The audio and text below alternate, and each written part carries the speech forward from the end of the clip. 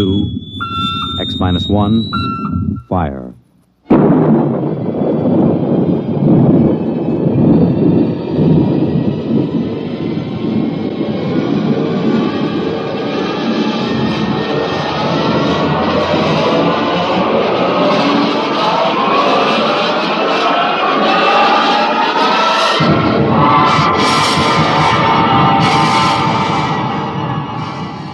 From the far horizons of the unknown come transcribed tales of new dimensions in time and space.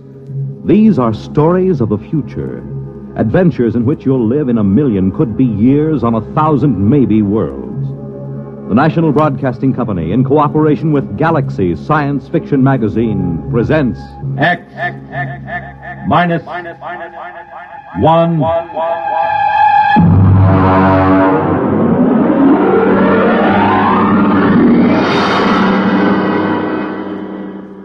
Tonight, a story by Frederick Pohl, Tunnel Under the World.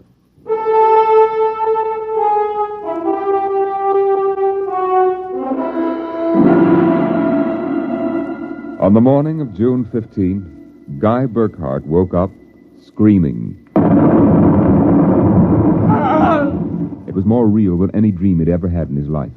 He could still hear and feel that sharp, metal-ripping explosion, that searing wave of heat. He sat up. Mary, where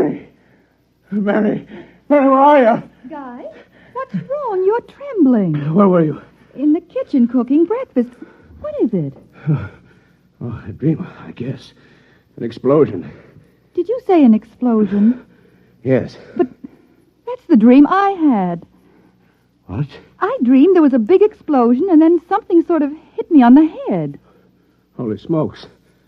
Maybe there really was some sort of explosion and it started us dreaming. Well, there'll be an explosion down at your office if you don't hurry and get to work.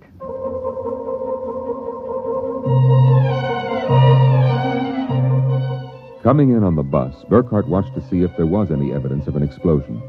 There wasn't. If anything, the town looked better than ever. The only thing that seemed strange to him was the fact that none of the usual crowd was on the bus. He was a little relieved when he did see his old pal, Henry Swanson. Excuse me. Henry. You pardon me, sir, please. Henry, what's the matter with you? It's me, Guy Burkhart. Burkhart? Sorry, I don't believe we've met. What? Henry, for Pete's sake, it's me. If you'll excuse me, this is my stop. Well, I'll be... How do you like that?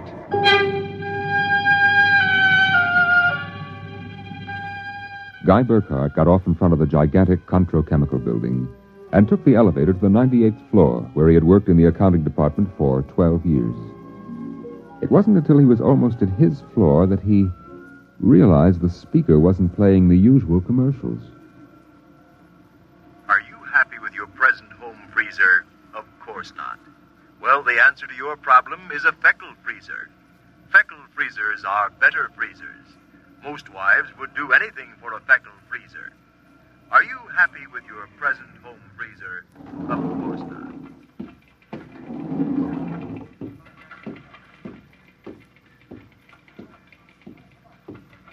Good morning, Miss Horn. Good morning, Mr. Burkhart. A new hairdo, I see. Oh, yes. Do you like it? Makes a lot of difference in your appearance. Is Mr. Barth in? Why, no, sir. He had an appointment with Mr. Dorchin at the advertising agency. Today? But today's the 15th of June. He has to sign the quarterly statement. He said he wouldn't be in. That's mighty peculiar. Yes, sir. Oh, by the way, Miss Horn, what the devil is a Feckle freezer? A Feckle freezer? There's some new copy on the elevator commercial. Dorchin must have landed another account. Feckle freezers. I really don't know, Mr. Burkhart. It's a funny day. Can't quite put my finger on it. There's something strange going on. He couldn't shake the thought out of his mind. It persisted all through the day and through dinner. He was still brooding as he and Mary got ready for bed. I guess I'll get a good night's sleep. Coming? I think I'll sit up and read for a while. All right, dear. Good night. Good night, dear.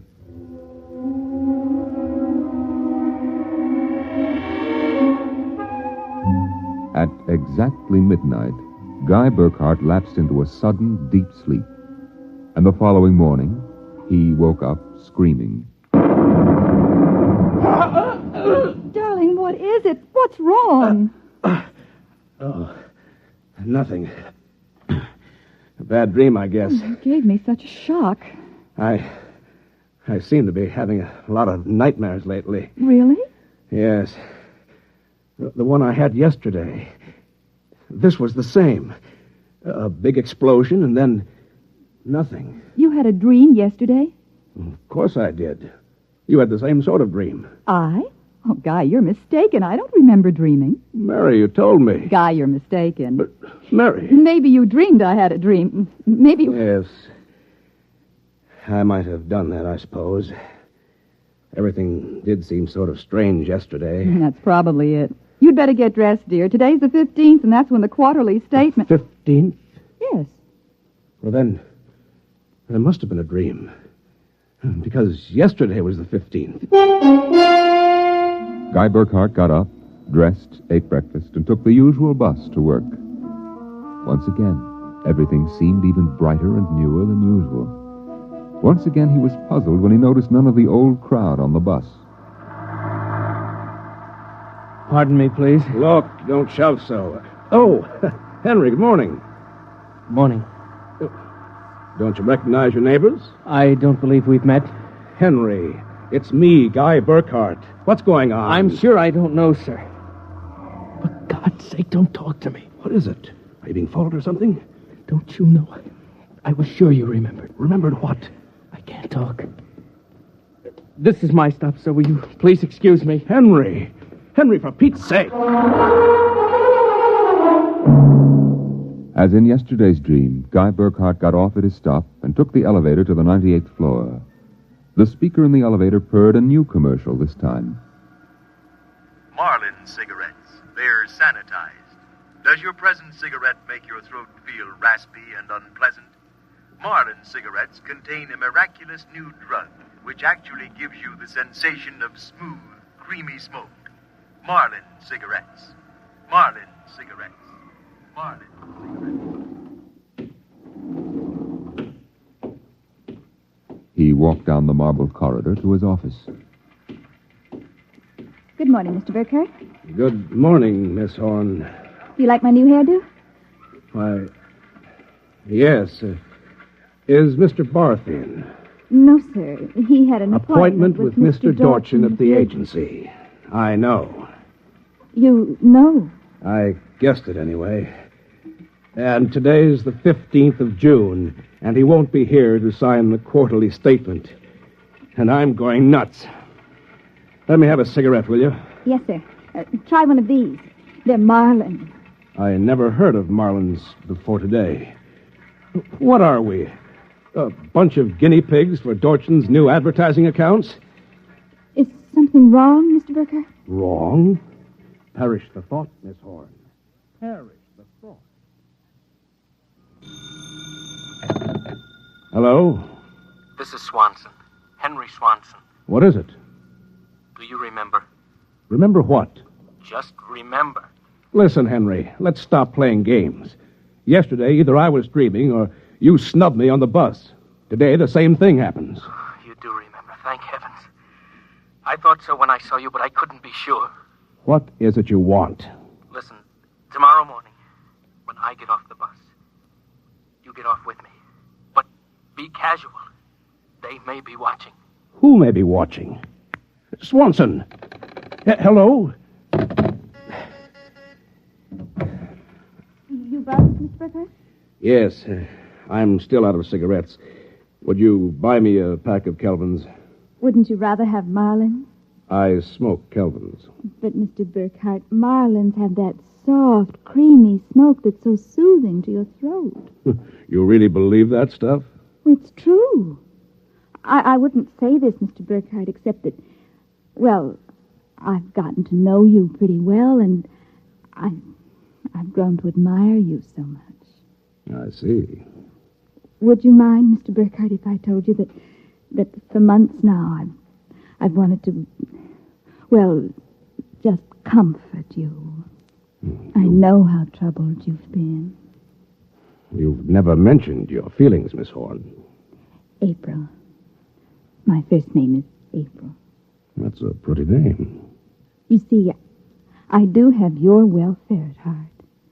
That's why when I see you smoking Kelvins, and I know Marlins are so much better, won't you let me buy some of them for you? I suppose so. Why not? Here, you bring me a carton. Thank you, Mr. Burkhart. Guy. I'll be back.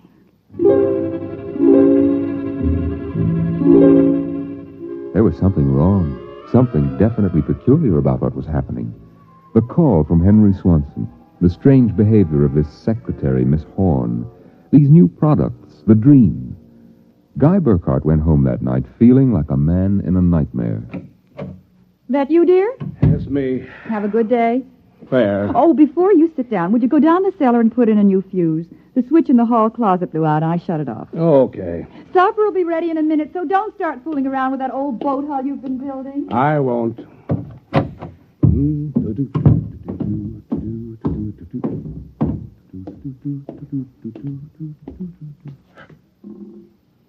Mary! Mary! What is it? Come down here. Hurry up. What is it? I'm not sure. I was looking for a fuse, and I thought maybe I'd dropped one under the boat hull, so I scratched around. Look. Let me put the flashlight on it. Well? Look at the floor. What about the floor? It's supposed to be cement. Well? It's copper. There's a thin layer of cement, but underneath it's metal. Look here. Underneath the concrete, more metal. There. And here, on the wall, metal. Metal under the floor, behind the walls, every place. Well, I don't really understand. Mary, I know this sounds crazy, but somebody, for reasons I can't begin to guess, has taken this house and replaced it with a clever imitation. Guy. I know it sounds insane, but take a look. That bracing on the beams. That isn't the bracing that was always there. Oh, you're imagining. I am not imagining. Mary, I'm going to look around for a little more. Well, your dinner will be ready. Save it for me. There are a couple of things I have to figure out.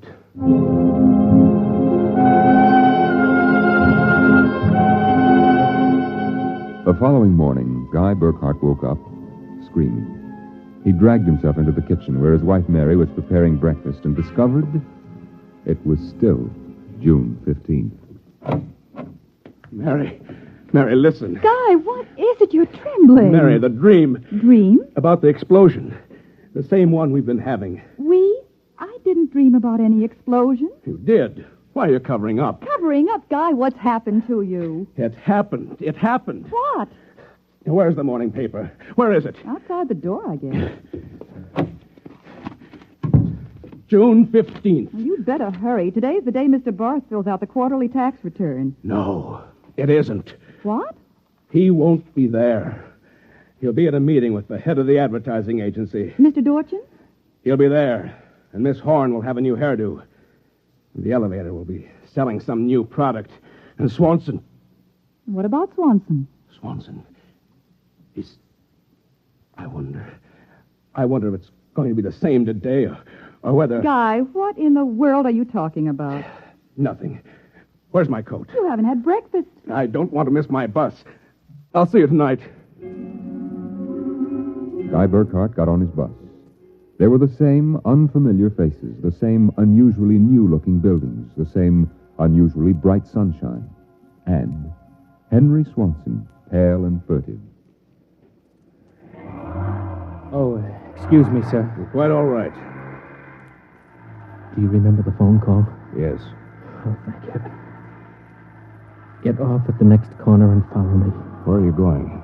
There's an excavation for a building about a block down. But make sure you aren't followed. I'll go first.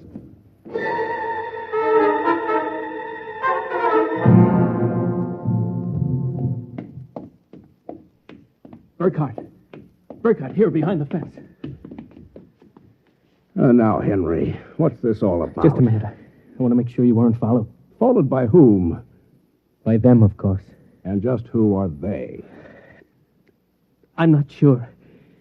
At first I thought perhaps they were Russians. Now I'm beginning to think they're Martians. No humans could have accomplished what they've accomplished. Look, start from the beginning, Henry. What's going on? Urquhart, peculiar things have been happening to you, right? Yes.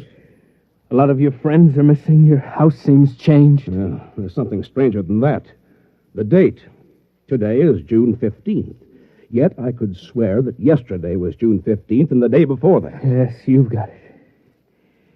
It's always June 15th. And you and I are the only ones who know it. But why? How? I'm not sure. I think it's some sort of mass hypnosis or something. Why didn't it work for us? My wife Mary doesn't remember things. Somehow when it happened, they missed us. We were protected from the full force of the rays or whatever they use. Urquhart, where were you on the night of the 14th, about midnight? That was Sunday night. Yes.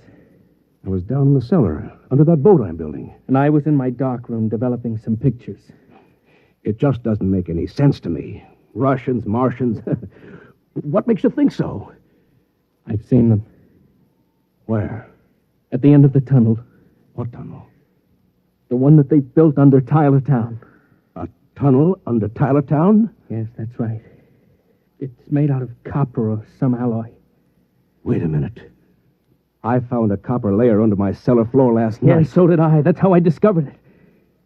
I found a way to get in, too. It's at the bottom of this excavation. Holy mackerel. Why don't we tell the police? Because we can't trust them. Even the police may be Martians in disguise. You're being melodramatic. Am I? You just come with me. Where? Into the tunnel. I'll show you. Henry Swanson led Guy Burkhardt to a small hole in the side of the excavation. There he removed a cut-out piece of metallic substance, and they crawled into a dimly lighted tunnel. They walked for what seemed like 2 miles, until Swanson held his finger to his lips. We've got to be quiet now. Henry, this is fantastic. We've got a tunnel right under the whole town. Oh, Burkhardt, you haven't seen anything yet. There's a room a little further down. We'll be able to look through a glass in the door. Is it safe? It's perfectly safe, unless one of them comes along. Now, come on. Here. Look through this glass. Now, just so I know I'm not completely insane, tell me what you see. Good Lord. Well? A tremendous panel with dozens of telescreens. And in front of each, a servo robot. They seem to be computing something. Yes. I've watched them. They're evaluating data from the screens. Evaluating? Why not?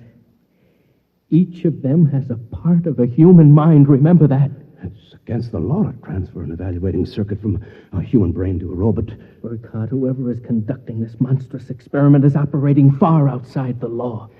Have you gotten a chance to look at the data on those screens? No. No, I've been afraid to go in. There might be a warning circuit somewhere. If we knew what those robots were working on, we could go to the authorities. Well, I'll risk it if you will. It's worth a chance. We're lost anyway. Okay. Open the door.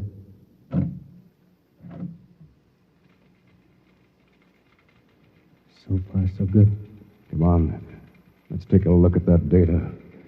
Yes, but don't interfere with the robots. Don't worry. Let's look at the screen. Whew. Listen to this. Tests in the 47K12 group with Marlin cigarettes pulled 80% using the soft feminine approach. Indications are that an extension of this approach would sell at least 70% nationwide. On the Feckle freezers, the direct elevator pitch pulled only 10%. This should be abandoned and a new series of high persuasion elements introduced. Henry, do you know what this means? I haven't the faintest idea. I don't blame you. It's crazy, but it fits the facts when I think about it. Do you know who's behind this? Martians. Not Martians, Henry. Advertising men. What?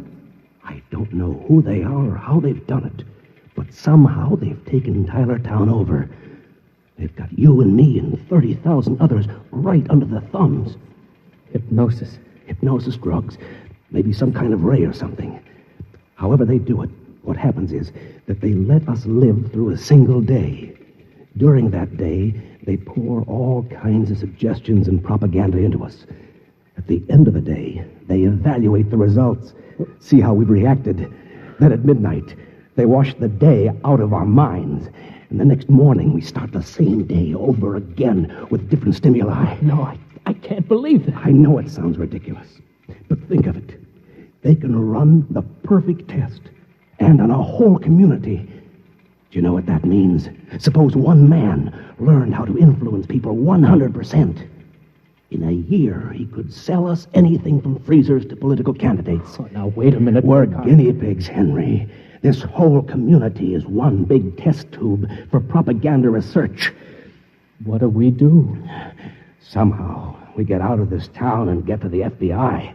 Do you think we can? Yeah, it's worth a try. Come on. Wait. What is it? Look.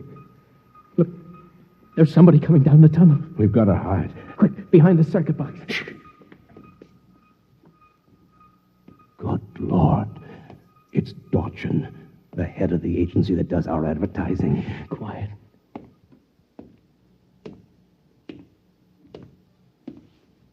All right, Burkhardt, come out. We know you're in this room. Miss Horn has informed us that you remember. I must warn you, it's useless to buck us. Come out peacefully and let our maintenance crew adjust you properly so you don't remember from one experiment to the next. It'll be quite painless. If you don't come out peacefully, we'll have to get you. Henry, take this wrench. When I give the word, jump him. He may be armed. We've nothing to lose. Very well. I'm coming after you.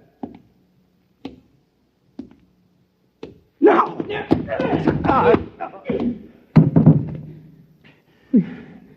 Burkhardt, I've killed him. Wait, I'll get his coat unbuttoned. Maybe his heart is still beating. Henry. What is it? What's wrong? Look, underneath his coat. Oh, heaven help us. It's a robot. A humanoid robot. Designed to look like Dorchin. Come on, let's get out of here. Wait. What's that? A loudspeaker. I told you it was useless, gentlemen. Who are you? Mr. Dorchin, naturally. The real Mr. Dorchin. What are you trying to do to us? Merely trying to prevent you from damaging my experiment, gentlemen. You can't get away with this, Dorchin. Sooner or later, somebody, the FBI or somebody, is going to get wind of this madness. Oh, now, really, Burkhardt, you're quite naive. Now, why don't you be reasonable and let the maintenance crew adjust you? If I refuse, I suppose you'll kill me. That would be quite impossible. Oh? You see, Burkhardt, you're already dead. Dead? You're shocked. It's quite true. You and everyone else in this town were killed by premature atomic blast at the Control Chemical Plant. The blast occurred at 7 a.m. on June 15th. That's the last thing imprinted on your minds. That's why you wake up screaming each morning. It isn't true. Oh, but it is. What I and my associates did was take the brain circuits from your dead bodies. We stored them in electrochemical batteries until we had a chance to rebuild the cities and begin our tests. Do you think I believe a fantastic tale like that? I imagine you find it incredible. Of course, we didn't rebuild everything exactly. After all, it only has to last for a single day. June 15th. At midnight, we turn off the power and wash out the memory of the day. You and your friend Swanson, unfortunately, have defective circuits. You remember. Burkhardt, it's no use. We're trapped. Please give up. Not me. But what can we do? We can make a run for it down the tunnel. Come on. It's useless, Burkhardt. Keep going. It's useless. Useless. Useless.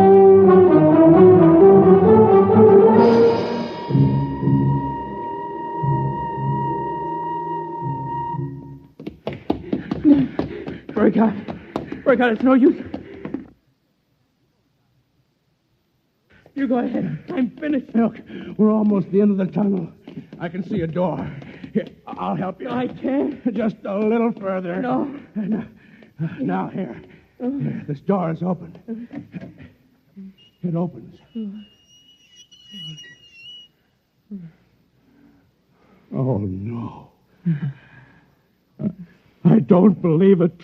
I can't run anymore. Come on. So, you go ahead. I'm finished. Look, we're almost at the end of the tunnel. They were I can see a standing door. on a ledge. Here, Smooth, I'll help you. finished I metal. can't. Just At a their little feet, the ledge further. dropped away into a chasm so deep Now they could here. not see the bottom. This door is open. Beyond was only a glare so bright that their eyes could not stand to look into it. And yet, just beyond the limit of their vision, something towered. Something so huge it was almost inconceivable. Something... Burkhardt, Yes? this is Trojan. Now, do you understand why it's useless? The great looming figure moved closer. It seemed to take shape now, and yet it was so gigantic as to be unbelievable. It came closer. The glare was partially blocked, and then Guy Burkhardt knew that the towering shape was none other than Trojan himself. You see how I did it, Burkhardt? I took your brain circuits and had them reduced so they could be transferred to tiny humanoid mannequins. That's what you are, Burkhardt. A tiny miniature of yourself. And this city, this whole experiment I'm conducting, is built on a tabletop. It was the morning of June 15th, and Guy Burkhardt woke up screaming.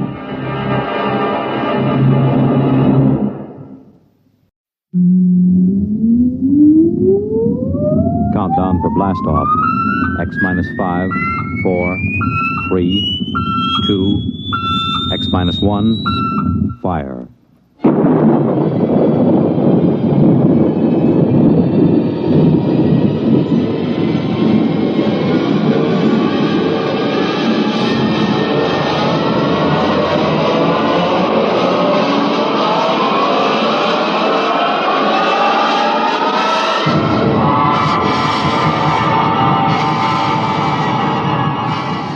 From the far horizons of the unknown come transcribed tales of new dimensions in time and space.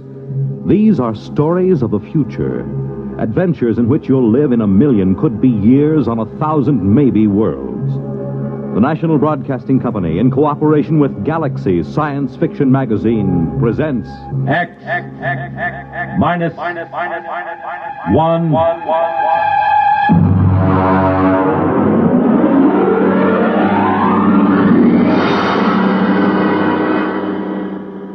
Tonight, Surface Tension by James Blish.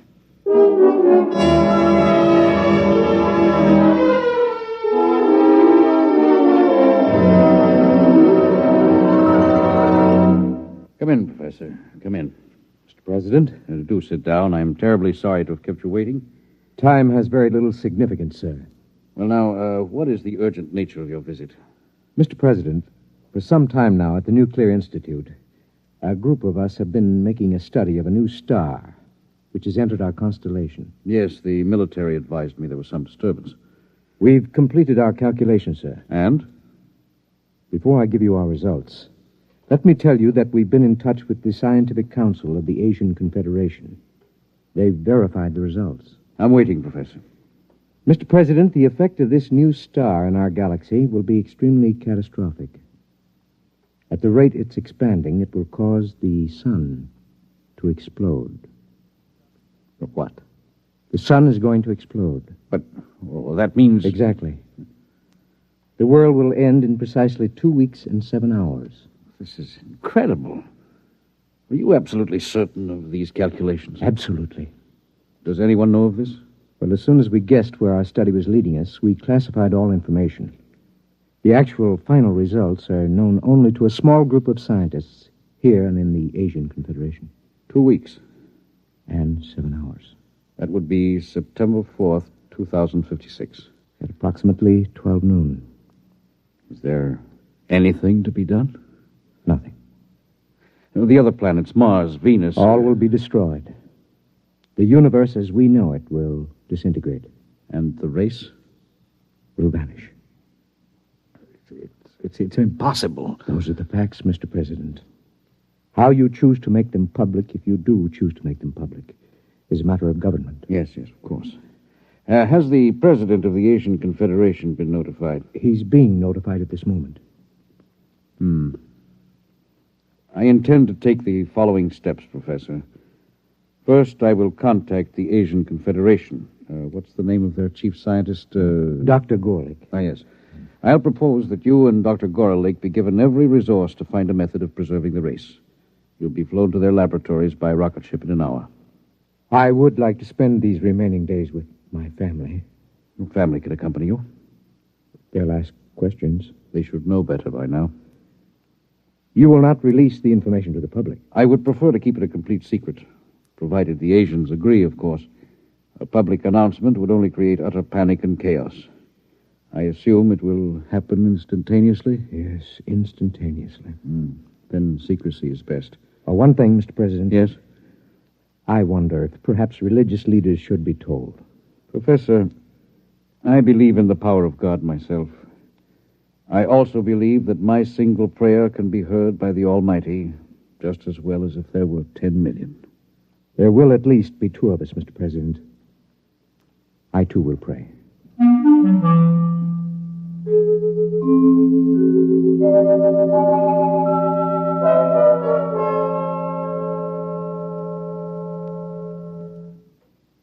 Dr. Gorlick? Professor, how nice to meet you again. Do sit down, sit down. Thank you. Quite a problem, eh? It's quite a problem. If the rest of the world knew what we too know. I feel they should be informed, nevertheless. Well, that part of it is for the administrators. We have our own work. Do you seriously believe that we have the remotest chance of solving this problem in the 2 weeks that remain for the universe to exist? That depends on what you consider a solution, Professor. Anything that will preserve the race. In that case, we have a solution. You're joking. About so serious a matter? Hardly. But would you step over to the table, please? Now, if you will be so good, look into that eyepiece in front of you while I focus it. Will you tell me, please, what you see there?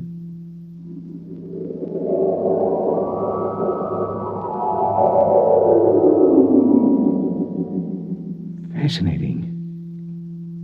Most unusual. Would you be good enough to describe it? Yes, of course.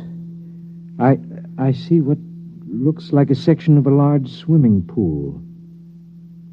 Plant life. Very tiny, and some kind of animal life, almost molecular in size. Good. Now let me change the magnification. Impossible. Go on, please. Describe. What? I see what looks like dogs, cats, a cow. All evidently swimming underwater in this medium. Wait.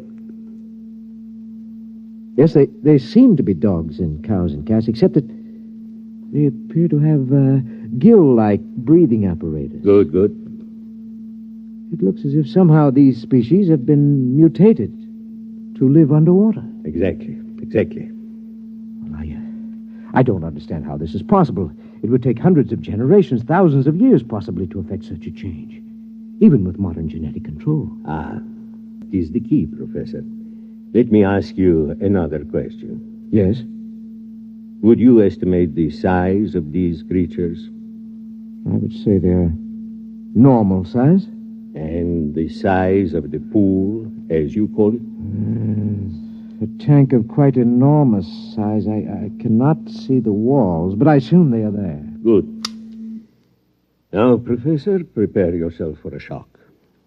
I've been a scientist too long to shock easily, Dr. Gorlick. Nonetheless, you will be shocked to learn that what you have just been looking into is a single microscopic drop of water, less than a milligram. A single drop of water? Yes. Those dogs and cats are microscopic? Submicroscopic. Smaller than a filterable virus. This is incredible, Doctor. Incredible, perhaps, but we have done it. Ah. We found a way to reduce the size of the original fertilized eggs through bombardment of the molecules. In this way, we can produce a full-size dog that is infinitesimal. And you believe this will help us solve our problem? I am convinced of it. What do you propose? This is our plan. We will create submicroscopic humans. At the submicroscopic level, 1,000 generations can reproduce in the equivalent of a few seconds of time. In less than an hour, we can have a species of human that is capable of living underwater. Gill breathers? Precisely. And then what? Don't you see, my friend? In a single drop of water, we can reproduce as many human beings as now live in the city of New Chicago or Trans-Europa. But when the sun explodes in 2 weeks' time, all life, even that in a single drop of water, must perish. That is true, Professor. But remember this. To a submicroscopic species of human, 2 weeks would be the equivalent of some 20 million years on Earth. In other words, to these human beings, starting tomorrow, the species will have hundreds of thousands of generations, each living a full life, before the final explosion of the universe. Almost like playing God. I am not a subscriber to the concept of God, Professor. I must say I'm slightly shocked to discover that you, a man of science... Believes in a creator? I do, Doctor. In any event, will you help us go ahead with our experiment? I have no choice. Good. We'll begin tonight to produce the first species.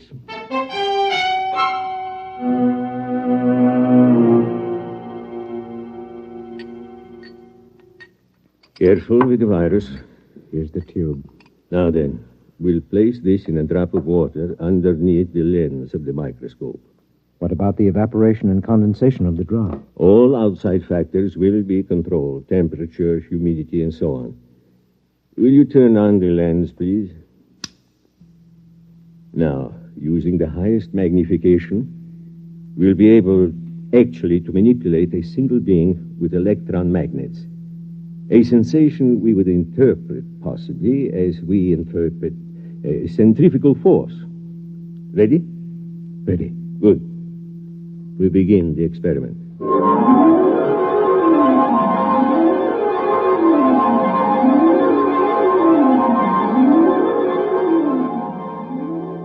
Time?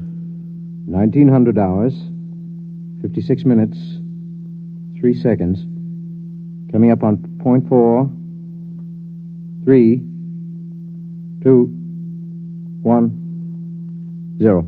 Observation. The first fertilized ovum, reduced to submicroscopic size, has begun to develop. Time? 1956, 20 seconds. Coming up on 2, 1, 0. 4 submicroscopic human beings have been reproduced. 2 appear to be males, 2 females. Time? 1956, 24. Observation. 10 generations of submicroscopic humans have been reproduced. Webbed toes and fingers and elementary gill modifications have begun in response to submersion of species in highly oxygenated vapor. Time? 1956, 45. 100 generations have reproduced. Increased water in vapor has resulted in gill structure, species now ready for total submersion in a droplet of water. Turn on the electron magnet. Now for the crucial part of the experiment. Total submersion. If any should die, I feel like a murderer. The prolongation of the human race is at stake. It's a calculated risk. Still. Steady. I am about to effect the transfer. Steady. Now. Done. Look in the microscope, quickly. I can't find them. Let me. They're alive and swimming around. How many? Thousands. We've done it, Professor. Inside that drop of water, human beings like you and me, except for their gills, are already beginning to establish a civilization that will last for them millions of years. And for us? 2 weeks to observe and wonder, and then... Unless a miracle should occur. Let us begin now. Time, please.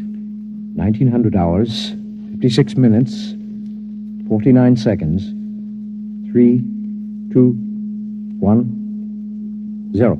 Observation. The equivalent of 1,000,000 years has already passed inside our droplet of water.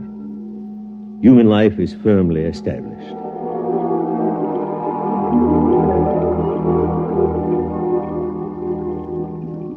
Sir! Sir! Come in, Lavin. Come in. I swam down from the museum. I'm exhausted. Rest yourself. Would you like some proto steak? No, thank you. Breath of oxygen, perhaps? 100 proof, distilled from pure upper-level water. A breath, perhaps. Now then, I assume that you've come about the plates. Yes. Naturally, the directors of the museum are most anxious. I haven't completed the translation yet. It's been 6 months. Yes, I know that, but they're incomplete. One of them was evidently lost during the final battle with the Eaters. Sure. Can you tell me off the record what you've already deciphered? Well, first, let me warn you. These plates were prepared thousands of generations ago. They're highly romantic. What they tell us may be fantasy. Still, I'm fascinated. After all, the greatest archaeological discovery of all time, buried 1,000,000 years in the ooze of the bottom. Very well. The first line of the oldest plate reads as follows. It goes, "In the beginning, we were created..." Created? What an extraordinary concept. By whom? What about evolution? Yeah, let me finish. It goes, "We were created by men who are not as we are, but who are our ancestors all the same. They were caught in some disaster, and they made us and put us here in our universe so that the race of men might live on." Ridiculous. Perhaps. Well, let's suppose it's a universe other than ours. The theory has been advanced before. By fools. Fools? Look at us, Lavin. Are we really suited to this universe? Our gills, our webbed feet, these are the product of evolution and adaptation. But the shape of our bodies, the way we swim... Well, I'll admit there's some basis for the theory, but every experiment, every attempt to prove that anything exists outside, that the surface can be pierced... According to the plates, the surface can be pierced. Listen to this passage. There are 3 surfaces of the universe. The first is the bottom, where the water ends. The second is the thermocline, the dividing water between the bottom and the sky. The third is the surface film beyond which none can pass. And beyond the surface film, beyond the surface is the universe of the creators. Well, the whole thing sounds like a parable or a song. Whatever it is, remember this. Thousands of generations pondered the miracle of our existence before these plates were written. Primitive. Men. You sound like a mystic, Shar. To think that a scientist like yourself could believe in the existence of creators. Nonetheless, creators who were formed in our own image. Or we in theirs. I'm shocked, truly. I intend to complete the translation of the plates. I will pursue this project for the rest of my life, if necessary.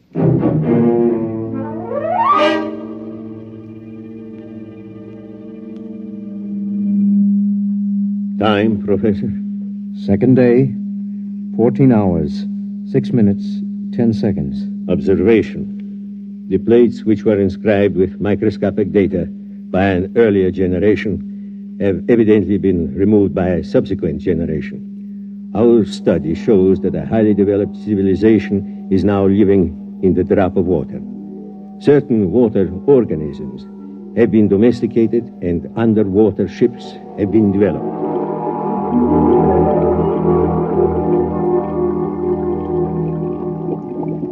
The meeting of the council is called to order. Gentlemen, you all know the topic. Our speaker will be Shar. Gentlemen, some 28 time units ago, when I was a much younger man, I was given the privilege of translating some metal plates found buried in the bottom. As all of you know, I've devoted much of my life to convincing the world that travel through the surface film was not only possible, but necessary to survival. Finally, the council has seen fit to grant my request for a special ship to accomplish this travel. I'm deeply grateful. And I would like to request my friend Lavin as head engineer for this project. Permission is granted. We wish you luck. The whole of our world will be following your expedition.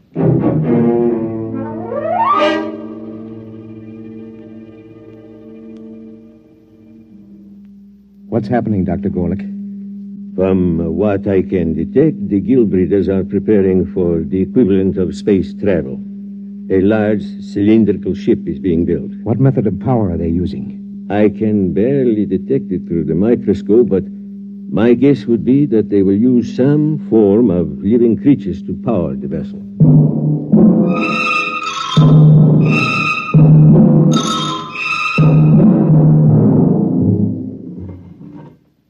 Shar to leader. Shar to leader. Leader, go ahead, Shar. The ship is ready to take off for the upper levels, leader. Water sealed in? All tight. Diatom's ready to move? Diatom's ready. We'll give you an escort of paramecium ships as far as the upper level. After that, you'll be on your own. Very good. Whenever you give the signal, Captain, Lavin can order the diatoms to proceed. The sandbar is clear for the initial climb. Your course is straight up the stem of water plant 6. Diatoms ready? Diatom's ready, sir. Cilia in motion? Cilia in motion. Internal water circulators on? Circulators on. Countdown for takeoff. 5. 5. 4. 4. 3. 3. 2. 2. 1. 1. 0. Diatoms in motion. Full speed ahead. Good luck.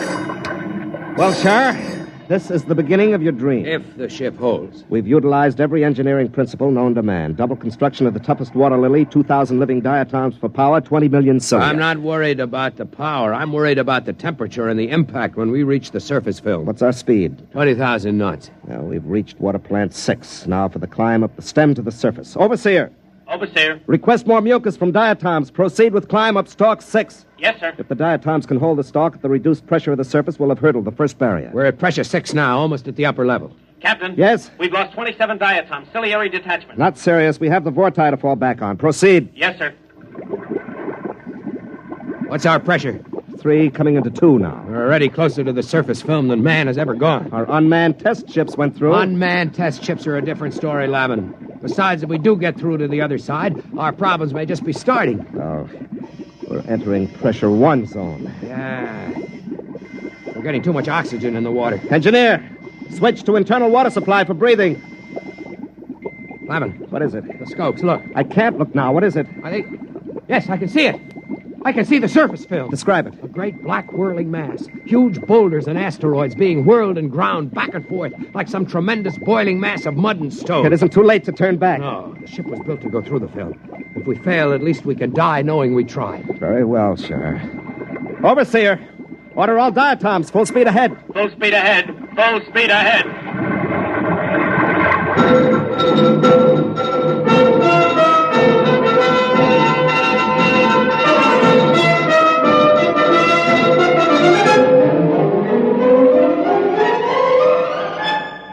We're in the film, Shar. Pressure on the ship is increasing. Overseer, more oxygen for the diatoms. Captain, the diatoms are dying. More oxygen. Keep moving. We're almost through.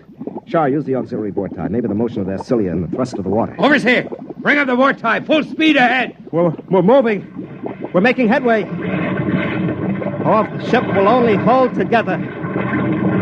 Shar, we're through. We're on the surface. Open the viewing port. It's blinding. Put on your eye shield. Look, Shar. Like a huge sheet of metal stretching as far as the eye can see, with thousands of small streams and great rivers of water. Look above us, Lavin. Space. Space as far as one can see. And a single huge sun like a great eye looking down at us. Must be billions of miles above us. See those enormous boulders and that molten rock on the surface? The ancients did not lie when they made the plates, Lavin. The universe does exist beyond the surface. Yes, but where are your creators, Shar? Certainly, they were a romantic notion. I believe they exist, Lavin. Shar! Captain, the diatoms are dying. There's not enough oxygen in the water cases. What's the atmosphere like? Almost 30% oxygen, completely unbreathable. We'll have to try to get back into the surface film to restore life to the diatoms. Overseer, get the diatoms out of their shells. Full reverse speed down the stalk. We're going under again. Yes, sir. I'll try. We know one thing, Lavin. The surface can sustain life. Can't sustain ours much longer. Full reverse. It's no use, Captain. The diatoms are near death. Use the vorti. We haven't enough water, sir. They're starting to suffocate. We've got to get back beneath the surface. Lavin, we must. Think of what it means to mankind to know that the universe goes on, that it can sustain life. I don't know what to do, Shaw. We're finished. There must be a way. A way? Why don't you pray to your creators now? Perhaps they'll help you. And as for me, I'm resigned to death. I cannot share your bitterness, Lavin. We have enough water for perhaps 2 minutes breathing, sure. There are no miracles and no creators. You'd better prepare to die. I am as ready as you, Lavin. Captain, we're strangling. Well, sure. Why don't you pray to the creators? Better still, let me. I have a louder voice. Hey, creators! You all-powerful ones who made us, can you hear me? This is Captain Lavin of the first ship to breach the surface. We need your help. Can you hear me? We need your help. If there be creators, and I believe there are, then I ask that our presence be noted, and that we be delivered from this trial not for ourselves, but for the good of the race.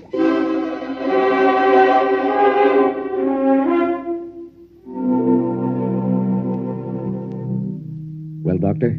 The ship has emerged from the film and is lying on the surface. There is no movement now. Probably strangling from lack of water. Very likely. What are you going to do? It's a pity they can't get back again. Eventually, they may have to learn to live on the surface when the temperature changes. Why not help them? You've played God before. Why not, indeed?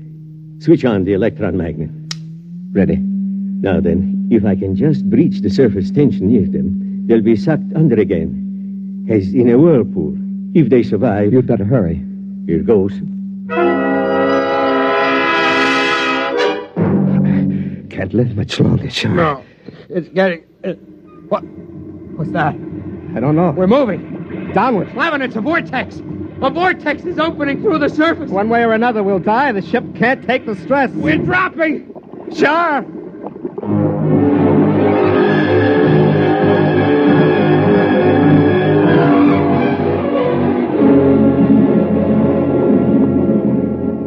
Lavin, we're through. We made it.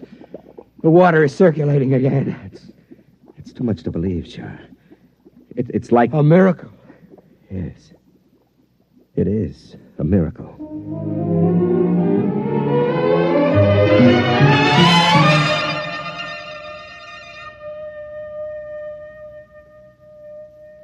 Well, Doctor? They've gotten through. The ship is floating down toward the bottom now. I wonder what they thought at the moment they were saved. Must have seemed to them as if the hand of God reached out to help them. Very likely. Do you suppose they prayed? To whom would they pray? I don't know. Perhaps to us? To the creators? It is not inconceivable. If only the human race, as we know it, had creators who could reach down and save us from destruction. How do you know we don't? Professor, I'm a scientist. So am I, Doctor. Those submicroscopic humans can't see us because we're too big to see. A molecule of our flesh would be like a world to them. And yet, we exist. We cannot hear their individual voices, perhaps, but we are capable of intervention of a sort. Is it not conceivable that our own plight might not be seen and recognized? What else is there at this time but to admit our inadequacy and to cast off this arrogance that gives us bitter pride instead of humility? Where are you going, Professor? To pray, Doctor. There isn't much time. Professor. Yes? Wait. I will come with you.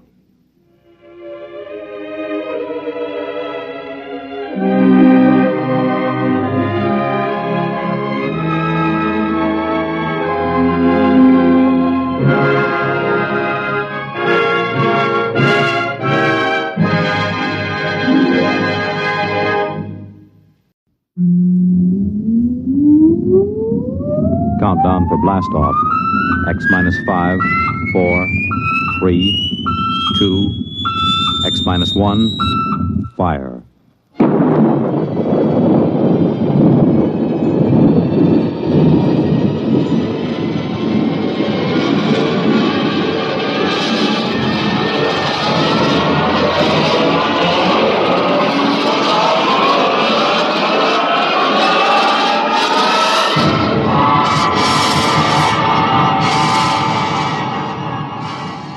From the far horizons of the unknown come transcribed tales of new dimensions in time and space. These are stories of the future, adventures in which you'll live in a million, could be years, on 1,000 maybe worlds. The National Broadcasting Company, in cooperation with Galaxy Science Fiction Magazine, presents X minus 1.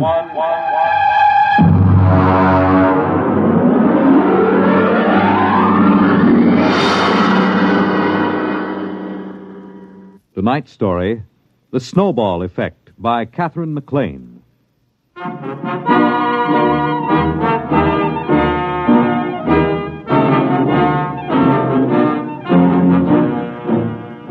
I took over the university at a time of crisis. For one thing, we had been placed on probation by the conference for overpaying football players by 100%, and one half of the varsity was penalized a year's eligibility. On top of that, I was called in by Mr. Harvey J. Grover of the Board of Trustees. We had lunch at 21 on his expense account, and after the Napoleon brandy, he lowered the boom.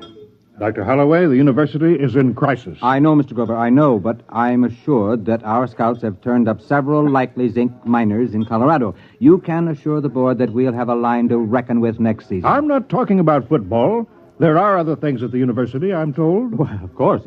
Holloway, as president of the university, you've taken on a grave responsibility. I know. I don't mind telling you the board has been gravely concerned. The number one problem facing us is academic freedom. It is? You're darn tooting. We want every academic department free from debt, running in the black. Is that clear? Academic freedom, huh? I see. Any faculty that can't support itself by grants, bequests, corporation or government contracts is out. All of them? Down to the last assistant instructor. Look, Holloway, I'll put this to you straight. Most of the board was against hiring you. They had a bright young plant manager from General Products they said could show a profit from a candy store in the Mojave Desert. But I stood up for you. Why, thank you, sir. I told them the president of university has got to be at least a high school graduate or it doesn't look good. You know, you did graduate from high school, didn't you? Oh, yes. And college, too. I got my master's at Harvard and my doctorate at... Never mind. Let's not go too far. Have you got this straight now? Oh, yes. I've got to make a profit on the candy store. I mean, the university. That's right. Oh, and Holloway...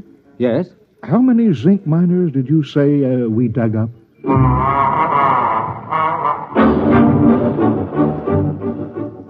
I started in with anthropology, astronomy, astrophysics, agriculture. Almost all the departments could show a nice, healthy contract from the Department of Defense for research, or from some corporation. Even the classical wing came out okay. They were being subsidized by a pride of Texas millionaires who thought it was cute to have original Greek and Latin tombstones set in concrete on their patios. One fellow from Galveston gave a classical barbecue featuring a swimming pool with pornographic marbles from Pompeii set around the scum gutter. I ran into my first problem when I got to sociology. Now, look, Dr. Caswell, I'll be frank with you. I'm paid to make sure this institution doesn't come out on the short end of the stick. Well, that's a quaint expression. I got it from Mr. Grover of the Board of Trustees, so you can see this is no time for kidding ourselves. Can sociology pull its own weight? What is it? Sociology is the study of social institutions. Now, look, Caswell, to the Board of Trustees, sociology sounds like socialism, and nothing can sound worse than that. Come on now. What are you doing that's worth anything? My dear sir. And don't wrinkle your nostrils at me, Caswell. If you've allergies, take an antihistamine. If not, just answer my question. This department's analysis of institutional accretion by the use of open system mathematics has been recognized as an outstanding and valuable contribution to... Valuable in what way? Well, since the Depression, Washington has been using sociological studies of employment, labor, and standards of living as a basis for its general policies Please, Professor, stick to brass tacks and leave Washington out of this. What specifically has the work of this specific department done that would make it as worthy to receive money as, say, a heart research fund? Fundamental research doesn't show immediate effects, Dr. Holloway, but the value is recognized. As well. All the other departments have managed to squeak by. You're the last one. Unless you can toe the mark, there'll be 14 sociologists testing the institutional efficiency of unemployment insurance as an instrument of economic policy.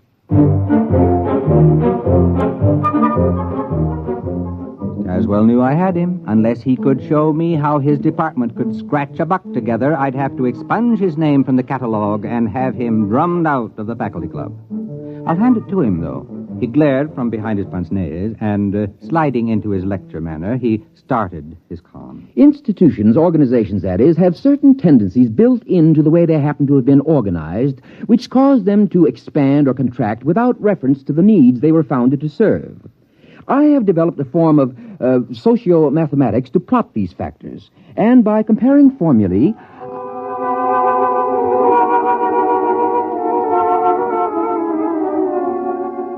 Is it all perfectly clear to you? Well, it wasn't to me either.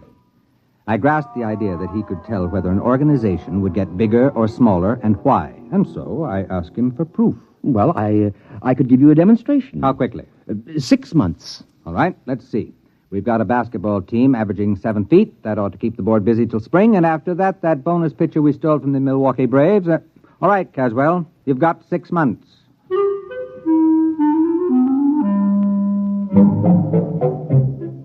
I forgot about Caswell and sociology department for a couple of days while I went back to convincing semi-literate millionaires that they might as well leave a couple of millions to the university rather than have the federal snap it up in inheritance taxes.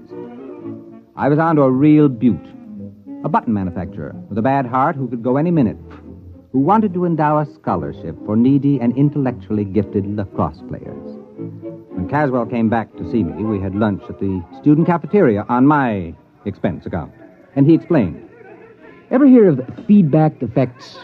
Is it something to do with reducing overweight co-eds? No, it's a mathematical term. You might call it the snowball effect. You mean like rolling a snowball downhill? That's right. It grows. Now, here's the mathematical symbol. That spiral? That's the formula for the general growth process. Do you understand the equation? Why, no. It accounts for all sorts of institutional growth. The Roman Empire, Alexander, the Masons, the spread of tobacco, anything. You see, when the snowball becomes too heavy for the cohesion strength of snow, it breaks apart. Now, we've decided to run the test on an organization and make it grow according to the formula. I see. You're going to use some club or lodge or something as a guinea pig. If you could follow the equation, you'd see I've built a pattern of a cogent reason for the ins to drag in new members from the outs, and an urgent factor to prevent anyone from resigning. That's this Greek symbol here. Kappa for compulsion.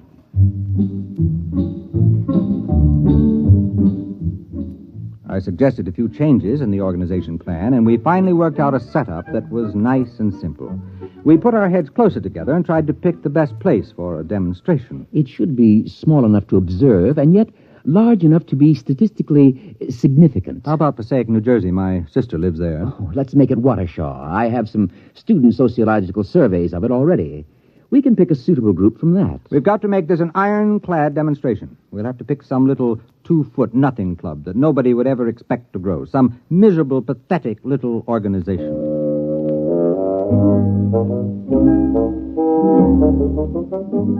We found the perfect test guinea pig. The Watershaw Wednesday night sewing circle. Caswell and I drove over next Thursday night to a meeting. They always met Thursday night, except every once in a while when the chairlady forgot to have her hair set, in which case they met Friday. Girls! Ladies! Girls!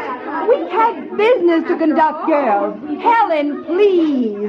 Well, the regular meeting is now called to order. Bernice? Just a minute, dear. Will the secretary... Bernice? You're out of order, dear. It's not a regular meeting. But of course it is. It's Thursday, isn't it? I distinctly remember when we had that special meeting on Tuesday for Toby's baby shower. We adjourned sine or die when she started to have pains. Oh, my goodness, it was false labor. That certainly doesn't count. But this meeting is just a continuation of the other one. Oh. Now, how do you feel, Toby?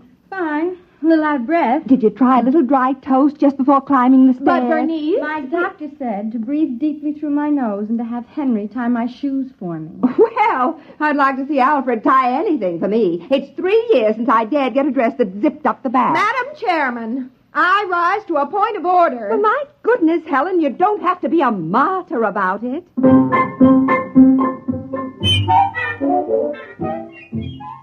That's the way the meeting of the Watershaw Sewing Circle went on. After a prolonged parliamentary battle, the point was finally carried that this was the tail end of a previously adjourned special meeting. At this point, the secretary, who had shorthand training, read the minutes. It was moved by Harriet that a vote of confidence be registered in the administration of the club's business by Bernice. The motion was seconded by Elsie, who said she thought it was only fair because Bernice didn't even have an unlimited phone. And look at all the calls she had to make on club business. The motion was amended by Joan to include Bernice Calloway as well as Bernice Hackett, because with two Bernices, the whole thing would be confusing, and it didn't seem fair to discriminate between Bernices, because Bernice Calloway didn't have an unlimited phone either, and besides, her phone was way upstairs in the bedroom without even a kitchen extension. The motion was defeated because of the lack of a quorum.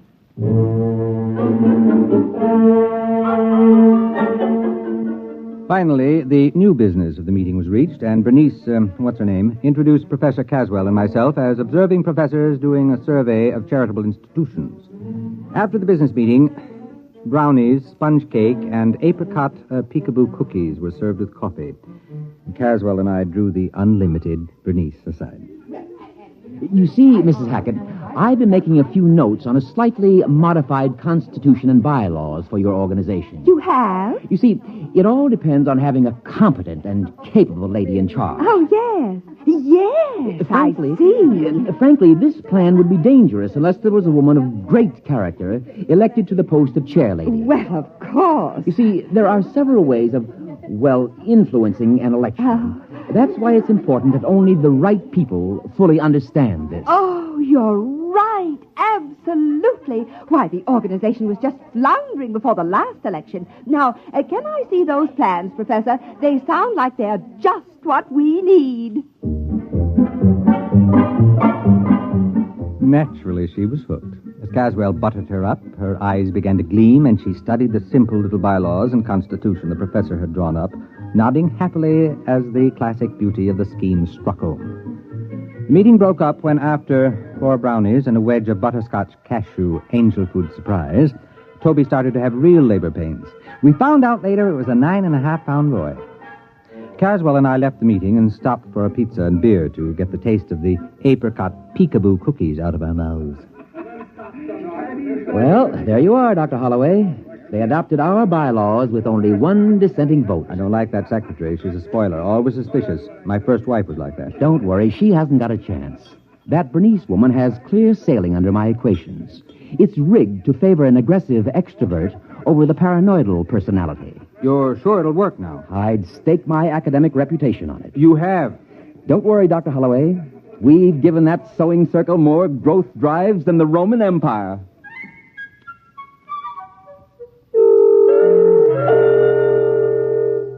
We let the whole thing gel for a while. About 4 months later, I shook loose from my schedule and dropped over to see Caswell. He looked up from a student paper on the correlation of Bermuda shorts seen at Madison Avenue and 46th Street to the swing towards Democratic candidates in the Corn Belt. Good morning, Dr. Holloway. Good morning. Caswell, I just wanted you to know we hadn't forgotten you. Now, about that sewing club business, I'm beginning to feel the suspense. Could I get an advance report on how it's coming? Well, I haven't been following it that closely. We're supposed to let it run the full 6 months and then check. But I'm curious. Could I get in touch with that woman? What's her name? Bernice something? Hackett. Bernice Hackett. Would it change the results if we checked it now? Not in the slightest. If you want to graph the membership rise, it should be going up in a long curve, probably doubling ever so often. Well, if it's not rising, you're fired, you know. If it's not rising, you won't have to fire me.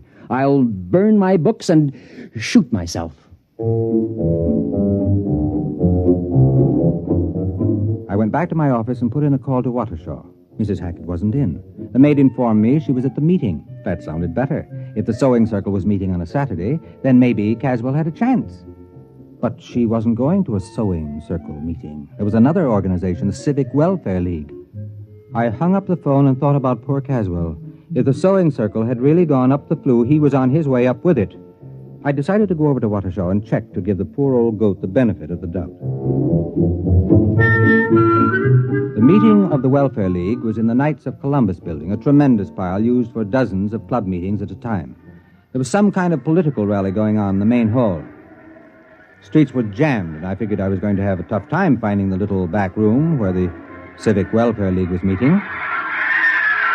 I figured they must be in a pretty bad way trying to hold a meeting in competition with a brawl like the one in the main room. Right this way, look, sir. Miss, I'm looking for a small meeting. Well, It's here you the, are. Membership application, song sheet, bylaws, and pledge. No, you don't understand. I don't well, want that's all right. You can keep it. It's a new membership kit. Everyone's supposed to have it. We've just printed up 6,000 copies to make sure there'll be enough for this meeting. No, you don't understand, Miss. I'm looking for the meeting of the Civic Welfare League. Well, this is it. No, I mean the one with Mrs. Hackett. Bernice Hackett. Do you know her? Well, there she is up on the speaker's platform.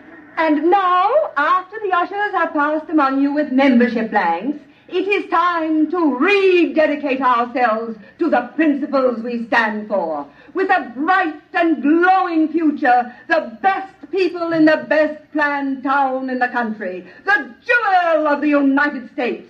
All we need is more members. Now get out there and recruit! Recruit! Recruit!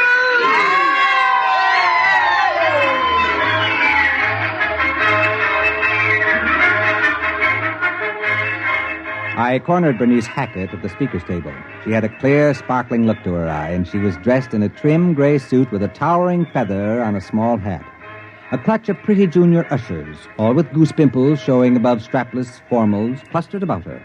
I managed to get to see her in the back room while the mayor was addressing the meeting.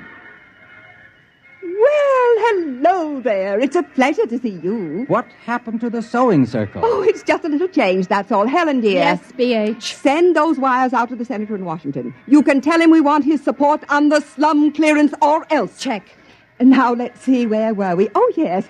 We started growing by amalgamating with other small charity groups. Worked much more efficiently that way. Bernice, we're running out of membership blanks. Call the printer. He's got instructions to keep the type standing. Check. Naturally, we had to change our name each time, but we've still got the same constitution and bylaws, the ones you professors worked out for us. Then you've been growing. Oh, dear, yes. Bernice, what do we do about the town board of aldermen? I explained to them they can't get in at a group rate. Each one will have to join separately. Check.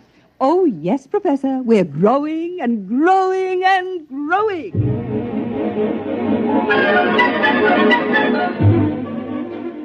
I kept close watch on the sewing of the Civic Welfare League for the rest of the month. Evidently, they'd swallowed up the real estate organization because they came out with a plan to attract new industries to town, and there was a gimmick splitting up the profits among club members only. It was the same provision Caswell built in to split up profits from dues and fines, but now it was operating in the 100,000s. I graphed the rise in membership, and it went up like the first rise in a roller coaster. I went over to Caswell's office to tell him the good news. Naturally, I knew the equations would work. Well, don't be so calm about it. With a demonstration like this, I can get all kinds of grants and funds for the sociology department. You'll think it's snowing money. Well, naturally, I expected this. I haven't been following the test at all, but I was quite confident. I don't mind admitting I wasn't. Well, that organization sure blew up. Now, let's see the formula for stopping it. Oh, I didn't complicate the organization with negatives. I wanted it to grow. It falls apart naturally when it stops growing for more than 2 months. You remember we built into it the idea that the members know what happens if the membership stops growing. Why, if I tried to stop it now, they'd cut my throat. Yeah, they sure were enthusiastic at that meeting. No, we'll just let it play out to the end of its tether and die of old age. And when will that be? Well, it can't grow past the female population of the town. There are only so many women in Waukesha, and some of them don't like sewing. Sewing? Caswell! What's the matter? Are you sick? You haven't been following the experiment? Why, no. I told you I haven't even thought about it since we started. Well, they wanted to expand, and they weren't going to let sewing stand in their way. They went from general charity to social welfare schemes to something that's pretty close to an incorporated government. They're now filing an application to change their name to the Civic Property Pool and Social Dividend Membership Combine. Well, very interesting. I hadn't thought of that. Fascinating. Dr. Caswell, tell me, where does the formula say it will stop? Oh, I shouldn't worry. It stops when you run out of people to join it. After all, there are only so many people in Waukesha. It's a pretty small town. Yes, it is. Doctor, they've opened a branch office in New York.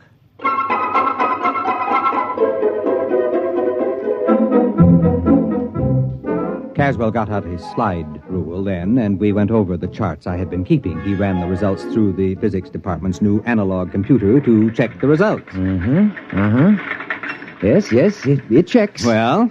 Well, now, allowing a certain lag of contagion from one nation to another, language and cultural barriers, it will reach total world population in 12 years. About 1 week after that, various isolated pockets, Australian Bushmen, Tibetans, African Pygmies, will all be members. You mean only 12 years? Give or take a week, 12 years. The whole world? Well, there is something to be said for a worldwide government. Many people are definitely in favor of it. But under Bernice Hackett, the whole world? Well, you asked me for a demonstration. The equation works. But what happens when the whole world is organized and there are no new members? Well, 2 months after the organization stops growing, it collapses. It's built in the formula. Yes, but what happens then? Oh. Well, I haven't the faintest idea.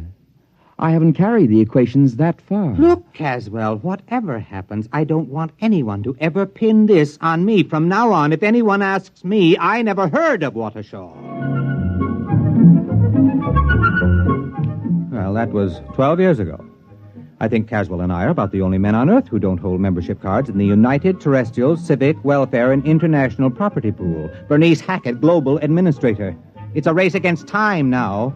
There hasn't been a new member in a week and a half, and Bernice is anxiously awaiting news from the first Mars Expeditionary Fleet.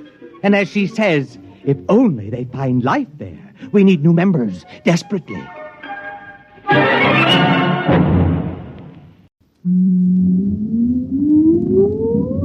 Countdown for blast-off. X minus 5, 4, 3, 2, X minus 1, fire.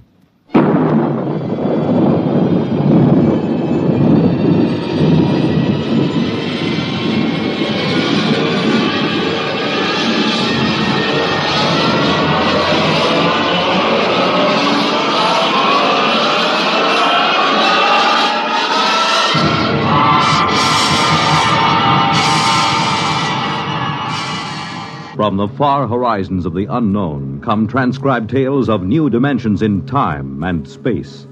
These are stories of the future, adventures in which you'll live in a million, could be years, on 1,000 maybe worlds. The National Broadcasting Company, in cooperation with Galaxy Science Fiction Magazine, presents X minus 1.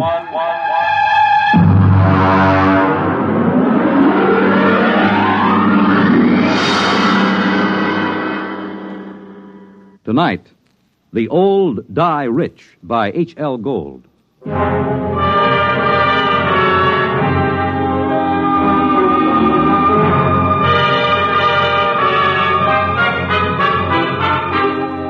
uniformed cop at the door told me to get lost.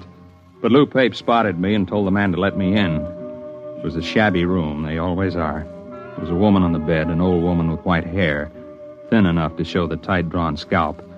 The medical examiner was going over her as if she were a side of beef that you had to put a federal-grade stamp on. When are you going to stop taking this ham friend of yours around to these cases, Sergeant, just to gratify his morbid curiosity? Forget about Weldon, Doc.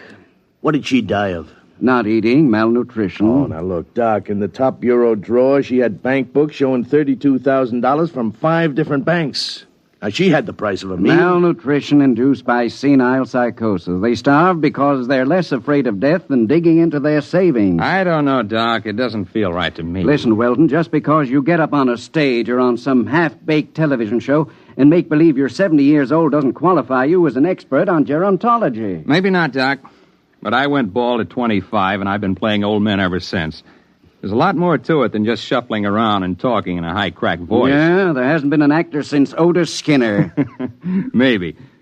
But the way I work, I have to get inside the character. I have to decide when he was born, how he got along with his father, where he went to school, what he thinks of women, everything about a character. There isn't a one of them these days can make themselves heard past the 5th row. Look, I'm serious. Now, I've tried imagining myself growing weak from hunger. I've tried to think of not even spending a nickel to keep me from dying. I just don't believe it. It isn't right. I don't feel it. Well, lucky for me, I don't have to feel these things inside of me because I'm a doctor and not an actor. Sergeant, malnutrition induced by senile psychosis. I'll order the wicker basket from Bellevue. So long, Barrymore. Well, he's right, Mark. We get a couple of these cases every year. Some old bat starving to death with $17,000 in old bills pinned on his union suit. Turns up all the time.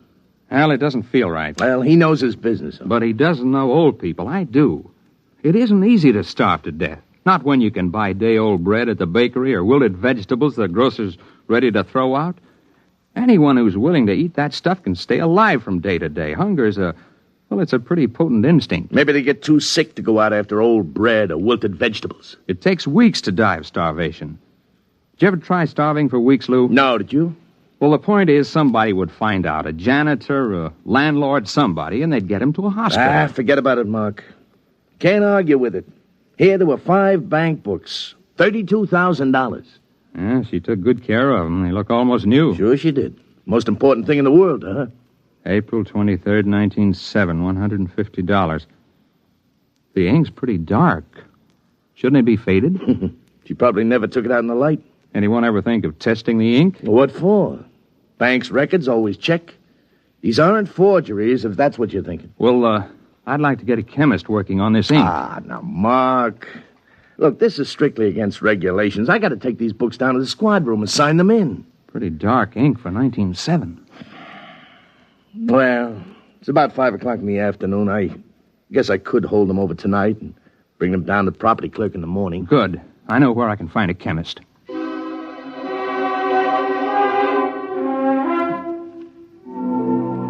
Mr. Weldon, there's no doubt of it. The ink sample is typical of inks used 50 years ago. 1907 would be about right. There, you see, Weldon? I was supposed to go to the Trotters tonight. But according to the amount of oxidation, it's fresh enough to be only a few months old. There, I was right. Well, couldn't that be the result of unusually careful handling, though? Oh, yes, I suppose it could. An airtight compartment, perhaps, sealed with one of the inert gases or a vacuum. That might account for the lack of normal aging. Lou, you can't keep inert gases in a top bureau drawer in a 4th-floor walk-up. Yeah. Well, it's probably some simple explanation. For fresh ink, half a century old.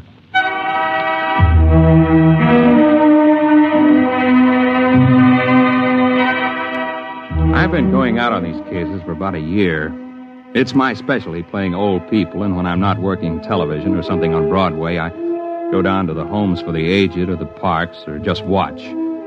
Lou Pape's an old friend of mine, and he put me on these malnutrition cases. But there was more to it than just picking up color and tricks of the trade. There had to be a better reason for it. You can't just starve to death with upwards of $30,000 right at your fingertips. Not without at least buying a bowl of soup. I had a run of television that kept me busy for about a month. Then Lou Pape called me up and asked me to come down to Bellevue. I'll autopsy if you want it, Sergeant, but I can give you the cause of death right now. Malnutrition due to senile psychosis. What's up, Lou? Well, Mark, an old guy was found wandering around down on Hester Street. Suffering from malnutrition, he had $17,000 in cash inside the lining of his jacket. Is he alive? No, not now he isn't. Doc's got him in the room there, but he was stumbling around when the cop on the beat picked him up. Did he say anything? Well, he talked to the cop. Pretty smart young kid. Seems the old man kept talking about money, and about his wife. She must have been dead 20 years. And then, just before he went out completely, he did say something, maybe 3 or 4 times.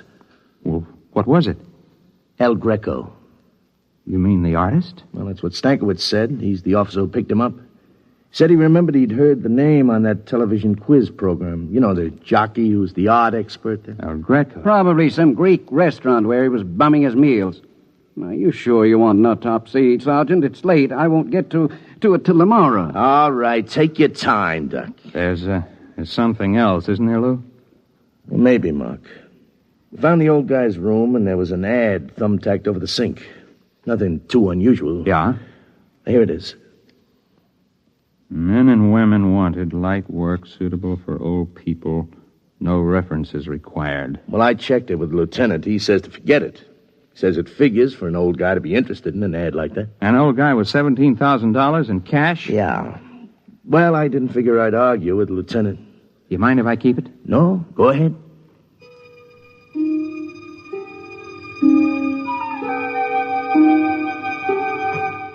It was an old brownstone house in the East 80s. I got in line with the rest of the applicants. My face was lined with collodion wrinkles, and I wore an antique shiny suit and run-down shoes. It was a good makeup job.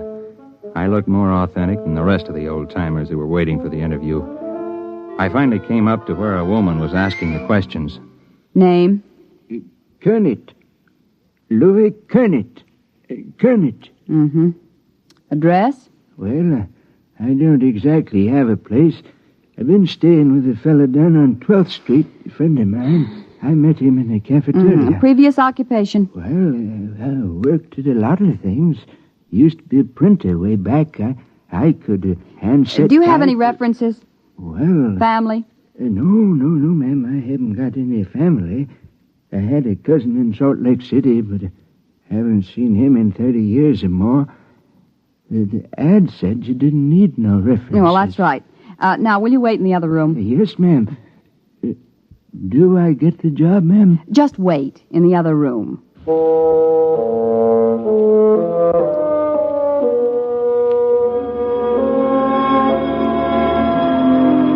I shuffled into the other room and sat down to wait.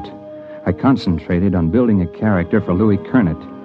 If I was going to carry this through, I was going to have to play a better performance than I'd ever given before. About half an hour, a young woman came into the room.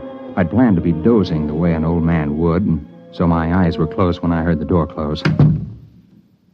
When I opened them, I was looking into the barrel of a .38 revolver. Are you awake now, Mr. Weldon? Huh? Ma'am? I don't think you need to carry on anymore. If you need any further convincing, you are Mark Weldon. You're about 40 years old, and you played this same character on television about 6 weeks ago. You played it fairly well. Thank you. Would you mind putting down that gun? Yes.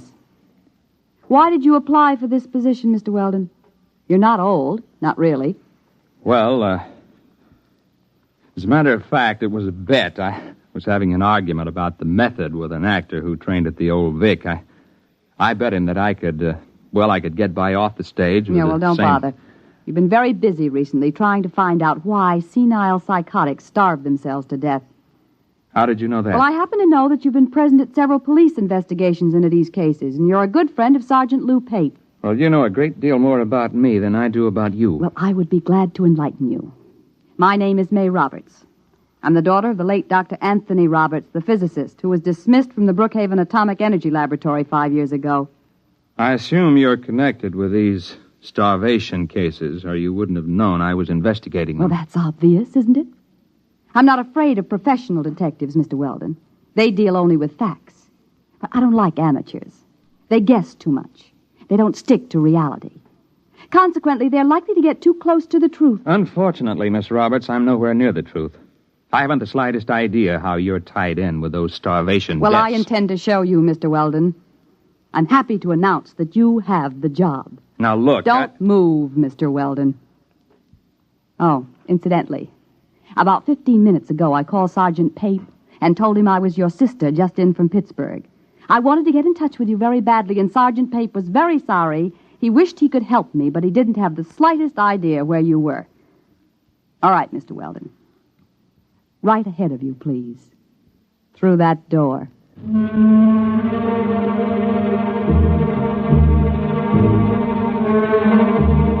She didn't look like the kind of girl who would forget to hold the gun on me as I went down the hall.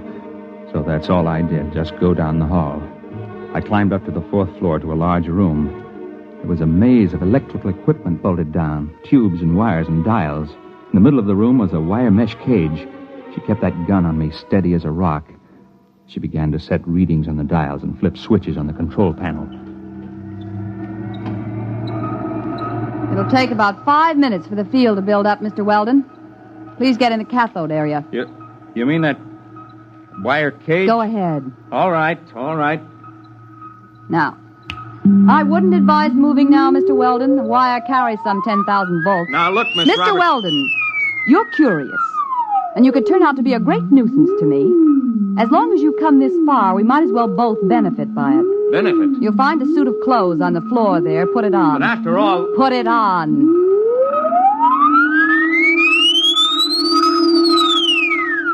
I didn't know whether she was bluffing about the electric charge, but the revolver looked real enough, so I stripped and changed into the other clothes. The shoes were a little too tight and pointed. The collar of the shirt was too stiffly starched and too high under my chin. The suit was too narrow at the shoulders and at the ankles. I remember my father had a suit like that. The same shiny blue serge. All right. In your pocket, you'll find a set of envelopes. You'll find a set of instructions on each. Follow them carefully. I don't get it. You will.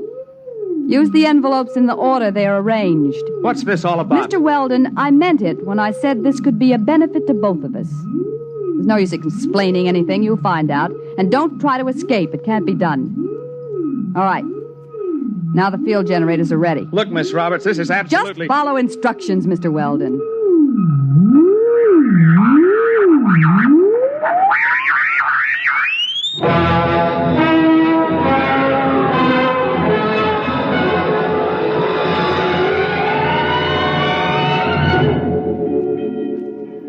I blinked.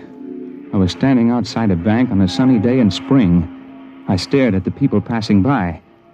They were dressed like the characters in a 1930 movie. The women wore long dresses and flower pot hats. The men had hard straw hats, suits with narrow shoulders. The cars were square with flat radiators in the front. There was a trolley car passing by, and suddenly I realized that the last trolley car stopped running in Manhattan years ago. I tried to figure it out. It was New York, all right. I recognized some of the buildings. First, I figured it must have been hypnosis. And then I looked at the first of the envelopes in my pocket. I read it and walked into the bank. Yes, sir. Our Mr. Golden tells me that you wish to open an account. Yes, that's right. Uh-huh.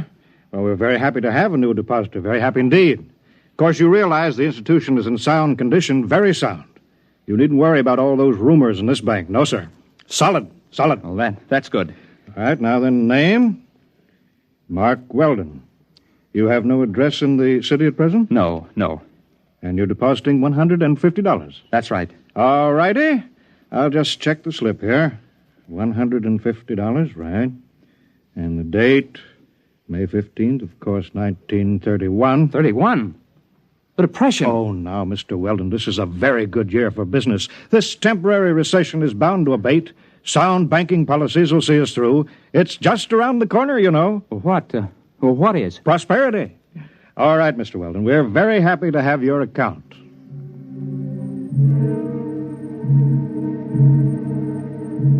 I went outside the bank and I stood there in the spring sunlight and let the terror soak into me. Possibility of the entire situation was gnawing at the edges of my mind. And then suddenly I wasn't there. It was as fast as blinking. I was outside another bank in the same city. The date on the next envelope was May 29th, and it was still 1931. I made a $75 deposit there, and then $100 at another place a few days later, spending a few minutes each time and going ahead anywhere from a couple of days to almost a month. In 1934, I found myself inside a broker's office. Very well, Mr. Weldon. As I understand it, you are buying this stock for a Dr. Anthony Roberts. That's right. I assume the stock will be in his name? That's right. I'm just acting as agent. I follow instructions. Of course. Well, are you sure I can't convince you that you're making a big mistake? No. These are my instructions. Well, now, Mr. Weldon, we are a reputable brokerage house, and, well, frankly, I feel quite shaky about putting our clients' money into this kind of security. There's no future in it. It's a rare metal for which there is very little use for industrial purposes, and... however, if your client is adamant... I have my instructions. Very well, then. In the name of Dr. Anthony Roberts, 100 shares of Montana uranium. Most unwise.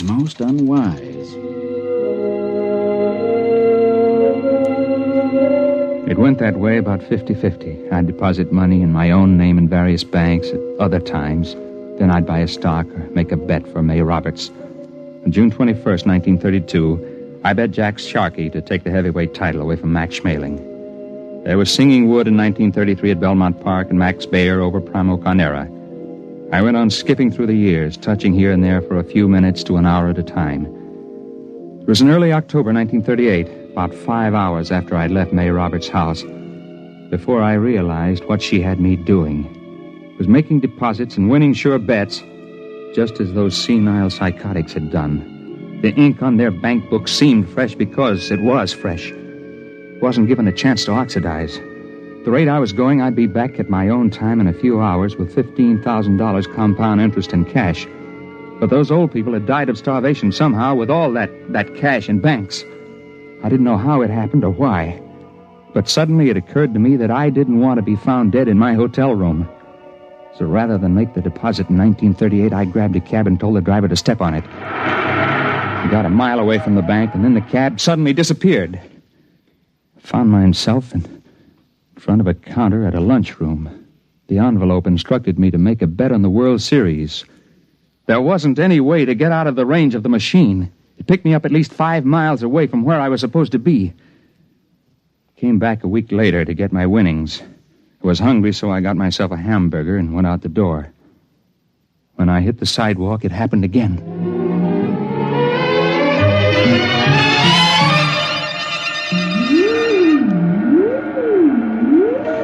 Don't touch the cage yet, Mr. Weldon. I'll have to clear the charge. Hey, what happened to my hamburger? What? The hamburger. I had it here. It's gone. I'm hungry. I'll get you something to eat, Mr. Weldon, before your next trip. Well, you've done pretty well for yourself, haven't you? Yes, I have. About 15,000. I had ketchup on my sleeve. It's gone. Mr. Weldon, I want to talk seriously with you. Now you've seen part of what I'm doing. Part? My father was discharged from all his research and university connections because he insisted in publishing his findings on the temporal field research. All the conventional physicists explained that it was overwork and recommended everything from hot bouillon before retiring to psychoanalysis. Well, possibly both of these might have been beneficial. But the fact of the matter is that temporal field activities are quite true, and you've seen proof. Well, I suppose I have. So it seemed just a question of money, although obviously I can get all I need now. But sending people back through time to bet on sure things like uranium... It's a fair exchange. I pay well for service, don't I? I suppose so. But that isn't the most important thing. I've been able to save things that would have been lost otherwise. I've sent people back to find precious treasures that would have been destroyed or would have disappeared. Like an El Greco painting? Yes. And the original score of Mozart's Magic Flute that would have been burned in 1942, and a Picasso miniature that would have been lost at sea in 52. I have them all here. Stolen? No. Bought with money from the year itself at a fair price. Well, Mr. Weldon, I sent you back because I've needed someone to work with me on a regular basis. Someone who's faster and more alert than the old people I've hired till now. Why old people? It's a function of the field. You can't send somebody back to a year in which they didn't exist at all. I'm hungry. Please, Mr. Weldon, this is very important. My father died trying to prove the validity of his field theory to conventional scientists, and I don't intend to bother. We can become the most powerful people in the world. I don't feel very powerful now. You haven't got a sandwich hanging around, I want to make you an offer, Mr. Weldon. I need someone to help me expand the operation, plan the projects and research. I chose you because I was afraid that you might hit on the truth by yourself. Can I come out of this cage Be careful. now? Don't touch the contacts. The field reacts on a random factor for at least an hour after it's cut off. I'll be careful. Tell me, Miss Roberts, why haven't you been able to go back to the time that your father was alive and bring him back before he died? Dead tissue can't be transported. We've tried it with mice and rabbits from a laboratory in 1941, and they just disappear. Like my hamburger. Mr. Weldon, I assume that you're interested and that we can make our plans without using this revolver. I hope so. $15,000 is a lot of money. Of course, you were able to send those old people back a lot further. Some of them as far back as 1880. How long would they be gone? I mean, in subjective time. Several weeks. Perhaps a month or more. There's only one problem, Miss Roberts. Well, I'm sure we can work out any details. Well, this one is a little hard to work out. You see, I'm hungry. I haven't been this hungry since I got lost on a hunting trip and went without food for 3 days. You see, you forget I've got an interest in this business because they found some old people dead of malnutrition and $30,000 or so tucked away in their pockets. They had been gone a month or more, and they had to eat during that time, didn't they? And when they came back, the food disappeared like my hamburger. It disappeared all at once, all over their body. In one fast jolt, they starved to death. No, you don't understand. They just couldn't take the field transition. They were too old, some of them, and they lied to me about their age to get the job. Oh, no, you can't tell me that because I know how hungry I am. And I was only gone about 12 hours. They were murdered. Get back. You know, they say a hungry man gets mighty desperate. He'll do almost anything. Let go. Let go. Let go of it. Oh! My arm. Look out. Look out. The cage. The contact.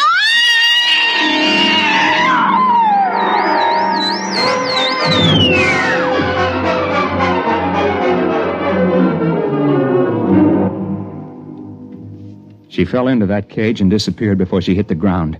I didn't know what happened. I know she said the field worked in a random factor, whatever that meant. I called Lou Payton. He came to the house just after the fire started. Something went in the control panel, and it turned out to be a 4-alarm fire before they got it under control. There was nothing left of the machine. There wasn't much left of the brownstone house. Lou didn't believe the story I told him. You mean there won't be any more of them? No more senile psychotics starving to death with a bankroll in their hip pocket? No, I told you, Lou. Come on now, Mark. We get plenty more. We always have. No, I'll bet you won't. I'll bet you $1 there won't be another case like that. I'll take that bet.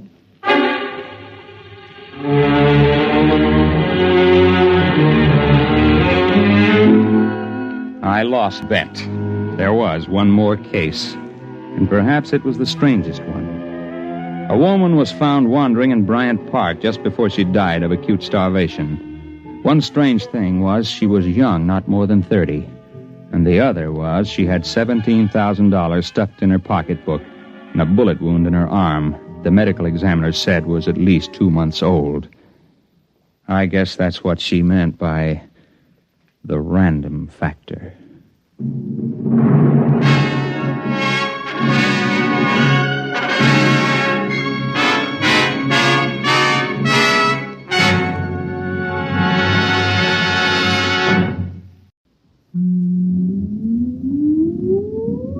Countdown for blast off.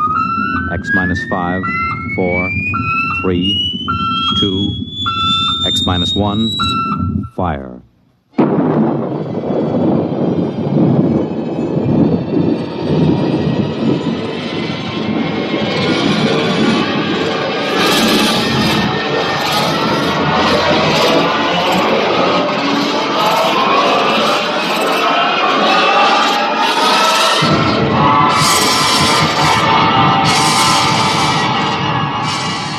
From the far horizons of the unknown come transcribed tales of new dimensions in time and space. These are stories of the future, adventures in which you'll live in 1,000,000, could be years on 1,000 maybe worlds. The National Broadcasting Company, in cooperation with Galaxy Science Fiction Magazine, presents X minus 1.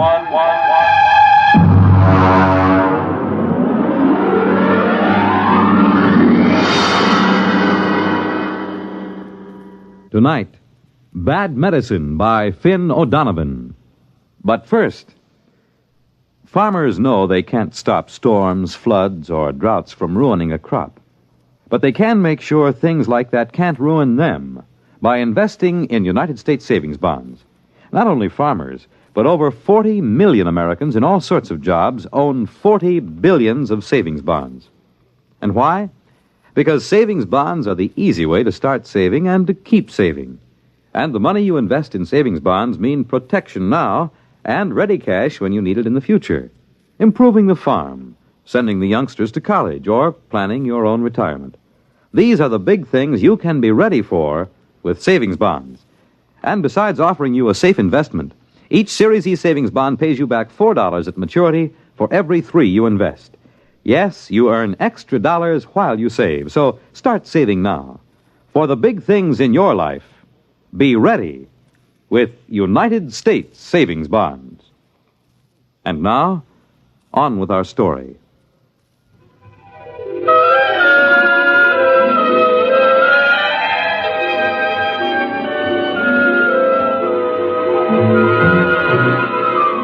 On May 2nd, 2103, Elwood Caswell walked rapidly down Broadway. It was a gentle, misty spring day, and the air held the smell of rain and blossoming trees. But Elwood Caswell didn't smell the rain and the trees. He just gripped the loaded gun he had in his pocket. He didn't want to use the weapon, but he was certain that he would. This was justifiable. You see, Elwood Caswell was a homicidal maniac.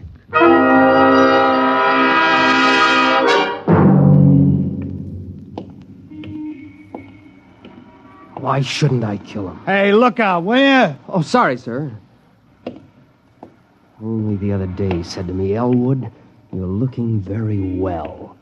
What business is it of his how I look? Hey there, Elwood! Elwood! Huh? It's me, Marty Klein.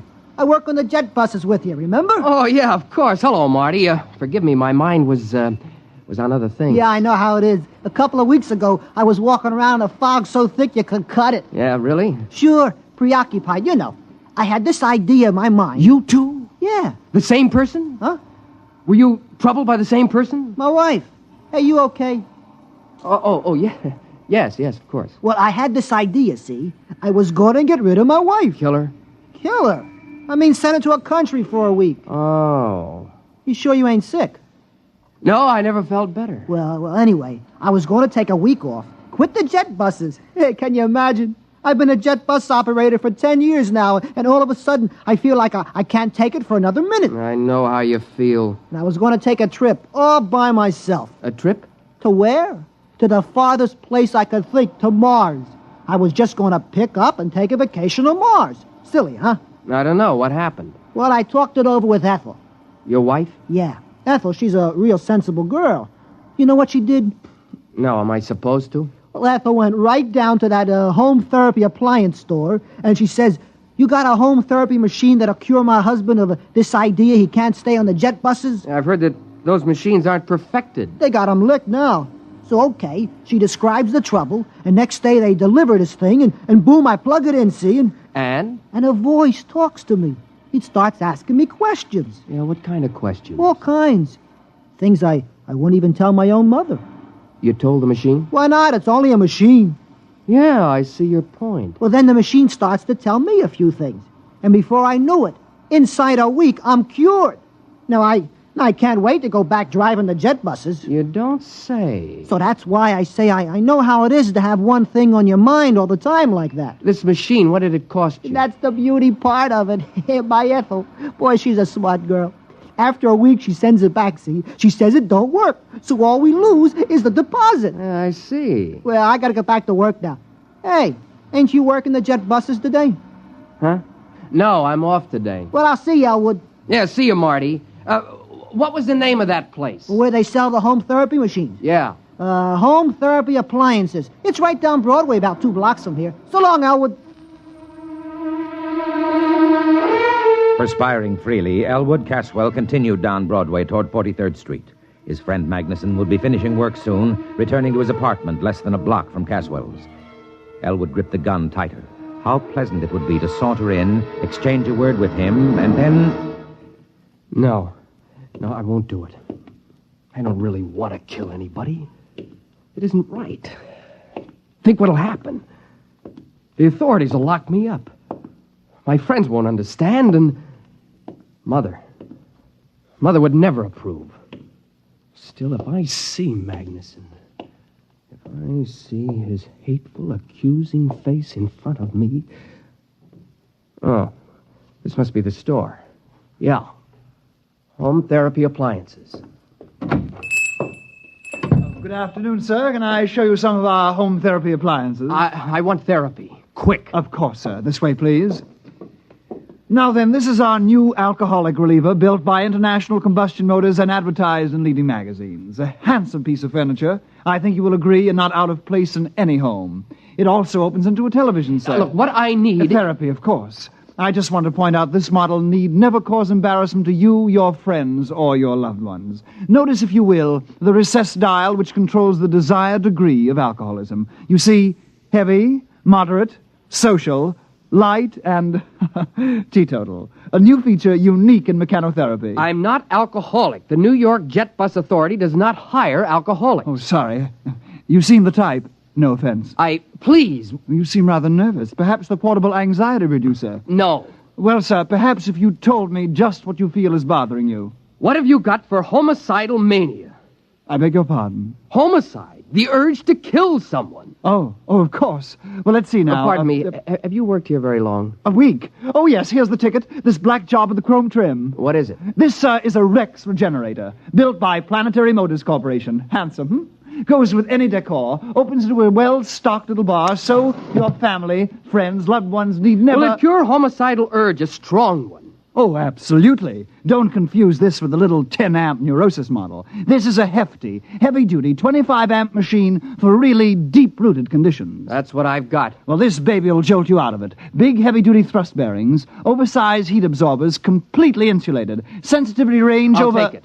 Yes, sir. With me, right now. Now? Before it's too late. I'll pay cash. Well, yes, sir. It'll be a few hours before the warehouse can... I'll take this one here. Well, that's a floor demonstrator. Does it work? All of our demonstrators work, sir. Then I'll take it. I can't wait for a warehouse. I can't wait for anything. Have it put in a taxi for me. Yes, sir. Tell him to hurry. I want to kill my friend Magnuson, you know. Who? My friend, Magnuson. Oh, of course. That'll be $400.59, sales tax included.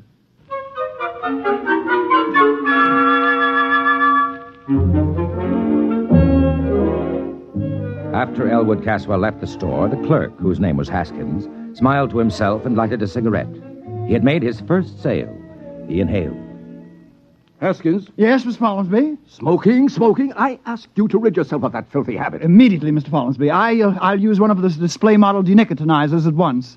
By the way, I just made a rather good sale, sir. Oh, really? Yes, sir. One of our big Rex regenerators. Well, now, it isn't often we... Wait a minute. Where's the floor model? Well, sir, the customer was in an awful hurry. He was going to kill his friend. You gave him the floor model? Yes, sir. Was there any reason why... Oh, grief, Haskins. Didn't I inform you we never sell a floor model? But, sir... Good heavens, I've got to get to him. What was his address? Address? His name, then. Well, he didn't say. Then his check. Well, he paid cash. You mean you just let him pick up the machine and walk out? Well, sir, he paid cash. He was homicidal, you say? Yes, sir. His friend... I don't care about his friend. Get the police. No. Call the Planetary Motor Security Division. Quick. Yes, at once. Well... Excuse me, Mr. Follansby. What will I tell them? Just tell them, you fool. Tell them that one of our customers accidentally got that display regenerator they sent us. The one they shipped by accident. They were going to replace it tomorrow. Yes, sir. The one they shipped by accident. Will they know? If they don't be more explicit, tell them we've sold the Martian model. The one for treating psychotic Martians.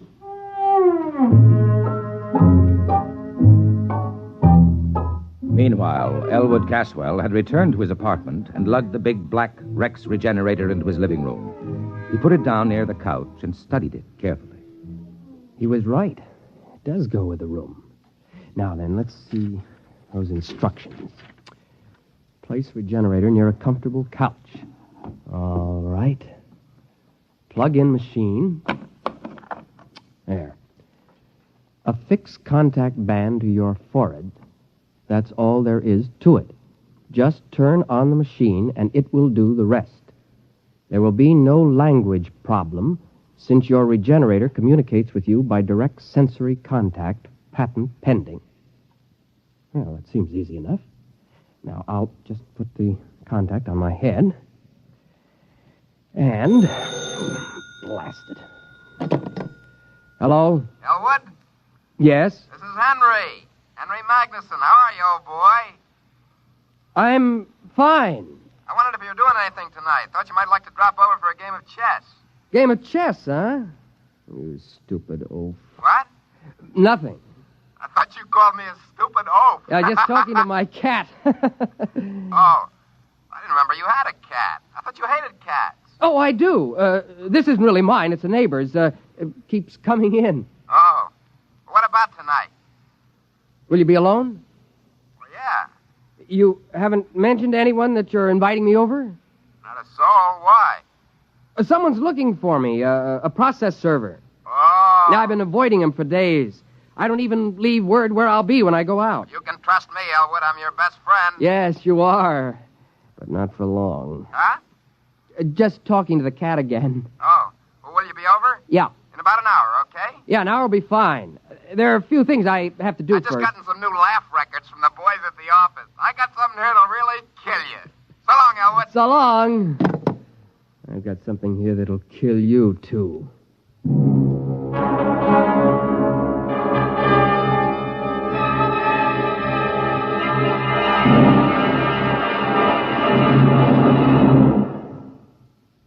X-1 will continue in 1 minute. Each of us has a personal reason for wanting to see cancer conquered. Steve Allen would like to tell you his. I have a wife and 3 wonderful kids. And when I think about cancer going to strike 1 American in every 4, well, that's more than enough reason for wanting to see it conquered. I know that some people don't even want to think about cancer. But pretending it's not a threat, doing an ostrich routine, isn't going to get us anywhere. We've got to stand up to it and fight. We can fight, each and every one of us. Through the American Cancer Society, we can be part of the battle that someday will beat cancer once and for all. That day will come, but you and I have got to help.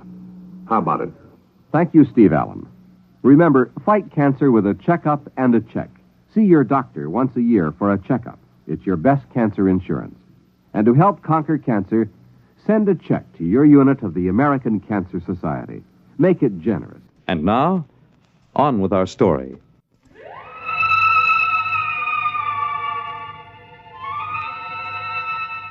Taking the revolver from his pocket, Elwood laid it on the table in front of him. His face became suffused with hatred at the thought of Magnuson. He poked at the gun with a stiff forefinger. Magnuson, you no-good, shifty-eyed enemy of all that's decent in the world. The man who ruined my sister Irene. The man who... Wait a minute, Elwood. You have no sister, remember? No sister. Now, before you go off and commit murder, why not just try that machine just once, huh? Turn it on. Okay, now reach over and...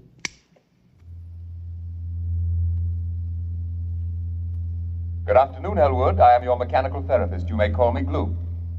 Gloop? You seem surprised. It is a perfectly common name here on this planet. Gloop, of course. I've heard it many times. Now then, I am scanning the material in your preconscious with the intent of synthesis, diagnosis, prognosis, and treatment. Yes? I find... This is a most unusual case. Really? I thought it was simple homicidal mania. There is, of course, no such thing. You are obviously hallucinating a set of symptoms. Nonsense syllables to enable you to avoid the real problem. Oh? A most unusual set of symptoms, I must say. Your pilot light seems to be fading. My light is not fading. I am merely trying to relate your symptoms to proven theory. Well, as long as you know what you're doing. Mechanotherapy is an exact science, Elwood. It admits of no significant errors. We will proceed. Good. First, the word association test. Fire away. I will proceed to give a word. You answer with the first thing that comes to your mind. Ready? Ready. House. Home. Planet. Earth. Just musing. Now, Fleeful. Fleeful? Fleeful. That sounds like a Martian word. Just give me a response. Fleeful, Okay. I can make them up, too. Marfouche. That's a pretty good one, huh? Made it up in the spur of the moment. Marfouche is very significant. It is a corruption of the Martian concept of fush clib. Very significant. I don't know any Martian words. Aha, noteworthy. We will proceed. Loud. Soft. Green. Mother. Thanagoyas. Pathamathanga. How's that one? Arides. Nexothesmodrustica. Top that. Catith a snowhell gnoptices. Okay. Rigamaroo, Kalamazoo, Iggity Bibbity Boo. Good. It fits the pattern. Pattern? Your neurosis. I can diagnose it now. Go on. You have a classic case of theme desire, complicated by strong dwarkish intentions. I could have sworn I was homicidal. The term has no referent. It must be rejected as nonsense. Now, if you'll just settle back on the couch, we'll proceed.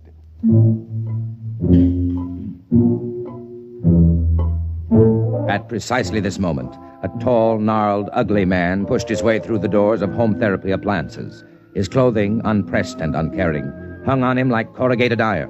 When the clerk, Hoskins, approached him, he flipped back his lapel to show a small silver badge underneath. Sir? John Rath, Planetary Motor Security Division. Oh, yes, sir. Mr. Follinsby, Mr. Follinsby. Yes, sir. Hello, Follinsby. Mr. Rath, Well? So far, we haven't a single lead. You're certain he never mentioned his name? Oh, yes, sir. Now think. Is there anything significant? Is it serious, Mr. Rath? Mr. Follinsby, this man is homicidal. Won't it treat him? Homicide is unknown on Mars. It'll treat him for the most likely Martian sickness. What would that be? Theme desire, Mr. Follinsby. Theme desire? It's a Martian illness in which the victim feels cursed by the tree-like nourishing parent, although, of course, Martians don't have parents in the ordinary sense. Well, Haskins? I remember one thing. He mentioned he was a jet bus operator for the New York Jet Bus Authority. Ah. One other thing. Yes? I believe, yes, he was alcoholic. An alcoholic jet bus operator. Excellent. It'll be on his records. Get the Jet Bus Authority at once.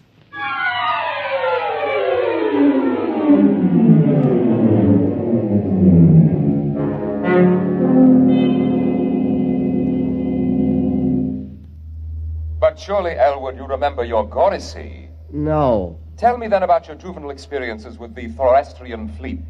Never had one. Complete blockage. My father... There is no such thing, of course. But... I thought we'd finally agreed on that. Okay, if you say so. Now then, since you claim you don't even know what a Gorisy is, tell me what you imagine it to be. A forest fire. A salt tablet? A small screwdriver? Am I getting warm? A revolver? What the heck is a Gorisy? Why, the tree that nourished you into puberty. No tree nourished me. You have completely repressed the experience. No tree ever nourished me. Mr. Caswell, let me try to explain your case as best I can. Somewhere in your childhood, your Gorisy, or parent tree, stifled your theme desire. Now, this gave rise to your present urge to dwark someone in a Flendish manner. To what? To dwark someone in a Flendish manner. Listen, you crummy piece of hardware. I have never had a Gorisy. I have no desire to dwark someone in a Flendish manner or any other manner. All I want to do is put a bullet into Herbert Magnuson. Understand? All I want to do is kill Magnuson. Lie down, Mr. Caswell. We'll go over it again.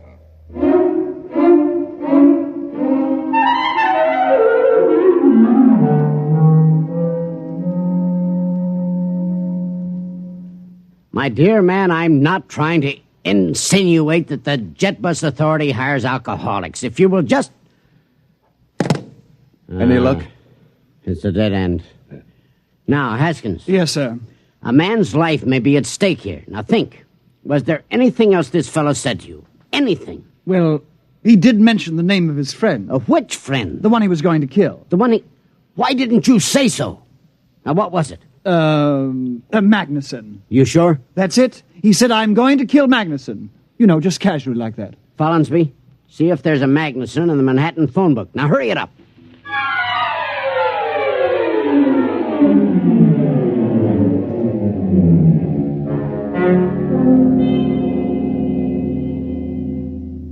Yes, Mr. Caswell, you were saying? Well... Something about your Gorisy? Yes, I was saying I think perhaps you're right. Naturally. But right about what, Mr. Caswell? Well, I think perhaps...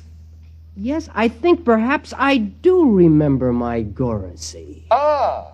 Now, Mr. Caswell, we're on the road to a cure.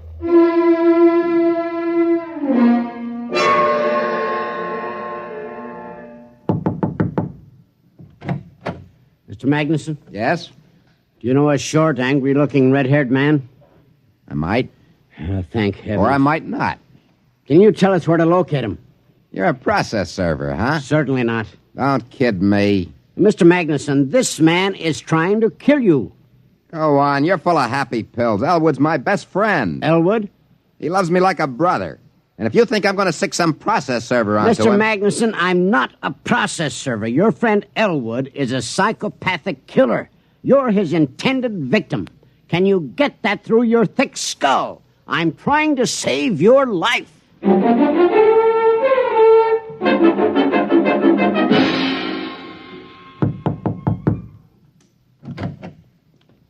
Yes. You're Elwood Caswell? Yes. The Elwood Caswell who bought a Rex regenerator early this afternoon? Yes. Won't you come in? Thank you. My name is Rath, Planetary Motors. Nice to meet you. Have you used the machine? Oh, yes. I see. Mr. Caswell, I don't know how to explain this, but we made a terrible mistake. The regenerator you took was a Martian model for giving therapy to Martians. I know. You do? Yes, it became pretty obvious after a while. Well, it was a dangerous situation, especially for a man in your condition. Yes, the poor thing tried its best, but of course it couldn't cure what wasn't there. Well, then the company will, of course, reimburse you for your lost time and your mental anguish. Naturally. And we will substitute a regular human-type regenerator. Oh, that won't be necessary. You see... Mr. Caswell, will you put down that gun? I warn you. I'm not going to shoot you. I merely want to turn this gun over to you. You do? Yes, I'm not going to shoot anybody. You mean that... The machine's attempt at therapy forced me to reappraise my whole self. There was an insight during which I was able to get rid of my obsession. You no longer want to kill your friend Magnuson? Kill Magnuson? Why, I haven't the faintest urge. Well, I must say, then, that it worked out for the best. I'll get back to the store and have him pick up this machine in an hour, and... Oh, well, sir... don't forget to take this gun. I won't need it. Of course. Well, nice to have met you, sir. Good evening. Good evening.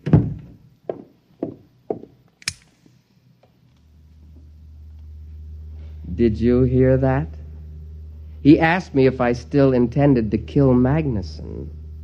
Magnuson, that inhuman monster who cut down my Goracy. Magnuson, the man who even now is secretly planning to infect New York with abhorrent fiend desire. Am I going to kill him? Oh, no. I wish him a long life, a life filled with the torture I can now inflict on him. Kill Magnuson? Oh, no. I'm going to start right now to work him in a vlendish manner.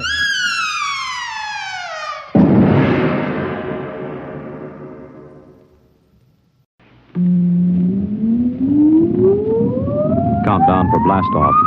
X-5, 4, 3, 2, X-1, fire.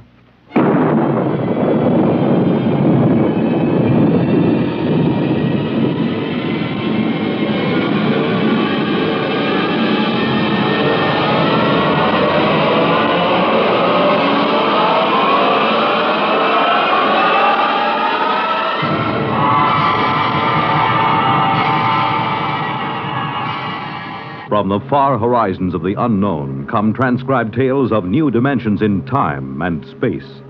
These are stories of the future, adventures in which you'll live in a million, could be years, on 1,000 maybe worlds. The National Broadcasting Company, in cooperation with Galaxy Science Fiction Magazine, presents X minus 1.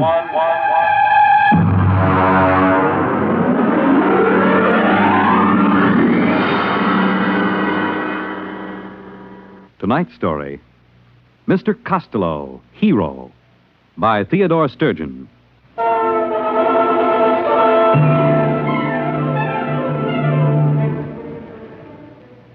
It began the day the skipper called me into his cabin.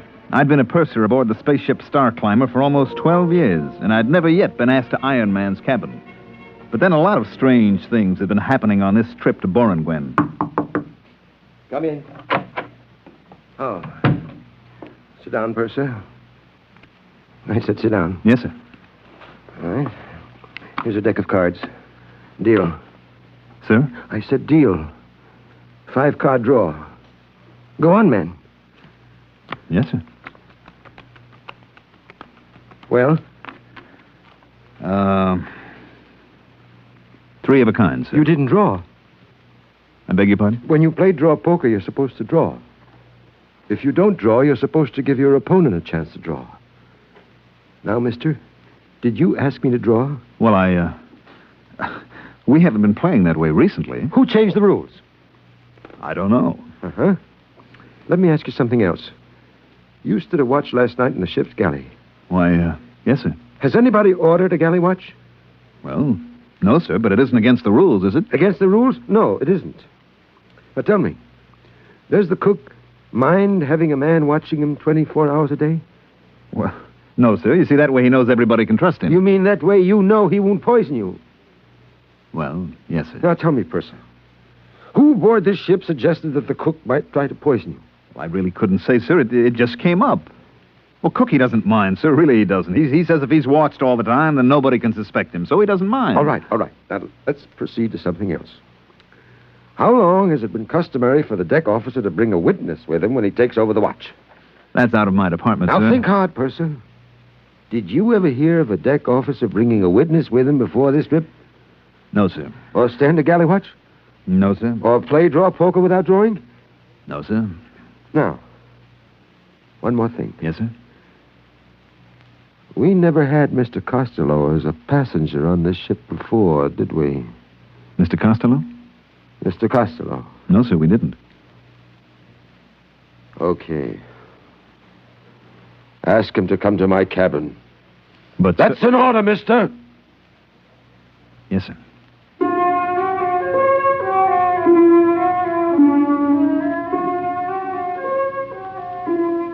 Let me tell you about Mr. Costello. He was our only passenger. Hello, Mr. Costello. Hello, Purser. Oh, am I interrupting something? Not at all. Come sit down. I'm landing on Borngwen tomorrow, so I won't have much more chance to talk. Well, I'll finish this later, Mr. Costello. Nonsense. Honest men should be open with each other. Go ahead, show him what you discovered. Well... The Purser's a fine man. Well, Mr. Costello asked me to show him in the space code what a captain can and cannot do. Now, just a minute, Third. You wanted to show me, didn't you? Well, yes. So actually you're going over the limitations of a space captain's power of your own free will, right? Well, I guess so, sure. Sure. Tell the Purser the part that you just read me. Well, it's a sort of safeguard against letting the skipper's power go to his head. Like, suppose a time comes when the captain begins to act up, you see. The crew figures a lunatic has taken over the bridge. Well, the crew can send a delegate for an accounting. If the skipper refuses, then the crew can confine the skipper. Well, isn't there something about the proceedings having to be radioed at the time they happen? Now, there is a man who is absolutely fair. Witnesses for the watch, safeguards on the kitchen. I tell you, you're all good men here. Yes, sir, this is the safest ship I've ever seen. Gives a fellow a nice feeling to know he isn't going to get his orders wrong or accidentally find something in the food. Yes, sir. I wonder why we never thought of that before. Oh, I nearly forgot. Mr. Costello, the skipper wants to see you in his cabin. Oh? Right away. I see. Will you come along with me just as a friendly precaution? Hmm? You can wait outside. Well, in that way, both of us will know what happened. I'll never be able to say that you didn't give me the message, and you'll be able to say I went to see the skipper. Right? Well, I guess so. You know, that this buddy system sort of makes everything safer, doesn't it? That's right, Purser. You can't do anything bad if you have a friend along to witness.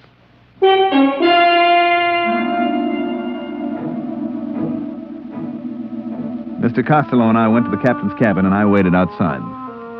After a while, I could hear them shouting. That is, I could hear the captain shouting. Mr. Costello never raised his voice. And let me tell you, Mr. Costello, that if my crew questions my sanity, they have legal recourse. But you can be sure that meanwhile, if a single man aboard questions my authority, he will learn that I am master of the ship, even if he must learn it at the point of a gun. Now, sir, get out. Wow. You okay, Mr. Costello? Yes, I'm fine. Did you hear anything? Well, yes, I did. Would you remember what you heard? I think so. Let's see. You see this little gadget, no bigger than a pocket watch? Well, yes, sir. What is it? Listen, I'll open it.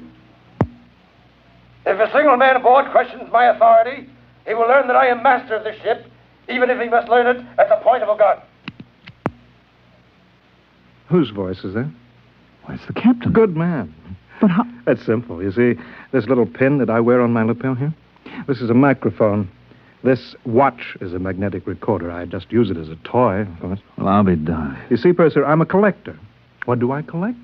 Voices. Voices anywhere, anybody, anytime. Listen.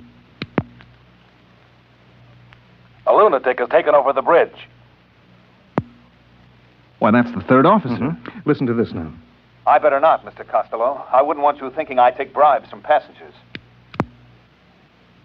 Recognize it? Why, that's my voice. Exactly. The time you brought me the special radio message from Earth Central. And you offered me a blue gemstone, and I said that... Hey, listen to this. I take bribes from passengers. Well, if that isn't the end... Cute, huh? Well, I guess I'll get back to my cabin and pack. When do we arrive at Borngwen? 6 tomorrow morning. Oh, good. By the way, I'd like you to come see me when you put in there again. Well, that's very nice, sir, but you're an important man, and I'm just Nonsense. I insist that you visit me. Well, that's real nice. Oh, by the way, what's the major trade on Borngwen? Blunker.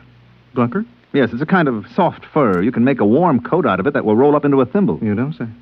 And the glunker trade, that's carried out by trappers? Mostly. Mm-hmm. They work alone and bring in the pelts. I see. They spend a lot of time alone, huh? That's right. You know, sometimes I envy them. I mean, working on a ship, you're almost never alone, and the way I see it, a man needs to be alone sometimes. Correction. Only, I repeat, only if he has something to hide. Otherwise, to be alone is antisocial and evil. We put in at Borngwen the following morning. I stood at the ramp of the ship and checked out the supplies and checked in the glunker pelts that we were taking back to Earth. The Borngwen people were a nice, independent, easygoing bunch. I knew a Borngwen woman named Nola, and she came out to the ship to see me. 15,000 glunker pelts. Check. 300 pounds of radioactive ergite. Check. Just put that shipment of show seed over next to the ramp. Hello. What? Well, Nola. Nola. I saw your ship on the cargo manifest. Well, it's good to see you. Will you be on Borngwen long? Just for a day or so. Listen, I have to get this cargo checked in. Can we see each other later? I'll be through at the spaceport at 16 hours. Well, good. Suppose I... Oh, excuse me a minute. Here comes our passenger. Well, good morning. I see we've arrived safely. Yes, sir. I expected you out before this. I had a few items to get in order. Oh, Mr. Costello, this is Nola. She's a Borngwena. Well, it's very nice to meet you. This is a real nice guy, Nola. See that he doesn't have any trouble with customs, will you? Nola works here. Any friend of the purser? Wonderful. Well, I'll say goodbye now. Remember to look me up, purser, next time you hit Borngwen. I will.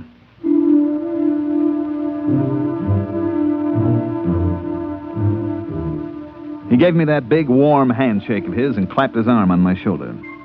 Gave you a good feeling to know that a big shot like Mr. Costello really liked you. I got the rest of the cargo checked in. Took maybe 3 hours. Then I was about to go in and ask the skipper for leave when a couple of guys with Space Bureau credentials came aboard. All right, that's it, boys. Close the hatches. Excuse me. Yes? Space Bureau. Is Captain Ireson aboard? Why, yes. You're the purser, huh? That's right. Something wrong? Would you mind answering a couple of questions? Not at all. Has the captain been behaving strangely this trip? Well, not strangely, exactly. Anything unusual? Well, no. He called me in for a card game. Mm-hmm. Does that happen often? No, never happened before. Was he upset? Yes, I guess he was. Okay. This gentleman would like you to answer a few simple questions. Meanwhile, I'll look up the skipper.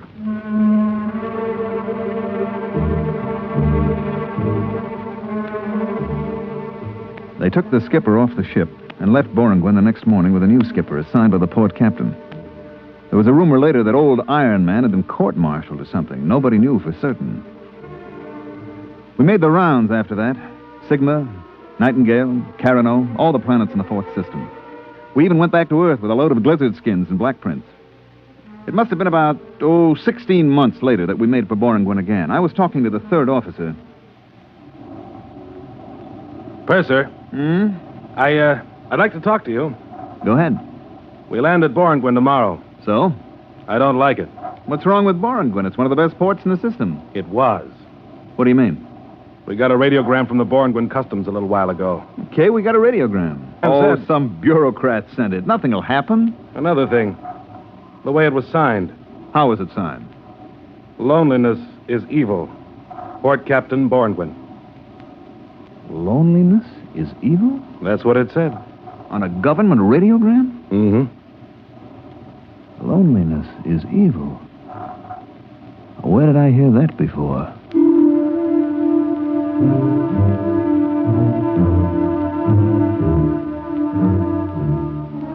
Well, we touched down on Borngwen at 1200 hours.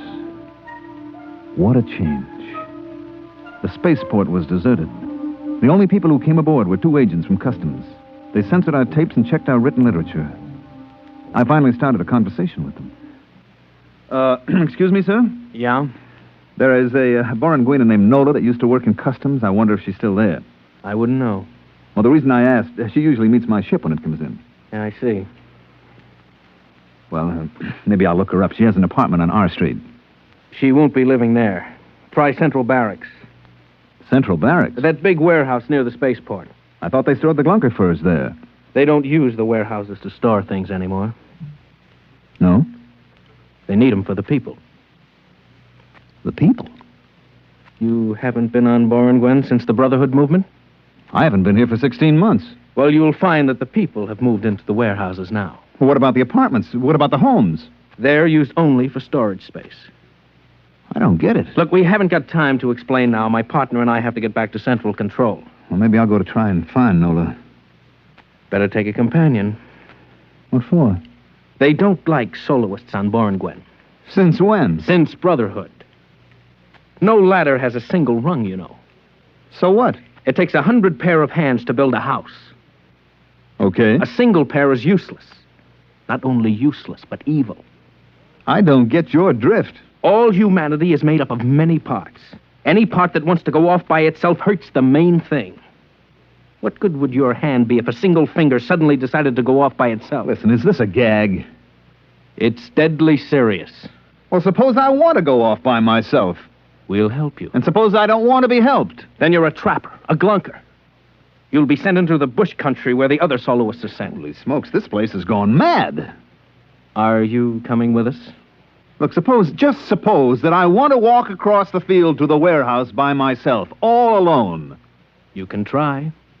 But you won't get 2 steps before they pick you up. Take our advice. Get a companion.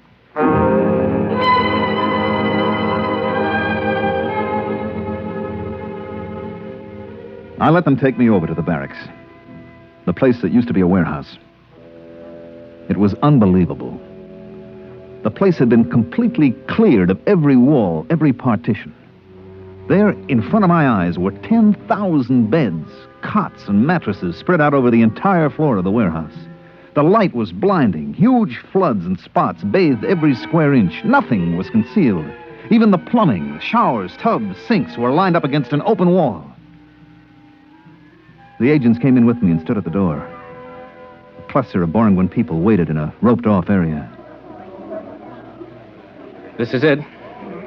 Wow. The customs personnel are in that third aisle, going north.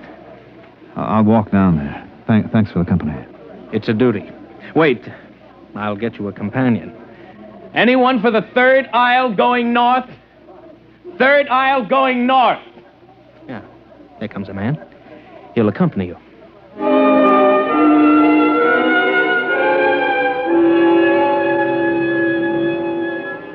A small, frightened-looking man detached himself from the waiting group and went with me up the aisle of the warehouse. The sound, the smells were frightening. Thousands of people milling around, no privacy, everyone terrified of being alone. I wondered how this had happened. Finally, after an hour of searching, I found my friend Nola. So that's the way it is on Born now. Nobody seems to know just how it happened. Just seemed better to be with somebody all the time. Then nobody could accuse you of doing anything wrong. But somebody must have started these accusations. Somebody must have put the fear into people. I don't know. It started with the Glunkers. The fur trappers? That's right. We began to hear things about them. That they were thieves, that they planned to take over the city. Just rumors, of course. And pretty soon, if you didn't like somebody, you called him a Glunker. Then there were signs. No Glunkers allowed. You know? Oh, I saw some. We began to hear about it on the televisor, and pretty soon they appointed a committee to investigate and find out if there was any truth to the rumors about the Glunkers. It was headed by Mr. Costello. Costello?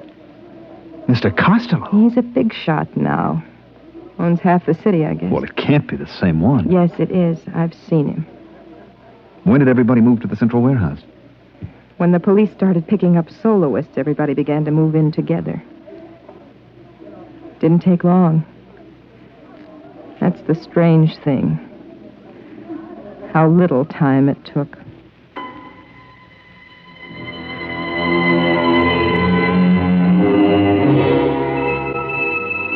I talked to Nola for a while, then I couldn't take it any longer. I had to get out, to get away by myself. I found somebody who was going toward the exit, and after a while, we were standing outside the warehouse entrance. I'm going south. I'm going north to the spaceport. Oh. Tell me, does anybody travel alone? Sometimes we take a chance on it. I guess I'll have to take a chance right now. I'll be late for my job if somebody doesn't come along soon. Where do you work? That orange building right across the street. Would you like me to walk with you? Oh, you'll just get stranded there. I'll make a run for it. The street looks clear. Well, thanks for the company. Not at all. So long. Hey, mister, look out, that car. Look out! Why, you... Is he dead? Yes, sir. That was deliberate. I saw you. Hello, Purser. It's Mr. Costello. Yes, I'm sorry about the accident. My chauffeur was... He tried to run away. That's what happens to soloists. If he'd had a companion to warn him, to thrust him out of the way. You understand that, don't you, Purser? I don't know. Climb into the car. You can't go wandering about Boranguen alone. Well, Police will take care of the body. It's all right. Okay, if you say so, Mr. Costello. Drive to the spaceport. Yes, sir. Well, what do you think of our little planet? Well... I knew you'd like it. Just think of it, Purser. All humankind, a single unit. Yes, this is a people that has found the truth. It awes me. Makes me humble.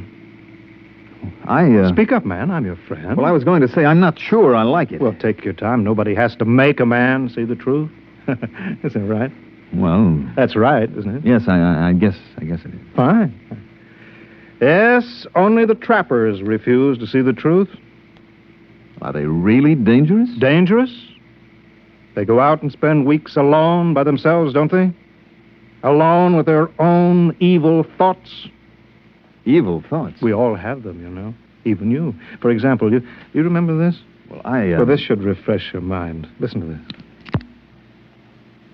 I take bribes from passengers.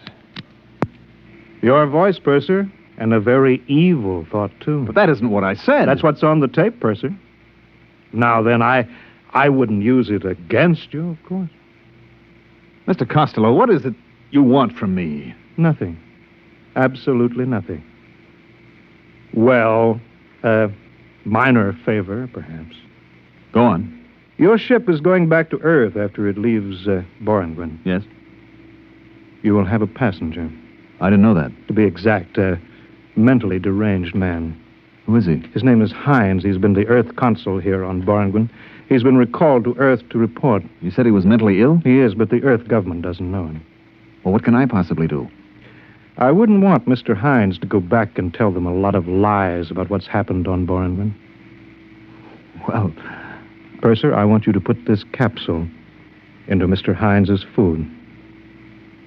What is it? Oh, sleeping potion. You think I'm a murderer, Mr. Costello? Purser, do you know what will happen if this tape recording of your voice is sent back to Earth? Do you know what they do to pursers who take bribes? You'll be court-martialed. You'd use it? Only in the interests of protecting our happy society. Now then, will you see that Mr. Hines is properly sedated? You can get 10 years of Uranus. Well, Purser? Give me the capsule. Good. Ride over to the ship, driver.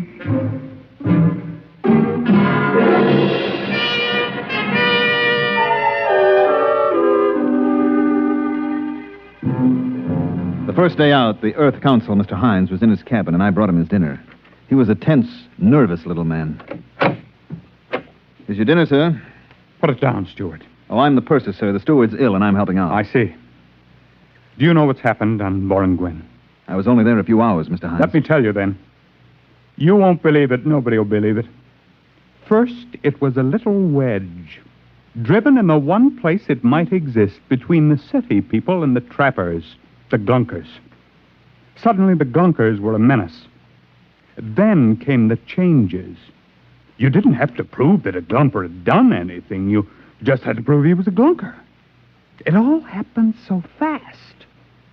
Pretty soon you were afraid to be alone for a second. There was a man named Costello. He came from Earth. I know him. You know him? He went to Boranguen on this ship. Then you must be the one. The one? Which one? Who testified against your captain for the court-martial. What? There was a tape recording, your voice and the voice of the third officer. Costello had them. He used them to send the skipper to Uranus? I didn't know. You must have known. What's happened to us? What's happened? What?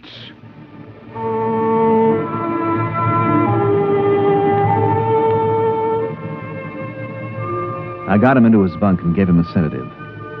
Then I took away the food I'd fixed for him. I still had Costello's poison capsule in my pocket. I went down to the radio room and sent a message to Earth headquarters. 2 days later, we landed. Mr. Hines told his story and I told mine. I showed them the poison capsule and told them what had happened to the skipper and about the tape recorder. Within 24 hours, a task force of the Earth fleet was on its way to Boranguin. It wasn't much of a battle, they tell me. The Boranguin army didn't have its heart in it. That was, 20 years ago, I guess. About Mr. Costello? I met him again last week, right here on Earth. Funny thing, I was sitting in Central Park on a bench. Well, if it isn't the purser. I'm sorry, I don't believe... Look closer. Don't you recognize me? No, Why, Mr. Costello. I thought you... You thought I was on Uranus? I was. I served 20 years. Mind if I sit down? It's a free Earth. You know, I'm glad I ran into you. I think you may be just the man that I need. Need? Yes. Let me show you something. Here, in this pouch. Recognize these? They're just live ants. Exactly. Let me dump them out on the ground. Won't they crawl away? They'll come back. Watch. You see, I put a little piece of this bread in the pouch, and I lay it on the ground. See how they crawl back? Yes, all except that one. He's interested in that dead caterpillar. Yes. You see, about 1 in 30 I discovered will eat something different. Break away from the pack. So what? Don't you see, man? If we can find a way to make the others turn on that 1 in 30, if we can make the bread eaters think that the caterpillar eaters are dangerous... They're not dangerous. They're just different. What's the difference? Just so we can get the bread eaters scared enough. They'll turn on the others. And then? And then we can make them do anything that we want. You see what I'm driving at? If you think of these ants as people... Well, where are you going? I'm leaving, Mr. Costello. Why? Doesn't what I say make sense? Yes, it does, Mr. Costello, except for one thing. What is that? I'm no ant. So long, Mr. Costello.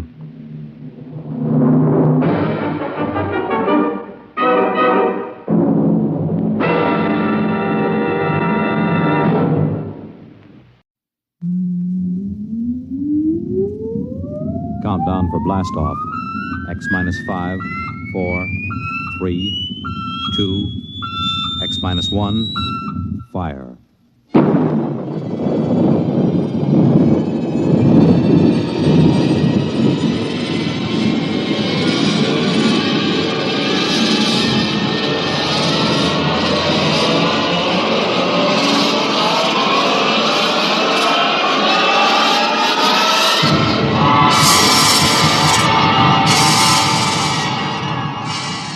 From the far horizons of the unknown come transcribed tales of new dimensions in time and space. These are stories of the future, adventures in which you'll live in a million, could be years, on 1,000 maybe worlds. The National Broadcasting Company, in cooperation with Galaxy Science Fiction Magazine, presents X minus 1.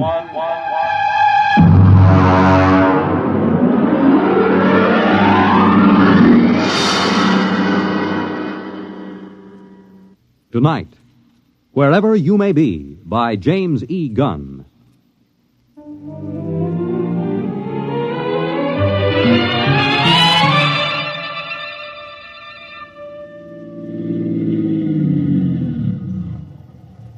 Hey, you. A little girl. You on the fence.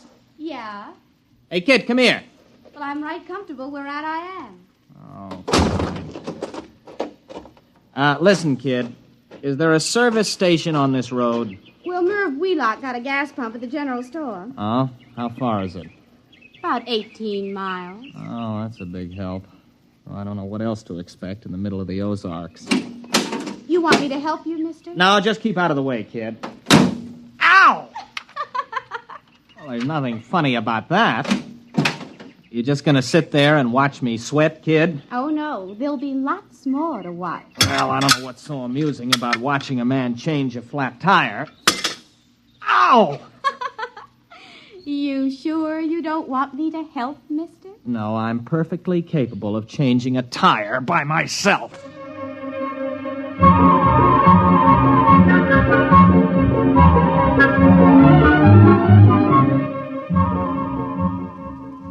Look out, mister. It's rolling away. What? Your tire. It's rolling away. Hey! Come back here, you!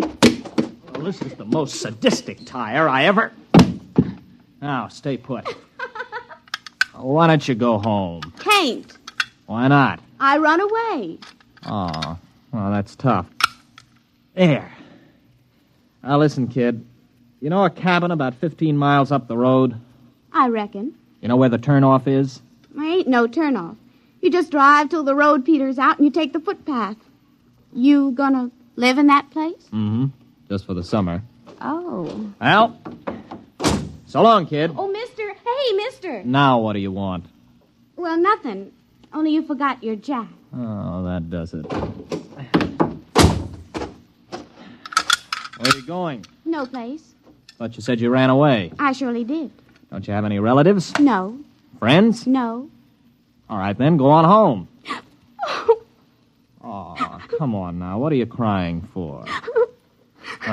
All right. Get in. I'll give you a lift. Listen, look out for those notes. There's over a year's work in those. Oh. A year's work in them pieces of paper? Uh-huh. Those are notes for the thesis I'm going to write. You write stories? No, research paper. I have to do it to get my degree at the university. Well, what's it called? I mean the story you'll write. It's not a... It's called The Psychodynamics of Witchcraft with special reference to the Salem trials of 1692. Oh. Witches? Yeah. All right, where do you live, kid? Well, I can't go home. Pa'd beat me again. Oh, he'd pretty nigh skinned me alive, I guess. You mean he hit you? Little kid like you? Well, he don't use his fists. Not often. He uses his belt mostly. Look here. On my knee. See that black and blue mark? And this one? Never mind. Why does he hit you? He's just mean. Well, he must have some reason. Oh, he wants me to catch some strong young fellow who'd do the work around the place. A gal don't bring in no money, he says. Leastwise, not a good one. You're much too young to get married. I'm 16. You don't look more than... Well, I don't know. Most girls my age got a couple of young ones. One, anyways. The way Pa carries on, you'd think I didn't want to get married. Now, it ain't my fault no fellow wants me. What seems to be the trouble? Mostly, I guess I'm just unlucky. One fella I went with pretty nearly a year. He busted his leg. Another nigh well drowned when he fell in the lake. Now, it don't seem right they should blame me, even though we did have words. Blame you? Well, they say it's courting disaster instead of a gal. Fellas just stop coming round. You married, Mr. Matthew Wright. No, I'm not married. Wright. Abigail Wright. That's right, Purdy.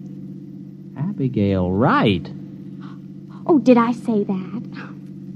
Now, ain't that funny? My name's Jenkins.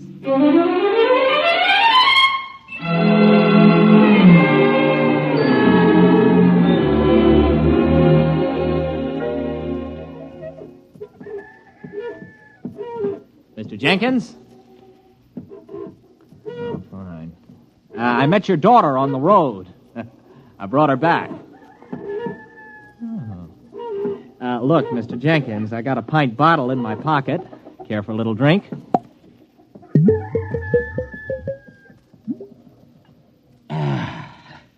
Terrible week. Well, I'm sorry. I repeat, I brought your daughter back. Why? Well, she had no place to go. She ran away. Now, look, Mr. Jenkins, I realize that teenage daughters can be a nuisance, and after meeting your daughter, I can understand how you feel.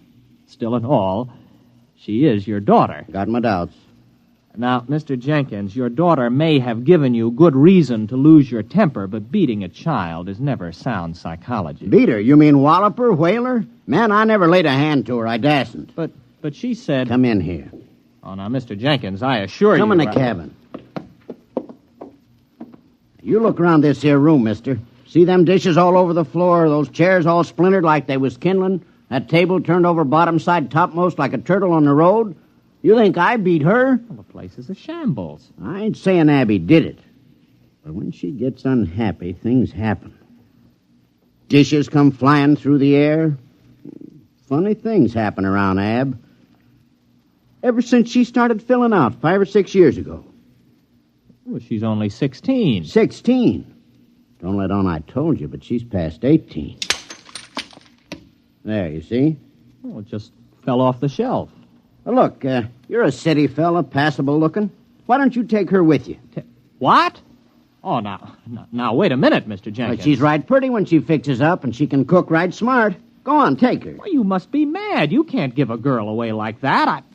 If you'll excuse me, I think I'd better be going. Nobody asked you to bring her back. The gal eats more than I do. Oh, now, look, here. Here's $10. Buy yourself a jug. Well, I'd like to, but I can't do it. It ain't worth it. You brought her back. You can take her away. Oh, here's 15. Well, I should know better. All right, mister. I'll get her. It ain't no use, though, I can tell you, mister. All right, Abigail. Get out of the car. You're home. But, Pa... Oh, he isn't mad at you. He's welcoming you back. Now, come on, get out. Dirty, nasty old man. Serving right if that bottle he's pulling busted right over his head. Goodbye, Abby. And remind me never to see you again.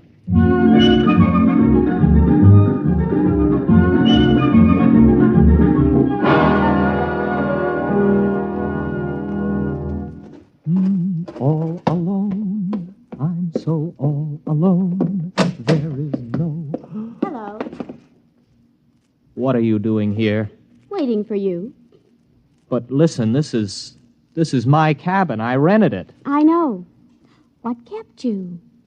Well, what are you doing here? How did you get here? Oh, I reckon you're hungry. Look, why don't you sit down? Supper's about ready. Now, wait a minute. I came here by car. How did you get here? Well, I rode. Oh, it's lucky I did. This place needed a good sweeping. Is that your broom? I know. It was here in the cabin. Pa loaned me a mule. I let her go. She'll get home all right. But you can't stay here. It's impossible. What would people say? Well, who'd care? Pa don't. Oh, please, Mr. Wright, let me cook and clean for you. I won't be no trouble. Honest, I wouldn't. Oh, now, look, Abby, you're a nice girl, and I like you, but you'll just have to go back to your father. Do you understand? All right. What? What was that? What happened? Oh, look at that. The car. I must have left the brake off. You reckon it's hurt bad? Well, rolling down a 10-foot grade into a tree didn't help it any. Oh, well, I'm sorry, Mr. Wright. Are you? Well, anyway, it looks like you'll have to stay here tonight then, doesn't it? I reckon. I could have sworn I put that brake on. Listen, you're going back first thing in the morning. Oh, sure. Sure, Mr. Wright. I understand.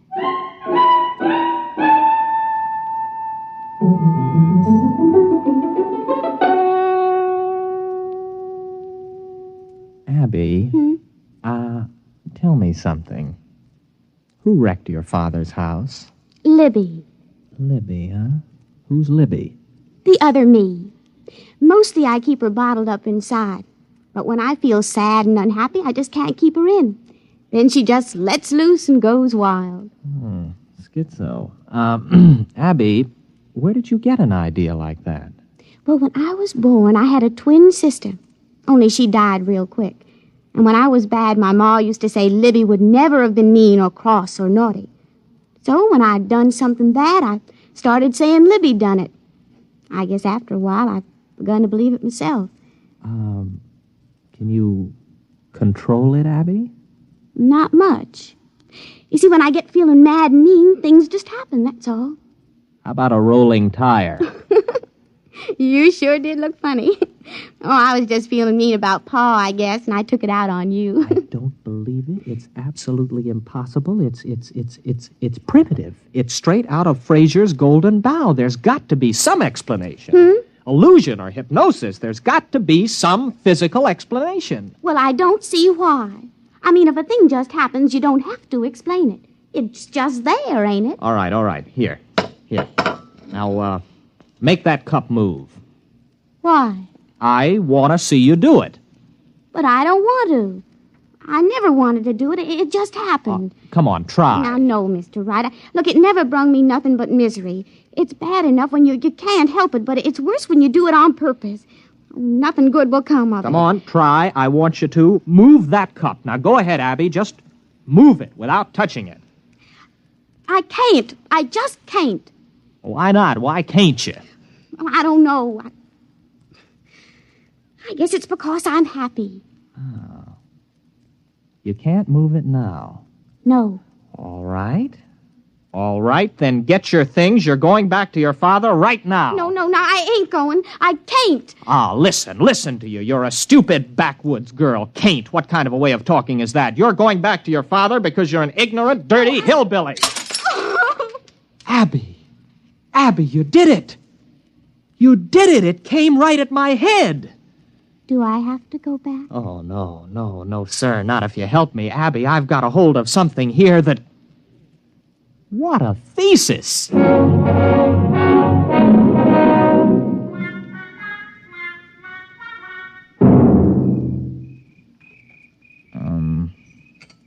Abby? What's, courting like here in the hills? Oh, sometimes we walk and look at things together and talk a little. But if the night is warm, we just sit and hold hands and whatever. Like this? Mr. Wright, do you like me a little bit? Oh, not marrying like, but friendly like? I like you very much, Abby. Very much. Oh, Mr. Wright. You kiss real pretty. Abby, what happened to your fellas? I mean, the other boys. Well, folks said I'd the evil eye. I mean, Hank fell off the roof and broke his leg, and Gene, well, he fell in the lake and liked to drown. It wasn't my fault it was after we'd had words, now was it? No. Why, Mr. Wright, you're shivering. Maybe we better go get your jacket. Abby, tomorrow we're going to drive to Springfield to do some shopping. Really, Mr. Wright? Why, I ain't never been to Springfield. Oh, ain't that wonderful?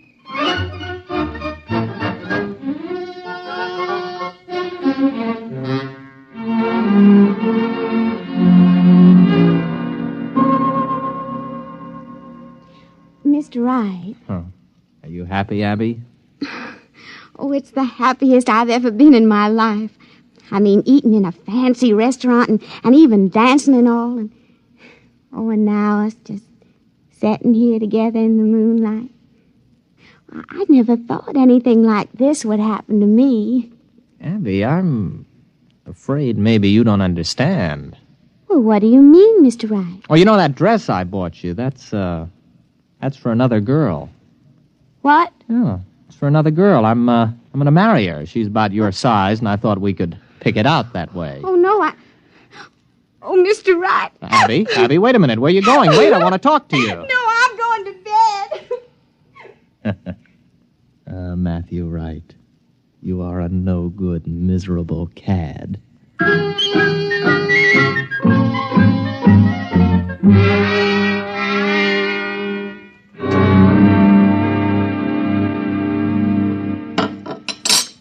You want any more coffee? You still feel bad, Abby? You want me to move that cup for you today? I can do it real good. How do you know? Well, I just got a feeling. Look. You can do it now? Sure, I guess. There, it's getting easier. Look, Abby, I want to get some things out of the car. I just happen to have them things for tests. There may be other powers. Well, I don't care much one way or the other, Mr. Wright. If it makes you happy, it's all right with me.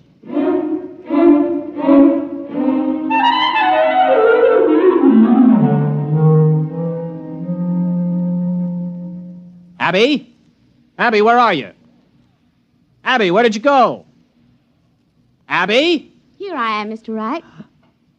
Abby, where were you? Springfield. But that's 50 miles. I know. I just kind of wished I was there, and then I was. I brought back a frying pan I admired in that hardware store window.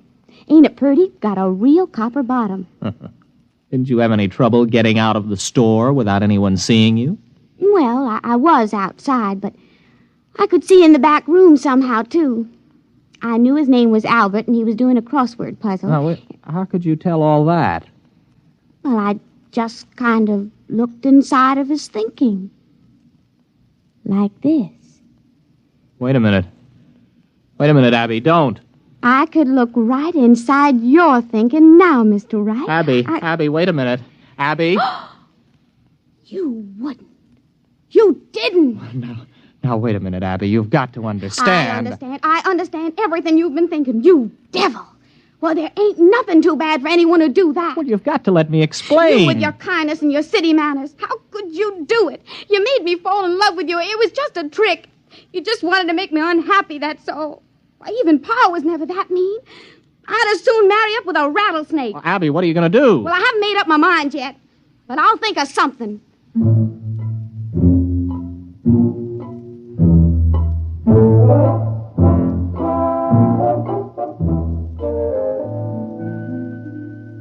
Well, I've got to think of some way out of it. She's in that other room thinking what to do to me. I've got to think of some way. No, it's no use. As soon as I think of it, she knows. Oh, got to keep my mind busy. Mary had a little lamb. Its fleece was white as maybe if I could get her father. No. If there are 2 outs and bases loaded, or men on first and second, and a ball is hit, which, in the opinion of the umpire, can be handled by an infielder, the infield fly rule shall be invoked, and the batter is called out. The base runners may advance at their own peril. Their peril. I've got to think. No, I mustn't think. Oh, no, she's absolutely certain now she can do anything she wants to. I've got to act on the spur of the moment, keep my mind crowded with something else. Oh, it's a lovely day. Breathes there a man with soul so dead. 'Twas brillig and the slithy toves did gyre and gimble in the wave. Froggy went a-courting, and he did ride, sword and pistol by his side, ring Tom body Michicambo. Full fathom 5 my father lies, of his bones are coral made. Seabirds hourly toll his knell. Hark, I hear them, ding dong dell. That's pretty. Abby! Where are we going? Oh, Abby. What are you doing here? I couldn't let you leave without me. I've got plans for you. Oh? Very interesting plans. But how could you tell I left? I was thinking all sorts of other things. Matt, you were thinking some of the cutest little rhymes. Oh, but that was on top. On top? Why, sure.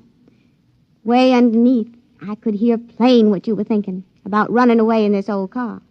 Well, then why didn't you stop me? Conk out the motor or something. Oh, I didn't want to. I told you I could see way down underneath the top of your thinking. And you know what I found there? All the time, even when you were making me unhappy to test all them strange things I learned how to do, way down deep, you're in love with me. I am? Surely true. So, we're going to get married. Are we? There isn't much you can do about it now, is there?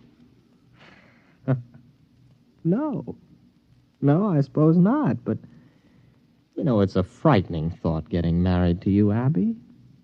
A wife who can read your mind and all the rest. Oh, I wouldn't worry about it, darling. Why, I can only do those things when I'm downright miserable. Everything will be perfectly all right.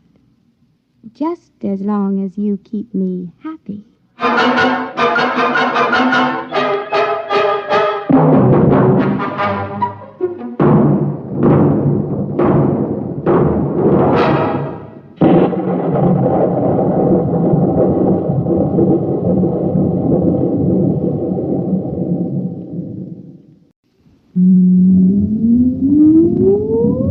Countdown for blast off. X minus 5, 4, 3, 2, X minus 1, fire.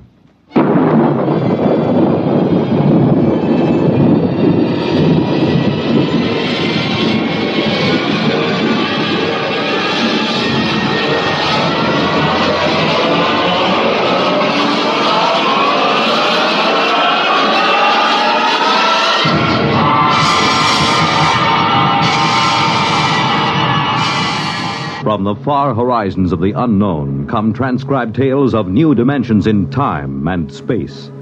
These are stories of the future, adventures in which you'll live in 1,000,000, could be years on 1,000 maybe worlds.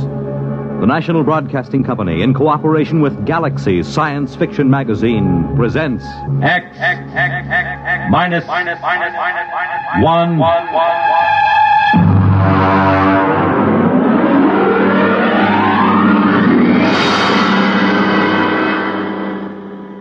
Tonight, Project Trojan by Ernest Kenoy.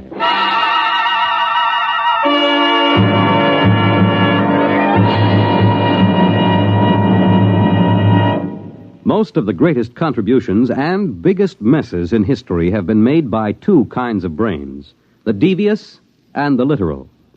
We quote from the monthly column written for Galaxy by its editor, H.L. Gold.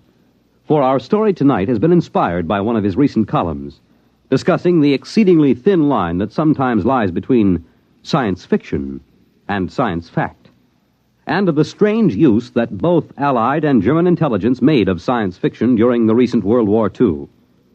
Our report, of course, is entirely fictional, but similar schemes are known to have been attempted by both sides. And now, here is Project Trojan.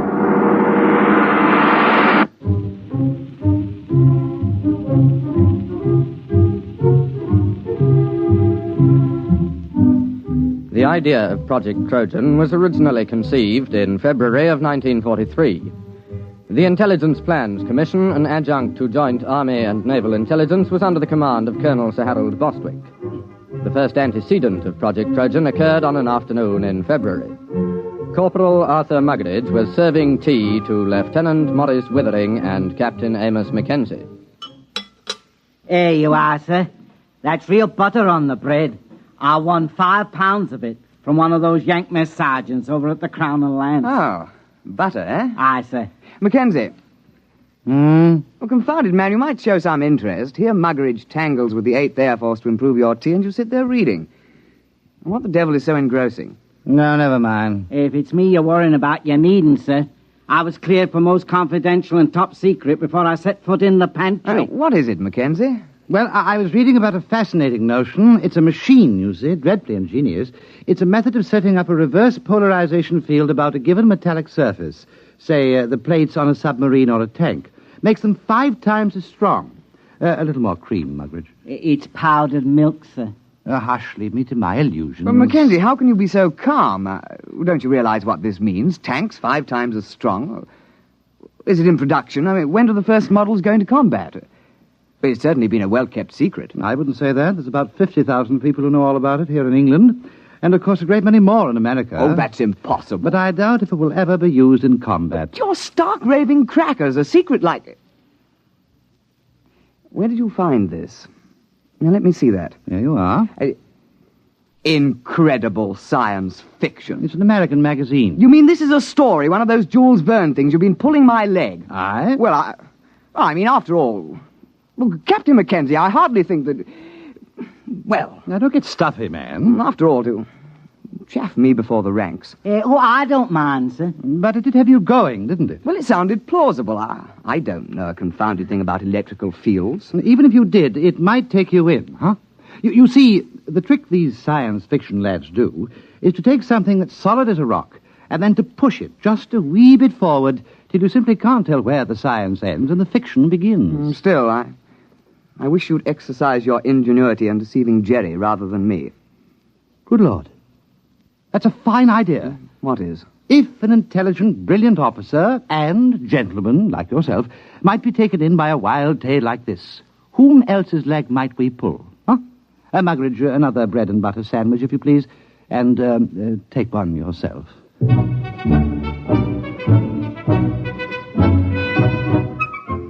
Lieutenant Withering and Captain Mackenzie worked out preliminary plans for Project Trojan and presented them at an appropriate time to Colonel Sir Harold Bostwick. Well, sit down, Withering, Mackenzie. Oh, thank you, sir. We had breakfast. I understand Corporal Muggeridge has been playing darts with the Yanks again. There are fresh eggs for breakfast. We've had breakfast, sir. Oh, well, then. We have a plan, sir. Oh, capital. You remember, sir, our intelligence reports indicated a concentration of German research scientists working near Hanau. Certainly, I recall. They've got the whole lot of them inside a mountain. We tried bombing. I doubt if they even noticed. They're supplying the basic research for the German guided missile program. Yes, we know that. The reaction motor for the V1s came out of the Hanau lab. Oh, Muggeridge! You see, sir, if a considerable number of those research scientists were diverted to another project, the rocket program would be crippled. Yes, well, of course it would. What are you going to do? Advertise in the Times and offer them high wages? Aye, sir. Oh, Muggeridge, this coffee. No, sir. Next time you go to the Crown and Lance, keep coffee in mind, will you? Aye, sir. Only the Yanks are getting fair dives at darts. It was touch and go with the eggs. We can only expect you to do your best. I'll try, sir. Well, now, come to the point, gentlemen. Suppose the Germans got hold of one of our top new development weapons. Something so completely overwhelming that they'd have to pull almost every man off rockets to work on it. Now, look here, Mackenzie. Those Jerry scientists are not exactly playing about with small boys' chemistry sets. They're a cut above our own chaps in several fields. What makes you think you could plant something on them? Science fiction, sir. I beg your pardon? Do you see this magazine? Yes, incredible science fiction. What's that chasing that girl there? That's a Martian, sir. You can tell by his tentacles. Mackenzie, are you stringing this along preliminary to applying for compassionate leave on the grounds that you're overworked? No, sir. It's a good plan. We invent a weapon that might exist but doesn't. And we leave it lying about where the Germans can snaffle it. And then they take most of the scientist fellows off the rocket program to work on our weapon. And that's the most preposterous nonsense I've ever heard. But, sir... I don't want to hear anything more about it. Yes, sir. I suppose she was right. Who was right? This Wren. I met her going up to London. Rather proper little type till you got to know her. But then she's rather a firebrand. Captain Mackenzie, please spare us the sordid details of your off-duty peculations. Sorry, sir. You see, she's the secretary to Admiral Sir Alan Grummins. They're talking of dropping this unit. They feel that other intelligence groups are quite competent to handle the routine, unimaginative work that we've been doing. Oh, I see. Of course, they'd reassign personnel. Mm-hmm. Would you say this science fiction scheme of yours was imaginative? Oh, it's practically visionary. Well, suppose you do some preliminary work. Thank you, sir. Routine, eh? Unimaginative, eh? Bah!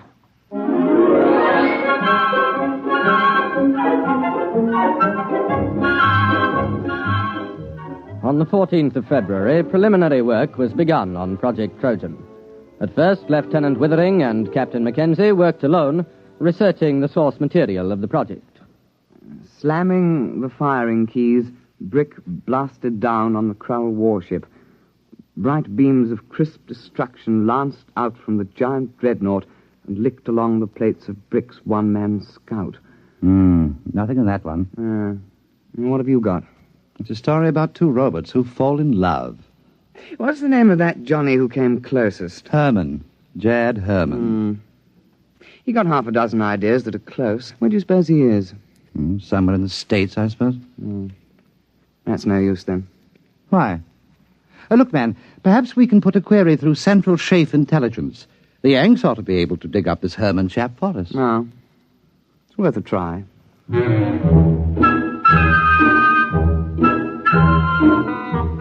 It took 7 days for a report to reach IPC that one Jacob David Herman, a private first class in the American Air Force, was based on a field north of Cheltenham in the Gloucestershire area. Lieutenant Withering and Captain Mackenzie requisitioned transport and visited Herman at his place of duty. You don't mind if I go ahead with my job, do you? I gotta have this place ready for inspection by 1300. Go right ahead. Hand me the cleaning powder, will you, please? Oh, yes, very well. Say, what do they put in porcelain in England? You break your arm trying to get it clean. Private Herman. You are Jad Herman, writer? Yeah, that's a pen name, Jad. I use it for SF stuff. I used to write for the Confessions under the name of Cynthia Herman. I remember one article. I was saved by the YWCA from a life of shame. We're interested in your science fiction articles at the moment. Oh, yeah? Well, I knew we had some sci-fi fans in England. Oh, we're not exactly sci-fi fans. We're from... anybody else here? Well, look for yourself. There's no hiding place down here. Well, we are from Intelligence Plans Commission.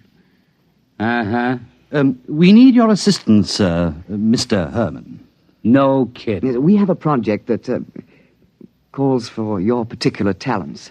You got a latrine needs cleaning? We're quite serious, Mr. Herman. Will you kindly pack your things and be ready to come with us within 1 hour? Oh, I'm sorry, gentlemen. I couldn't possibly leave until after inspection. I've got too much of myself invested in this latrine. But after that, I'm at your service.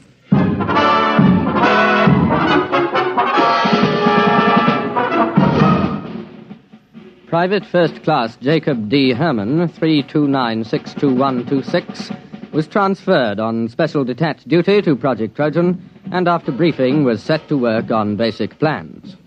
Oh, look, Mac, here's the way I see it. If you want to con a scientist, you got to be pretty straight all the way. You can't get away with more than one phony step in the process. Precisely. Now, here's the way I see it. It's a focusing beam weapon. The electronics on that are square. I used it in a story about 2 years ago. Feinschreiber at MIT and Temple and Westover at the Bell Telephone Laboratories worked out the basic field formulas. Oh, you mean it's real? Well, up to a point. Everything's on the level till you get to the catalytic action on the grid. Now, that just won't work. It's a basic problem in physics, and it makes the whole thing impossible. But don't the Germans know that? Oh, sure. You see, you make up plans for the weapon, call it a death ray. You let the Germans steal everything but the catalyst formula.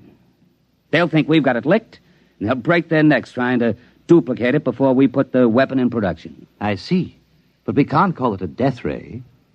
Well, how about projector, electronic grid deflecting, type 3? That has a braw ring to it, my lad. I've got the basic idea of the thing, but you'll have to get some of your science boys to work it out. Oh, we'll put a requisition into the Manpower Commission in the morning.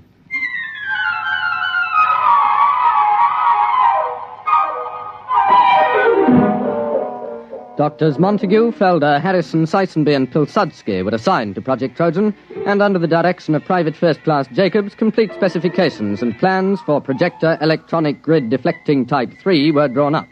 Project Trojan was ready for Phase 2. Have we got everything? Blueprints? Check. Specifications? Check. Machine tool inventories? Check.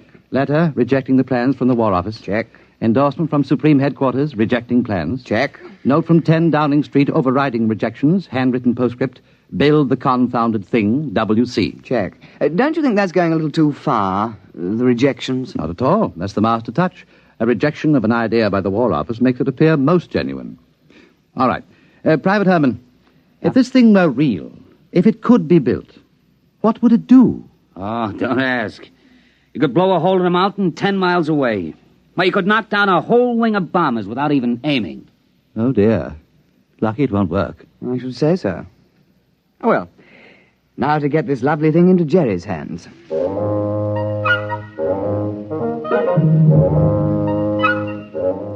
Phase 3 of Project Trojan was commenced on the 15th of March, 1943. Central Counterintelligence Agency had discovered the infiltration of a German agent, a Belfast Irishman named Gogarty, into the blueprint division of Clark and Porchester, a printing firm doing some subcontract work for the Air Ministry. Gogarty, the German agent, presumably microfilmed the plans because shortly thereafter he received word that his sister, living in the Irish Free State, was to be married to a bus conductor. British agents attending the wedding disguised as farm labourers lost track of Gogarty for several hours due to circumstances beyond their control. Then we have no way of knowing whether Gogarty delivered the Project Trojan plans. Well, sir, there was a submarine sighted a day before off the coast. It's likely he made contact. Well, keep me informed. That's all we need now, another disaster. Did something else go wrong? You're jolly well right. Muggeridge has been playing darts with the Yanks again. Oh? What have we got this time? Butter or beefsteak? Nothing. The blight has lost my whole month's whiskey ration.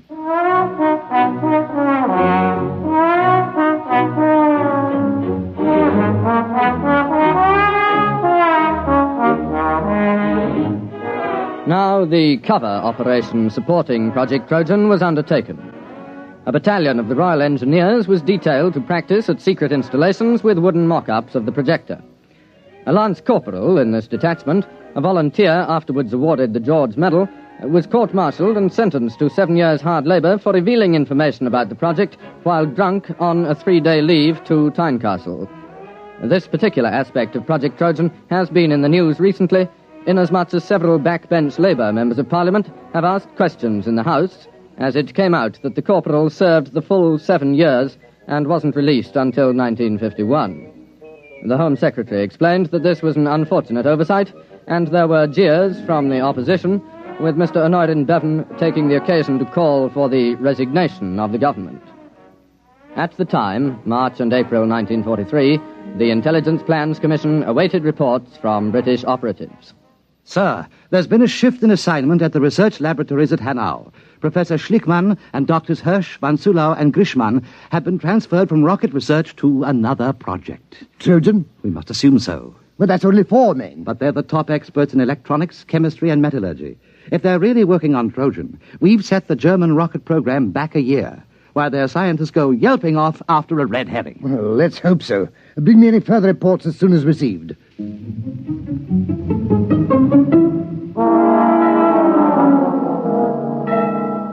British intelligence reports, filtering back through occupied Norway and neutral Sweden, continued to indicate the success of Project Trojan. 4 more top scientists were known to be transferred from the rocket research base at Peenemünde to the Hanau laboratories. Definite knowledge was obtained that the new assignment was a startling new weapon, agreeing in detail with Project Trojan. What a sally, Mackenzie. What a stunt. Yes, sir. We shall have to have a little party to celebrate. We'll have that Herman chap in for a drink. I'm sending Muggeridge off to play darts with some of the Free French over at Germain Manor. He ought to be back soon with the champagne.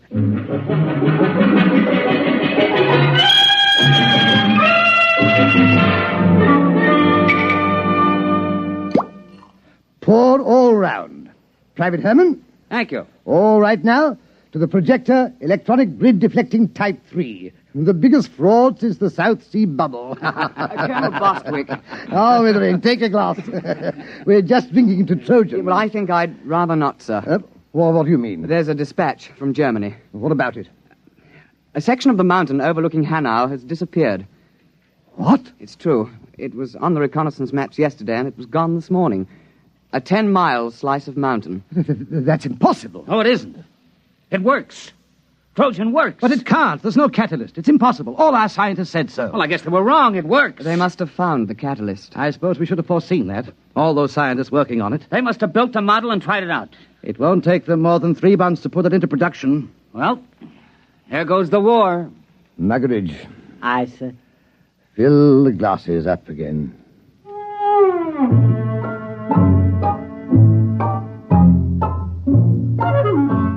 Intelligence Plans Commission now waited for additional dispatches concerning the reaction to Project Trojan in Germany. It was decided as a matter of policy to confine knowledge of these latest developments to the personnel of the project. Anything new, Mackenzie? No, sir, except that aerial reconnaissance confirms the damage to the mountain at Hanau. It's not quite as extensive as the first dispatch, but it is a bit of a hole. Oh, what do they think caused it? The Air Ministry seems to feel that an ammunition dump must have blown up. Couldn't that be it? I'm afraid not, sir. We have an intelligence report about several captured British and American tanks being brought to Hanau for testing. They were spotted the next day, completely destroyed. Trojan? Trojan. There's been an alert at factories producing parts for V1 and V2 rockets to prepare for retooling. Going to make the projector? It would seem so, sir. Well, I suppose I'd better go up to London tomorrow and make a clean breast of it. I'm afraid so, sir. Well, that's the end. Seems rather unsporting, doesn't it? Just handing the war over to them. I hate to think what the War Office will say. Not to mention the Prime Minister.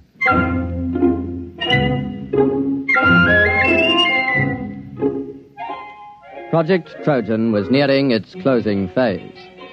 At precisely 0600 the next morning, Colonel Sir Harold Bostwick ordered his staff car and, taking a thermos of tea, proceeded to leave his office. Just before the staff car got underway, Lieutenant Withering appeared with another dispatch, accompanied by Captain Mackenzie and Private Herman. Colonel Bostwick, sir. Wait. So what is it, Withering? Another dispatch. No, don't, please. It's bad enough. There's been another disaster at Hanau. They knocked another mountain with our little present to them? No, sir. They've knocked themselves out. What? The laboratory under the mountain. It's exploded. It has? Went up like a Roman candle. We've got pictures.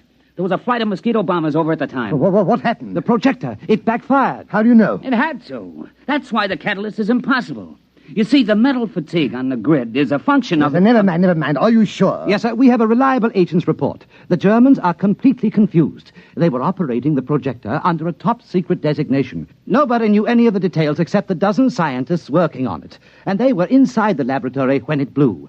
Our man was in the rescue squad. There isn't a thing left, sir. Plans, models, or scientists. Sir, do you realize that Project Trojan was a success? We've diverted a dozen top scientists from the rocket program permanently.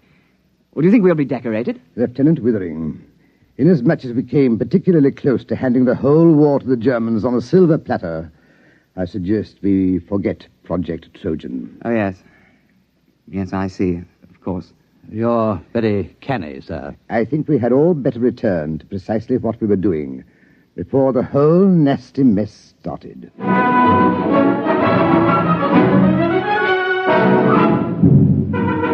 The final phase of Project Trojan was completed on the 22nd of March, 1943. The file, through some inadvertent error, was lost before the Intelligence Plans Commission had a chance to report to the War Office. All personnel returned to their previous assignment.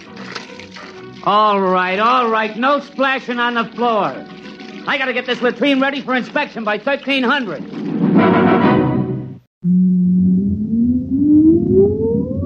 Countdown for blast off.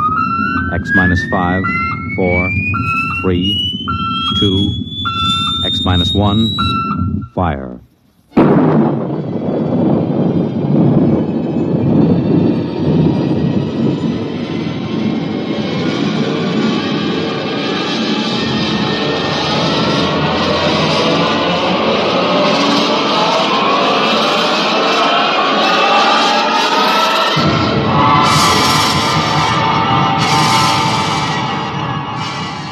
From the far horizons of the unknown come transcribed tales of new dimensions in time and space. These are stories of the future, adventures in which you'll live in 1,000,000, could be years, on 1,000 maybe worlds. The National Broadcasting Company, in cooperation with Galaxy Science Fiction Magazine, presents X minus 1.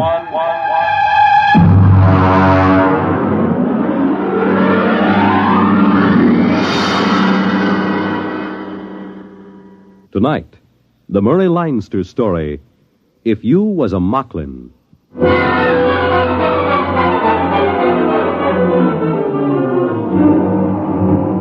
Up to the last minute, I can't imagine that Moklin is going to be the first planet that humans get off of. Moving fast, breathing hard, and sweating copious.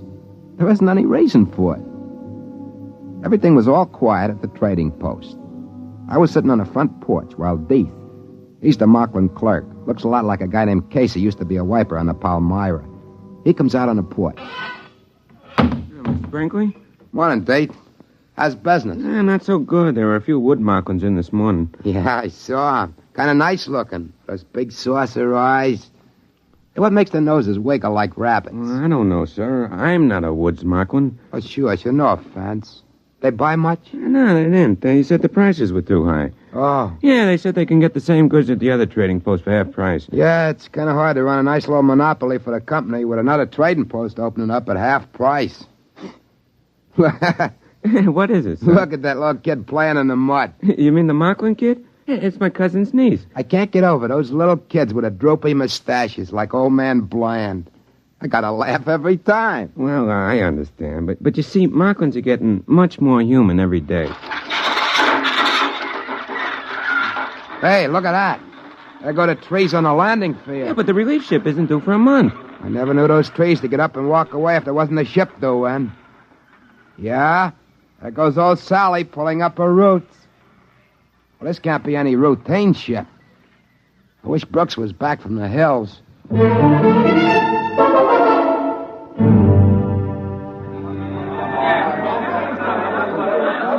Hey, Captain Haney! Over here! All right, come on, let go of my hand. Yeah, nice to see you all again. Friends, yeah, sure. Friends. Yeah, I wish those Moklins were a little less friendly each time. It's like being a movie star. Captain Haney? Hey, what's that? We didn't send no requisition for anything like that. Red hair and everything else. Captain? Relax, Brinkley. That is Inspector Caldwell. She's a troubleshooter for Sam Company. They must have finally read those reports Brooks keeps sending them. Look out for her. She's... Oh, well, good morning, Miss Caldwell. Inspector Caldwell, please. This is Joe Brinkley. He's the assistant manager of the company post. Where's Brooks? He's up in the mountains, ma'am. He should have been here. I'm on Moklin to check into this matter of a competitive trading post. Who's back of it? The company is supposed to have exclusive trading rights. Brooks is trying to find out. The Moklins around the place always say the humans are off somewhere hunting or something. We've never seen them. Hey, take the lady's luggage. Yes, sir. It's a pleasure. He looks a little familiar, your clerk. He's a Moklin. But he looks a lot like a man used to be a wiper on the Palmyra, Casey. I think he's on the Aldebaran run now. Please conduct me to the trading post. That afternoon, Brooks come down out of the hills with a bunch of woods Moklins that were guiding him. I took Inspector Caldwell over to meet him, and he gets one look at her red hair and other equipment, and he stops short. Hey, what's this? She Moklin? I beg your pardon? This is Inspector Caldwell. She come in on the Palmyra today. This is Brooks, the head trader. Well, am I glad to see you. I guess they finally read my reports in sector headquarters. You've come to check my request that the planet be abandoned? Not at all. Moklin has great potentialities. Friendly natives. Trade should continue and increase. But I explained. All I am interested in is why you allowed a competitive post to be established in our exclusive territory. My reports cover that. Haven't you read them? Of course not. I was given a briefing on the situation here and told to correct it. Well, now, let's get to it. Do they cut prices? 50%. Yeah, but lots of Moklins still trade with us, just out of friendship. They're real friendly, these Moklins. Now, I'd like to know just... Excuse me, Mr. Brinkley. What is it, Deke? A girl just brought you a compliment. Oh? Well, now send her in and get a present for her. Yes, sir. 50%. Well, if they want a trade war, we'll give it to them. We can cut prices if we have to. We have all the resources of the company behind us. My dear Miss Caldwell, if you'd read any of my... Inspector Caldwell. Here she is, Mr. Brinkley. Compliments, sir. Compliments. Wow. Let's see him. He's asleep. Well, look at that. Ears like mine. The same bashed-in nose and everything. What do you know? Gitchy. Hey, what's your name? Morano. I can't remember ever seeing you before. Well, that's the way it goes. Hey, take her in the post and give her a present. And this way. Thanks for the compliment. I'm greatly honored. Yeah, it's real cute, ain't it? Real human. Human? Brinkley, you are going to be transferred out of here the instant the Palmyra gets back. Why? You mean that girl? I'm giving her a present. What's the matter? That's all you think about it? The callousness. You're revolting. Miss Caldwell, I'm afraid maybe you don't exactly understand about parallel evolution here in Moklin. I gather it's been parallel enough. That will be all on that subject, if you please. In the morning, I shall want to go and inspect that other trading post.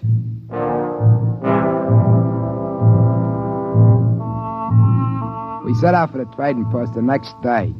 Brooks stayed behind on account of he was peeved that she hadn't read his report. Anyway, she was cute as the bug, and he resented anyone with a figure like that in authority over him, especially without reading his report. I tried to explain to Miss Caldwell that we just couldn't go in and rip up the opposition post. Why not? They're poaching. Moklins imitate humans. Now, if we start trouble, they'll start it too. Anything. Mayhem, murder, theft, bigamy. Bigamy? You're worried about that? Listen, Miss Caldwell, you've got to understand about Moklin evolution. I'm not interested. Here, wait a minute. Now, this is a nest bush, see? There's about a dozen nests on it. Now, only about 2 of them are ripe. Look.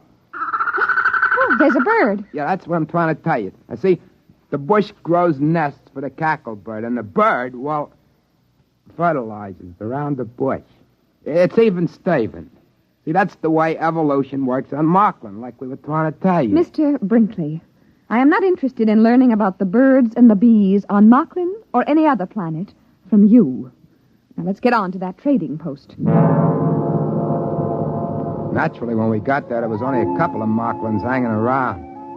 They told us the same story about the humans having gone off somewhere hunting donderflies.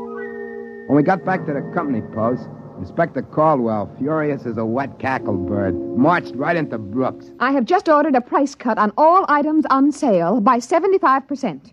I've also ordered unlimited credit for Moklin customers. They want a trade war over there? I'll give it to them. But you don't understand. There's a whole planet where they could have put another trading post without being discovered. Why put it so close to us? That furnishes them with a ready-made market for human trade goods. And it furnished them with Moklins trained to be interpreters and clerks. And it furnished them with a Moklin head clerk, who is a very handsome young man, Mr. Brooks. He not only resembles you in every feature, but he even has a good many of your mannerisms. You should be very proud. Goodbye. That's funny. Like me, huh? That's right. Spitting image. Funny as folks never brought him for a compliment present. How good's the likeness? If he was wearing your clothes, I'd swear it was you. Maybe. Joe, remember that time you went off hunting with Deeth and his folks? Yeah, sure. We were after donderflies. We caught about 6 of them. You were wearing Moklin clothes, weren't you? Oh, you know how they are. You're insulted if you don't. Listen, did you come back after one day for tobacco and a bath? No. No, we were way over at Tunlib Hill. Some Moklin got killed and we had to bury him. It took 2 days. Well, during that week, while you were off wearing Moklin clothes, somebody came back here wearing your clothes. He got some tobacco and went out again. He looked just like you, Joe. Exactly. Nobody suspected it wasn't you. Why should he want to do that? He might have been checking to see if he could fool me. Oh, that's a situation, ain't it? I haven't mentioned it before, but I've been guessing it's something like this. Moklins like to be human, and they have kids that look human. Look at the difference between Deeth and a woods Moklin. Well, maybe they can want to be smart like humans. And pretty soon they are, or their kids are. At rival trading post. You figure there aren't any humans running it. They're practicing with that. You mean they might figure to get rid of us and have a couple of Moklins take our place? I don't believe that. Moklins like humans. They wouldn't harm humans for anything. They like to be just like them. Listen, Joe. Miss Caldwell is the first human woman on Moklin, isn't she? Yeah? Why? And she's got red hair. The first woman the Moklins see, and with red hair. You know how Moklins admire humans. With luck, it ought to turn up soon. Boy, she's going to take it hard if it does. Women hate to be wrong. But it's about our only chance. Listen, Joe, we've got to have some check between us. What for? Well, if there's a Moklin that looks like me and one that looks like you, we better have a signal. Look, I'll cough twice, like this. And you whistle back. That way we'll know it's us. Okay. Try it. Good, good. That way we'll know we're us.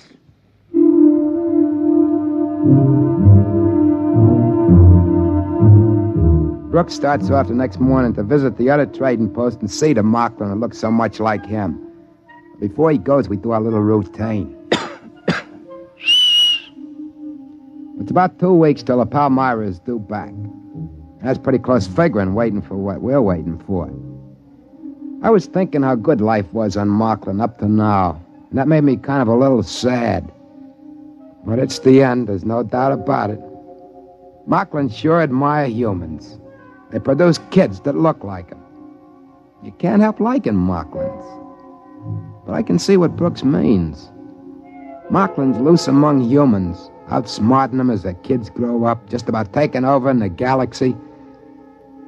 When they come back from the other trading post, we went through the secret business again. In the meantime, Inspector Caldwell was busy with her trade war. She cut prices once, twice, finally 6 times, until 3 days before the Palmyra is due back, our goods are marked at exactly 1% of what they cost a month before. Brooks was getting more and more nervous. Seemed like he was falling kind of in love with a snappy little inspector. He was getting jumpy, waiting for her to get her big surprise. She was making out merchandise requisitions one morning when Deeth come in, smiling friendly at her. Inspector Caldwell? Oh, what is it, Deeth? There's a compliment for you. What? 3 of them. What is he talking about? Joe, this is it. Deeth, show him in. Now, look, I haven't got time for public relations. These inventories of... Here we are. Inspector Caldwell, 3 compliments. Compliment, compliment, compliment. Now, let's see him. Very pretty, very human, no? Oh, no. No, that's impossible. No. Very pretty. Red hair, all 3 of them. Red hair. Very pretty red hair. Same as human lady. Very pretty. All right, Deeth. Take her out and give her some presents. This way. Come on. But that's impossible. Those babies, 3 of them, they couldn't. They do. They look exactly like you. That's what we were trying to tell you. But I've only been here a month. Moklin babies get born real fast. They sure admire humans. It's kind of friendly when you think about it. You mean they can make their babies look like anybody they want? It was all in my reports. They've got a queer sort of evolution here on Moklin. Babies here inherit desired characteristics, not acquired characteristics, desired ones. And what could be more desirable than you? Red hair and all. Oh, but I thought, you and Brinkley... Oh. You couldn't help it, dear, really. But I hated you. I thought that... Now, look, darling. Joe. Yeah? Do me a favor, will you? Sure, what? Get out of here. Oh, okay. And stay away for a while. Sure, only one thing. What? This. Okay. Then I'll leave you 2 together.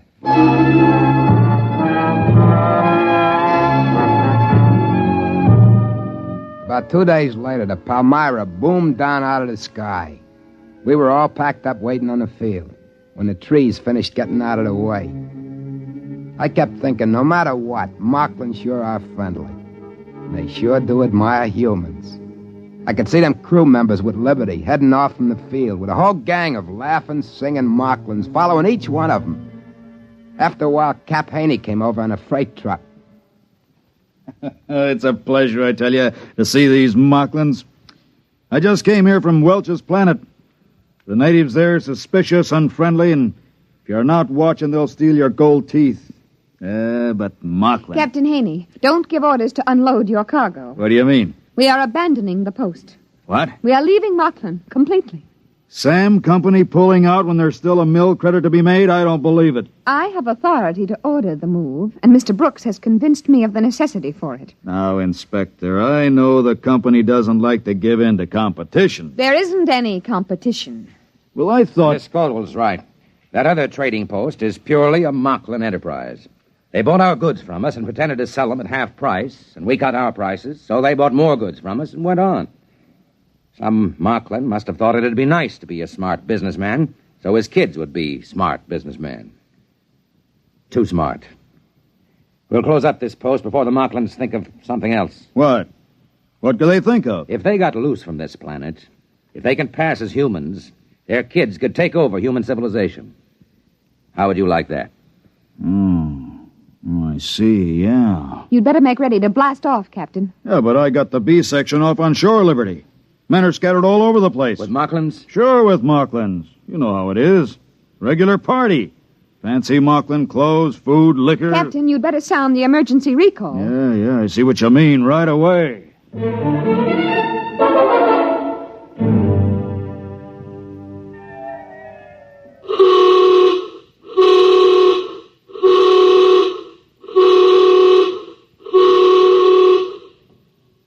Well, that accounts for all but about 5 of them. They're coming across the field now. Keep that line straight by the hatch. We got to count off. 4, 5. Yeah, they're all in line. I'll check against the roster. Wait a minute, there's another one coming. Look. By that tree. There can't be. I've got 38 men lined up already. 38, that's a full count. That's a human. He's wearing Moklin clothes. It looks like Pete Werber from the engine crew. Hey, wait. Wait for me. Wait. Yeah, but it can't be. Werber's already checked in. There he is in line. Wait for me. Hey, where'd you come from? I couldn't find my clothes. You see, I was in these Moklin clothes when the signal went off. I was trying to find my clothes. Werber, look over there in the line. Where? Hey, that's my clothes. That guy. He looks just like me. Now, what's the idea? Hey, you! Come over here. Yes, sir. What's the idea? All right, you caught me. I'm a Moklin. He stole my clothes. Why did you do it? Oh, we Moklins like humans so much, I thought it would be nice to make a trip to Earth and see more humans. How come he looks like me? My parents planned it 5 years ago when you came here first. They made me look like this wonderful human and hid me till now. You give me back my clothes. Well, of course. I wouldn't want to make any difficulties for humans.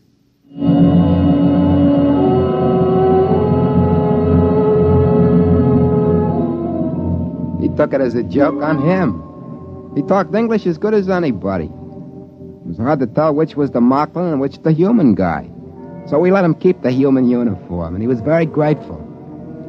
We took off after that, and the Moklin stood around and laughed and waved and threw flowers as we closed the hatches. Pretty soon the Palmyra was pushing up through the atmosphere. And just before the auxiliary circuits went on during the jump to overdrive, we all stood around in the astrogator's dome with a screen turned up to high mag and watched as Moklin faded into a round cantaloupe behind us. It's a shame.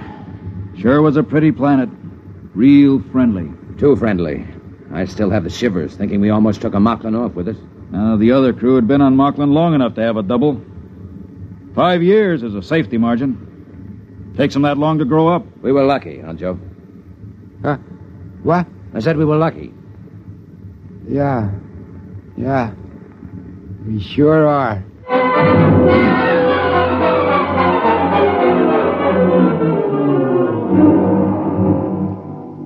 I guess I was the only one who felt a little different from the others about leaving Moklin. I mean, Moklin's are swell folks, and it seemed a shame. There'll be an order out that no human ship is allowed to land on Moklin. But I was thinking, I'll save my money, and those compliments, those 3 little kids that look just like Inspector Caldwell, in about 5 years they'll be grown. And I'll buy me a little private ship and shove off for Moklin again. And I'll pick me one of those 3 red-headed gals and marry her Moklin style, and bring her out to a human colony planet. We'll have kids with brains, top-level brains. That's easy. If she wants it, that's the way the kids will be born.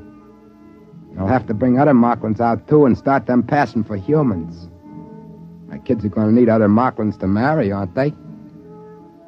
It's not that I don't like humans. I do. If the fellow I look like, Joe Brinkley, hadn't gotten killed accidental on that hunting trip, I never would have thought of taking his place and being Joe Brinkley. That's what I was thinking when Brooks suddenly got an idea. Wait a minute. Joe, you and I were on Moklin more than 5 years. Yeah? So? One thing. And everything's all right.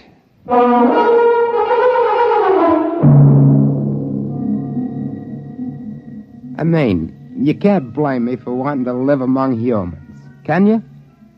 Wouldn't you, if you was a Moklin?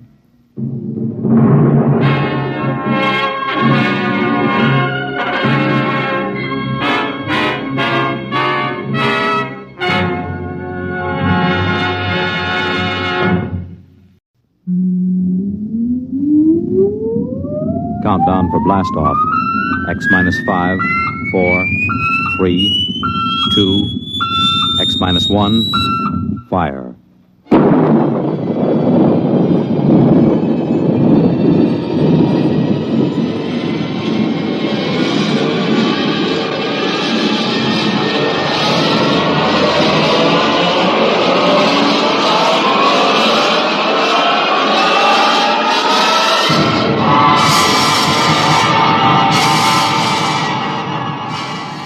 From the far horizons of the unknown come transcribed tales of new dimensions in time and space. These are stories of the future, adventures in which you'll live in a million, could be years, on 1,000 maybe worlds. The National Broadcasting Company, in cooperation with Galaxy Science Fiction Magazine, presents X minus 1.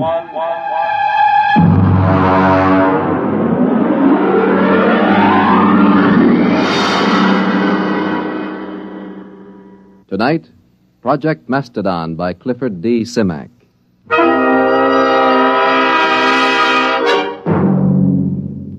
Mr. Secretary, may I present Mr. Hudson of, Macedonia. Macedonia. Mr. Hudson, this is the Secretary of State. Honored, sir. Now, as Chief of Protocol for the department, I've informed All him... right, Mr. Kingston. I haven't much time. I'm due at a meeting of the Senate Foreign Relations Committee at 2.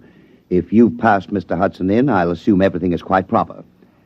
Now then, Mr. Hudson, I understand you've been here several times seeking recognition for your, country. Well, that's right.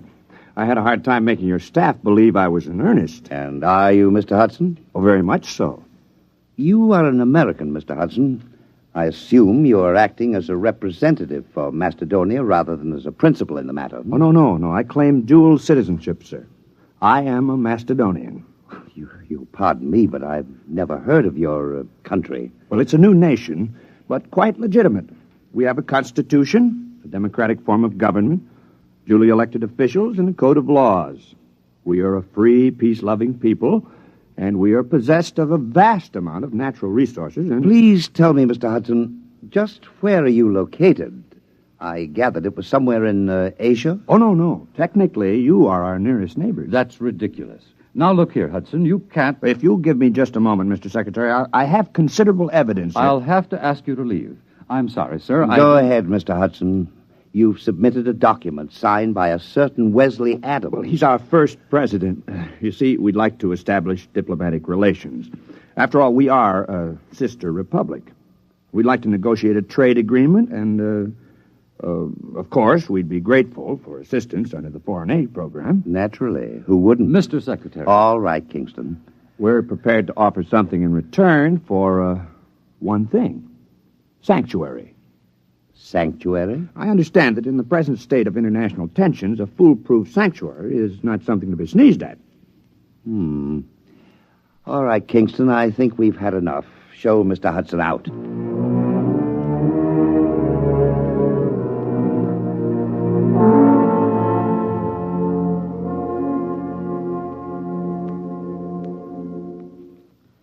All right, let's have the story again. Look, mister, I don't want any trouble. Just tell the story again. You want to cooperate with the FBI, don't you?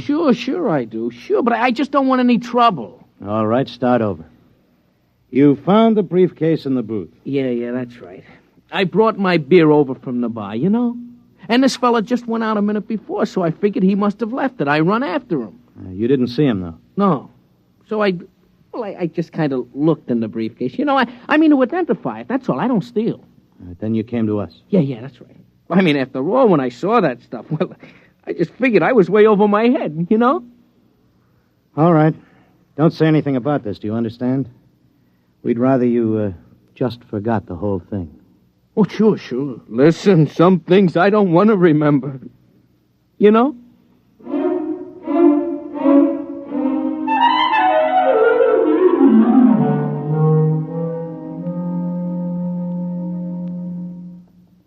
Hello?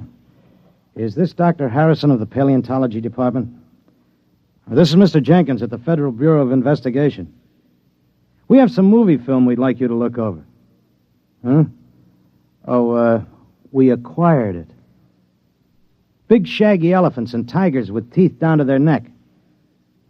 No. No, it's not fakes. Our labs are sure of that. Whatever is on those films is real. No, we don't know. That's why we called you. We haven't the slightest idea where those pictures were shot. We can't even guess.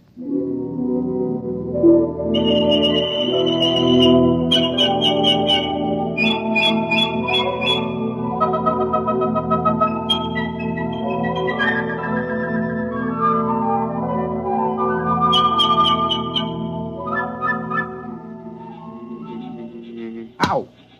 What's the matter, Coop? One of those flying hypodermics. This is a fine, healthy spot. Mosquitoes as big as hummingbirds. Oh, careful, son. You're knocking the climate of the capital city of Macedonia. Yeah, some capital city. One palm tree and a Boy Scout pup tent. Wes, this is the wildest thing we ever did.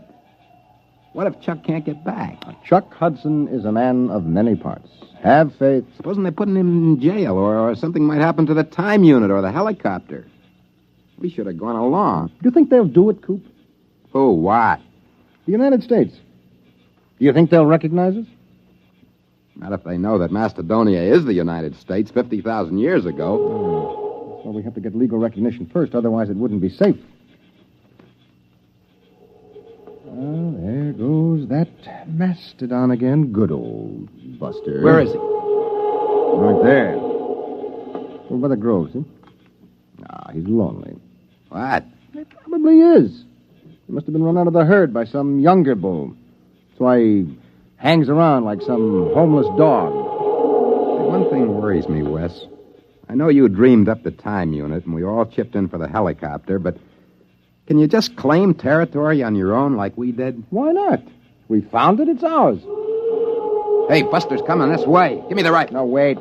Maybe he's only bluffing. If that Mastodon comes through here, he'll stomp everything flat. I'll give him 3 steps more. It'd be such a shame to plaster him. He's such a nice old monster. One more step and he gets it. Hey, that's Chuck. He's back. I wish he could fly that helicopter better. He might wreck it. Well, anyway, he scared Buster off.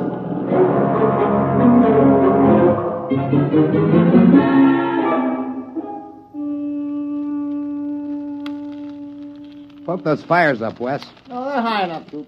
You don't want a saber-tooth waltzing through here, do you? Well, we better get a stockade up. Some night a herd of Mastadon will come busting in here, and if they ever hit the helicopter, we'll be dead ducks. We'd never get back. We'd be stuck back here in the Pleistocene age. I won't feel safe till we get another helicopter. Those Mastodons carry a lot of ivory. And the mammoths up north. Oh, sure. And get socked in the jug for smuggling ivory? The only way to cash in on the time unit is to get diplomatic recognition for Macedonia. We've got a good case. You said so yourself. What, a saber-tooth? Down by the grove. I don't like that. Sounds closer. Hey, poke up that fire, will you, Coop? Oh, well, that's Buster. There he is. He's tangling with a saber-tooth. I'll lay 3 to 5 on Buster. Cat's drawing blood. I'll take $5 of it. Come on, Buster. Roll on him, will you? Cat's on his head now. Hey, he's coming this way. Look out! Hey, Wes, turn him. Shoot.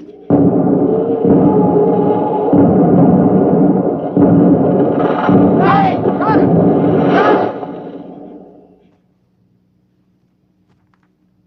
Is he dead? Yeah. The tiger's gone. He won't get far. Neither will we. Oh, no. Yeah, good old Buster. Trust him to drop dead right across the helicopter. Well, we can fix it, can't we? We probably won't even be able to roll Buster off of it. The rotor blades are twisted and the frame is a mess. A total mess, gentlemen. We are in trouble. Macedonia faces a crisis.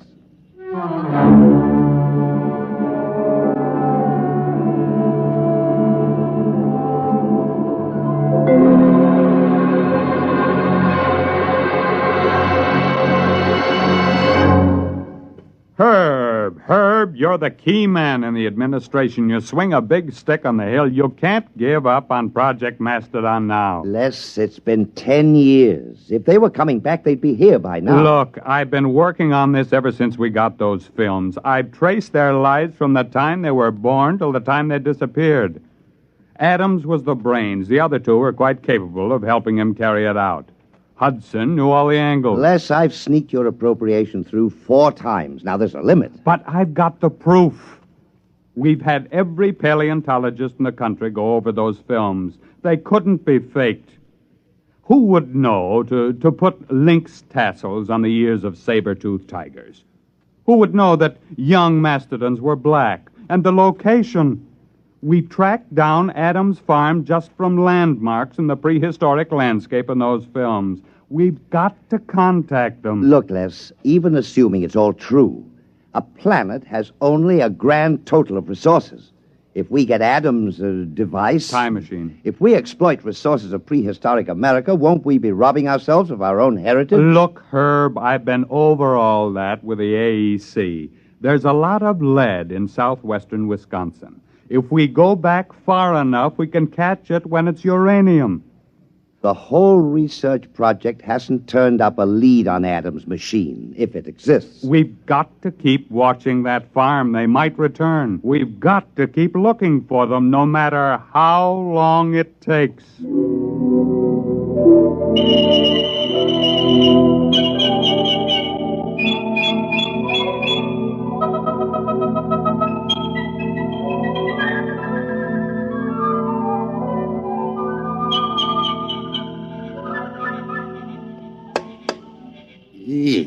Listen, Wes, we can't stay around here much longer. Old Buster's getting a little too strong. Yeah, well, I'll have the time unit clear the helicopter in a few minutes. Then we'll just have to move camp upwind. Look at him. It's only 2 days since he dropped dead. Bless his heart. Already those vultures are half into him. I'll have him picked clean inside of a week. Give me the hex wrench, will you? Wes, is it all right? The time unit? Well, we won't know until we try it, Coop. And then, of course, it's too late. Well, either does or it doesn't. Problem is, how are we going to use it without the copter? Couldn't we take a chance on using it on the ground? No, we have to get up in the air. You don't want to take a chance of arriving in the 20th century about 6 feet underground. Wait a minute, Wes. It's got to be higher here than in the 20th century. Look, these hills have stood here since the Jurassic era. They got to be weathered down. Yeah, I know. The only safe way is to build a platform about 12 feet high. That should be enough to clear us. But suppose we come out on the other end 2 feet higher. Well, we fall. Which would you rather do? Take a chance on a broken leg or stay here? Okay. Now, what do we build the platform out of?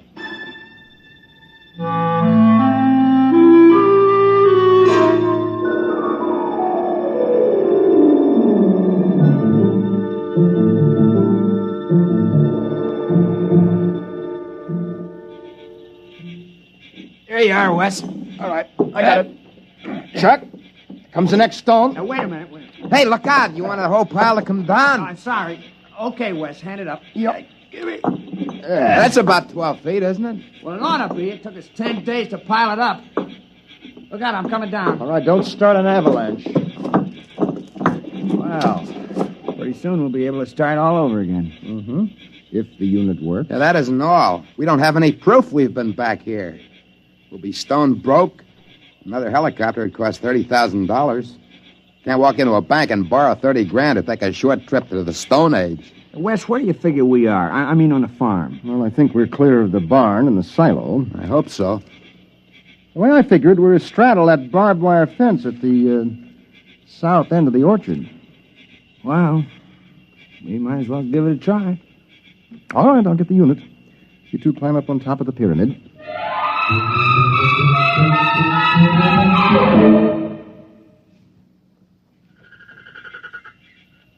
You ready? Think it'll work, Wes? I don't know, Coop. Got pretty well banged up when Buster hit the copter. I haven't got the equipment to check the waveforms. All right, stand around close, bend your knees a little. Might be quite a rock. Go ahead. Push the button. Okay. 1, 2, 3. Nothing. Doesn't work. Well, that's that. We're stuck.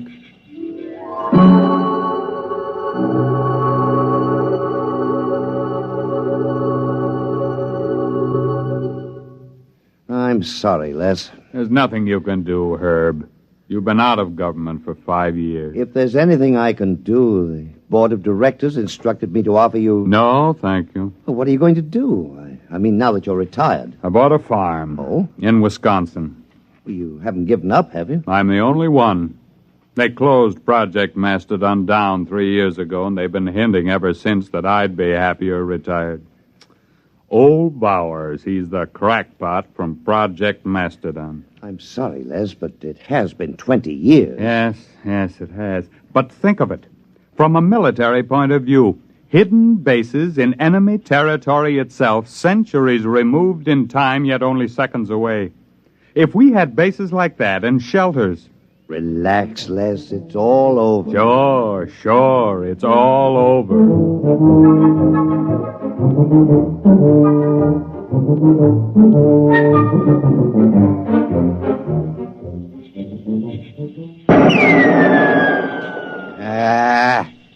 Missed. You should be more careful. We've only been stuck a month now. Someday we'll run out of ammo, and then it's bows and arrows. It's cold. There'll be snow soon. Coop, I'm worried about Wes. He takes it pretty hard. As long as he's tinkering on that time unit, he's happy. Oh, he isn't going to repair the unit. He hasn't got a chance. Back in the workshop with the tools, maybe. Well, anyway, the hunting's great. Well, maybe we better start saving bullets for big game. We won't be lords of creation around here long without our guns. Yeah, and if one of us gets sick or breaks a leg, well, nobody lives forever. Wes is the lucky one. He's got that time unit to tinker with. Come on. We better get back to camp.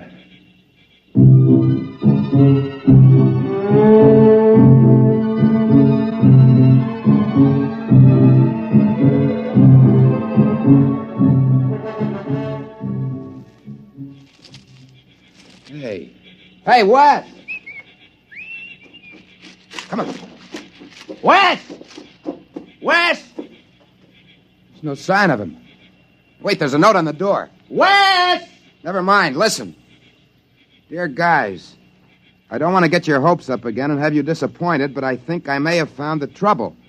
I'm going to try it out. If it works, I'll be back to get you. Wes.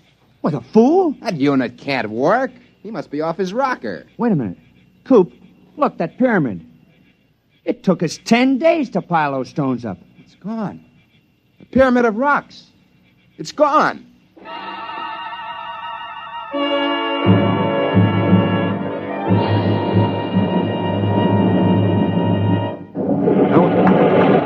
Oh, what the... Of all the confounded... Oh, what's going on out there? Rocks? Who dumped those rocks? My car, who's out there? It's all right. Don't you move, mister. I got a 45 pointed at you. Well, I can explain. Well, you better. There was a brand new car where you dumped that load of rocks. Who the devil are you? My name is Wesley Adams. Adams? Man, where have you been all these years? Well, I don't suppose you'll believe me, but the fact is... I've been waiting for you for 25 years. The others all gave up. I'm sorry about your car. Oh, never mind. I'll be right down. Now, don't touch a thing. Don't go anywhere.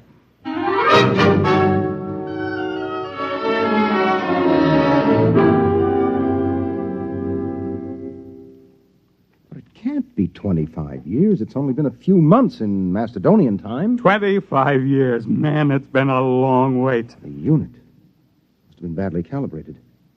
You see, it isn't accurate for more than 50,000 years at a jump if the setting is moved. Well, we better call Washington. I imagine you'll want the same terms as before.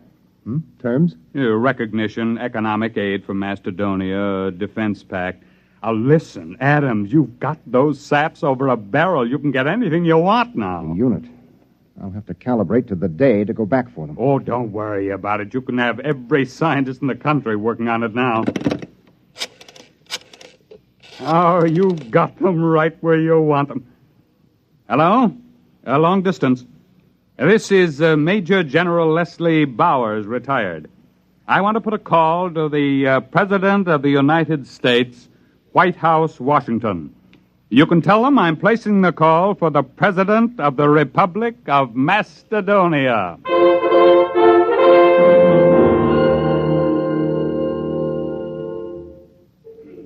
Come on, Og, son of fire. Put another log on. It's cold. It's good cold storage for the furs. Boy, when Wes gets back, we'll be millionaires. Furs, ginseng root, ivory. If he gets back. It's been 5 years. He'll come back. I feel it in my bones. Well, he better find it before we get too old to enjoy anything. Unfortunately, there's no Social Security in Mastadon. Don't you worry. Wes is working on it right now. I can feel it.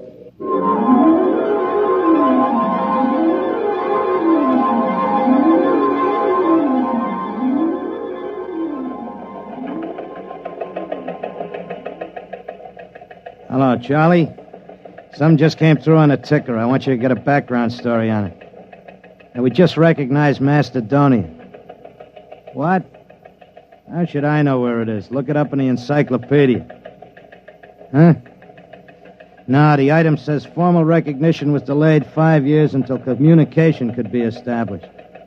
Certain technical difficulties. What? I don't know. Wherever it is, I don't see what difficulties could hold up 5 years. It stands to reason wherever the place is, you could walk there in 5 years. Nah, it's not important. You know these postage stamp countries. Monaco, Luxembourg, they're all alike. What's so different about Macedonia?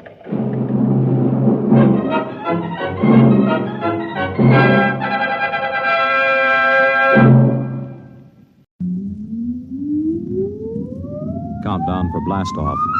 X minus 5, 4, 3, 2, X minus 1, fire.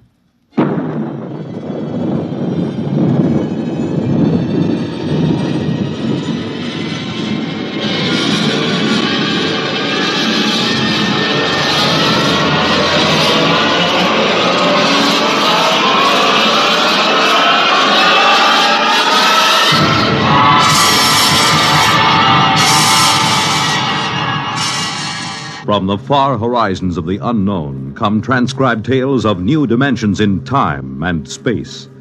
These are stories of the future, adventures in which you'll live in a million, could be years, on 1,000 maybe worlds.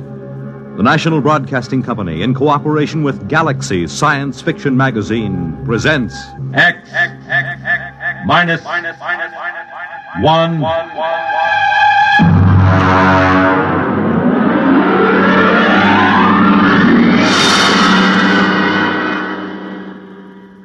Tonight, Lulungomeena by Gordon R. Dixon.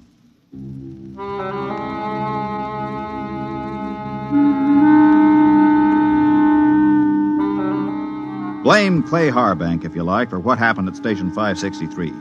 Or blame Bill Peterborough, the one we called the Kid. I blame no one. I'm a Dorsai man. That means I was brought up on one of those tiny planets a million light years from nowhere.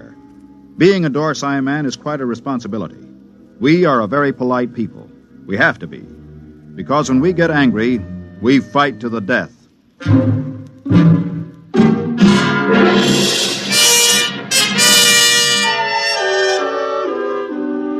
It all began that evening that Clay Harbank began reminiscing about his home planet, Lulungomeena.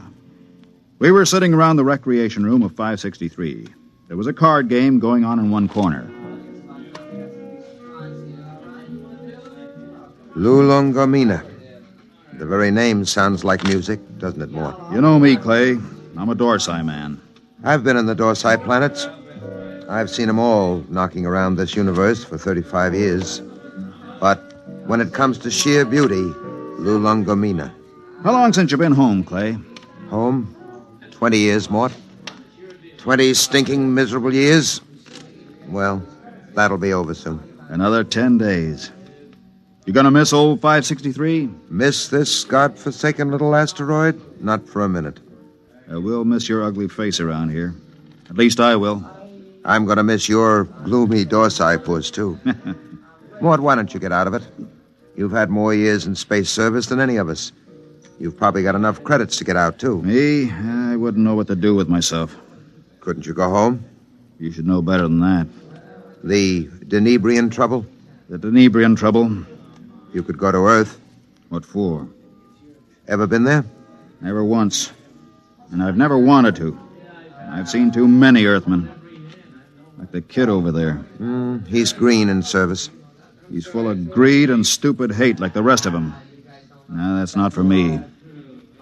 Looks as if the game's breaking up. Here he comes. Well, if it isn't the big gambler from the windy planet. What's its name? Lulungomeena. Yeah. How's the piggy bank coming, Dad? The piggy's a gentleman, kid.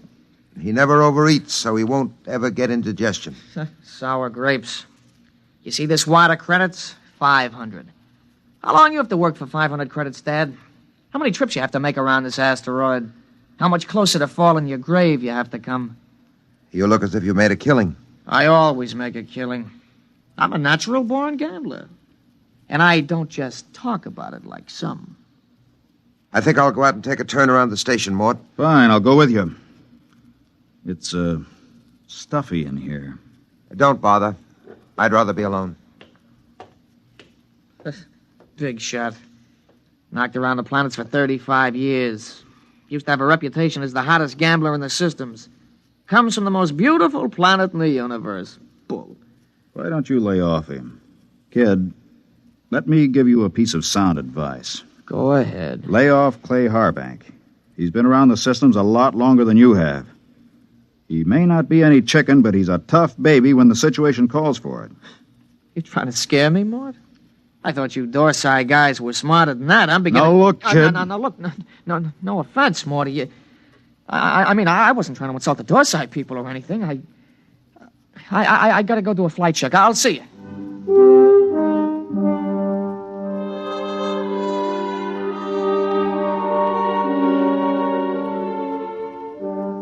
We were in bad shape. The 20 of us at Frontier Station 563 on the very edge of the human area had gone sour. Half the men had applications for transfer in already. What I'd told the kid about Clay being tough, well, that was a bluff to keep him off. Nobody knew better than I did that Clay was burned out inside like a used-up rocket. I put on a spacesuit and went out to join him. Oh, hi, Mort. Hi. Beautiful night, huh? Nice. Back on Lulungomeena, on a night like this, the rakish flowers open up, and you can hear them singing. There are 6 moons, and every one of them is like a yellow lantern. My mom and dad and I used to live on the edge of a lotus pool. Here I go talking about home again. Figures. A guy who's been saving up for 10 years to get home is bound to start thinking about it when the time comes. I wish you could come with me, Mort. Clay, tell me something. Yes? Do you ever get the urge to gamble again? Do I get the urge to gamble? Mort, you ever watch a man who's been on PON for a while? When he's broken the habit, you can't get him near the stuff. He despises it. And yet, the same man is liable to go back on with no provocation. Well, that's the way it is when you've gambled all your life. I figured. Maybe that's why I keep talking about home. Every time I hear the kid flipping those cards in the recreation room, I start talking about home. Have you noticed? I've noticed. But this time I'm going to make it, Mort. I tried 3 times before. This time I've got the dough, and I know I'm going to make it. I think you will, Clay. You know what did it? No. Lulungomeena. That's what saved me this time. The thought of that beautiful planet. Well, when you get there, you can send me a photo tape. At the rate we get visitors, it should reach me in 5 or 6 years. You'll be out by then. You'll be home. I'll never go home, Clay. Never. Well... That's Red 4. Screens must have picked up a ship in the galaxy. Maybe we'll get a visit. Keep us from going loco anyway. Coming in? No, I think I'll stay out a while. Well, I'm going to check the screen. See you later.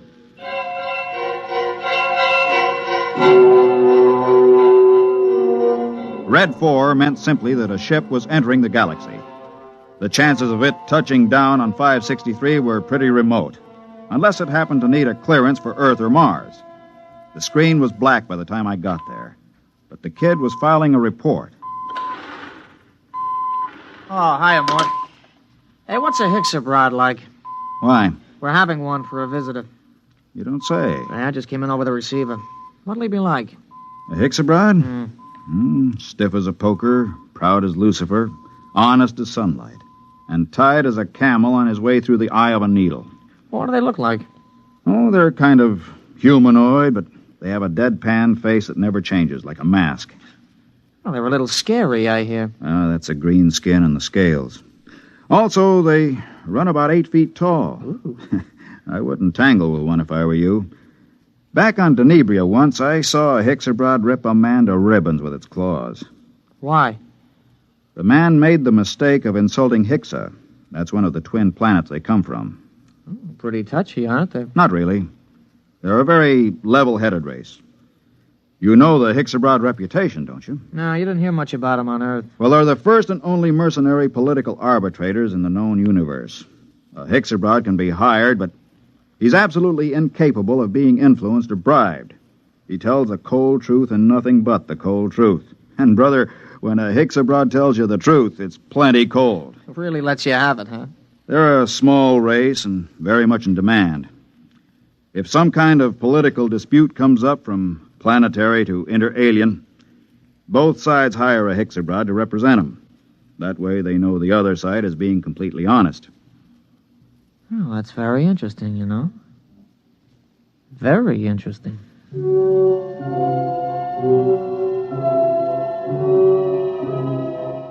I could tell there was something on the kid's mind, but of course I didn't know what it was. Most of the talk in the recreation room that night centered around the arrival of the Hixabrod. Landing beacons were turned on, and we waited for another radio communication. Hey, anybody want to sit in on this next hand? Mort? No, thanks. Well, I know better than to ask the galaxy's foremost gambler here. That's right, kid. Well, maybe when this Hixabrod gets here, we'll be able to work up a decent game. Do Hixabrods gamble? No, kid, they don't gamble. That's too bad. Well, we can always sit and listen to you lying about what a beautiful place Lulungomeena is. Kid, you just went too far. Yeah, you're going to do something about it? That's right, I'm going to punch your little nose. Hey, break it up! Break it up! Clay, you all right? Yeah, I'm okay. Well, you better get to the infirmary. Have your mouth taken care of. Kid, you get to your quarters. Since when are you giving orders? I'm telling you to get to your quarters. You better do what he says, kid. He's a Dorsai man. That's all I've been hearing since I got here. What big gamblers come from Lulungomeena and how Dorsai men are killers. So far, I've seen nothing, but I heard a lot of talk. You're gonna get to your quarters? I'll give you 5 seconds to start moving. You better go ahead, kid. Okay, Mort. I'm letting you bluff me out of the game this time. Just remember, there's going to be other games. Next time, I won't be bluffed.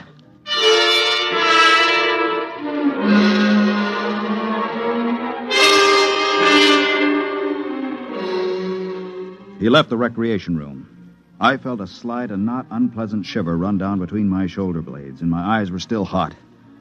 I'd almost lost my control that time, and my senses told me I'd better be careful. For the next 3 days, the tension of 563 was almost unbearable. Clay Harbank seemed to age 20 years after the kid knocked him down. Now hear this, all personnel. Now hear this, all personnel. A ship is approaching for flight check. A ship is approaching for flight check. Report to Central. Report to Central. Well, this is it, Clay. We're getting the Hixabrod. Seems almost like home having a Hixabrod with us. They're all over the Tarsian system, you know. You speak Hixabrod? You have to on Lulungomeena. Oh, I didn't know that. I picked it up during the 3rd exploration. Long time ago, huh? We're not getting younger, Clay. Yeah. I found that out. Don't take it so big. He's just a punk kid. Sure. And I'm just a dumb old man. Forget it. That's touchdown. You ought to be here in a minute. That does it. He's down. Look at that ship, huh? Let's go. You'll need some help with his baggage.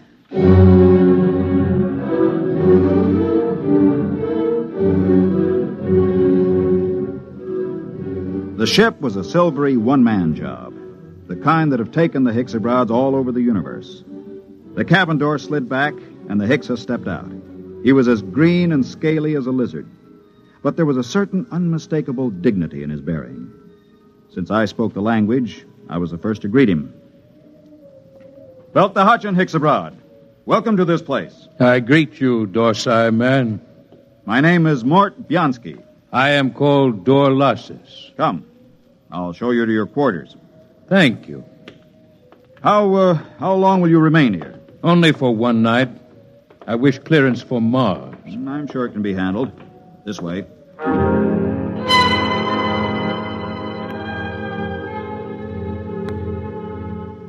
I wondered how he knew I was a Dorsai man. And then it seemed obvious. My broken nose, the scars, the lined face. Nobody could mistake a human from the Dorsai planets. Still, it scared me a little. I kept wondering if he had anything to do with interplanetary police. I tried to put it out of my mind. It was no use.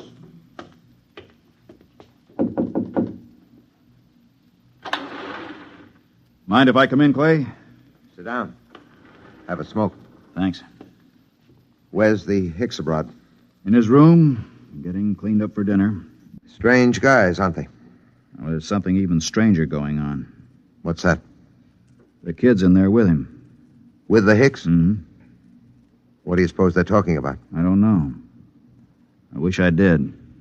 Kid's probably trying to get the Hicks into a dice game. I doubt it. What's on your mind, Mort? Clay, you've been around. Are there any Hexabrods in interplanetary police? A few. Why? I don't know. I just had a feeling, you know. Oh, you're dreaming up bogeymen. Maybe. Besides, you're not in any trouble outside the Dorsai system. I killed a human, Clay. Not deliberately? In a rage. Happens all the time on Dorsai, doesn't it? Not to an officer of Intergalactic. Besides, that was 25 years ago. There's no statute of limitations in the systems. Nobody knows but me, right? You don't have to be clairvoyant to wonder why a man hasn't been back to his home planet for 25 years. You, think the kid... I don't know. He's got no love for me. Still, he doesn't know anything. How would he know this Hixabrod is an agent, if he is? Couldn't say. Where are you going? Well, I think I'll take a look at that message the kid filed. The one we got when we first picked up the Hixabrod on the screens.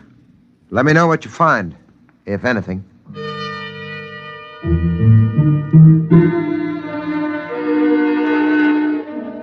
I walked through the empty corridors to the communication center. I went directly to the files where incoming messages are kept and flicked the tab until I got to Notices of Arrivals. There, 2 days before, was a report of the arrival of Dorlassus. I ran my finger down the statistics until I came to the line that said, Point of Origin of Flight. It read, Tarsian Galaxy. That was where Clay Harbank's Lulungomeena was. I read further, where it said Nature of Business. My blood ran cold as I spelled out the words, Criminal... Come in. Belt the Hutchin, Hixabrod. I greet you, Dorsai man. Is there anything you require? Nothing, thank you. I came to tell you that we'll have dinner tonight at 800 hours. The young Earthman has already informed me. There's a shortage of raw meat here. I've brought my own food, thank you. I see you came in from the Tarsian planets. Yes. You didn't happen to be in the Dorsai planets before that? No. Oh, I thought perhaps you might have some news. I came from intergalactic headquarters. Yes, I saw your flight check. Then you know my mission. Yes. Good. How long do I have to pack? I will be leaving at 700 hours tomorrow morning. Can you be ready by then? Yes, I guess so. Good. I don't suppose there's any point in appealing to you. Hixabrods are supposed to be totally without emotion. There is no point in appealing. Funny thing. I've been running away from this moment for 25 years, and now that it's come, I'm glad. We'll be going back to the Dorsites? Yes, to intergalactic headquarters. After all these years. Home. I don't suppose a Hixabrod knows what that feeling is like. I will expect you at 700 hours. Now, if you don't mind, I wish to prepare my food. One thing. Yes? Did the young Earthman tip you off about me? No. Funny. I could have sworn it was him.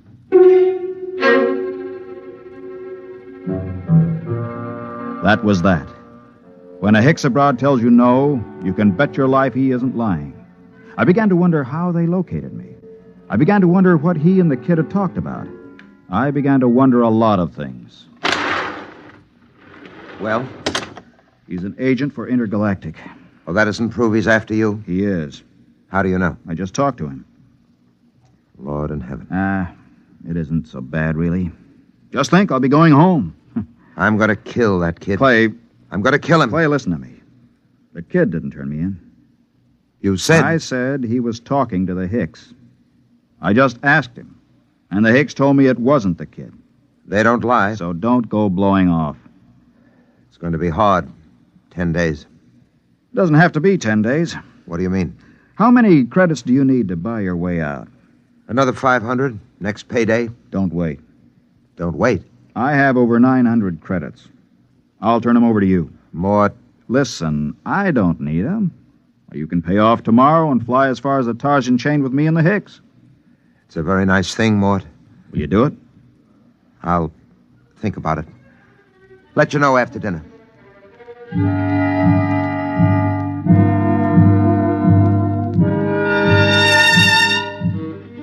I thought of running away, but there was really no place to run once they tracked you down. And the Hicks-abroads were utterly relentless once they'd agreed to bring a man in. Since they had no feelings, they made no judgments. They were absolutely certain that a man would get a fair trial. I packed my stuff and went in to dinner. The Hicks-abroad was at the head of the table eating his raw chinsu meat. Pass the gravy, please. Dorlasis. Yes? They tell me that the Hicks-abroad home planet is a very beautiful place. It is true. Well, I'm from Earth myself. Yes. I'm curious to know what this beautiful planet of yours looks like. The kid's pretty talkative tonight. What's cooking? I don't know, but I don't trust it. The flora and fauna are maintained in excellent natural balance. No local surplus has exceeded 1% of the normal population for the last 60,000 years. Life on Hixa is predictable. The weather is controlled within the greatest limits of feasibility. The symmetry of the landscape is without parallel in the universe. Very pretty picture. Very attractive home world. But I regret to inform you, Dorlasis, that I've been given to understand that it pales into insignificance when compared with another beauty spot in our universe. Your Earth? I wish I could say yes. No. This place is so wonderful, I doubt if an Earthman like me could get in. In fact, I've never seen it.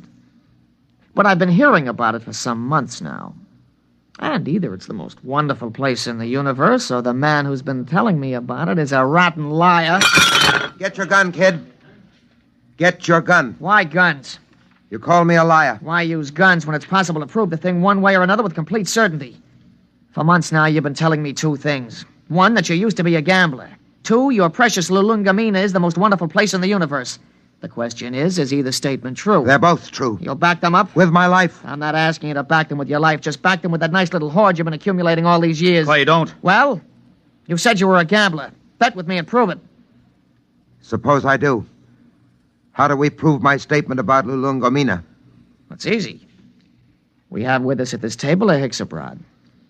In a conversation with him, I found out that he's just visited every planet in the Tarsian chain.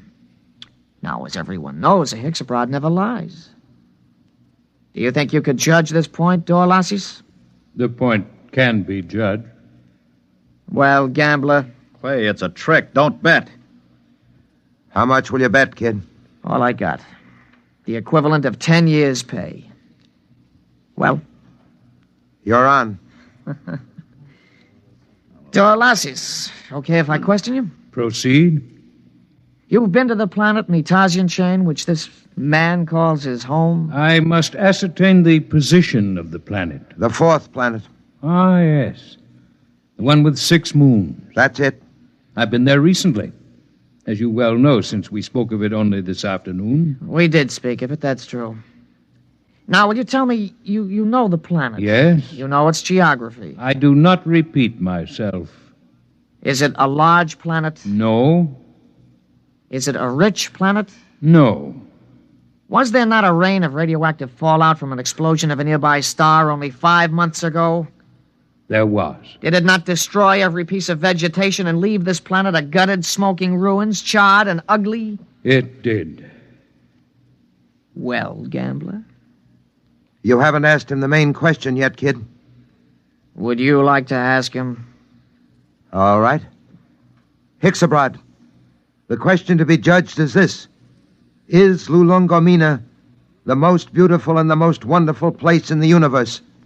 Yes, it is. What? Well, kid? It's a trick. It's a rotten trick. I don't believe it. The Hicks is... The eyes of the Hixabrod were narrow and baleful as he pushed back his chair. You could almost feel them burning as he dragged his scaly feet over toward the kid. He stopped about 6 inches from the kid and held both his hands up, palms near the kid's eyes.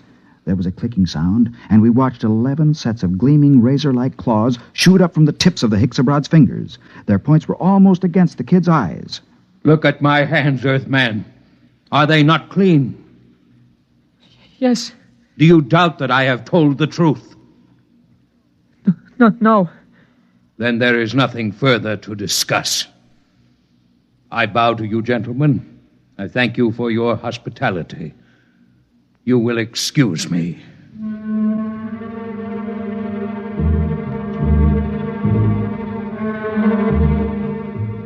We stood around and watched that proud, frightening figure drag itself out of the room.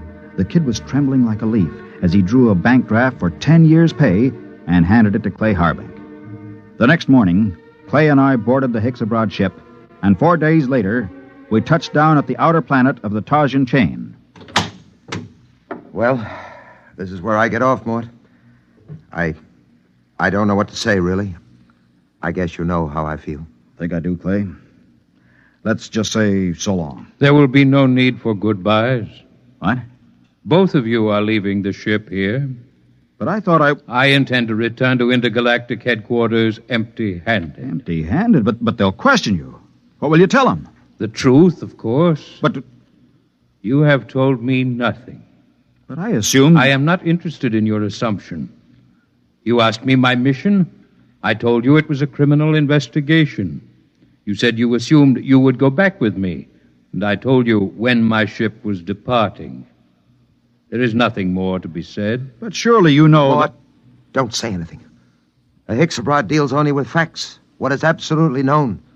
They're the most literal beings in the universe. Let it go at that. Goodbye, gentlemen. I am grateful for the pleasure of your company.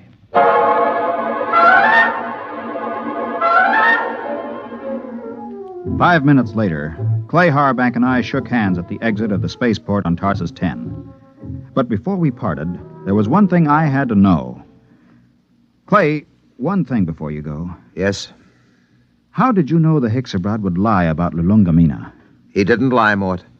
A Hixabrod never lies. But Lulungomeena... Mort, let me tell you something. Lulungomeena is a word in use throughout the Tarsian planets.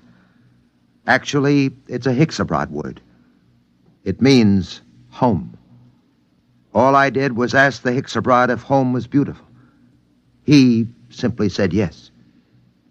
And a Hixabrod, as everybody knows, doesn't lie.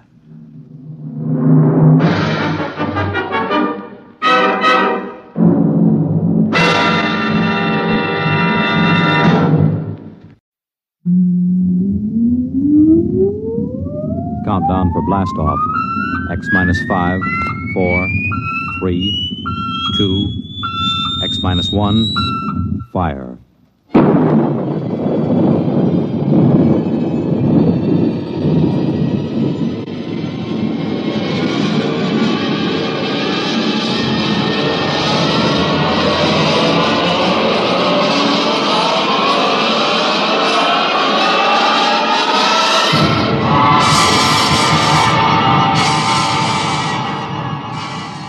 From the far horizons of the unknown come transcribed tales of new dimensions in time and space.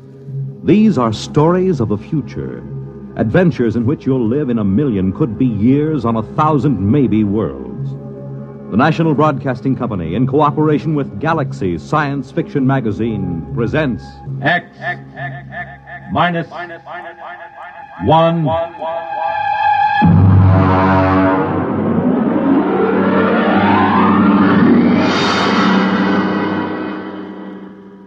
Tonight, The Defenders, based on a story by Philip Dick. And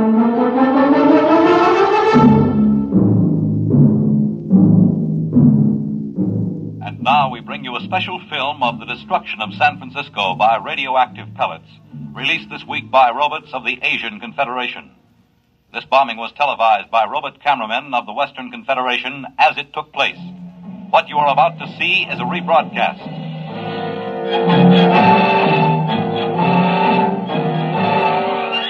Here you see the heroic robots, the leadys, who defended San Francisco against the dastardly attack.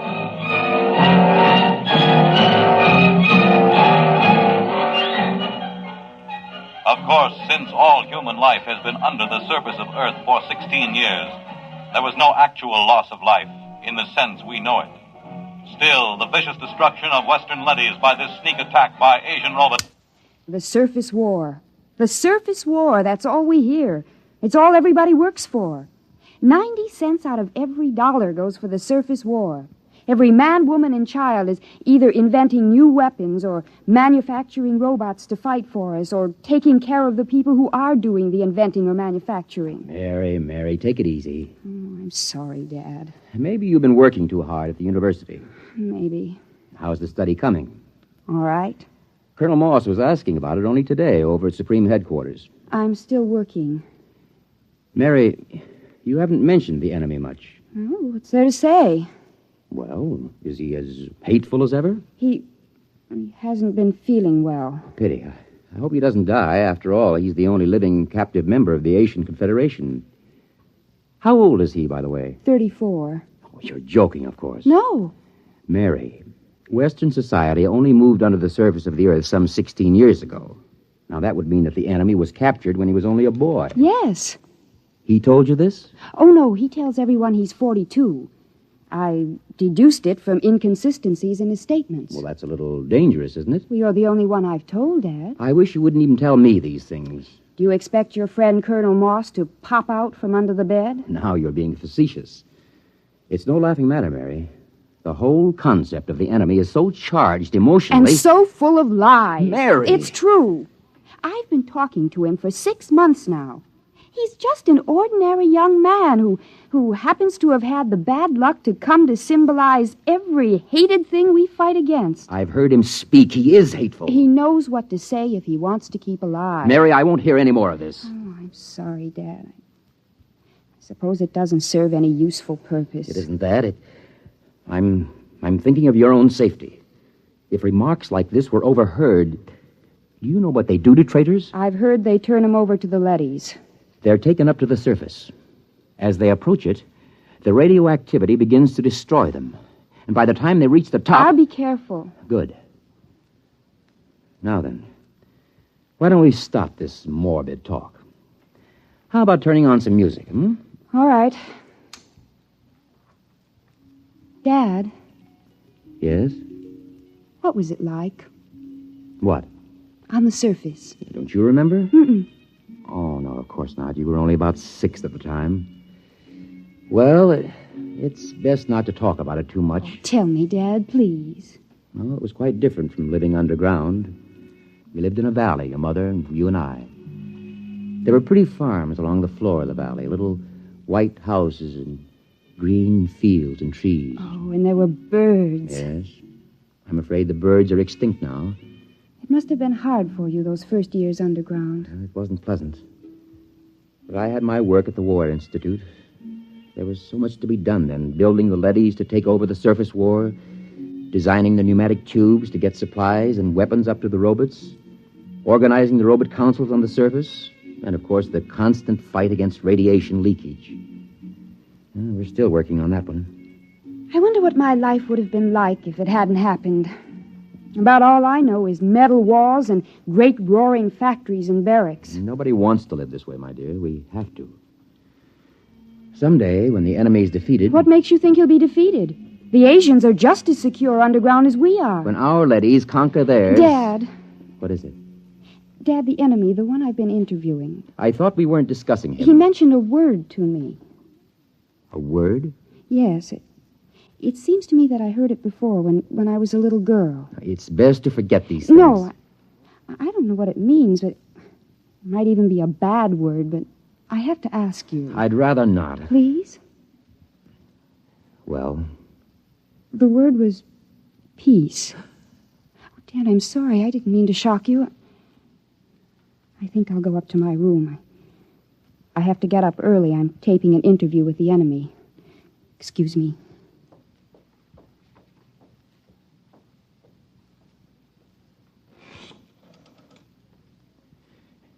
get me the Director of Internal Security. Yes? Moss, this is Donald Taylor. Yes, Donald. It's about my daughter. Mary? Yes. She's been working with the enemy, as you know, compiling a new study. Yes? I'm afraid from some of the things he's told her that he may not be completely sane. Oh? I thought perhaps you might, supervise their relationship a little more. After all, she's been spending almost 6 months in his company, several hours a day. I see what you mean. Now, I don't mean to suggest that anything has happened already. Her attitude's... Don't concern yourself about it. Everything will be handled discreetly.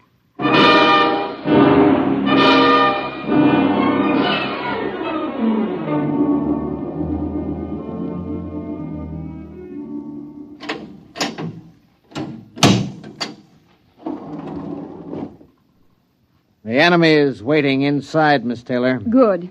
Is the recording and filming equipment ready to go? All checked and ready. You've checked the restraint suit on the prisoner? Yes, miss. You may leave us alone. Just buzz when you want me, Miss Taylor. I will. Thank you, guard. Hello, hateful one. Hello, beloved.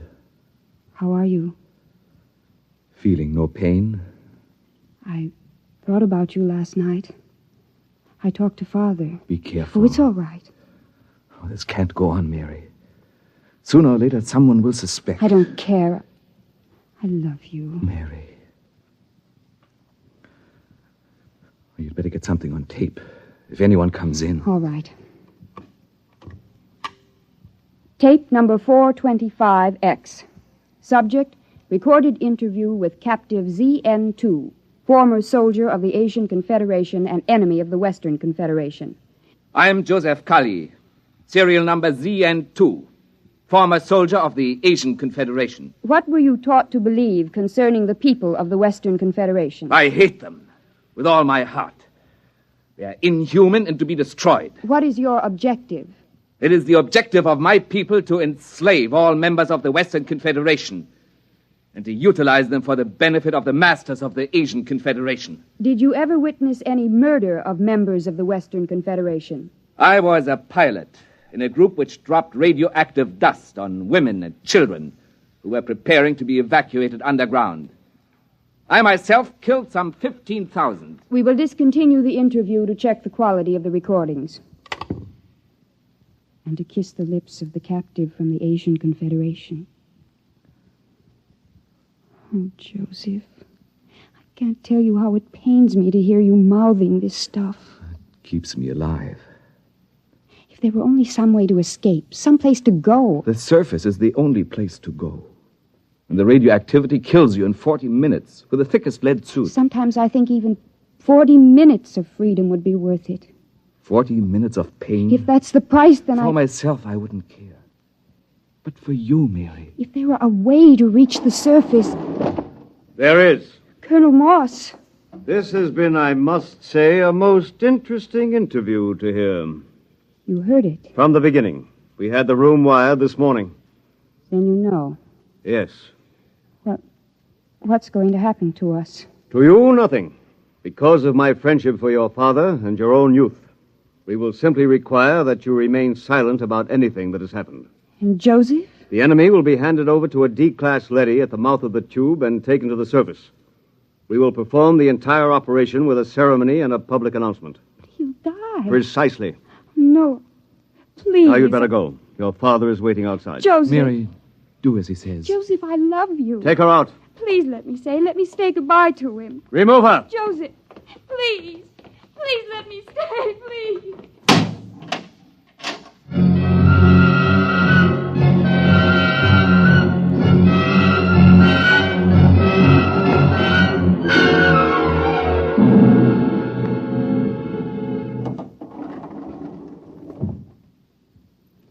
Father, Yes? did you talk to Colonel Moss? Yes. And? He'll permit you to come along and watch the ceremony, provided Provided. there's no display of any sort, and of course a public denouncement of the whole matter. He's prepared a statement to the effect that the enemy tried to dupe you, that he used hypnosis, etc., etc. Well? I'll sign it. The ceremony is at the foot of the tube tomorrow morning at 6. At that hour, the enemy will be handed over to a D-class leady, which is being brought down from the surface. Remember your promise.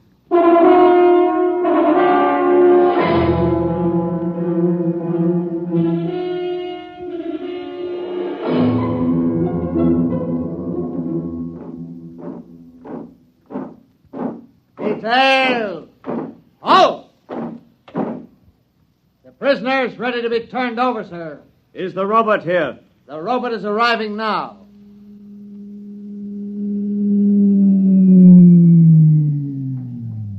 I'll give the orders. I wish to converse with it. Yes, sir. The robot has landed at the foot of the tube, sir. Switch on the intercom. Robot, Robot N71. can you hear me? Yes, sir. We have a prisoner to turn over. He is to be taken to the surface and destroyed. Yes, sir. Before we send him into the radiation lock, there are a few questions the military would like to have answered. Yes, sir. How is the war going on the surface? The war continues. We are a little short of fast pursuit craft, the single-seat type. It will be noted. Our missiles pounded the Euro munitions plant of the Asian robot team last night, with good results. Excellent. Are you ready to receive the prisoner? I am ready. I must warn all observers to remain behind the lead wall when the radiation lock opens. A few seconds exposure to a hot leady is enough to cause serious damage. Prisoner, step forward. Father. Steady, Mary. Remember your promise? Yes. Is he? He's there. Oh, if I could only see him alone a minute. It's out of the question. Keep well behind the lead wall. Ready? Ready, Colonel. Open the lock.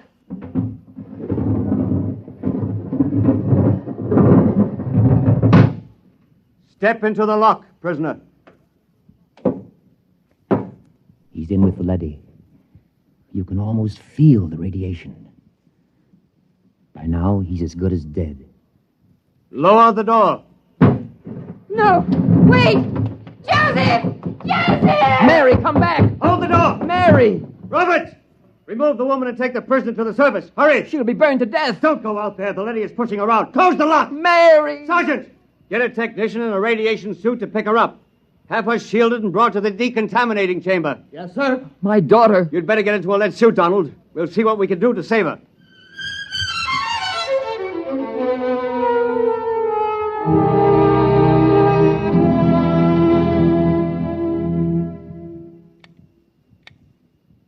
How is she? Bad? I don't understand it. What's wrong? She's cold, not a trace of radiation. You mean the leady wasn't radioactive? It's impossible. Those robots are exposed to enough radiation in an hour to kill a regiment. Well, could the counter be defective? I checked it. No, it must be some freak. Somehow she avoided exposure to the rays. Yeah, you're a very lucky man, Professor. Can I see her? Yes. Go in. Thank you.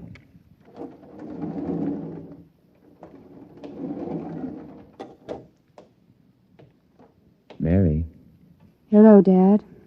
did they tell you you're going to be all right? Yes. Well, you don't seem overjoyed. Should I be? You really care for this murder of women and children? Dad, for the last time, Joseph never murdered any women and children. He confessed to those crimes to keep alive. Well, we won't discuss it. You're safe. That's all that matters. Was he taken up? Yes. By now, he's gone. I don't believe it. Mary. I don't believe it. Somehow, deep inside me, I know he's alive. Somehow, I knew that leady wasn't radioactive. That leady. Yes, that's puzzling. We'll have to investigate that. I'm going to send an order to the surface asking that the same leady be sent down again. There's something very strange about the whole business.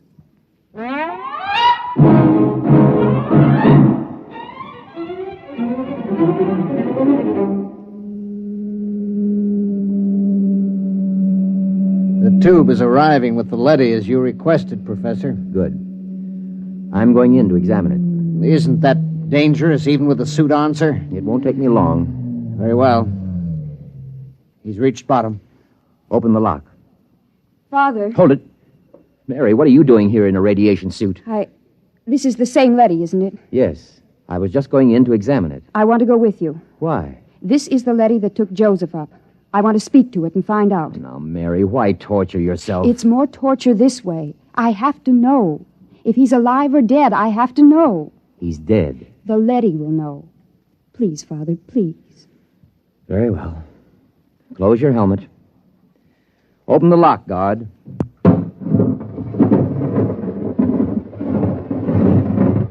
Ready, Mary? Ready. Let's go in.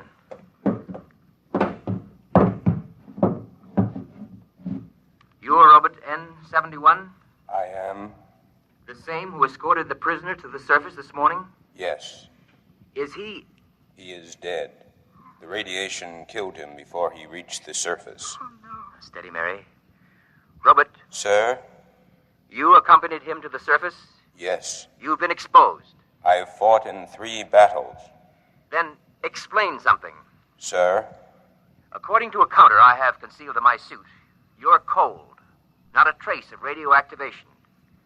How do you explain this? Well? Answer me. That's an order. I must return to the surface. Not till you answer me. I must return to continue fighting the war. Do not attempt to stop me. Daddy has a ray gun. Look out! Keep back. I've shorted him with the metal counter. He'll be burned out in a second. That was close. I thought these robots were unable to harm their masters. He might have been bluffing, but I couldn't take a chance. Why do you suppose he did it? I don't know. But I'm beginning to suspect something so fantastic that I've got to find out about it. Find out? Leave the tube, Mary. What are you going to do? I'm going to the surface. What? My suit will protect me for about 5 minutes up there. No humans have been up to the surface for years. It's illegal. I know all about that. Now, will you leave the tube? No.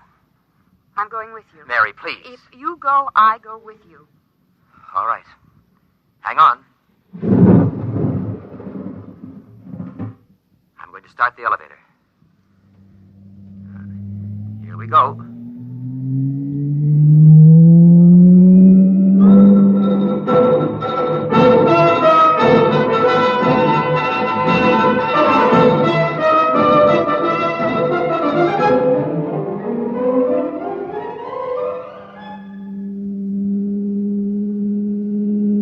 Almost there. I'm almost afraid to look, Father. All that ruin. The car's stopping. Silence is frightening. Father, what was that? It sounds like a rooster. That's impossible. There's no living thing on Earth. Open the car door. Father!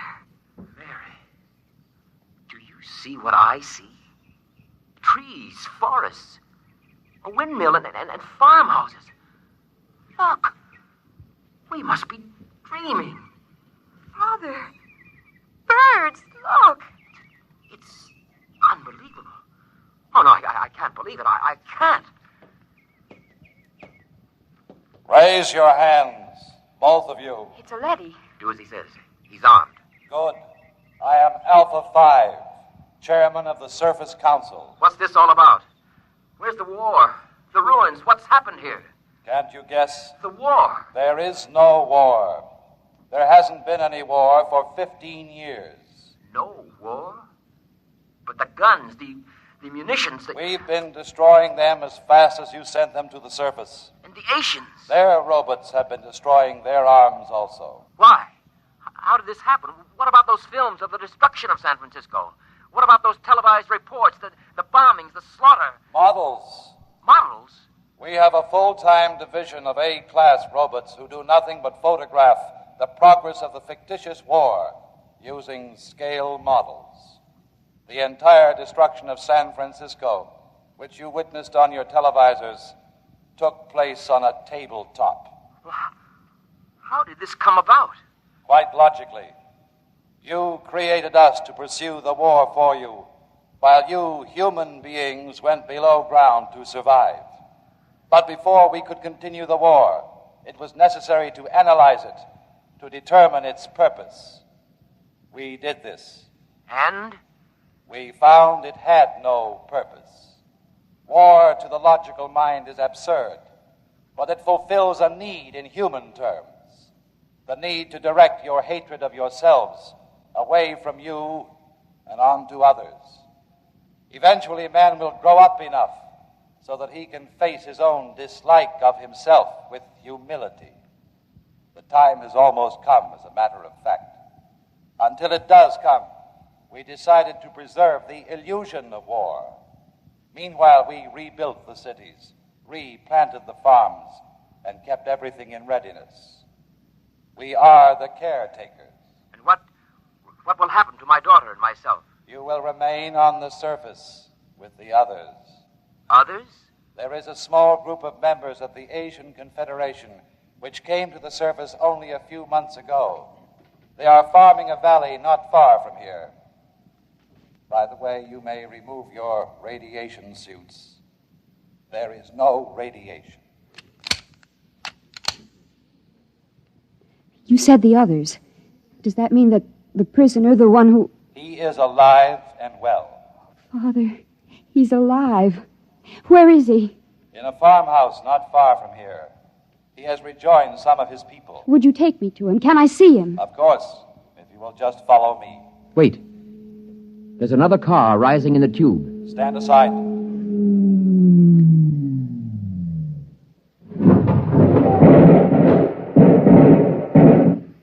Just remain where you are.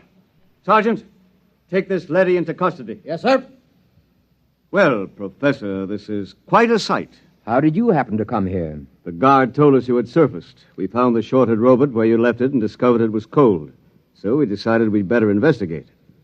Good Lord, what a shock this is. A blessing, Colonel, not a shock. Do the Asians know about this? A few of them have surfaced, but the underground civilization is still ignorant of it. They think the war is going on just as our people do. Don't say. You know what this means, don't you? It means the end of the war. It means peace. It means victory, Professor. It means we can mount a full-scale attack. We can drop hydrogen fission bombs right down their tubes. We can wipe out the whole race. But there's no need. There's no war. There will be. I'm returning underground to report this to Supreme Headquarters. You'll have to accompany me for security purposes. You cannot do that, Colonel. Since when does a robot give orders to a human? We were constructed to protect you. In this case, we will protect you from yourselves. Stand aside. We're going to the tube. I will be happy to stand aside, but you will not be able to descend. No? Well, we'll just see. Look out! Father, what is it? What happened? Look. Good Lord. They've destroyed the tube. We're sealed off. Exactly. We have always had heat bombs in readiness for just such an emergency. Lead and rock are fused for a depth of some 10 miles. It will be years before your people can reconstruct the tube. I don't believe it. It makes no difference to us whether you believe it or not. Men, destroy this robot. There are many more. Destroy him.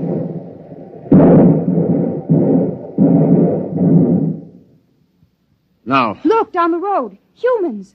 A bunch of humans coming toward us. Why, they're waving. Those are rations. Joseph! Joseph! Father Joseph's with them. Ready arms, men. As soon as they're close enough, I'll give the signal to fire. Colonel, in heaven's name, they aren't even armed. They're the enemy. Our only hope for survival is to join with them. We'll need food and shelter. If we destroy them... The professor is right, Colonel. We're cut off from our own people. Sergeant, another word, and I'll have you court-martialed. Now, ready your weapons. Men, don't do it. Our only hope now is peace. Silence! I've got to warn them. Go back! Go back! All right, Professor, you asked for it. Now! Father!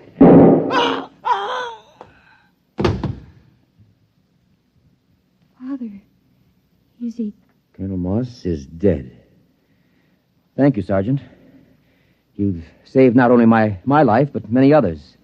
I couldn't see any other way, Professor. We gotta live, too. Father, Yes, Mary? does this mean that we can have peace? If we want it, Mary. If we really want it, we can have it.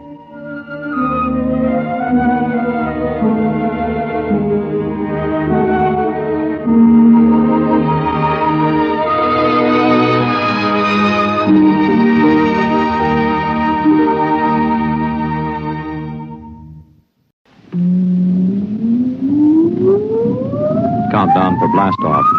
X minus 5, 4, 3, 2, X minus 1, fire.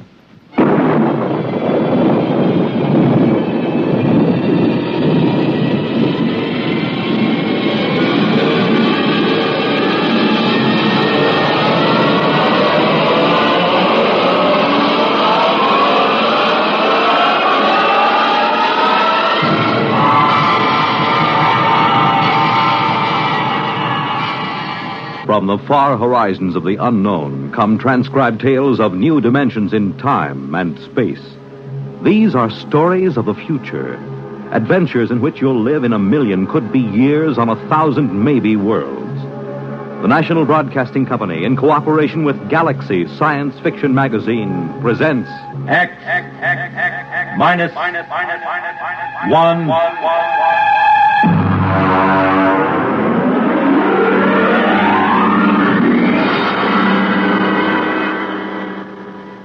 Tonight, Hallucination Orbit by J.T. McIntosh.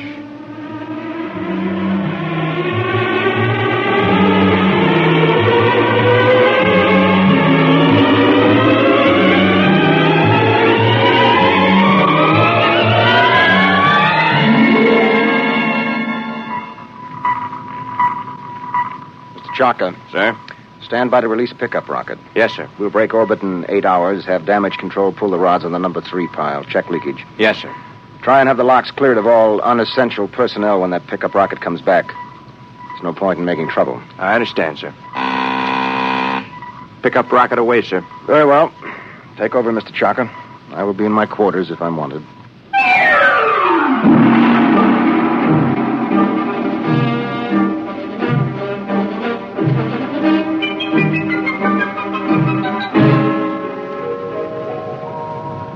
Well, now then, Mr. Danbury, make yourself comfortable. Why, thank you, Captain. You care for a drink? Scotch in that bulb, bourbon in the other. No, thank you. I can't get quite used to squirting liquor from a rubber bulb as if I were oiling a bearing. Well, you'd have a devil of a time pouring from a bottle in free fall. Well, how are you enjoying your trip? It's very interesting. It was very nice of you to give me a lift. You know, it would have been 8 months before another ship came along. A whole lot more than that with the main Pluto beam station out. Probably 8 years. Really? That long? I thought the whole run to Pluto was under 18 months. Yes, it is when the beam is running. You see, Mr. Danbury, we left Earth 27 days after the beam broadcast from Pluto station broke.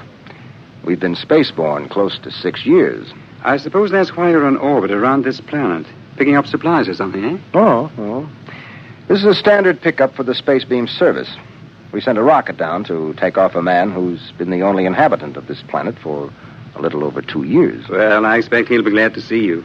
Well, there's no telling. I know I would. After 2 years of duty, Mr. Danbury, you might not know anything. Oh, psychiatric troubles? Solitosis. It's from the Latin, solace, alone. Is that much of a problem? Only in space. Here, look.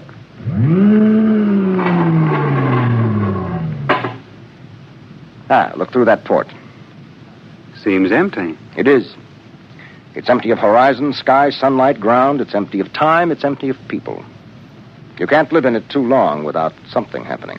I see. But surely people have been alone before spaceflight. Oh, yes, but they have been on the same world with other people. And that seems to make a difference.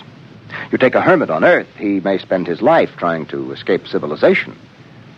Put him on a deserted world, he turns psychotic.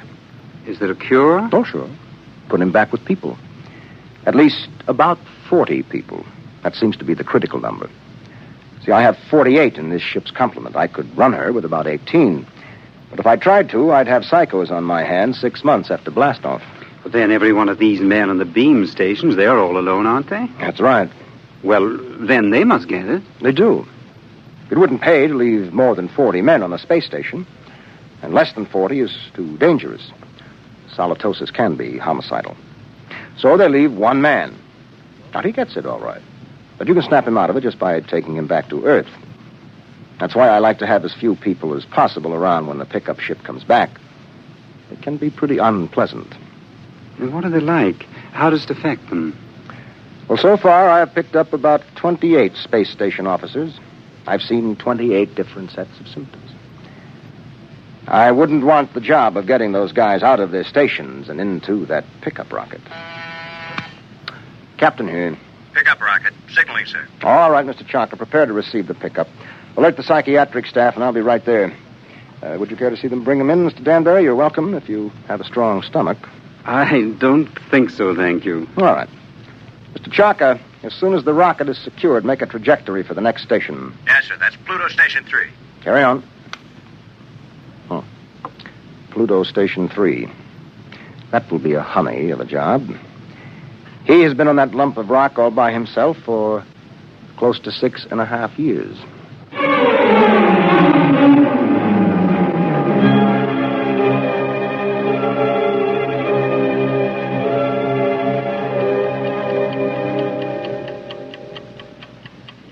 Pluto Station 3, daily report. Colin Ord, space officer.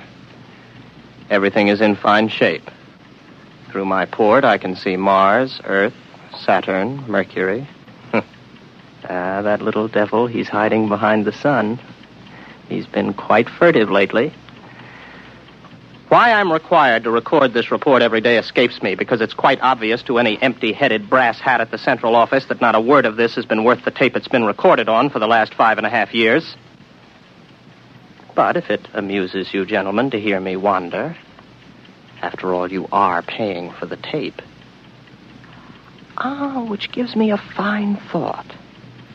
I'm going to set the pickups through the whole station and leave the tape running. That'll give you a daily report all day, so keep on listening. Right now, I have the distinct impression that Earth is winking at me. A rather suggestive, lewd wink.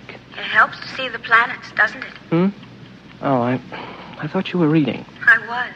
You know, if you hadn't been able to see the planets, you would have been a straitjacket case long ago. Well, who knows I'm not one now? You don't, anyway. Well, I think that so long as you talk sanely about madness, you can't be so far gone. It's out there somewhere, isn't it? The rescue ship. Somewhere. How long now, Colin? Where could they be now if they started whenever the beam failed? I haven't worked it out since the last time you asked, but they could be very close. Well, if the beam hadn't failed, they would have been here long ago, wouldn't they? Oh, sure. 11 months with the beam, over 6 years without it. Well, anyway, that triple time 6 years' pay adds up to quite a pile. You'll be set up for life when you get back to Earth, won't you? And at 29. I'll be rotten with money. Oh, well. It's been nice knowing you. That's because of the others before you. I've learned a lot.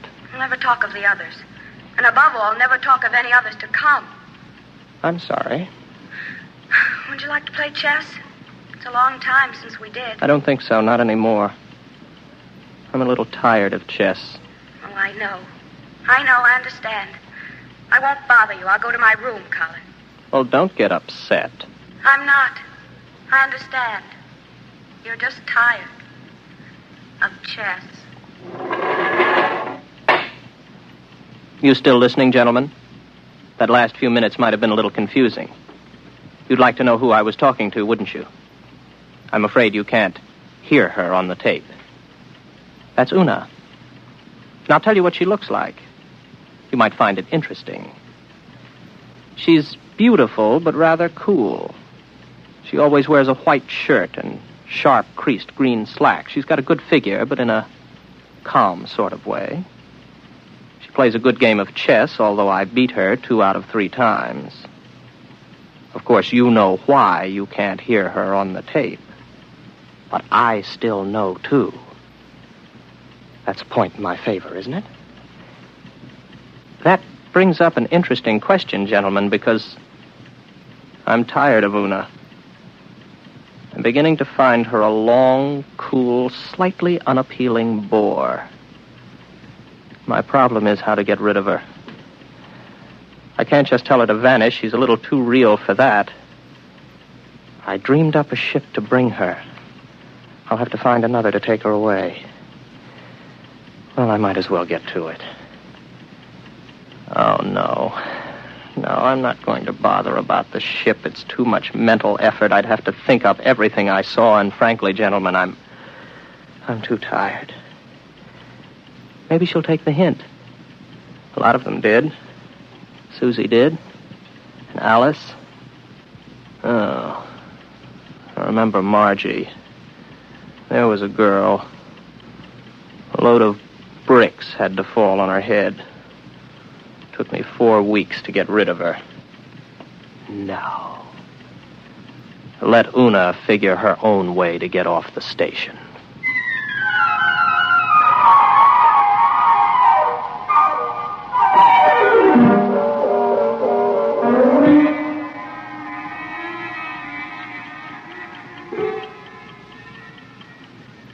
Well, she's gone.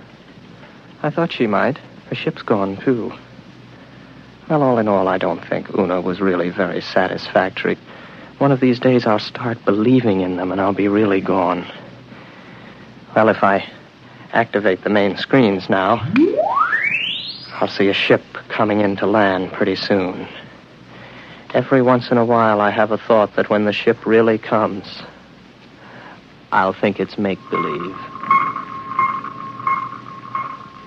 Yes, there it is. A small ship curving in for a landing. I suppose I could check on the detectors. I know they register anybody within 100,000 miles, but I don't bother checking them anymore because someday the moment will come when I check the detectors. And I'll see just what I want to see. Well, the ship's coming in for a landing now. I'll go out to meet it. I'm rather interested to find out what the explanation will be for the girl. Naturally, it will be a girl.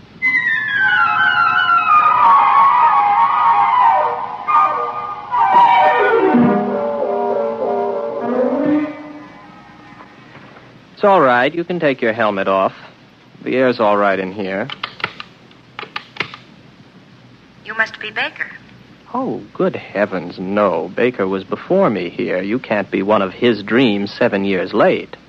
I'm Ord, Colin Ord. Before we go any further, just how does solitosis affect you? Well, that's new. None of them ever asked that before. It makes me see things that aren't there. And you know there's nothing there? Sometimes. Do you know I'm here? I'm making a point of not wondering about it. Well, one thing you can be sure of. This. Do you see this? This is a gun. I just want you to know I'm not heaven's little gift to lonely space station officers. Is that clear? Oh, yes. Yes. What's your name? Elsa Cutterline. You want to know why I'm here, of course. Not particularly. What? Well, that's always the weakest part of the story. I don't like to press it. Why don't you, take off your spacesuit? I'll tell you why, just the same. I killed a man. Why and how doesn't matter. I had access to an experimental ship. I thought if I disappeared for about 2 years, Oh, please don't labor over it. I'm not asking questions. Why not? Well, when we get around to it, I would be interested in the story you can concoct for being dressed like the cover of a magazine story in rather minimal clothing. It's been years since I thought up anything like that. You must be a throwback. What are you talking about? You know, you're going to have a tough time with that gun when you get tired of holding it. It's a heavy gun. How long do you think it'll be before I take it from you? After all, you have to sleep. There's no door in the station you can lock that I can't get in. I know. I just wanted to make sure you weren't violent. I think I can get on with you, Ord. Yes, I see. The question is, my dear, whether you're real or not. Well, don't I look real? Oh, yes, but that doesn't prove anything. As a matter of fact, the realer you look, the worse off I might be. But then there still is the remote possibility that you might actually have killed someone and decided to hide out on a space station. Shall I tell you something else, Elsa? What? I'm suddenly tired of the whole business. Breathes there a man with soul so dead, I'm sure you know the rest of it. I would suddenly like to have enough people around me so that I could be sane. I would like to find women as part of life instead of having them pop up here from the depths of my rather pornographic subconscious. But you've shaken me, Elsa. 24 hours ago, I was congratulating myself that solitosis hadn't really gotten me. But now I don't know. Just don't try anything funny, or you'll find out whether I'm real. The hard way. Any way is the hard way. First, I'll go out and have a look at your ship.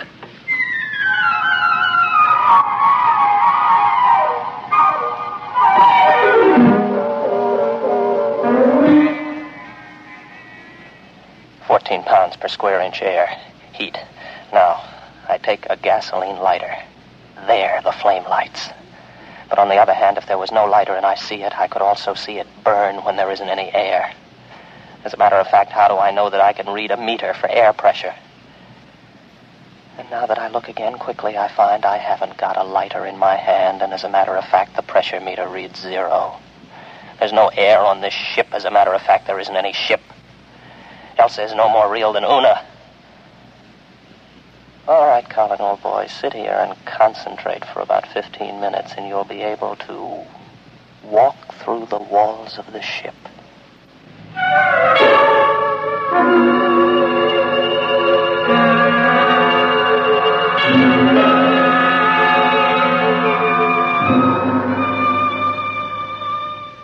Well, what did you find out there? You'd better leave. It was a mistake your coming here. I'm sorry. No, don't come any closer to me. Put down the gun. Keep back, I'm warning you, keep back. You see, it's no use. Oh, you're a good shot. You got me right between the eyes, but I couldn't feel a thing. I can't let myself be shot now, can I? Give that to me. There. Now remember, if you shoot me, nothing happens. But if I shoot you, you die. Do you know that? Yes, I know that. I'll give you about 20 minutes to get that overstuffed figure back into that spacesuit and get off my planet. Frankly, I'm getting tired of hallucinations. Tired. Give me back my gun. No. I'll keep that. After a while, I'll put it in a drawer. It'll stay there until I forget it. Then there won't be any gun anymore. From now on, my overblown figment, there will be no more Elsas or Susies or Margies. I am not going to give in to solitosis. Maybe I'll bring Una back. At least she could play chess.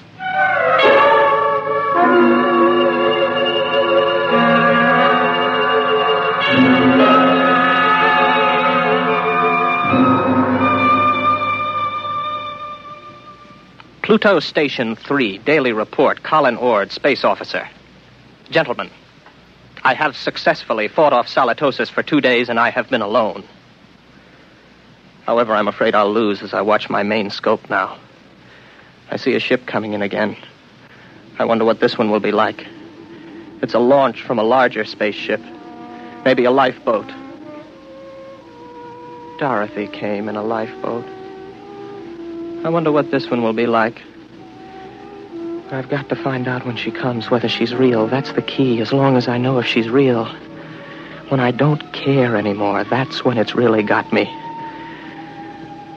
The ship's down now. There she comes out of the airlock. I've got to find out whether she's real.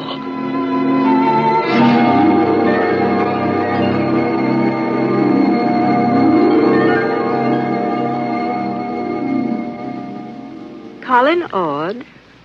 That's right. I'm Dr. Lynn of 4-Star Lines. Marilyn Lynn. Oh, very pretty. Are you going to tell me your story now, or do I have to wait? I'm not going to tell you anything till I've found out a little more about you. Well, you're an improvement on the last one. At least you're young and beautiful, and you're not fantastic, and you look intelligent. What do you mean? Don't worry about me. I see things that aren't there. Particularly people. Oh, so you don't believe I'm here? Would you? If you were me? Do you know I'm not here? No, that comes with time. At least it always has so far. You mean you've always proved to yourself that your visitors were mere fantasy? With a struggle. Interesting. Controlled solitosis. I never heard of it before. It's a pleasure to meet you, Mr. Ord. No, that doesn't make you real. They all say that. Why should I want to make you accept me as real? I don't know. But they all do. When will you know? Oh, I can't say. Maybe in 5 minutes. Maybe not for hours. How do you do it? You don't shoot me to see if I die or anything like that, do you? No, nothing like that. If I shoot you, you do die, like the witches in history. They'd die if they were, and they'd die if they weren't. Your mind has remained agile enough. Naturally. I never heard of solitosis inhibiting intelligence. Would you like some coffee? Is that part of the test? Whether more coffee is actually drunk than you drink yourself? No, that doesn't help. It would be very easy for me to make half what I thought I made, to fill a cup with nothing and pass it back. You look afraid. Why should I be? What am I doing? Am I doing something I don't know I'm doing? No. Would you like me to wash the cups for you when we're done? That won't prove anything. Next time they were used, I could just imagine they were washed, couldn't I? Where are you going? To find out if you're real. My ship. Go ahead. Good luck.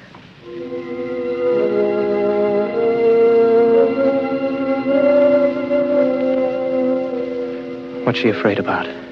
Something I said. None of the others were really afraid of me. I can't tell yet. Nothing's happened.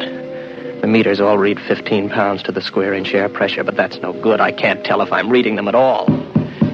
Oh. Well, the wall's solid enough. My hand hurts. That doesn't prove anything. Supposing I open my faceplate. If there's no ship and no air... All right, my faceplate's open. I'm breathing air.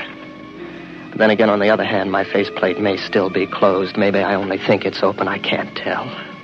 I can't tell that she isn't real. That means it's finally gotten me. It gets everyone. I don't really know if anything's real, if I'm real, if this space station is real, the planet, the universe, the galaxy. Maybe all life is in my mind. I think. Therefore I am. Yes, I remember that from school. Oh, I'm tired. I got to get back to the station. Very tired. Close my faceplate, if I ever opened it. Get back to the station. Got a headache. Terrible headache. I'm very tired.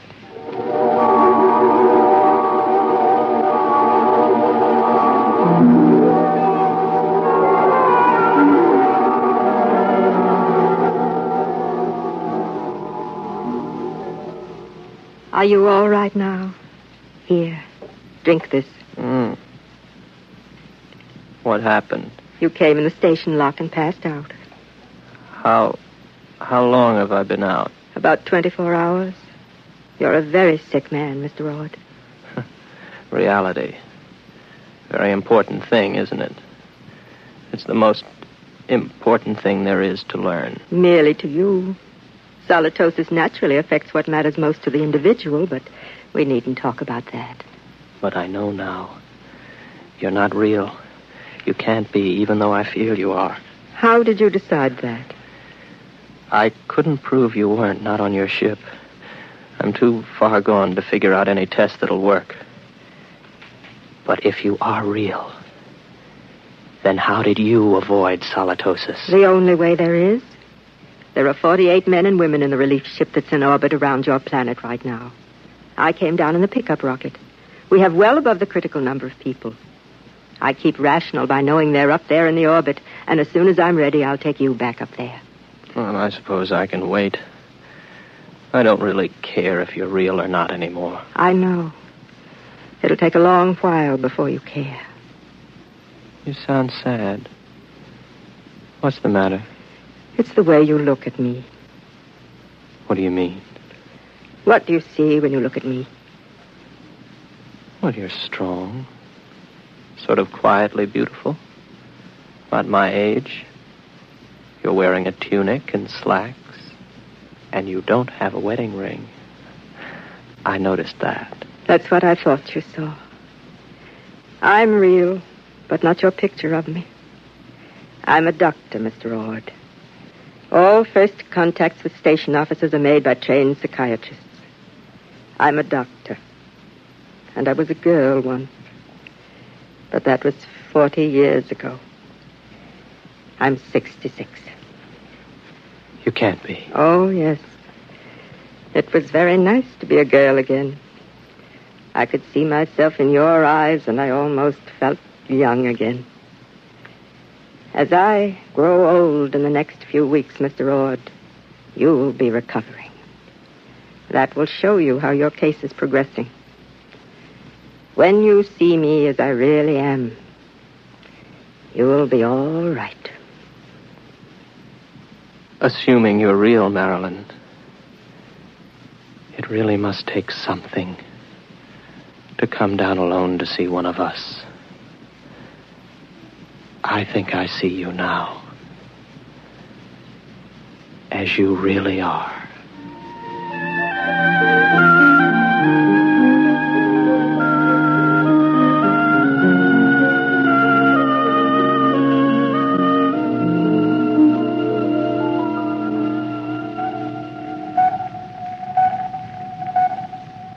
Captain? Yes, Mr. Chaka. Pickup rocket all secured from Pluto number 3. How is the poor fellow? Good as can be expected. He came on board with Dr. Lynn.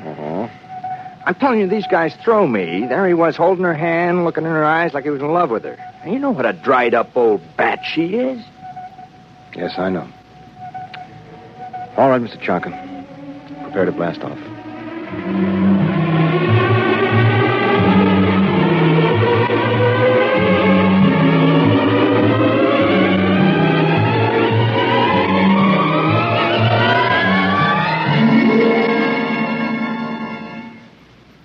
As Roma Wines bring you Van Heflin in a remarkable tale of suspense.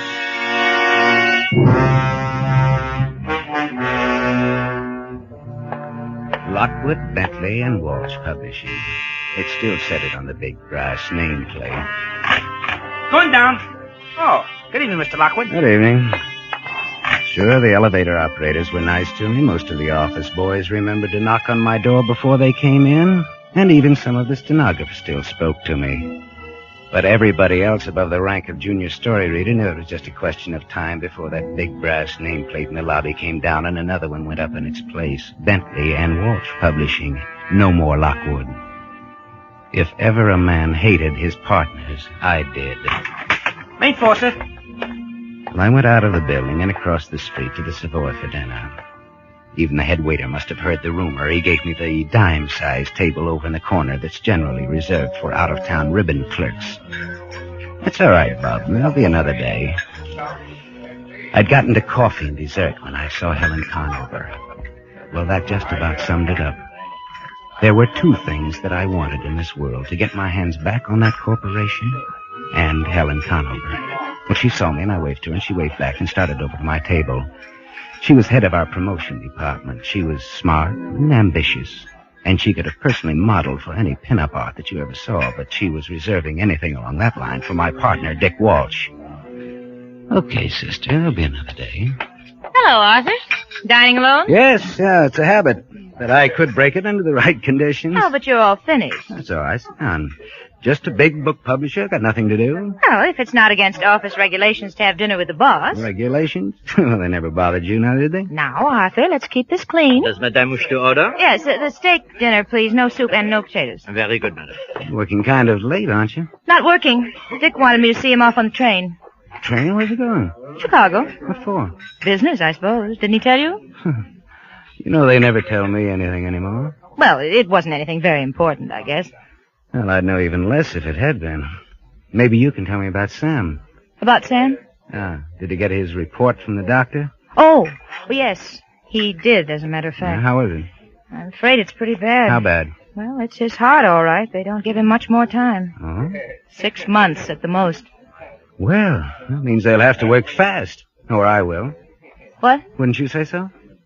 Arthur, I don't understand you. I've just told you that one of your partners has only 6 months to live, and you don't even seem to care. Now, look, let's be grown up about it, at least. Sam Bentley and Dick Walsh have been trying to ease me out of the firm for the last year. Now Sam's going to kick off. Why should I care?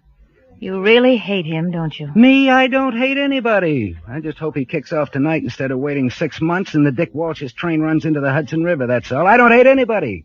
I just wish they were dead. Oh, Arthur, how can you? What's the matter with that? I wish my partners were out of the way, and you wish... Well, I know what you wish, too, only I'm honest about it, and you're not. This isn't a very pleasant conversation. Well, there's always a better one. For instance, what are you doing tonight? I'm going home and get a good night's sleep for a change. Oh, by the way, how long is Dick going to be away? About a week. You'll be kind of lonely, won't you? I don't see why I should. Well, that's what I was thinking. You know, I've always had a sort of a yen for you, Helen. Why, Mr. Lockwood, why don't people tell me these things? People don't have to tell people like you those things. Now that you mention it, I do seem to have noticed a sort of a leer ever so often. That wasn't any leer, baby. That was the real McCoy. Look, Arthur, this may sound kind of corny, but I'm in love with Dick, and he's in love with me. It does. What? Sound corny. Why doesn't he marry you? You know why? Sure, that wife that won't divorce him. You know, he's been using that one for the last 10 years. Please, Arthur, I'd rather not talk about it. Okay. Not to change the subject, but, what do you expect to get out of it? Get out of what? The reorganization, the big day when they kick old Arthur out of the firm. You think maybe they'll make you a vice president? I really don't know what you're talking about, Arthur. Well, you ought to think about it.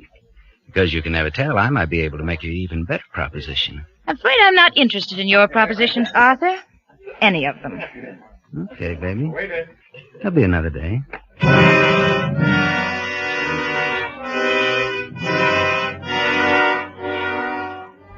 It was mostly bluff, and she knew it. But there was one thing that she didn't know. There was a chance that my smart partners had actually been holding out on me, and if they had, the way our incorporation papers were drawn, then I could really nail them. Well, I'd been snooping through the files at night lately, and I'd already dug up a couple of things, and this night I went back at it again.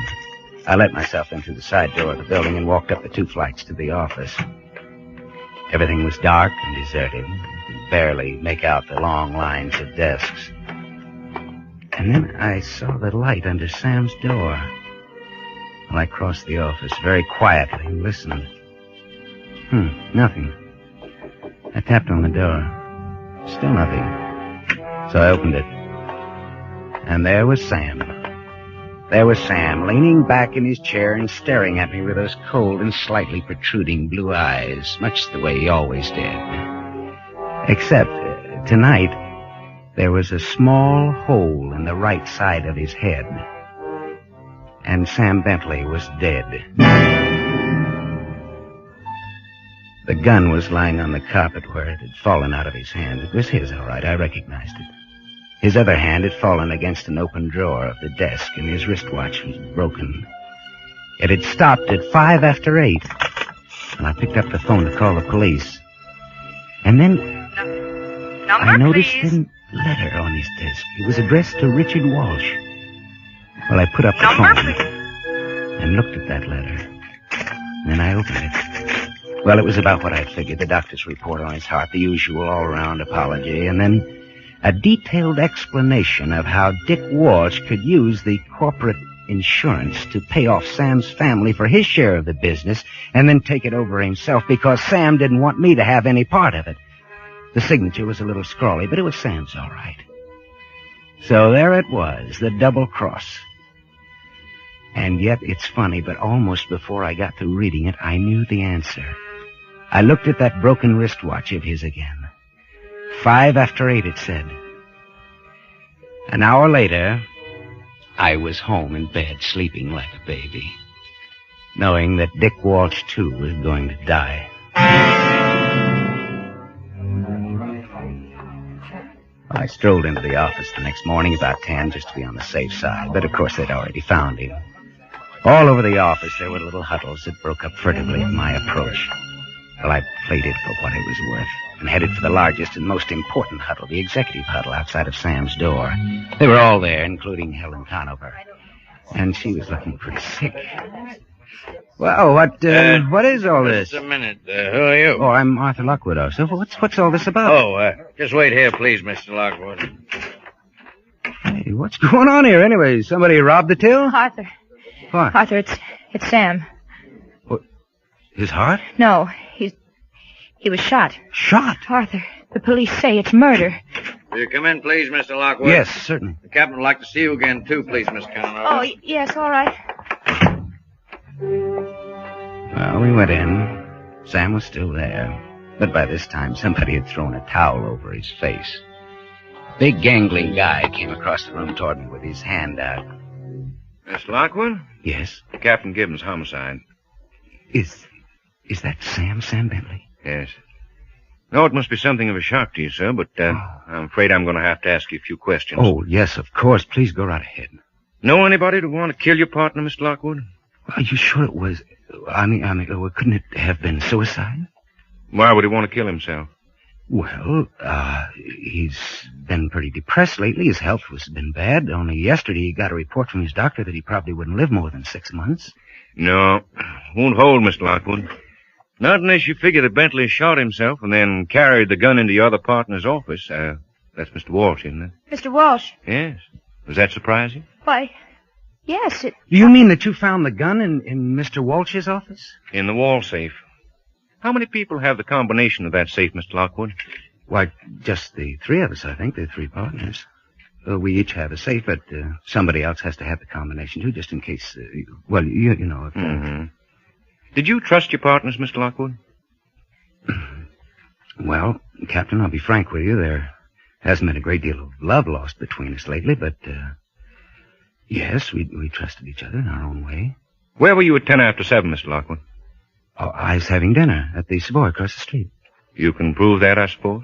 Yes, of course. As a matter of fact, Miss Conover here came over later and joined me. Mm-hmm.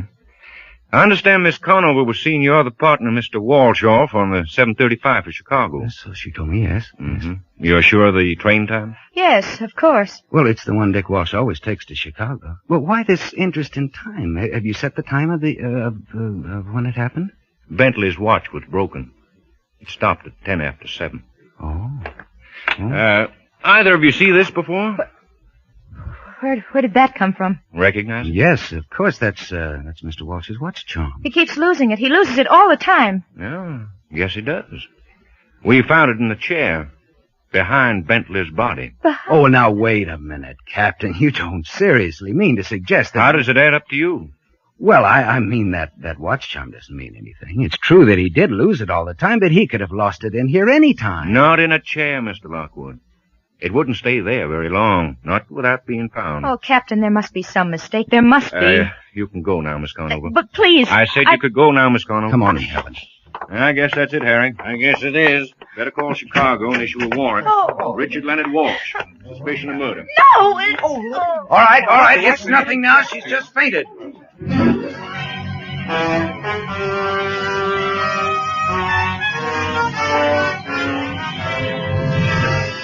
For Suspense, Roma Wines are bringing you Van Heflin in Three Blind Mice.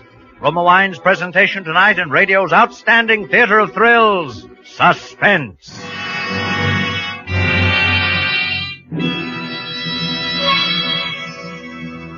Between the acts of Suspense, this is Ken Niles for Roma Wines. Next time you have friends over in the evening, try this simple, gracious way to add warmth to their welcome. Serve delicious Roma California sherry, port, or muscatel. Delightful with cheese, nuts, cake, or any tasty snack. You're sure to please every guest with better-tasting Roma wines. For Roma wines are favorites from coast to coast, enjoyed by more Americans than any other wine. The reason?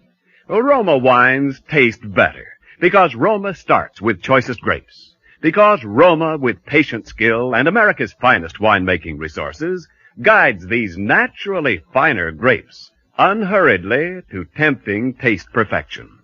Because Roma then places this luscious grape treasure, with Roma wines of years before, to await selection from the world's greatest reserves of fine wines for your pleasure.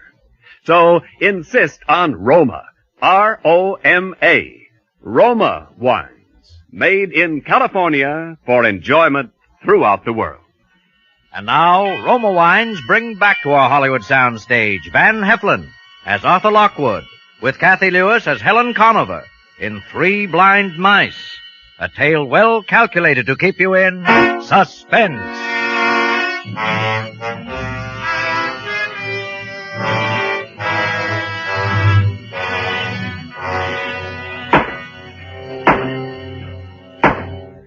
The defendant will rise and face the court. Does the defendant wish to make a statement before sentence is passed? If not, we will proceed. Richard Leonard Walsh, having been tried and found guilty of the murder of Samuel Bentley in the first degree, you are hereby remanded to the custody of the warden of the state penitentiary, where at such time as the state shall deem appropriate, you will be executed in the manner prescribed by law. It's a nice, May easy God have way of mercy. getting along in the publishing business, if you're lucky. One of your partners commits suicide. You rig the evidence to frame the other partner for his murder. Net result, a new firm, Arthur Lockwood, Incorporated. Arthur Lockwood being me. Of course, there were the usual appeals, and the thing dragged on, but that didn't worry me. I had other things to think about. And number one on that list was Helen Conover. But there, I'll admit, I was surprised, because Dick knew that he'd been framed and must have suspected me, and Helen was supposed to be in love with Dick. Well, I played it very carefully. The paternal approach, the sorrowing friend, dinner and the theater and stuff like that. But never a word, never a wrong word or gesture. And then one night, about a week before Dick Walsh was scheduled to be executed, I'd just brought Helen home from a sedate little tour of some of our most upper-crust hot boxes, and we were at her apartment. It was a swell evening, Arthur. You've been awfully sweet to me. Well, it's the least I can do, Helen. No, you mustn't feel that way, Arthur. What way? But you sort of owe me something. Oh, you something? Well, why should I? It's just that I know how you feel. I wonder and if you do. Well, yes, I think so. You've been awfully brave about it, but I think I know. Arthur, once you said that something I said was corny. Remember? Yes, I remember. Well, it was. It wasn't even true. You weren't in love with him? Afraid I'm a pretty heartless little girl, Arthur. I'm afraid I love myself too much to be really in love with anybody. Well, that's not heartless. That's just honest. You know that he's to be executed next week, don't you? Yes. Then he's not much good to me now, is he? Even if he did want to marry me. Oh. Now you know I'm heartless. And cold-blooded and cruel. I ought to. But I don't. No. I don't have to be that way. I can be other ways. What other ways? Like this. Helen.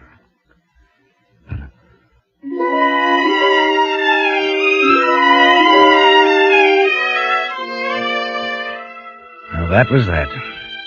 I didn't care about anything after that, even marriage.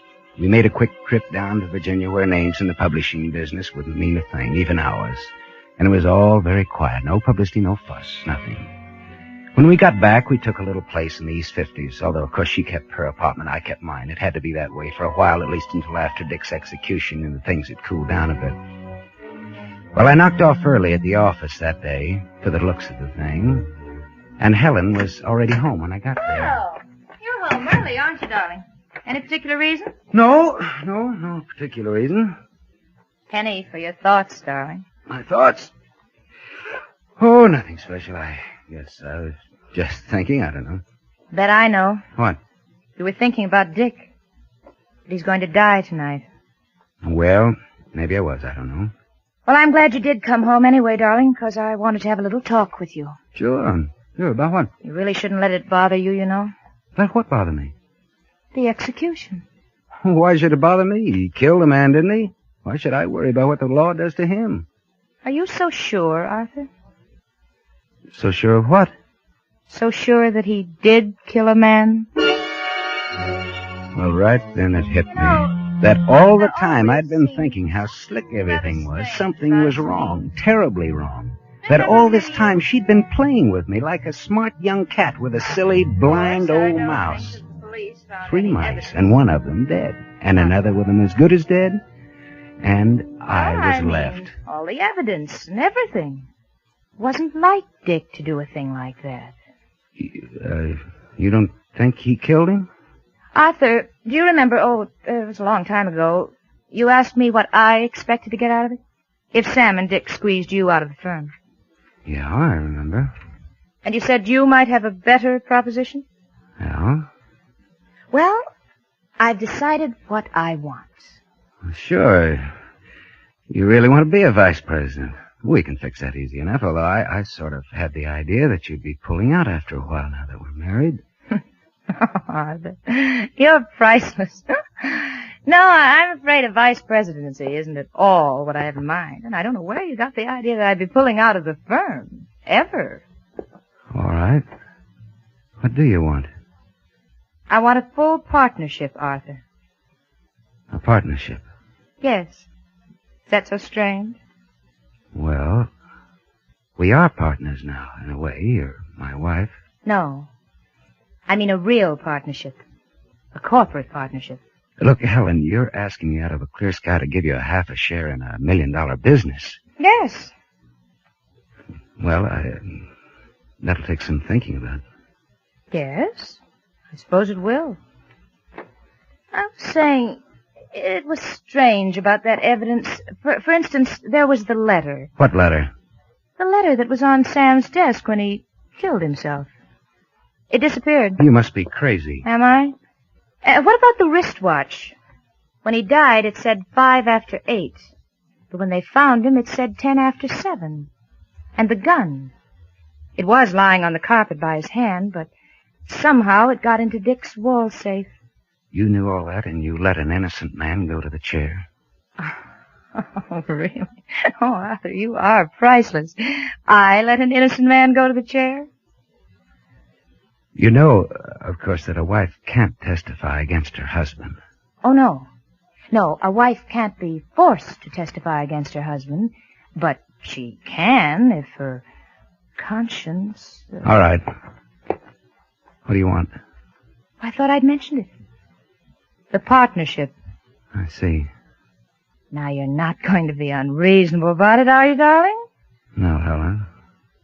I'm not going to be unreasonable. You know, darling, I was thinking, we ought to rearrange the office space. She'd even turned her back on me We can now. knock out those parts. She was gazing out of the window, dreaming up the future. Her future, just the way she'd planned it. I couldn't guess how she knew. She must have been hiding somewhere and seen me, but that didn't matter much now. I only knew that I was right back where I'd started from, the business slipping out of my hands, and someday, no business, and no Helen. I had to think fast and act fast. There was a bronze statuette on the end table. I picked it up and hefted it. It was just about right. So I stepped over behind her. The offices, then, will be just exactly the same. Except for that. Darling, you won't mind that, will you,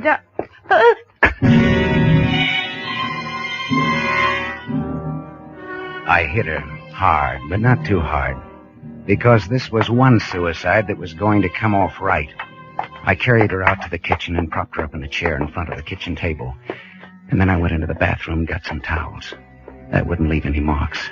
And I tied her hands and feet and gagged her, so that even if she did come to in a few minutes, it wouldn't matter. All I had to do was come back in a couple of hours and put the towels away and make everything look just as natural as I could. It was a risk, those 2 hours, and I knew it. The whole thing was a risk. But it was the best I could do. I looked at her once more before I left. She hadn't moved a muscle. And then I turned on the gas.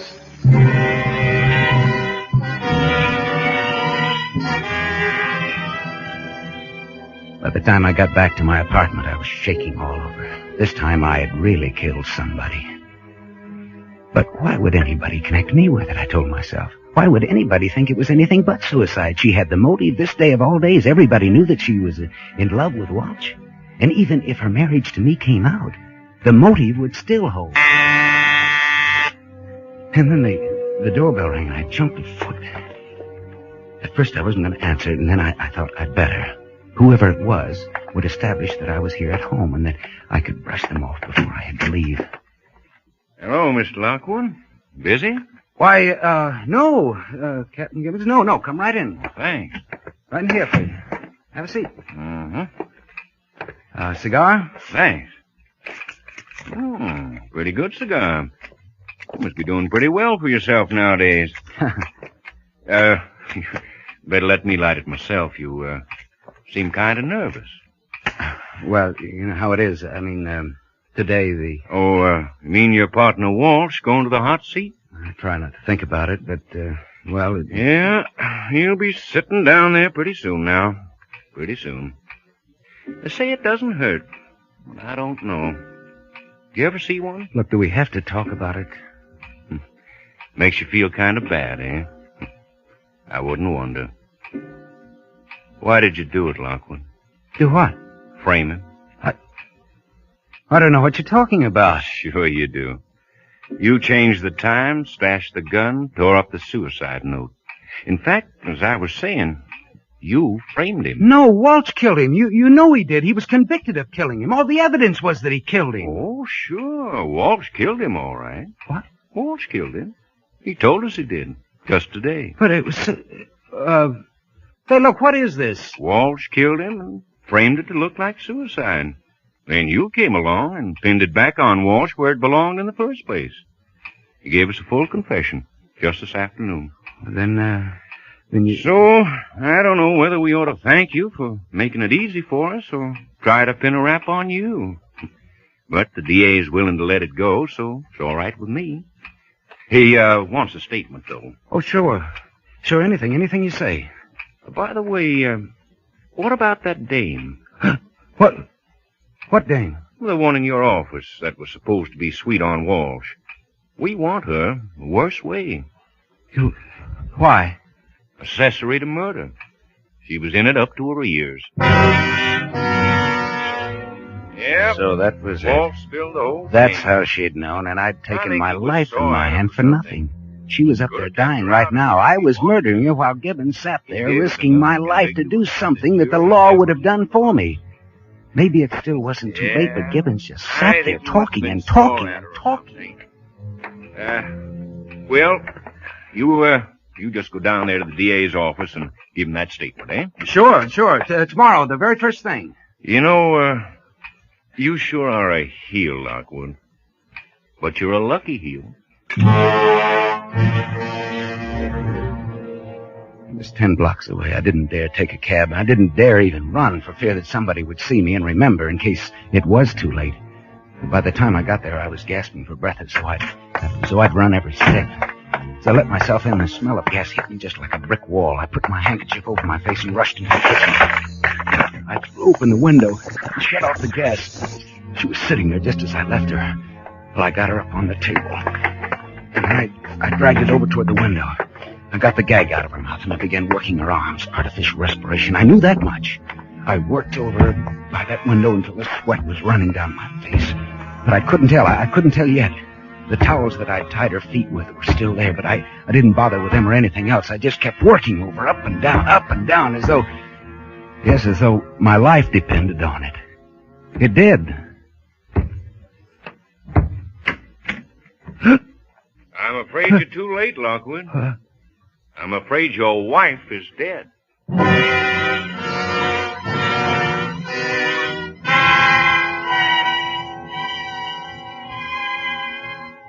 He was a smart cop, that Gibbons. He knew a lot. He says now he's pretty sure it doesn't hurt. The electric chair, I mean. Well, tonight I'm going to find out.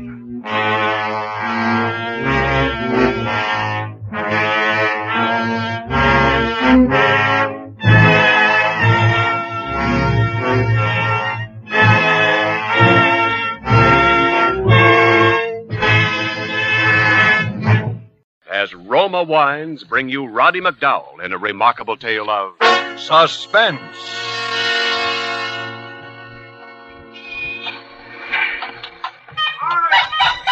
Get your slop tails off of that sneak.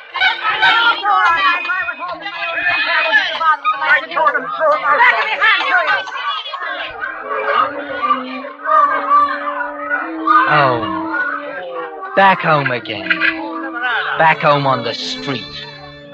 Courtney Lane is what the sign on the lamppost says.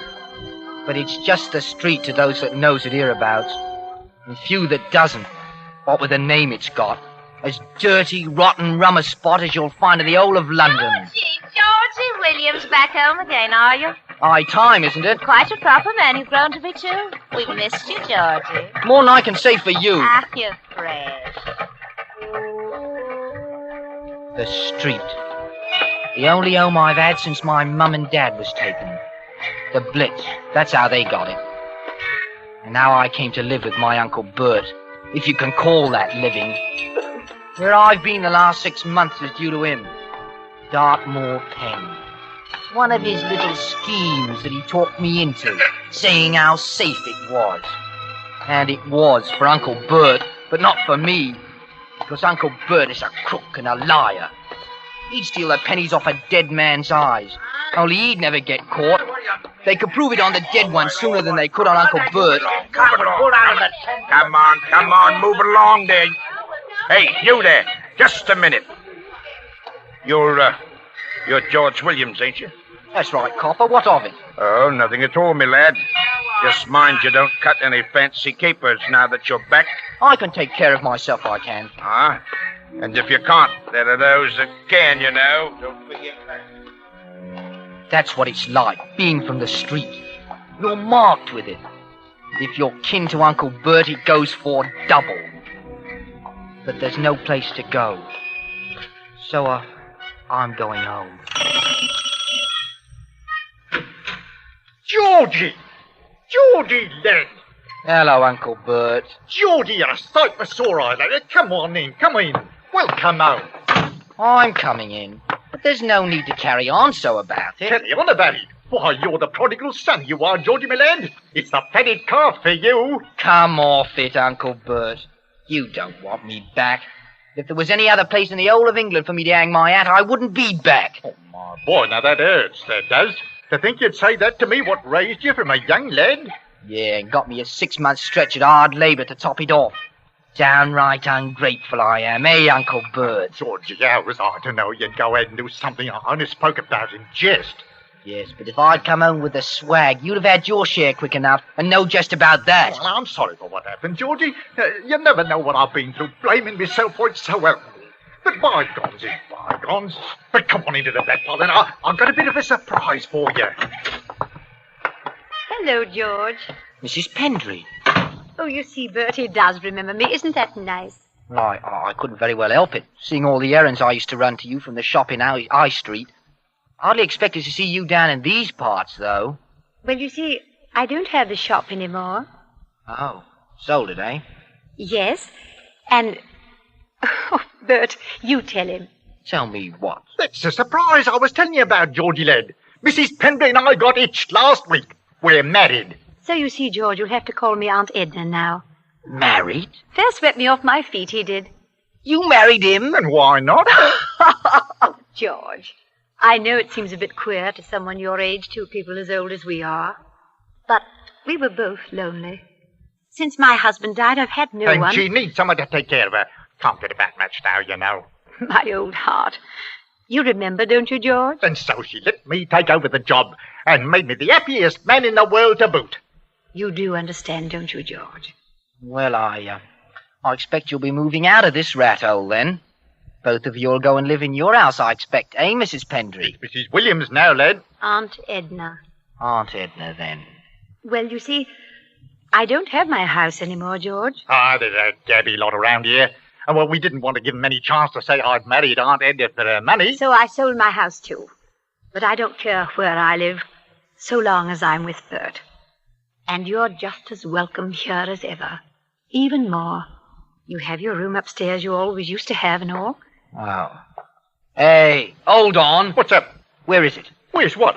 You know what. The picture. The picture of my mother that was over the mantelpiece. Oh, Bert, I asked you to leave it where it was. There's a new mistress in the house now, lad. Never mind about that. Where's the picture? Hand it over. Well, mind how you... Hand it over, I said. And it's no good raising a row because I can't hand it over. What have you done with it? You had no right to put your filthy hands on it. You must know I burned it. burnt it. The only thing I had in the world to remind me of her. Why, you rotten old... Keep away from me now. Don't you raise your hand to me. Oh, you crazy young fool. Now, see what you've done. Why, what's up with her? Shut up, you blithering idiot. Here, give me a hand. Get her to her room. No, I don't need you both, but if George wouldn't mind getting me a bit of my medicine. There's a blue bottle in the kitchen cupboard. A teaspoon and half a glass of water. Go on, don't stand there. All right. Keep your hair on. Now, come along, my dear. Thank you, Bert. Now. Come on. On the bed with you now. There you are. Here's the medicine. Here, give it to you. Here, drink this now, pet. Oh, thank you, Bert. Feeling better now? I'll be all right after a bit. I'll just lie here and rest for a while, if you don't mind. Right, you are. We'll be just outside here if you want anything. Come on, Georgie. I'm sorry to be such a bother. And thank you, George. Nothing to thank me for. It's that bad art of hers. Has me fair worried to death. I dare say. What's the game, Uncle Bert? Game? What game? You know what. This marriage business. You heard what she said. We was both lonely. Lonely? You're not tying yourself down playing nursemaid to some old A-bag because you're lonely. Not you. George, you're speaking of my wife. Your what? Your wife's money, that's all you've got your eye on. Oh, so that's it. Then why didn't I move into the fine posh house of hers up Nye Street? Why didn't I? Because you'd rather have the cash, I expect. All right, suppose I do come into a bit of cash one day. One day. If you can wait that long. And just what do you mean by that? I don't know. All I know is I'm not having any. I'm clearing out. Now, tonight.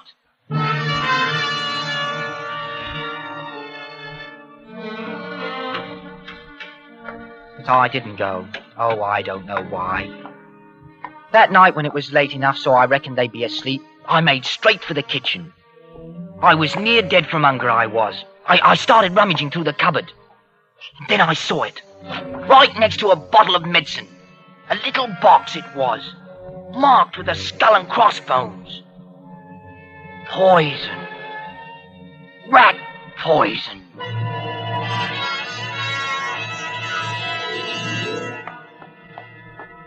Hello, George. Edna! Why, what's the matter? Looks as though I'd scared you half to death. Oh, me? Oh, no. You just came on me a bit sudden, that's all. I didn't expect to find you up. I've been wanting to talk to you. Why? Why don't you and your Uncle Bert get along? Well, if you must know, Uncle Bert and I don't quite see eye to eye on one or two things. But, I'll be out of his way soon enough. Never fear about that. George, I know Bert isn't all that... Well, I know what people say about him. But he's been good to me. Got his reasons, too, I dare say. He's a sharp one, he is. He's been good to me, and perhaps if he'd had a chance, if he hadn't been in the street, he'd have been a good man all his life. The street. That's what we all put our troubles onto here. The street. I know it's hard, George. But if maybe you could get yourself a bit of education... Oh, why, of course. All I have to do is trot along up to Oxford with the rest of the millionaire's sons. Oh, no, I didn't mean that. Just learn a trade for a starter. And for the money? Well, I've got a bit of money. Oh, no, I don't need any help. Yours or anybody else's. Why, the last 6 months I've had about all the reforming I can stand. Oh, it's not that, George. You're like a nephew to me now. You'd better stick to reforming Uncle Bert. He needs it as much as I do. Maybe even a bit more. Oh, hello, Georgie. I told you you'd get hungry if you didn't eat. Proper fortune teller you are. What are you doing up at this time of night, Edna? You shouldn't be jumping up in the middle of the night with your heart the shape it is. Oh, I heard, George. I just wanted to see if he was all right. Well, up along to bed now. There's a good girl. I'll take care of Georgie. Well, good night. Good night, my dear. You're not in a proper mood, George. You'll never make your way in the world. Not the way you're going about it. I suppose you know just how to go about it. That's why you've lived in this filthy hole all your life. I wouldn't say that. But I know one way. Money's one way, and I've got me plans. What's this? This part of your plans, is it? That? What? It's rat poison, ain't it? I ain't never seen no rats around here. Well, there's no harm having a bit handy, is there? Ounce of prevention is worth a pound of cure, you know. And a proper handy place you've got for it, too, haven't you? Right next to a bottle of medicine. Ah, so that's it. So now I'm a cruel and inhuman monster that would poison his own wife, is that it? I didn't say you would. But I didn't say you wouldn't neither. I think I got it all planned, eh? I slip her the poison and no one even bothers to ask why she rolled up because they all know she got a bad ticker. Is that the way you see it? I see you've done a bit of thinking at any rate. Now look here, George, my lad. Even if I was the monster you say, I'd be the last one to kill her. Don't you see? Not yet, I don't. I helped her make out her will, Georgie. I'll get the stuff anyway. I can afford to wait. I don't know about certain other parties, Georgie, that would benefit along with me, but I can afford to wait.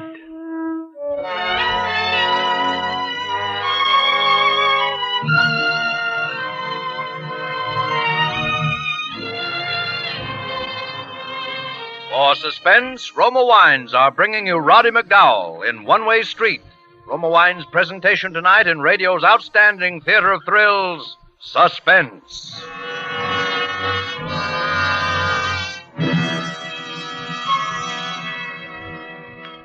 Between the acts of Suspense, this is Ken Niles for Roma Wines.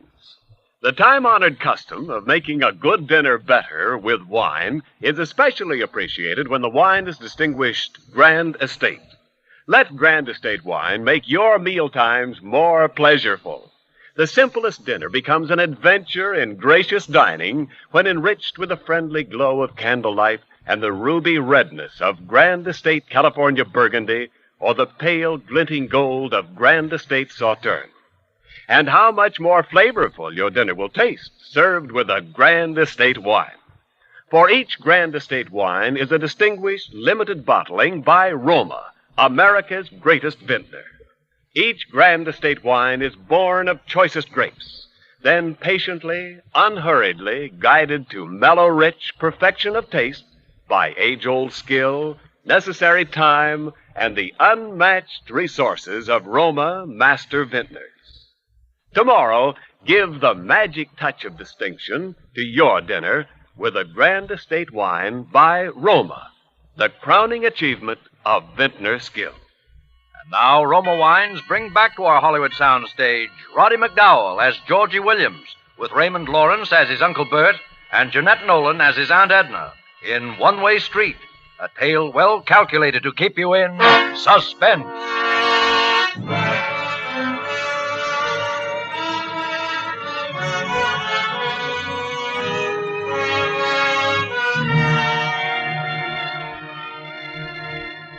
I should have known it then. The day I found the rat poison, what Uncle Bert was up to. I knew he'd married Edna for her money. I knew he was rotten enough to... Well, I watched him like an hawk. I fixed all the meals myself, seeing I wanted to help around the house. And the poison was always there, up in the kitchen cupboard next to a medicine, with the skull and crossbones on it, and the seal.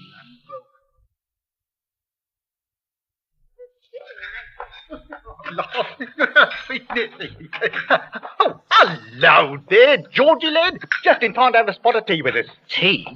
Well, what about that? We're not toffs, perhaps, but we can have a spot of tea all the same, I expect. It was Bert's idea. Said it made us seem more of a family-like. Have a cup, Georgie? No, thanks, but I'll turn the tray around for you, though. Yeah, hold on. Looks a bit unsteady, but... Oh, there you are. Now, you get Aunt Edna's cup, and she gets yours. But there's no matter, is it? Of course not. It's all the same tea. You don't mind, do you, Uncle Bert? Why, no, why should I? Oh, it is nice to have a cup of tea about this time of day. I'd almost forgotten. Well, drink up, Uncle Bert. You'll only get cold sitting there. Yeah, what's up, Patrice? I like it a bit cool on myself. Well, is there anything wrong with your tea, Bert? Mine's lovely. Shouldn't be anything wrong with it. Fix it himself, he did. Of course there's nothing wrong with it. No, lovers, Bert. No need to take it all down in a gulp. Think you were swallowing rank poison. Something stick in your throat then, Uncle Bert. What is it? there. I got to swallow in my windpipe. It's good, though. Fix me another cup like a good lad, will you, Georgie? You can fill mine too if you will, George. Right you are. You know where the tea is, Georgie? No, No, it's in the kitchen cupboard. Right next to the medicine. You'll find it, Georgie. Right next to the medicine. But the tea wasn't next to the medicine. It wasn't there at all. Only the little box was there with the skull and crossbones. And still unopened. Poison. I found the tea and poured out the 2 cups. But all the time my eye was on the little box. And I was thinking how I had to get away. And about the money. And how easy it would be. And then it come to me, all in a flash, what Bert was up to. And why I'd done nothing about it. Because he'd known what I was thinking before I knew it myself. He knew what I was thinking out there in the kitchen right then. He knew I was thinking about... murder.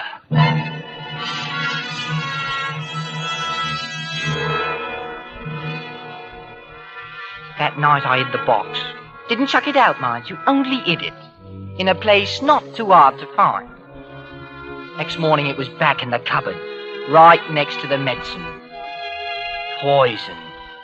No mistake about it now. Another of Uncle Bert's nice, safe little schemes. Safe for him.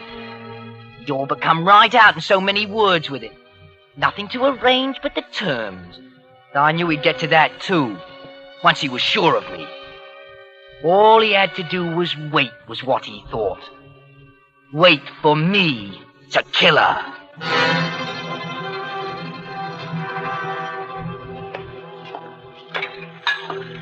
Hello there, Georgie Miller. Cleaning up the breakfast dishes, eh? Well, it don't look like I'm playing a bloody game of darts, does it now?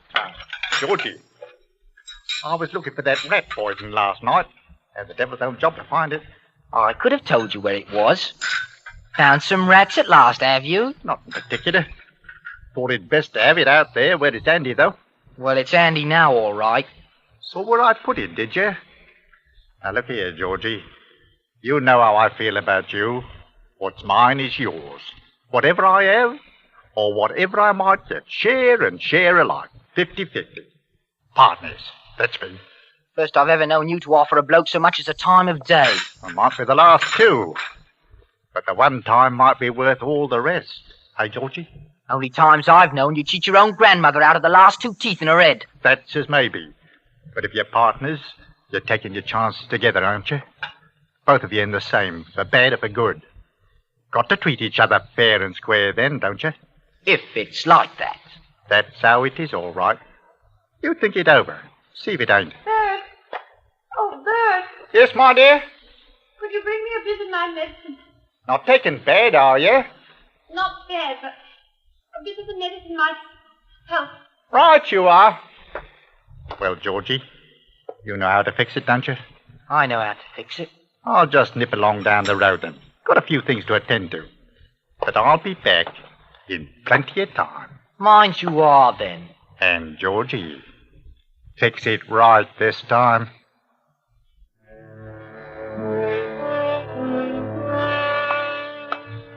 I got the medicine and mixed it up as usual. But I scarcely knew what I was doing. Because all the time I was thinking about the street. About my shirt that was always frayed and dirty. About my baggy second-hand suit. And how, well, what did she matter to me anyhow? She was a sure thing to roll up in a year or two anyway. What with that ticker of hers? And if she did now, I was free. Free. Next thing I knew, I'd opened the box and dumped enough of the stuff into her glass to kill a cart horse. And then I was carrying it into her, walking like in a dream, and wondering where my voice was coming from. It sounded so strange and far away. Just set it down on the table, will you, George? Righto. Right you are, Aunt Edna. I hate to be such a trouble to you, George. You've been awfully good about the house here and all. Oh, it's no trouble. All the same. I know it isn't easy. Oh, I don't mind. Always used to help my mum about the house. You loved your mother a lot, didn't you, George? Yes, I did. I wish you'd do what I know she'd want you to do if she was alive. What's that? Get away. Get away from the street. I know she's praying for that. Wherever she is. The street does things to people, George. Terrible things. Well, I will. I will get away one day. One day may be too late. Maybe it will. Maybe it won't. Why don't you let me help you? I know she'd want that, too. Do you really think she would? Oh, I know she would. George, please. No, I said I don't want any help, and I don't. All right, George. I won't say any more. Hand me my medicine, please. What? My medicine. On the table. Oh, here you are. Thank you. No! George! Oh, I'm sorry. I slipped, I did. Did you? Yes, I thought you struck the glass out of my hand. No, I didn't. Anyway, it's no matter. I'll get you some more. George! Aunt Edna, you've got to get away from here. Get away? Yes, now, today, before it's too late. Perhaps it is too late. No, it isn't. Not for you. I can't get out of it. I never will, but you can. You've got money. You've got to go. Are you sure that's best? Oh, I know it is. For everyone. For you, I mean. For your health. That's it. That's what I mean. I was thinking about your health. Oh, you'll never get well here. You'll die here. I've been prepared for that. For quite a while. Oh, Aunt Edna, not here. You've got to go. Promise me you'll go. Yes. Perhaps that is best. All right, George. I'll go.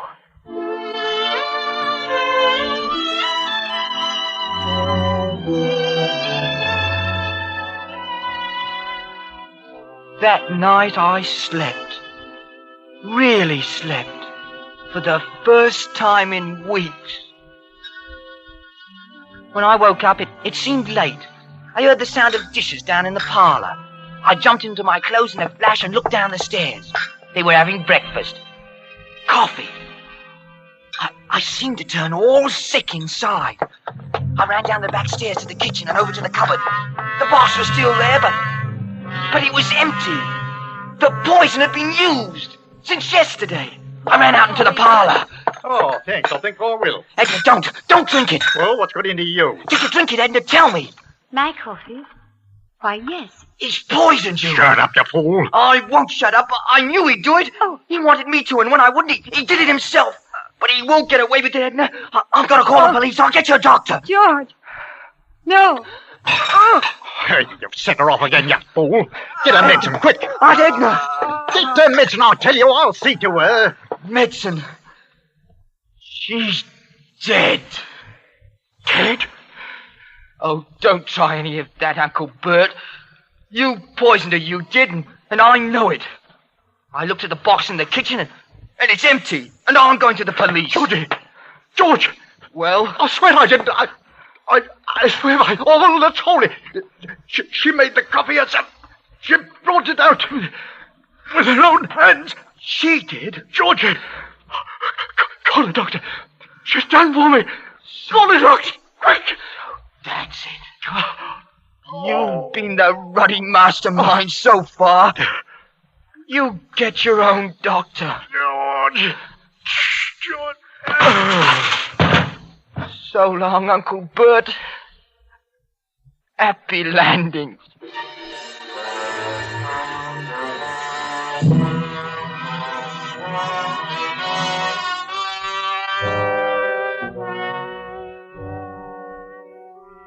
I went next door and asked Mrs. Wiggins to call the police. Then I went back to the house. I picked up Edna in my arms and carried her to her room and laid her on a bed. I smoothed out a pillow for her head as though she was still alive. Then I saw it.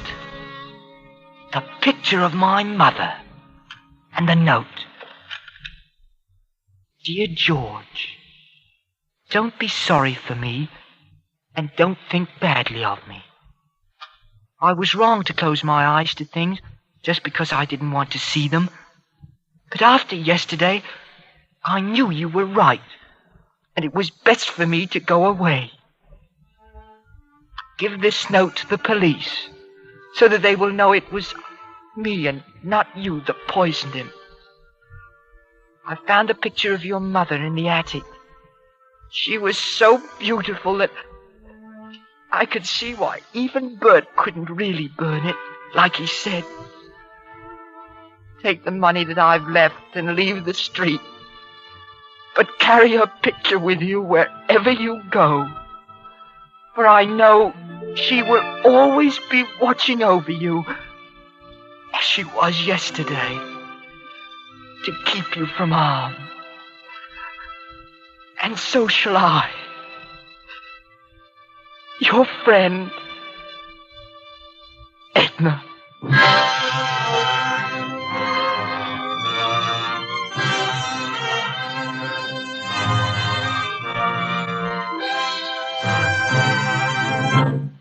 As Roma Wines bring you Joan Bennett in a remarkable tale of suspense.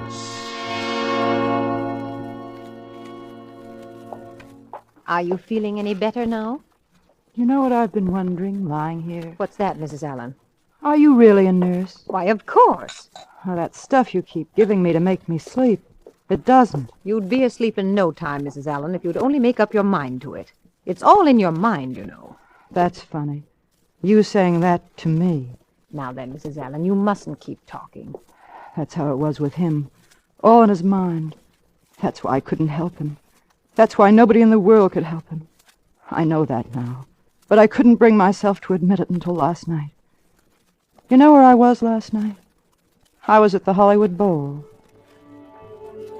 It should have been the proudest night of my life. I was waiting for my husband to enter the stage and take his place as the leader of a great orchestra. Yes, I should have felt proud, but all I could feel was fear.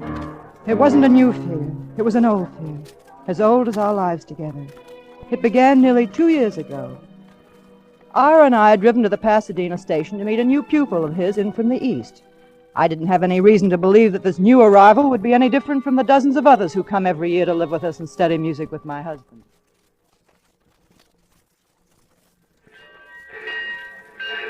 Ira, I don't see him anywhere. Don't you know what he looks like? Huh? What's that, my dear? Oh, never mind. There, that looks like it might be him over there. Excuse me. Are you looking for Professor Whitmer? Oh, Professor Whitmer. Yeah, I'm Mark Allen. You'll have to talk to my wife. I can't hear you just now. Glad to know you, Mrs. Whitmer. How do you do? You know those streamlined hearing devices you see advertised in the papers all the time, Mr. Allen? I have one, but like an idiot, I left it at home. Well, that's something Beethoven would have liked to have been able to say, Professor. Yes. But you know, Mr. Allen, I think he'd rather have put up with being plain deaf. Excuse me, sir, but what about your bag, sir? We have our car with us, Mr. Allen. Right. Just take him to the car, will you? Will you look after Yes, Mr. sir. Allen's bag, my dear? I just did. It's the one right here. Just put the bags in the back. Yes, ma'am. Yes, ma'am. Here you are. Oh, thank you, sir. Thank you. I guess we can all ride in the front, can't we? After you, Mrs. Whitmer. See, Mr. Allen, my wife takes care of everything. That's what poor old Beethoven needed. Good, dependable wife. Is this your first visit to California, Mr. Allen? That's right. Never been further west than Chicago before in my life. Well, you'll find the climate a nice change anyway. What about you, Mrs. Whitmer? You, native of California? Not exactly, but the professor and I have lived here ever since we were married. It's a great tragedy. A great conductor losing his hearing like that. It doesn't worry him so much, now that he has his own protégés. Must be hard on you, though, sometimes. Why should it be hard on me? Oh, I just thought it might be. That's all. By the way, what's your first name, Mrs. Whitmer? Why, Frenzy. You mind if I call you that? Sometimes? Why, of course not. You can call me anything you like, Mr. Allen. Ira! There's the bell. Huh? What's that, my dear? There's a train coming. Oh, yes.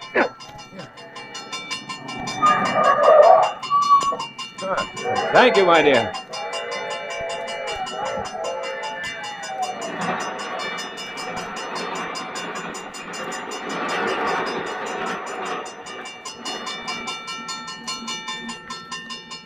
hope I didn't give you a scare, Mr. Allen. I really shouldn't be driving without that fool device. My dear, would you like to drive? You drive. We're almost home now anyway. Is this where we live? Uh-huh. This is Brooksville. Nice little town we live in. I certainly hope you'll enjoy it, Mr. Allen. I'm sure I will, Francie.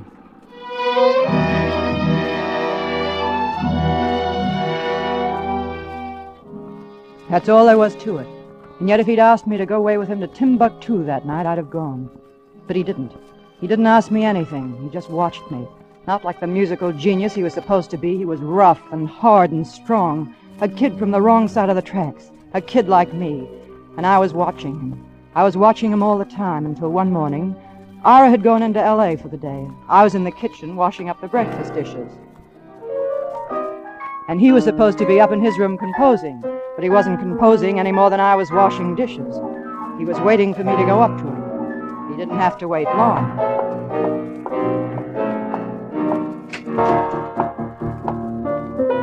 Oh, pardon me. Why, come on in, Mrs. Wood. I was looking for my husband. He, went to the concert at the Philharmonic. He did? Oh, I wanted him to do an errand for me. Well, that's too bad. Oh, well, it'll have to wait until next week now, I suppose. He, might remember and call you. He might. That's nice. What's it called? It's an overture. Overture in 2 keys. Oh. You asked me that before. At breakfast. Remember? Oh, yes, so I did. I'd forgotten. But look at me. Why, the professor would kill me if he caught me wasting your time like this. Maybe that's one reason you waited until he was out of the way. Well. You want to hear the other reason? It's been on your mind ever since that first day at the station. Only you figured you'd wait. Let me make the first move. It's the way a dame always figures. Until she meets the right guy. Meaning you? I don't mean Santa Claus. What does that make me? Come here, darling. You like to play hard to get, don't you? Am I so hard to get? I've been going crazy. What do you think I've been doing? When does he get back? Late. How late? Never before 6. Hello, darling.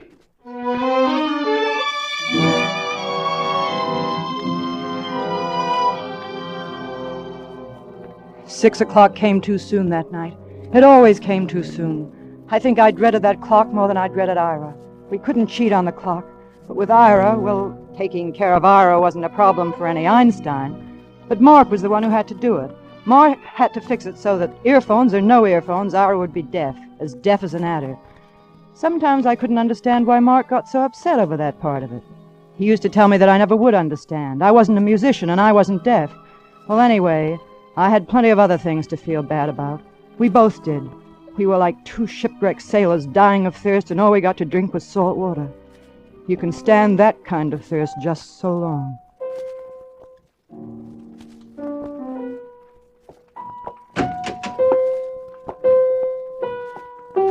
Hello. Hello yourself. Keep on playing. Oh. Hasn't he gone yet? He just called off his L.A. appointment. What's up? Oh, he thinks he's in for the flu or something. Anyway, he's staying home all day. Lock the door, baby. Keep the germs out. Mark? Yeah? He was talking about you. He said you decided to cut the course. I've taken in about all he can teach me. Besides, the dough's running short. You're lying. But I'm glad you're lying. Mark, take me with you. We can go away together. Where? New York, Chicago, it doesn't matter. He'd follow us. You know that. The kind of guy who'd track us down to the end of the earth. I wouldn't mind. I would. I'd mind plenty. You mean your career as the great conductor? That makes me a heel, doesn't it? That makes you like the rest of them. That's all Ira thinks about, his career. He cares about as much for me as... Okay. So far as the law is concerned, you're Professor Whitmer's wife. And there isn't anything we can do about it. Isn't there, Mark? Nothing that makes sense. Mark? Does it make any sense to you? I've thought about it. You wanted to hear me say it, though, didn't you? Don't look at me like that. Then you'd be sure I was crazy about you. Mark. Come here. If we only didn't feel this way every time. But we do. Don't we? Every time. Hello, darling. Ira! I must apologize for lowering myself to the role of an eavesdropper. Ira, please. Then it's also regrettable that you, Mr. Allen, should presume that my affliction would affect my powers of observation. Or for that matter, my tolerance. You'll kindly make arrangements to leave my house. I guess that's about the way it is, Professor. I've already taken the liberty, or should I say the precaution, of reserving a ticket to New York. We have 40 minutes to get to the Pasadena station. Ira, I must talk to you. Undoubtedly, my dear. But Mr. Allen is going to catch his train. I must go get the car. You might help Mr. Allen with his packing.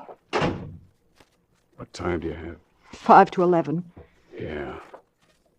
We can just make it. Mark, you're not really going. Throw me Mark! my music case. No, it's right there on the piano. Well, what about the rest of your junk? Or are you leaving that behind as souvenirs? It's only until I can send you a forwarding address. At least you can tell me where you're going. You heard him. New York. There's the car now. Mark, Yeah? Mark, let me know if you should change your mind. I won't have to let you know, Francie. I haven't changed my mind.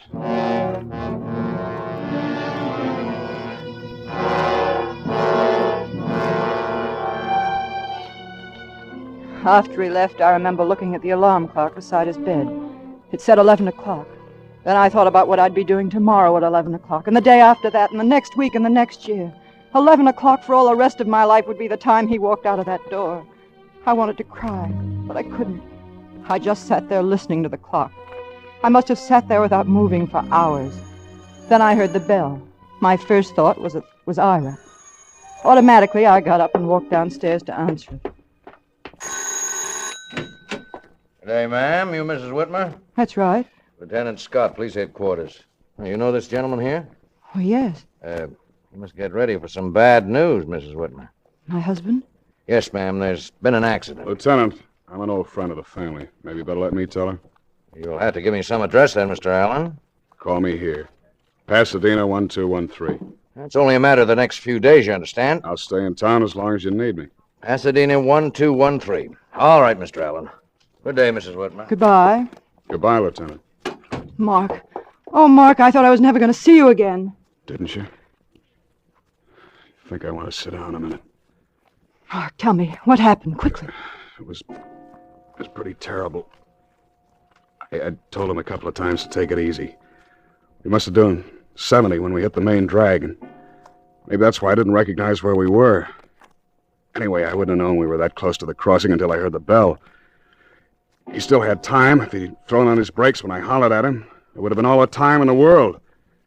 Maybe he thought he could make it, or maybe he just didn't hear me. I don't know. I just don't know. It was too late to grab the wheel. It was too late to do anything. That was when I jumped. Mark.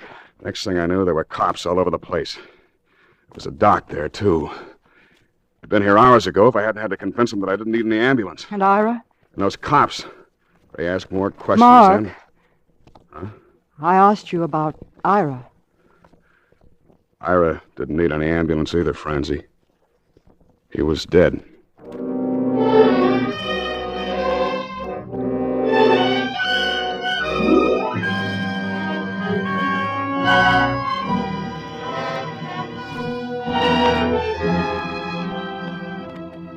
For Suspense, Roma Wines are bringing you Joan Bennett in Overture in 2 keys. Roma Wines' presentation tonight in radio's outstanding theater of thrills, Suspense.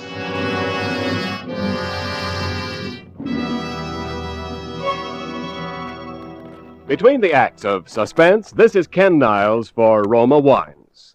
These cold, blustery evenings, there's real pleasure in staying comfortably at home, listening to favorite radio programs, reading by the fireplace, and enjoying the mellow pleasure of a fine Roma wine. Yes, better tasting Roma California wines, sherry, port, or muscatel, add warmth and friendliness to quiet evenings and informal entertaining. And because Roma wines taste better, more Americans enjoy Roma than any other wine. Roma wines taste better because Roma begins with choicest grapes.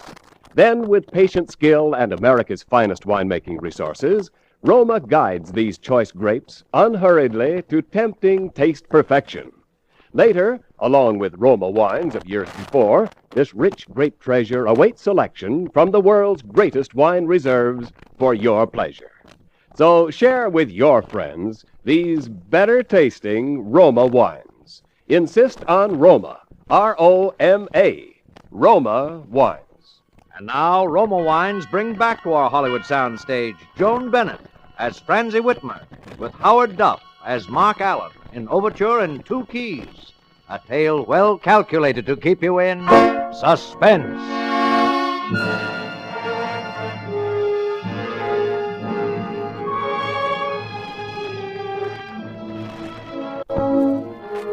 They held the inquest at the house. Took the coroner less than 3 minutes to return the verdict. Accidental death.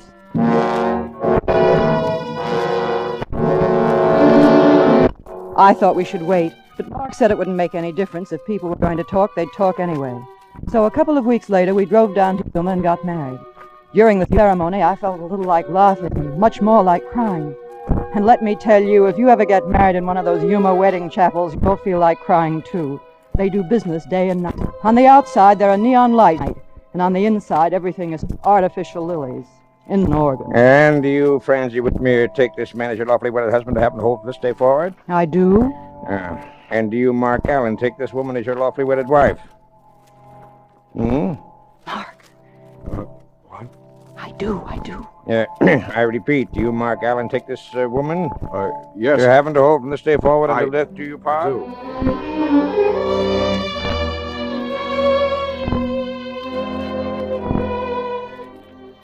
Poor Mark. I kidded him afterwards about fluffing his lines, and he acted very serious about the whole thing and tried to make out that he didn't hear that particular part. Well, I guess every man thinks that those words are written just to make him nervous, and every woman thinks they are written just for her. At least I know I did. At first we were as happy as any two people could possibly be. And then, it wasn't that anything changed, but I began to worry about Mark. It was as though he were expecting something. Sometimes when he thought I wasn't watching him, it almost seemed as though he were listening for something. A couple of nights ago, we had the party. It was kind of a send-off for Mark's debut at the Bowl, and it was a very Tony affair. All the long hair. You can just imagine my humiliation, Mr. Allen. Right in the middle of Mimi's death scene, too. And afterwards, he had the nerve to tell me there was nothing wrong with his voice. It was stage fright. Oh, I could have slaughtered that tenor. If you'll excuse me, Madam Tetra, I think my wife wants Oh, there, darling. Frank, can't we get rid of these people? Eventually, I suppose. Here comes Donnelly. Maybe he'll know how to cut it short. Well, it looks like a good party. You see, Mrs. Allen, you get an important manager, and all the important artists visit your home. Now can you get them all out of my home? Well, no, you can't disappoint your public, Mark. What about playing something to sort of wind up the evening, eh? How about the Overture? I know it won't sound on the piano, but after all, it is effective. Now where is he going? You asked him to wind up the evening, didn't you? But how can I make an announcement if he doesn't tell me what he's going to play?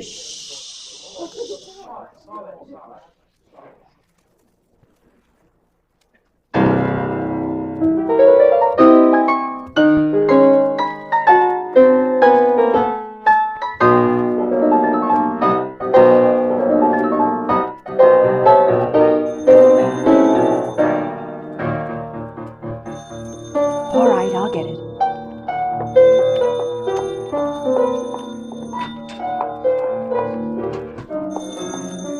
Of course, it wasn't anything important. Phone calls that come at a moment like that never are. It was just someone who wanted to wish Mark good luck tomorrow night. I said thanks and hung up. It wasn't until I was halfway back up the stairs that I knew something had gone wrong. Oh, my dear, you should have seen his face. It looked more like a stroke to me. What happened? There's nothing to be alarmed over, Mrs. Allen. Where's my husband? He's upstairs, resting. What's the matter with him? There's nothing at all, my dear. Really nothing at all. He was a little overtired, so he went upstairs. If you ask me, Mrs. Allen, it's a plain case of stage fright. Well, I was telling him only this... I didn't wait for the rest. When I found him, he was just lying there staring into the darkness. I wanted to hold him in my arms and tell him that no matter what, he was my guy. But I didn't. I didn't say a word, neither did he.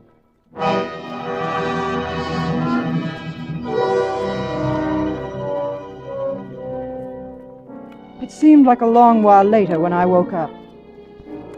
I didn't want to wake up. I was tired, dead tired, so tired that waking up hurt me all over.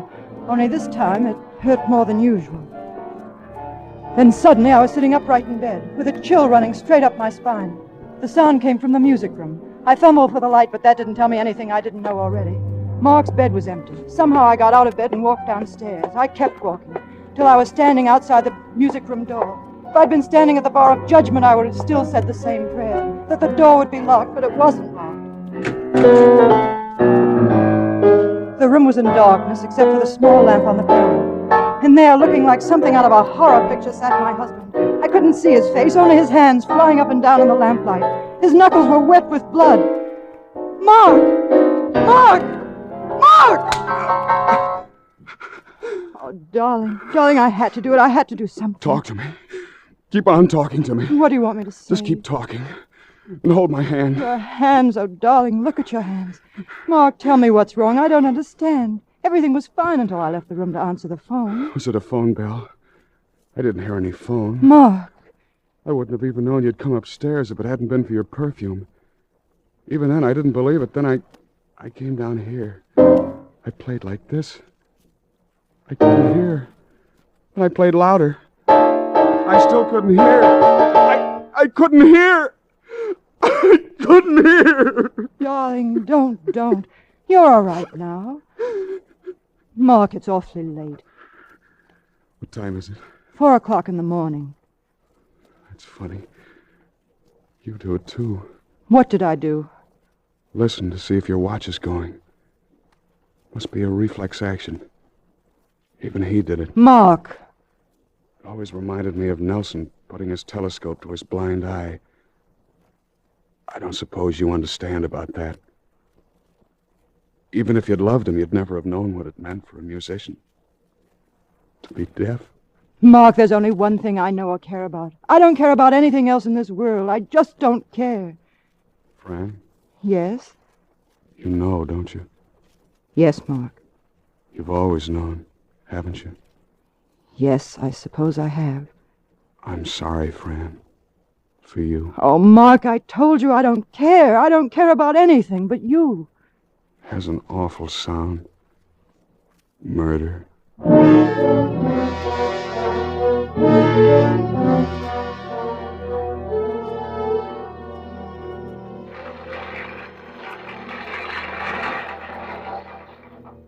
As I sat watching him walk across the great stage of the Hollywood Bowl, I wanted to pray, but I knew I hadn't even the right to do that. All I could do was think of what he must be thinking, how he must have timed it to the split second, how he must have snipped the wire on the earphone so Ira wouldn't notice it, how he must have felt when they were coming to the railroad crossing and he heard the warning bell and Ira couldn't. Ira couldn't hear anything. Mark had planned it that way. He had killed my husband because he couldn't hear a little bell.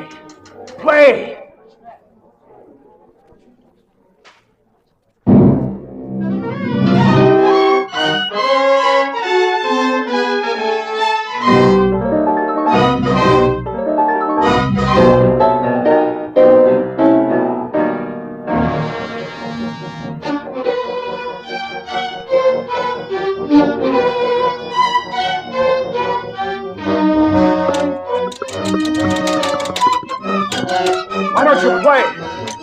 Play! Play! Play!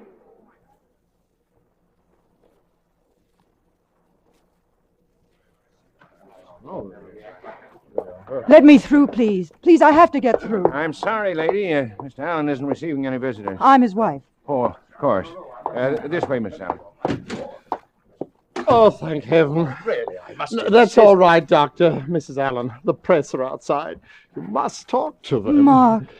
I heard the bell. Darling, it's all right. It's all right. I'm here with you. It's me, Francie. Didn't you hear it? It began to ring as I entered the stage.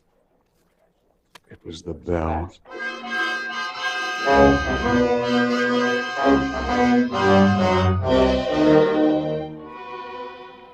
It took us an hour to get him to make any sense, and then suddenly he was all right as I've ever seen him in my life. The doctor was as pleased as an old midwife and insisted that it was the sedative that had done the trick. I wish she'd been right, but you see, by then I was beginning to see what was wrong with Mark, and I knew that all the doctors in the world wouldn't do him any good. But I still dared to hope that somehow I could. All right, come on, let's go. Well, don't you want me to drive home? I'm okay now. Oh, you mustn't cry, baby. I'm okay now. Oh, that's why I can cry, you goof. Mark, Yeah. let's go away from here, right away, to Canada or someplace for a year, longer if you want. Even if you don't even look at a note of music, it doesn't matter. You'll be right away from everything, and then it won't happen anymore. I know it. If you'll only get away, right away. Even from me, if that would help. Where should we go? Florida? New York? Oh, darling. You know, it's about time you saw something else but palm trees. Let's make it New England. Up around Vermont or something. We'll have to get you a sleeping bag or you die of cold. I love you. Me too. Why don't you let me drive?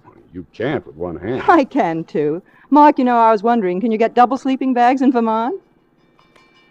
Mark, you better slow down if you... Yeah, maybe Canada. Mark, we're coming to the They say crossing. it's There's a quiet train. up there. Mark! They say you can almost hear how quiet it is some places in the woods up there. Mark! Mark!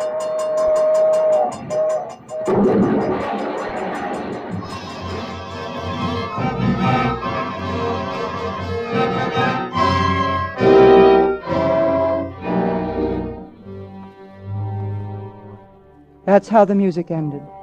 They told me today that he was dead before they got us to the hospital. I'm going to live.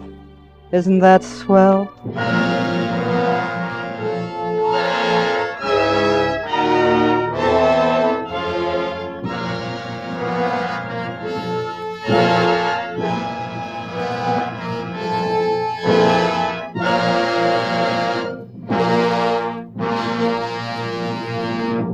As Roma Wines bring you Dan Duryea in a remarkable tale of suspense.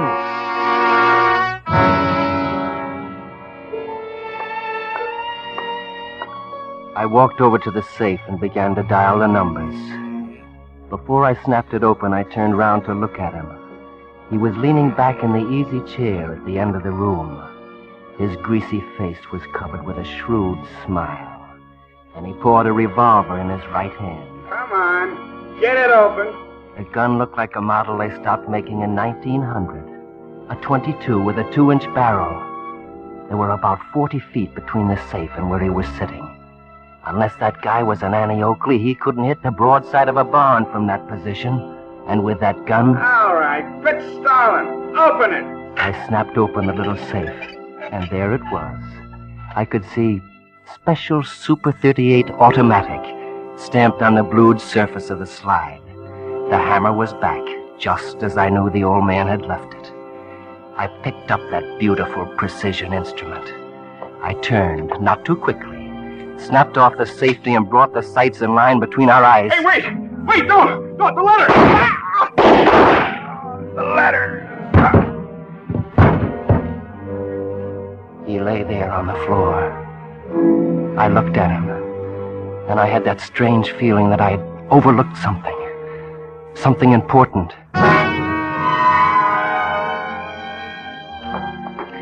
I walked over to where he was lying. He'd pitched forward, landing in a disjointed heap. The letter. What had he yelled about a letter? It meant nothing to me. A letter? Had I slipped up somewhere? No, it was impossible. I must have stood there over his body for 10 minutes, for the blood was soaking its way across the carpet. I tried to think of how I stood now, of what I had to do next, but my mind wouldn't let me. It kept slipping back to 3 months ago. 3 months ago. 3 months ago.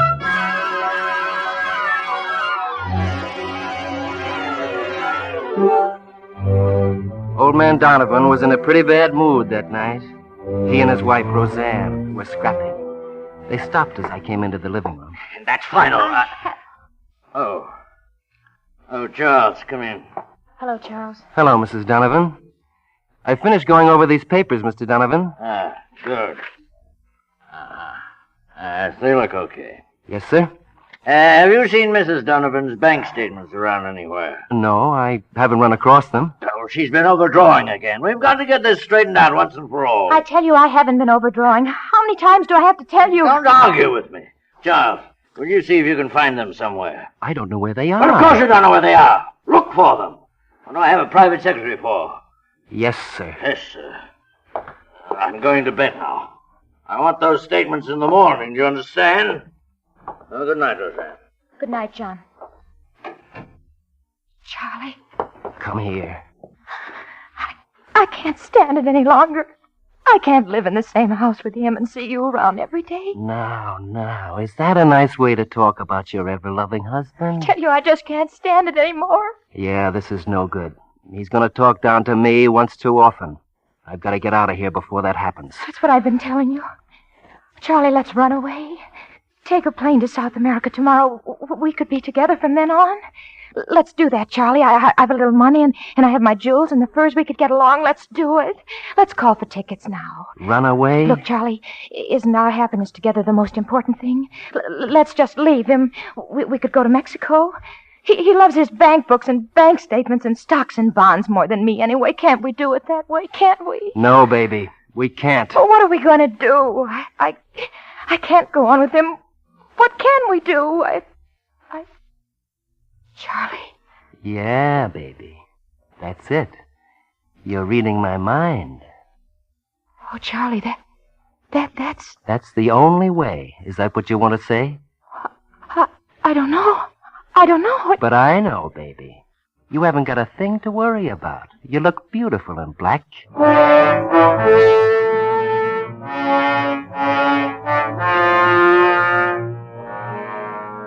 There wasn't much time to waste.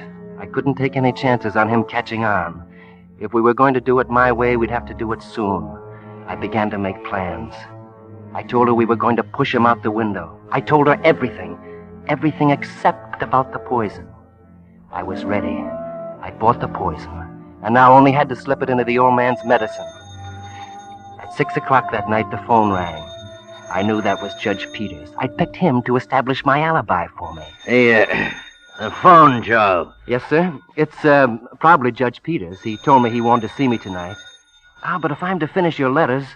Well, sir, could you perhaps tell him that I'm not here? Huh? It'd be simpler, and I have so much of your work to finish that I... Oh, sure, Charles. Hello? Hi, Judge Peters. The old man swallowed it hook, line, and sinker. No, He liked little intrigues. They were the only adventure in his life. Except for Roseanne. I'm sorry, Judge. Charles isn't here. I haven't seen him all day, and I don't expect to see him tonight. All right, Judge.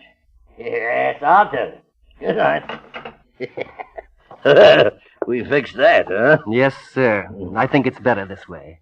Now I'll be able to finish those letters for you. Oh, fine. Oh, say, fix me my medicine first, will you, Charles? All right, sir. You want soda with it? Uh-huh. Enough? A little more. That's it. No. That's good. You're only a fair secretary, Charles, but you're a swell butler. Thank you, sir. Well, I'll get busy on these reports. Take him down to your room? Yes, sir, I can work better down there. All right. Oh, I say, make a note to dump my consolidated steel bonds tomorrow. Yes, sir. Don't you worry. I'll take care of everything tomorrow.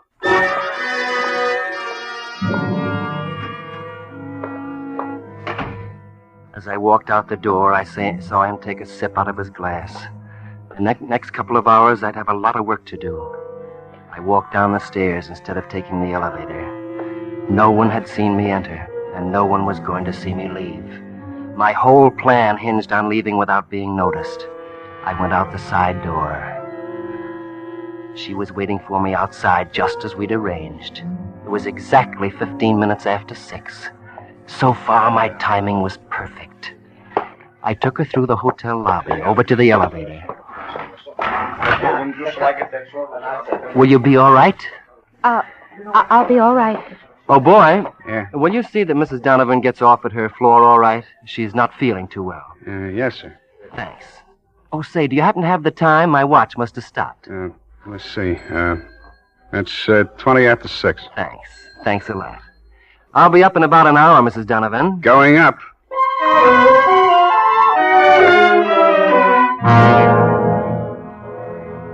That was that.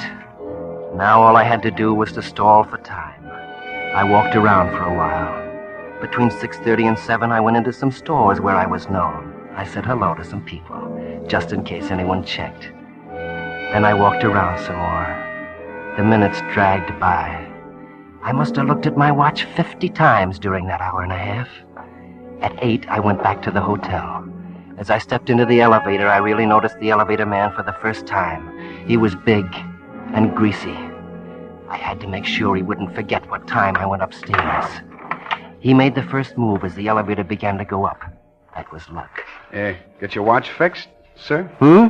Oh, sure. Says 7:30. It's still not working. No? It's almost 8 now. How do you like that? It must have stopped again. Almost 8 o'clock, Yeah. Thanks.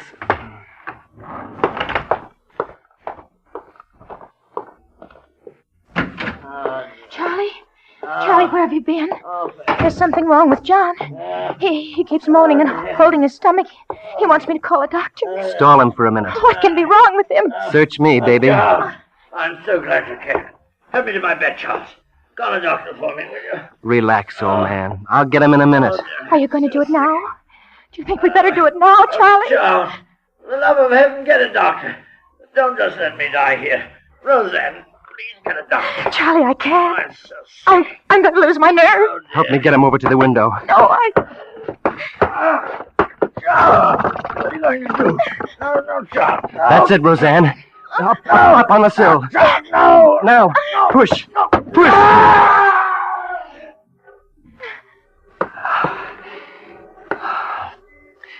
You know everything now, don't you? I just come in. He fell. We were on the other side of the room. There was nothing wrong with him before the accident. Get it? Get it? Yes.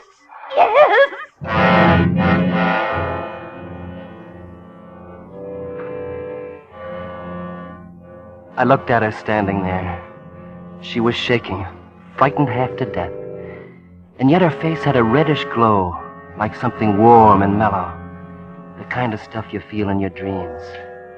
At that moment, I wouldn't have traded her in for anything. Anything less than $1 million.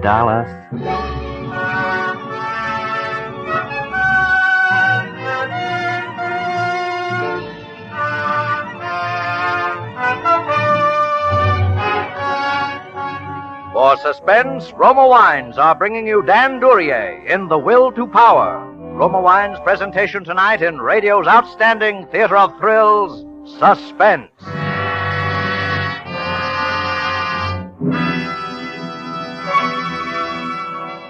Between the acts of Suspense, this is Ken Niles for Roma Wines.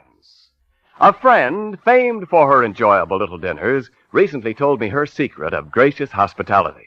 Because she's usually busy in the kitchen after guests arrive, her husband keeps their friends pleasantly entertained until dinner time by serving Roma, California sherry.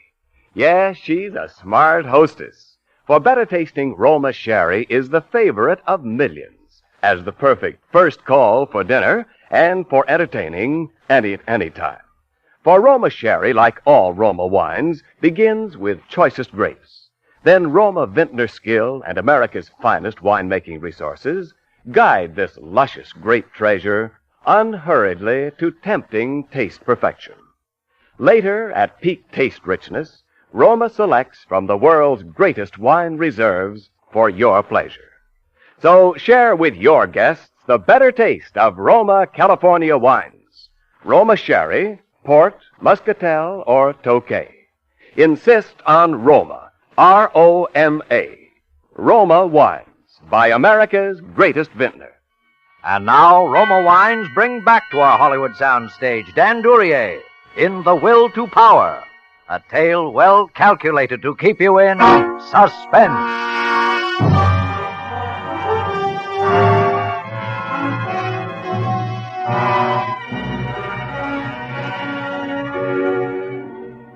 At the inquest, there was some talk of an autopsy, but the old man's prestige and a crew of lawyers preserved the body in a state of unmarred dignity, at the request of the grief-stricken widow. That's just the way they put it, too. The day after the funeral, we were married, quietly, no publicity. Well, there I was. I had all the old man's dough, and I had her. I don't know what it was that made me go on. Maybe it was the reading of the will that made me go through with my original plans. $1 million? Well, now we know better. In one safety deposit box alone, there was over $400,000 in cash. And then there were the estates. Compared to that kind of money and what it meant to me, she was just another dame.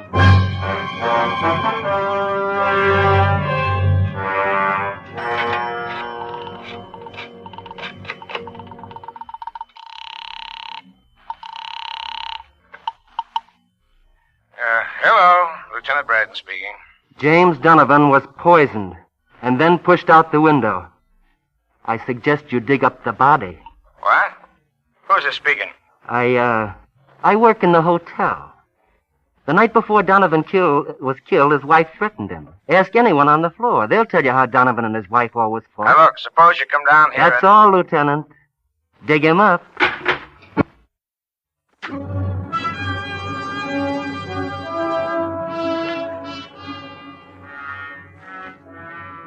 The second part was in the works, and now all I had to do was to sit back and wait.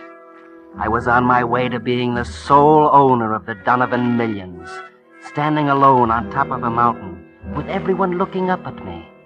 Everyone looking up at me.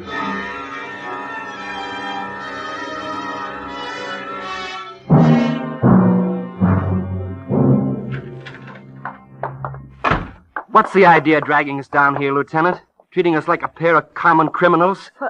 What is it you want of us, You'll Lieutenant? get the idea in just a minute now. Just don't get excited. Not get excited? Why, of all the... It's mighty strange the guy falls out of a window with 2 people in the room. What do you mean, strange? We were on the other side of the room. Accidents will happen. Sure, I know. I was at the inquest, too. What I really wanted to ask you was, where were you before he fell out? I told you, I'd just come in. I see. You were out before. Why, yes, I'd gone... Can you prove that? What? Can you prove that you weren't in the apartment any length of time before the accident? Yes, I guess so. I hadn't seen him all day. Sure, I guess I could prove it. But why? And how about you, Mrs. Donovan? Listen, Lieutenant, if you have something to tell us, let's hear it. Otherwise, let us go. Okay, brother. We dug up old man Donovan. He had enough poison in him to kill an ox. Poison? Poison? Why, that's impossible. He couldn't have been poisoned. Mrs. Donovan was up there with him all the time. Oh, she was? Of course. He couldn't have been poisoned. I see. Can we go now? Yeah, sure, you can go. Mrs. Donovan will have to wait, though. We're booking her for murder. It was perfect. They indicted her for second-degree murder. That was a smart move on the part of the DA, because he couldn't conclusively prove whether the fall or the poison killed him. And then she swore to high heaven that she didn't see him drink anything while she was there. The lawyer who was trying to prove suicide almost broke a blood vessel. The best part came when the prosecution tried to get me to testify for them. I showed them our marriage license then. It convinced her that I was trying to protect her. But it gave the DA all the motive he needed. The jury finds the defendant guilty of murder in the second degree.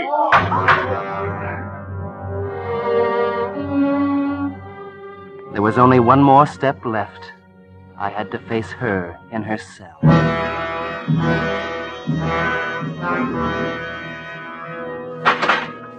got 5 minutes, mister.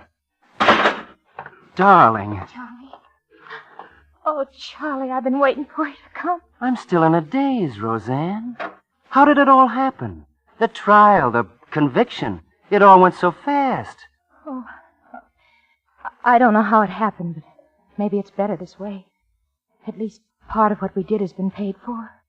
When I get out, we'll be able to live a free life together. But 10 years? No, darling. I'm going to tell them. No. I'm going to confess everything. I'll do that rather than see you wasting away in prison. No. No, you're not. You'll just be trading places with me. It'll be punishment enough if we're deprived of each other's love. No, Charlie, this is the only way it can be. And 10 years isn't so long. And I know you'll always be mine, no matter where I am. Yes, darling. No matter where you are, I'll always be yours.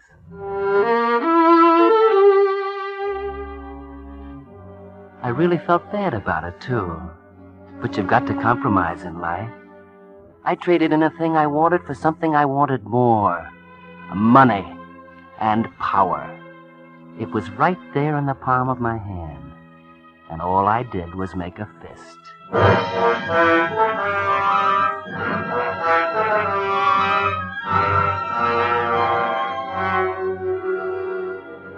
I headed up to one of the old man's hideouts in the White Mountains then to let things cool off. There I wanted to plan all the things I'd do during the coming weeks. It would have been a great time, except for that phone call. Yes? Hello, Mr. Ross. I was reading about Mrs. Donovan's trial, Mr. Ross. Who is this? The old man was really poisoned, huh? You running off, leaving your wife to take the rap. Who is this? Tell you what, for 25 grand, no one will ever know about you sneaking out of the apartment that day. I think you'd better come up here and see me in person. Okay. I'll be up tomorrow night at 9. Why not tonight? You'll be there if you know what's good for you, brother.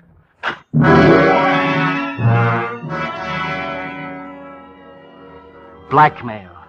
I knew what to do, and paying him wasn't the answer. Once I began to pay, he'd then have the power that belonged to me. He'd pull the strings. This man, whoever he was, could degrade me and humiliate me more than I'd ever been degraded while serving the old man. I heard the car drive up at a little after 9. I'd left the front door open and sat in the living room, waiting for him. He walked in. Hello, Mr. Ross. It was the elevator man. Well, Mr. Ross. Got a pretty classy setup here. My. Poor Mr. Donovan. Sure is a shame when a guy has to leave all that money behind. Get to the point or get out. Brother, from now on, you're going to treat me with respect. What I know can send you straight to the chair.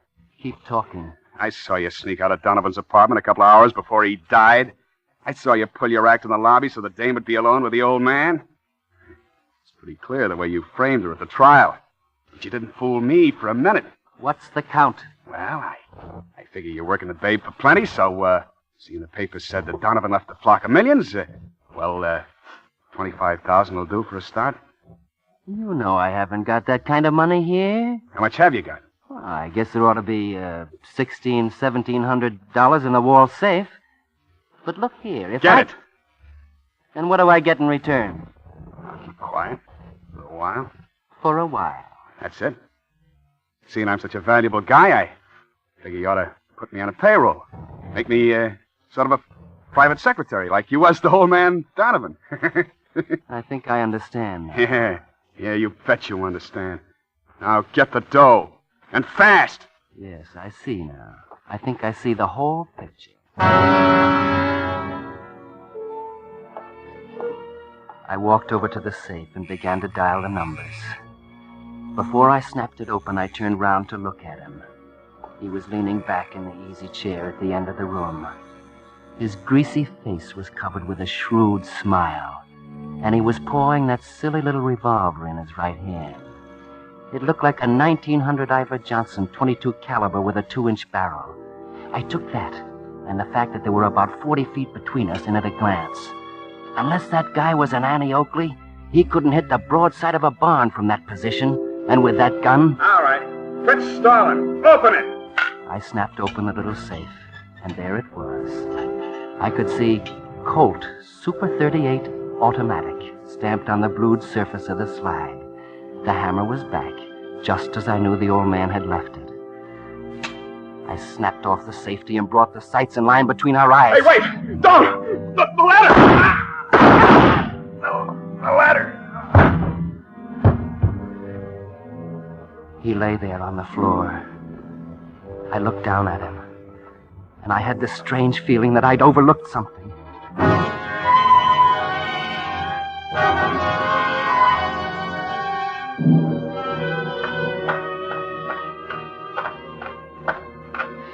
I'd hidden his car in the garage and gotten rid of the body.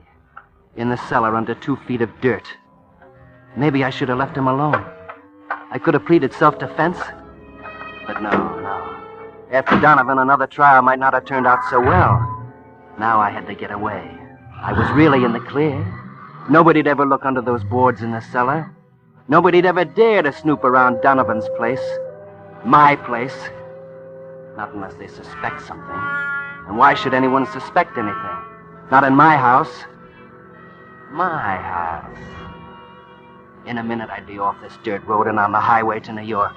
Yes, that's it. Back to New York. Then out of the country.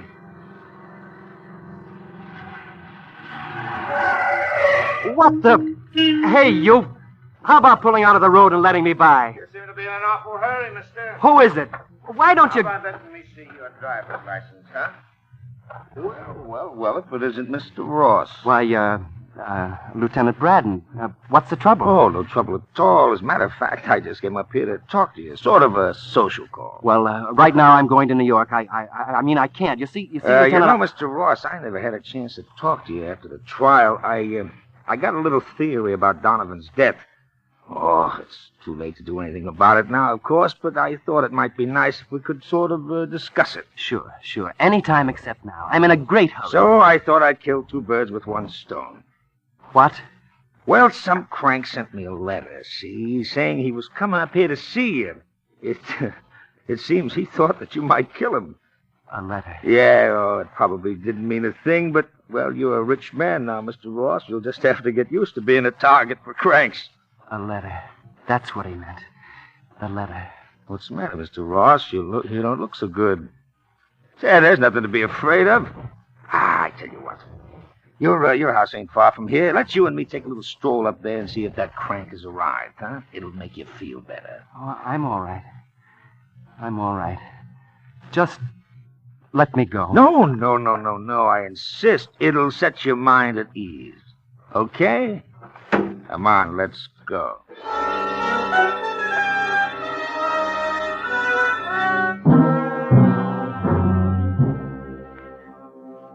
The cop didn't have any trouble finding him at all. I guess Roseanne will get the money after all now, when she gets out. It's too bad, really.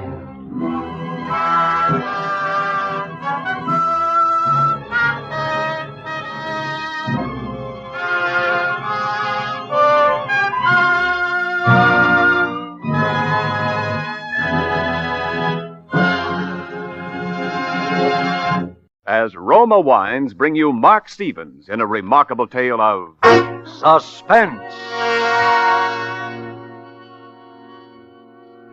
Everything went wrong. From the very beginning, everything that possibly could went wrong. Because, you see, I'd already planned for quite a while to kill my wife.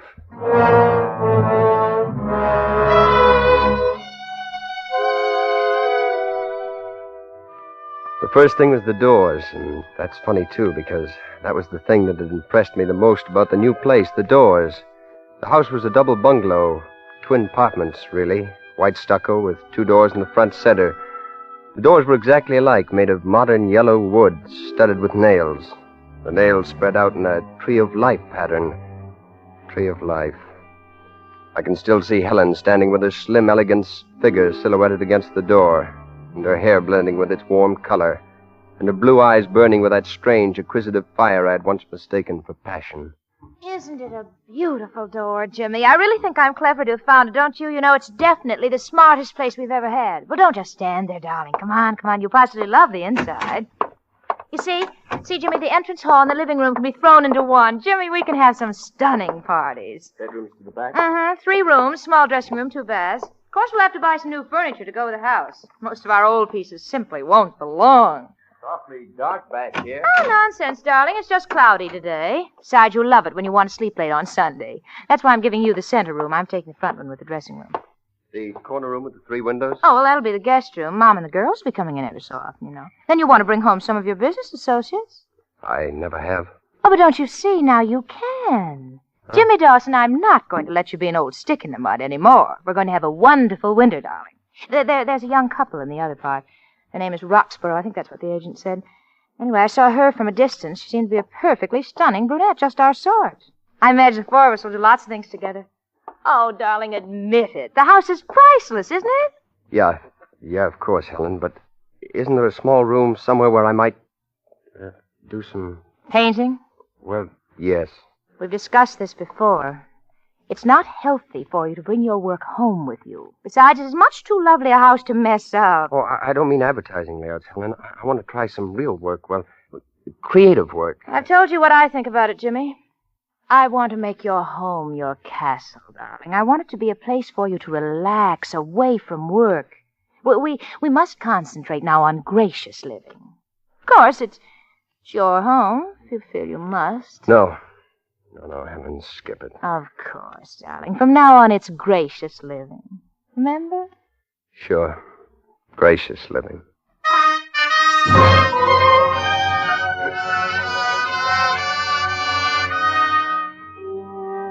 I'd already begun to make some plans for Helen, for killing Helen, that is, when we moved into the new house 2 weeks later. I rode the Interurban to work that day and left the car with Helen. She said she needed it to move some of our smaller, more breakable treasures. I offered to stay and help her with the moving, but Helen said I'd be in the way. I ate dinner in town and rode the Interurban back, walked the 7 blocks to my new home.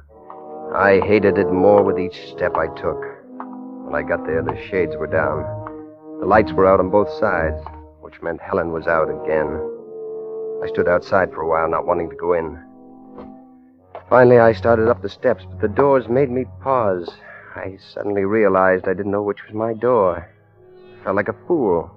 Suppose I were to go barging in on the Roxboroughs, or whatever their name was. Certainly they'd think I was a fool. All I could do was choose one of the doors. I was just fumbling at the lock with my key, and when the door opened from the inside, I couldn't see the man who opened it very well, but I could see the gun he held in his hand. It was the biggest gun I've ever seen in my life. Come in. Why, Come in. After he closed the door, the man with the gun switched on the lights. Hey, what? And I saw the other one. He was big, with a lot of black hair and an angry face. He had a gun, too. Kept fooling with it, spinning the cylinder. He was standing in front of the couch trying to hide something lying there covered with an overcoat. But I knew what it was. I saw the hand trailing down on the floor. A woman's hand. And just who are you? I'm... You heard him. Who are you? Is that my wife? So you're Roxborough, huh? You're supposed to be halfway to Chicago by now. Roxborough? Well. Cute, ain't he? Curly hair and everything. Real cute. Look, I made a mistake. You see that... What do you know about that? He thinks he made a mistake, Rico. What kind of mistake you think you made, Curly? What kind of a mistake? You fix this thing all up with our boss the day, the time, the alibi, the works, and then you walk in right in the middle of it. Oh, you made a mistake, all right, Curly. The biggest mistake you ever made in your life. Maybe the last, too, huh, Rico? Maybe the last. Who knows?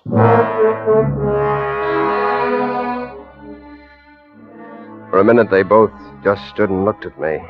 Oh, I'd made a mistake, all right. Here I'd gone and stumbled in on a job being done by a couple of hired killers. The job of killing his wife for Roxborough, my neighbor Roxborough. And they thought I was Roxborough. Even that wasn't the worst. As long as they thought I was Roxborough, though, I might be able to make a deal. But if they ever found out I wasn't Roxborough, the end of the line, I had to be Roxborough. Any last words, Curly? Now, wait a minute. Honest, I made a mistake. You said that. We don't like those kind of mistakes in our business. You can see how that would be, can't you? But listen, if it wasn't a mistake, why else would I come home right when... Oh, you can say it. It don't matter now. Right when we're knocking off your wife. Huh, Curly? I bet you I know. I bet she likes to play hero, huh, Rico? Hero? Sure, you come home, you find burglars. That's us. We just knocked off your wife, so you knock us off. You're a hero. Get it? You ought to be in Hollywood, Bud, where they pay for that stuff. Only you better tell Curly that I ain't making it up. Because a poor guy tried that on us once, Curly. The poor guy. But I couldn't have meant anything like that. I don't even have a gun. I haven't even got a jackknife. Listen, we can make some kind of a deal. There's a rod in the desk. Maybe you figured on using that. Huh, Curly? Hey, wait a minute, Rico. Wait a minute. Curly here said something about a deal. I don't like deals. The boss don't like deals. I like the other way. It's cleaner all around. Turn around, Curly. No, wait a minute. Relax, relax. I just want to frisk you. This time. He started going over my pockets, and that was all right, till he came to my wallet and took it. My wallet? Driver's license, social security card, every identification under the sun to prove I wasn't Roxborough, but James Dawson. If he ever looked inside, it was finished. I had to do something to distract his attention. I had to do it right then. Hey, where you going? Oh, I just wanted to look. At her? Yeah. Maybe Curly thinks we don't know our jobs, huh, Max? Go ahead. Take a look. Take a good look. Might be somebody you know. I walked over to the couch. I lifted the coat off her face. I looked. I put the coat back again. I felt sick. I hadn't needed more than that one look to know she was dead. And I knew something else. I knew that my chances of getting out of this alive had just gone down about 90%. Well, satisfied? He looks kind of sick, Max. Maybe he's the sensitive type. You know, these sensitive guys are funny. They don't mind having it done. Oh, no, that don't worry him a bit. But the guy that does it because he needs a few bucks, he's just a big ape. A guy with no feelings. Ain't that right, Curly? I'm not complaining. He's not complaining. Well, that's something anyway, huh, Max? He's not complaining. Oh, that's good. But a minute ago, he was talking about a deal. I like that better. We got work to do. We can talk about deals later. And I still say no deal. Maybe we ought to ask Curly. You want us to finish the job up right, don't you, Curly? Oh, sure. Ask Curly. Finish the job? Sure. Collect the ice. He don't know what that means. Do you, Curly? The jewelry, the silverware, the stuff that makes it look like burglars. Remember? Oh, yeah. Where do you keep it? Why, her bedroom, I guess. You guess? Oh, these sensitive guys are great guesses, but you better have guessed right, Curly. Come on inside. All right, now where is it? I think the dressing table. Take a look, Rico. Yeah. Well, looky here. He guessed it right on the nose. Oh, Curly, sharp he is. And there's some real pretty ice here, too. I bet this was her engagement ring, huh, Curly? You got the stuff. You don't have to talk about it. Oh, you got the wrong attitude, Curly. You knew this was part of the deal. We get part of our cut out of this stuff. Hey, see? I tell you what I did with that sapphire, Max. What's sapphire? The Allison job, the place you got the garnets. Oh, yeah. I had it made into a pin for my kid. I gave it to her for graduation. She was crazy about it. Your kid? Sure, I got a couple of swell kids, boy and a girl. Smart, too. Maybe that's the trouble with these sensitive guys, huh, Rico? No kids. I wanted 4. She didn't, huh? Well, that's the way it goes sometimes. I bet she'd have figured it a little different if she'd have known how it was going to turn out for her. Huh, Curly? Yeah, maybe she would. All right, now listen. We got work to do, the rest of the house. Now, about that deal. Never mind the deal. What are we going to do with him while we're working? I'd leave him in here. You wouldn't try to holler or anything like that, would you, Curly? Oh, no, I won't. There, you see, I told you. He's sharp. He's going to think over the deal while we're gone. I tell you I don't like it. How do you know? You haven't heard it. Oh. Now, listen, Curly. There's 2 ways.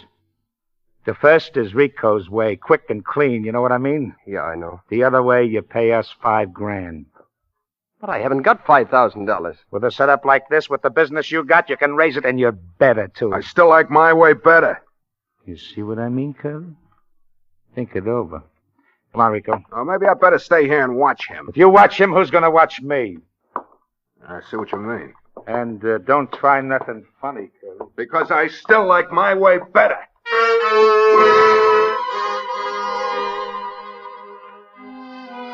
I like my way better. He knew he wasn't kidding, so did I. They'd already killed once tonight. There was already one dead body in that house. There could be just as easy be another. There could be me.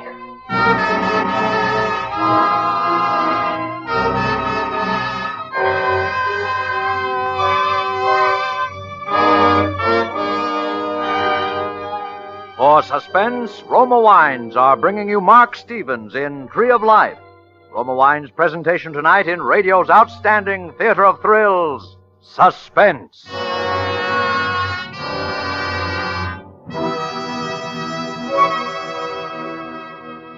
Between the acts of Suspense, this is Ken Niles for Roma Wines. Here's an easy way to return the compliment of the friendly hospitality you've enjoyed over the holidays. Simply invite your holiday hosts to an open house and delight them with Roma, California wines.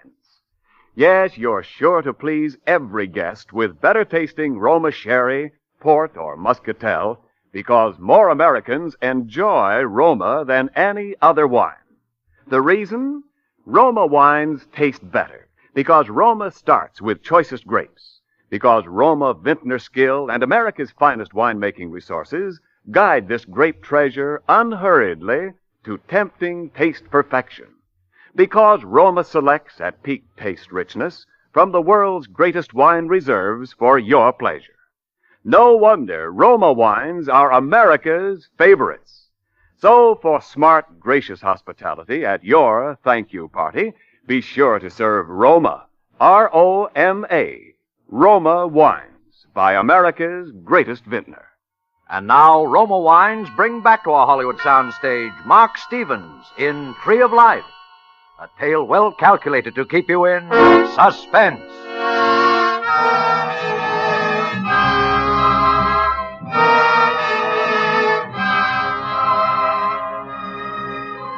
So there I sat waiting, locked in the bedroom by a couple of hired killers while I ransacked the house for loot. All because I'd just moved into a two-family house with two front doors that had that Tree of Life design on each one, exactly alike. All because these gunmen thought I was my neighbor Roxborough, who had hired them to kill his wife. Well, they'd done their best, all right. There was the dead body on the couch in the front room right now. That was why I had to make a deal, somehow. A dead body. And more than that, if I did manage to put it over, I had to have money to get away. Because I knew I had to go away, far away, for a long time. I had my wallet. There was just the off chance there might be some in the room here somewhere. She must have had money. I started going over the room with a fine tooth comb, the closet, inside of shoes, hat boxes, under the mattress, any place and every place that a woman might be liable to hide money. In the bottom bureau drawer, I found a leather pocketbook. It had 2 affectionate notes from some guy named Steve, and that was all. I gave up. I went back to sit down in front of the dressing table again. I knocked something on the floor. It was a powder box, one of those musical things that keeps playing some gimmick tune over and over until they run down. There was powder in little heaps spilled on the floor. There was something else. Buried in all that powder was what I'd been looking for. A roll of bills. Nearly $400. I just had about time to put the stuff in my pocket when I heard the 2 gunmen galloping down the hall. What do you think you're doing in there?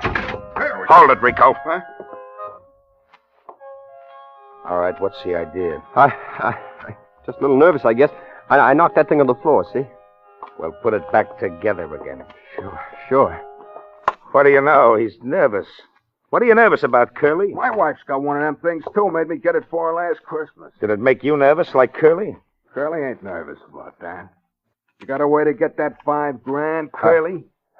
I can't get the cash right away. Well, maybe we could take a note. Huh, Rico? Huh? Oh, yeah, no. Sure, maybe we could. Come on, Curly. You're going to come out here and write us a nice little note. All right. Now, sit down there at the desk. Make yourself real comfortable. Maybe you better tell him how the note should go. Oh, yeah. Maybe I should. Now, Curly, all you got to do is write us a nice little note telling how you killed your wife. How I killed my wife? He don't think he did kill his wife. Maybe he thinks we did. But if I did that, you could blackmail me. You could keep blackmailing me. Hey, you see, I told you he was sharp. You know, this thing has got to be said right so one can believe it. Right, Curly? Yeah, that's right. That's right. Now, you're going to sit right down there and write how you and your wife was always getting in your hair, you know. You was always having fights, and finally, you had a real big one tonight, and you hit her over the head with a bottle. Only you hit her a little too hard, see? Is that how she... You don't think we use these things unless we have to, do you? It's too noisy.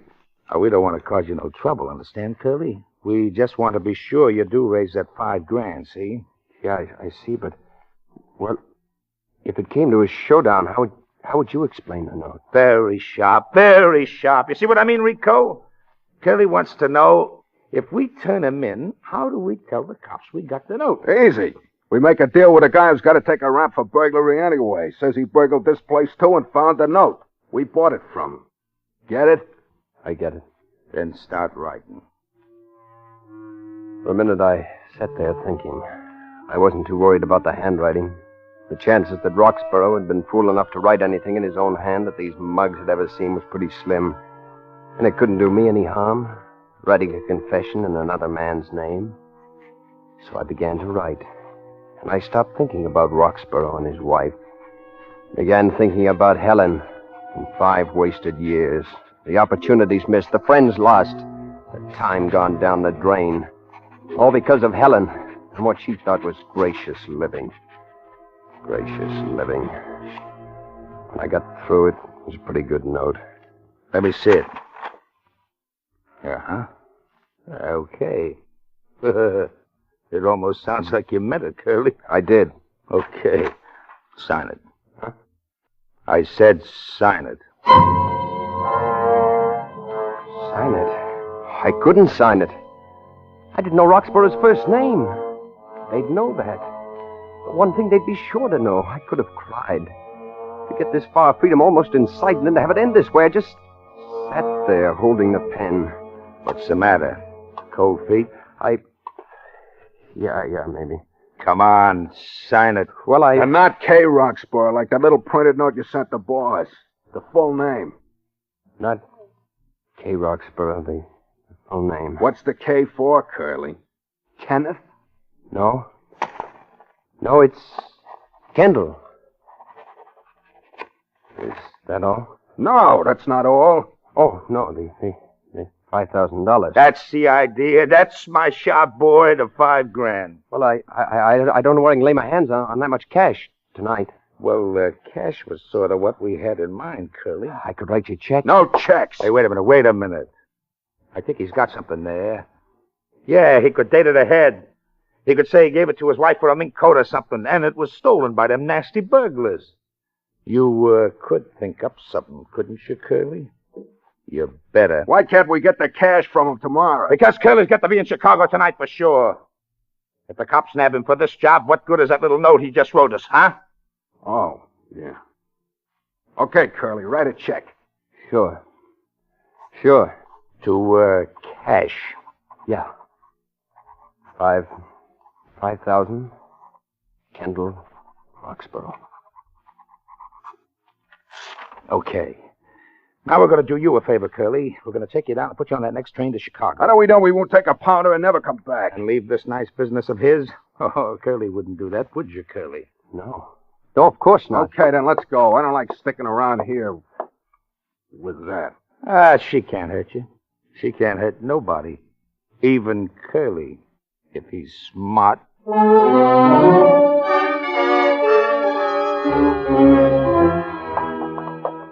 They went around wiping off fingerprints, even mine.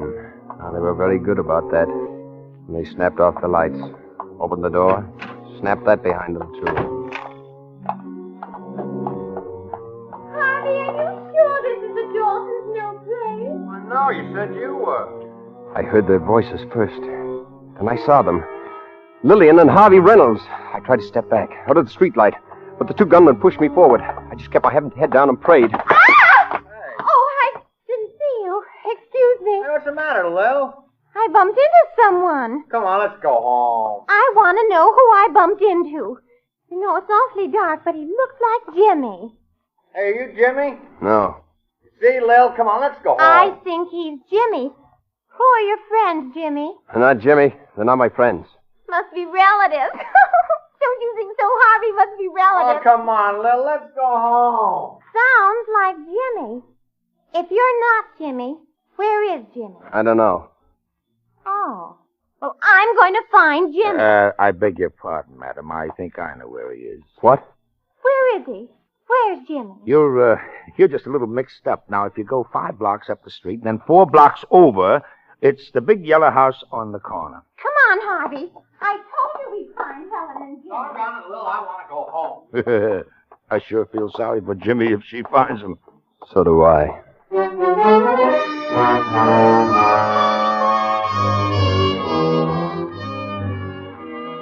We drove down the station, found that the next train for Chicago was in about 45 minutes.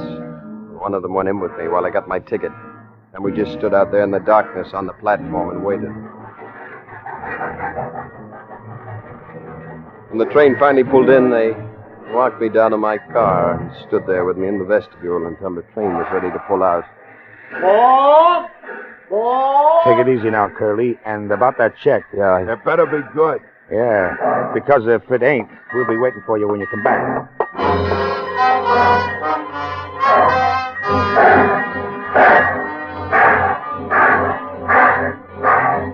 What did I care where they'd be? I was free. Well, I was going to Chicago, all right.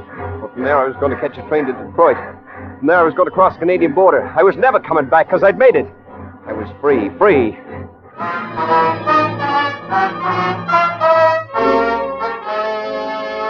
I got into Chicago, all right. And I got a train for Detroit last night. I was walking through the observation car, not paying much attention to anything, except look for a seat, when somebody slapped me on the shoulder. Well, if it isn't Dawson. Huh? Oh, yes, maybe you don't know me, Mr. Dawson. I know you, at least by sight.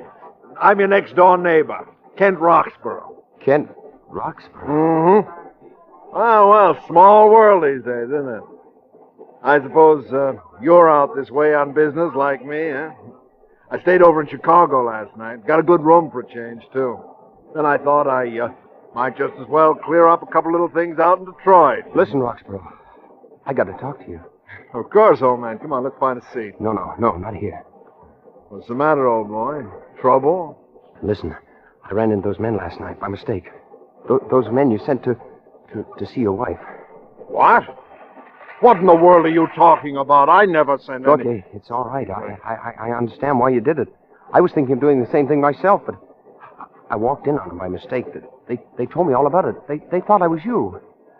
Let's you and me take a little stroll out onto the observation platform, Dawson. Yeah, sure.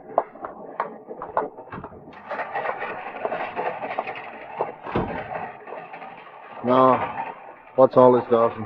I tell you, it was a mistake. The doors, they're exactly alike. Yeah, I remember. I walked in. They thought I was you.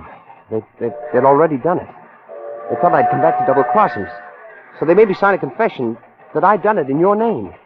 Confession? Oh, it's all right. It's in my handwriting, not yours. I even got your first name wrong. I had to write them a check, too. $5,000. You say they'd done it. You know that. Yeah, I saw her. So I'm going away. Canada. I'm never coming back. Yeah.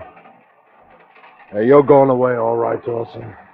No, don't shoot. There's something else. They didn't... Oh! They didn't.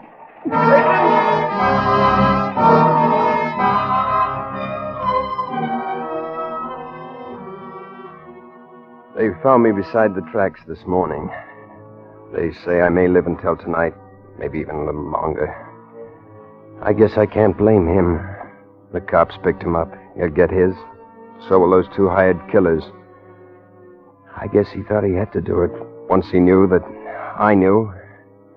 I guess I can't blame anyone but myself. I guess it's what you call retribution. Because I'd planned to kill my wife. I'd have done it, too, I guess. But what he didn't give me time to tell him was that it wasn't me that got the wrong door. It was the gunman. It wasn't me that got into his house. It was the gunman that got into mine. It wasn't his wife they killed, it was mine. Gracious living, Helen had always talked about it. Now Gracious dying. I guess that's what you'd call it. Retribution.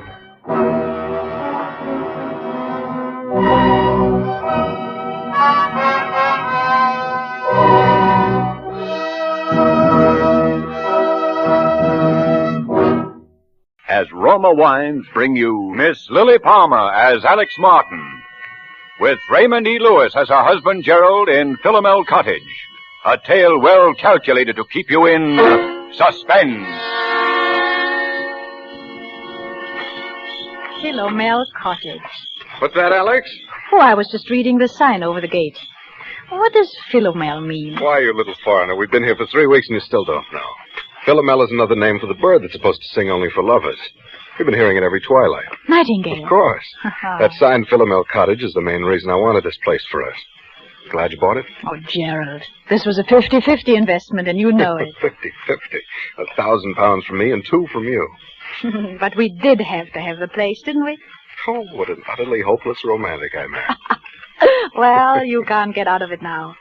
Oh, Gerald, do you know what day today is? Today, it's the 13th. It's our anniversary, darling. We've known each other exactly a month. No, exactly 30 days.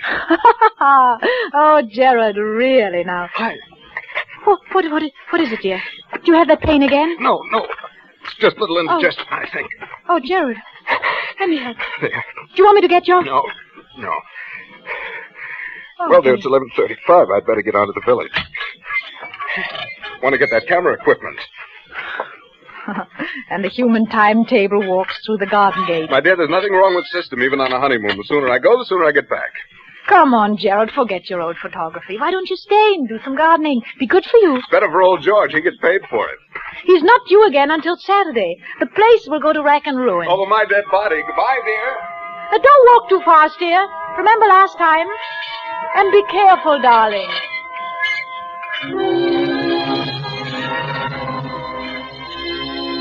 Be careful? Well, it had just slipped out. Be careful. I was swinging there on the garden gate, smiling out my happiness across a part of England that was as remote and placid as any you'd care to find. I wondered why I said such a ridiculous thing. If this were London, say, that would have... London? And slowly my smile fell away. I knew then that the memory of that last week in London had never really been far from my mind. That and that last talk with Dick on the top deck of the bus crossing Trafalgar Square. I'd never seen him like that before. Gerald Martin. I tell you, Alex, the man's a perfect stranger to you. You know nothing about him. I know that I love him. How can you know in a week? You've only met him. Well, it doesn't take everyone 7 years to find out they're in love with a girl. That's meant for me, isn't it, Alex? It's Alex. no use, Dick. Alex, don't you know what it's been for me not being able to tell you? I couldn't, not with the income I had. And then I decided I couldn't wait any more. I was going to tell you anyway. And you know what happened. Oh, I'm afraid I don't. Yes, you do. That money you inherited. That money from your cousin or uncle or whoever it was. Well, I don't see what... You didn't think that I could ask you to marry me then, do you? You didn't think I could live off your money? I'm sorry, Dick. Believe me, I am, but I... It really doesn't matter now, one way or the other. Doesn't matter, does it? You can bet it matters to that Martin chap. That's what he's after. You mark my words, he's after your money. Dick, it might interest you to know that Gerald has money of his own. Far more than I have. And more than I am. Maybe that's the difference. I've had enough of this. I'm getting off at the next stop. Alex, please. All right. But let me tell you something. If you think I'm going to let Gerald cut me out and not do anything about it, you're very much mistaken. I'll catch up with him, do you hear? I'll catch up with him if it's the last thing I do.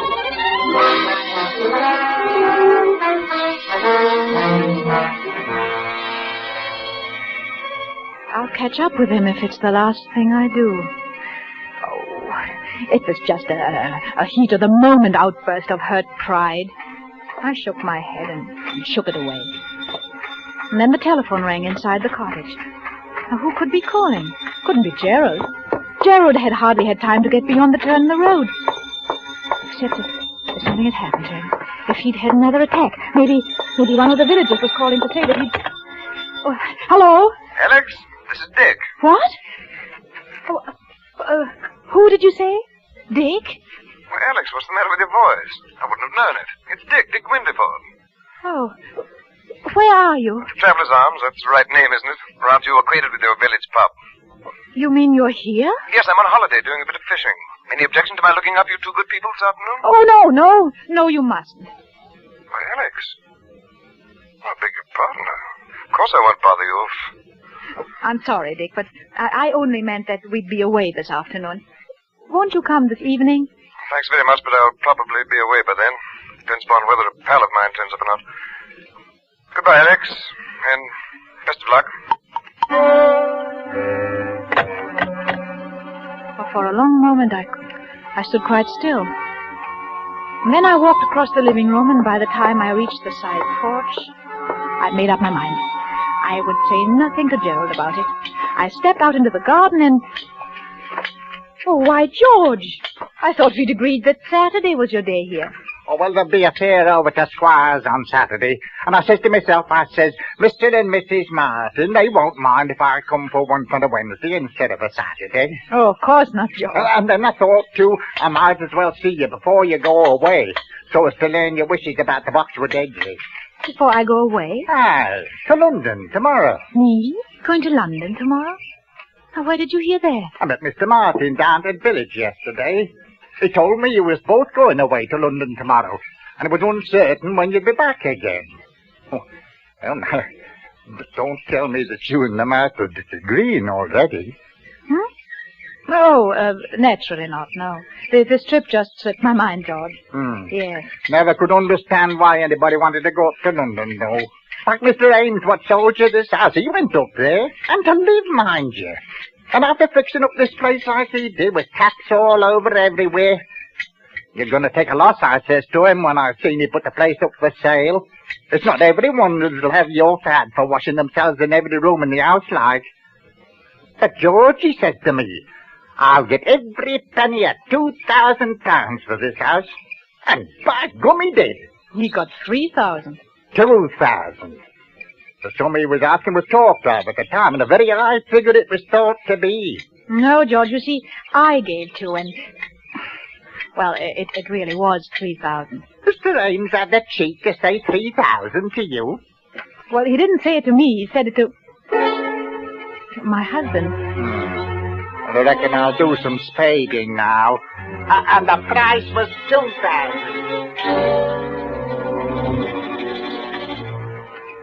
As I strode on across the garden, I was conscious of a thin, vague thought struggling to make itself heard. And then abruptly it was gone. My eye had fallen upon a small, dark green object lying in the furrow beside one of the flower beds. It was Gerald's diary, my husband's pocket diary. I picked it up and opened it.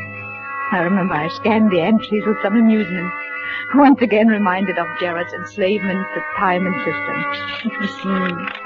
On page 21 there was an entry. April 14th, Mary Alex at St. Peter's Church, 2:30. And then I looked at today's date, Wednesday, May 13th. Only one thing was written there in red pencil. It said, 6 p.m. Huh? Now, what did it mean? What was to happen at 6 p.m.? And something just... Oh, no. But this is ridiculous. What am I afraid of? Gerald is my husband. I love him. I trust him. Then I looked again at that cryptic entry. 6 p.m.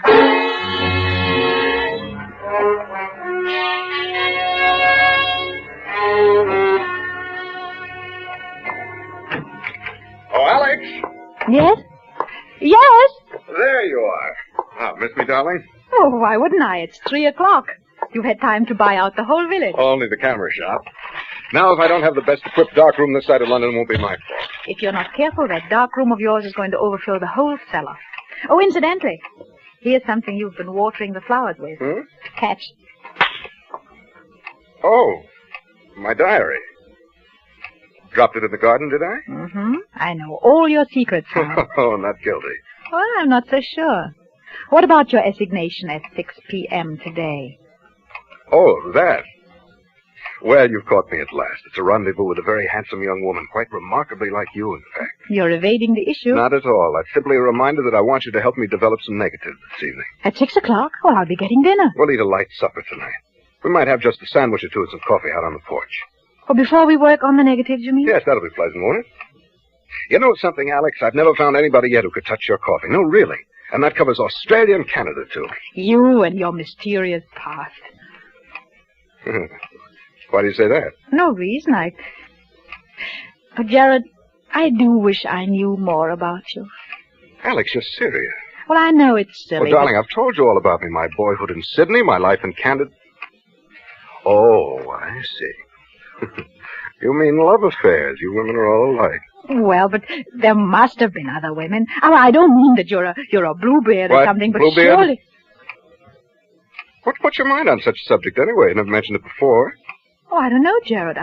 I've been rather upset all day. I imagine I can thank old George for that. The gardener, you mean? Yes. He had some ridiculous idea. We were going away to London. He said you told Where him did so. you see him? Well, he came to work today instead of Saturday. The old fool. Why, Jared... Well, he is an old fool. I want it. Jared! Oh, Jared! Lie down here, darling. I'll bring you some water. Your medicine? What? Are you all right? Oh, I'm sorry, darling, getting you all upset about... Oh, just because of the stupid old gardener. Oh, I made some weak joke to him about being off to London in the morning. He must have taken it seriously, or else he didn't hear properly. You straightened him out, I suppose. Oh, hardly. You know what a gossip he is. I didn't want the whole village to think my husband was leaving me in the dark about his plans. Are you all right, dear? You really? Told him we were going there? Naturally. Yes, of course. Sorry you were placed in that kind of a situation, darling. Don't suppose you ran into anybody else today? This far from the world, Gerald? It isn't very likely, is it? Well, Gerald... Now, not another word. You aren't yourself now. That's quite plain, and I want you to have a little rest, a little nap. You'll be right as rain by 6 o'clock. Must you do those photographs tonight? You don't... My dear, when one sets the time to do something, one should stick to it. That's the only way to get through one's work. All right, up with you. Upstairs to your bed now. Very well, dear. I'll be getting things arranged in the dark.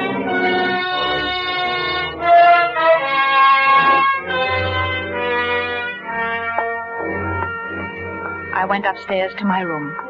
I told myself there was no basis whatever for my state of mind. And still the turmoil, the doubt, the odd, unaccountable sense of dread persisted and grew and grew until quite clearly I knew what I must do. Knew I must find some testimony to my husband's past, something to reassure me. And then strangely I remembered that single locked drawer in Gerald's bureau. I tiptoed to the door at the head of the stairs, opened it, and entered my husband's room. The key. If only I could find the key to that locked drawer. But there was none in sight. The closet, and then his coat pockets, and then... there at my feet. There on the floor. I saw it.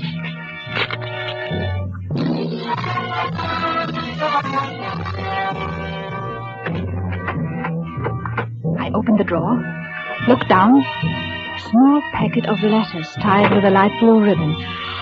And when I saw the uppermost envelope, my face flushed with shame. They were my own letters, love letters written to Gerald before we were married.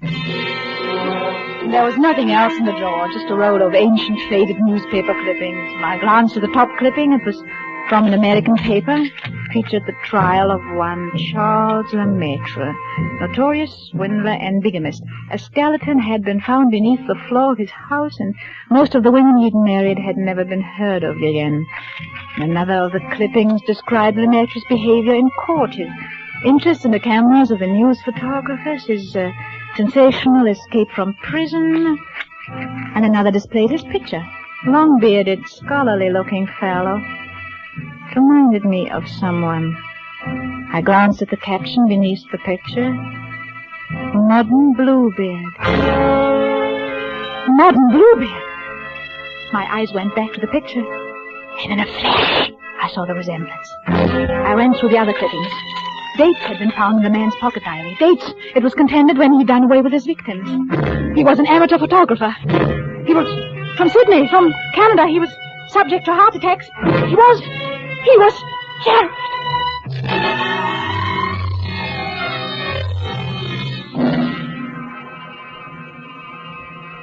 The room whirled about me. Dick had tried to warn me. Dick had been near me that morning, and I turned him away. It was then that I noticed a sound. There was a pipe in the corner, running up through the room. From below, near its base, something was striking at that pipe as though someone were digging. Yes. I knew then that Charles Lemaitre was preparing the dark room for the latest one of his victims.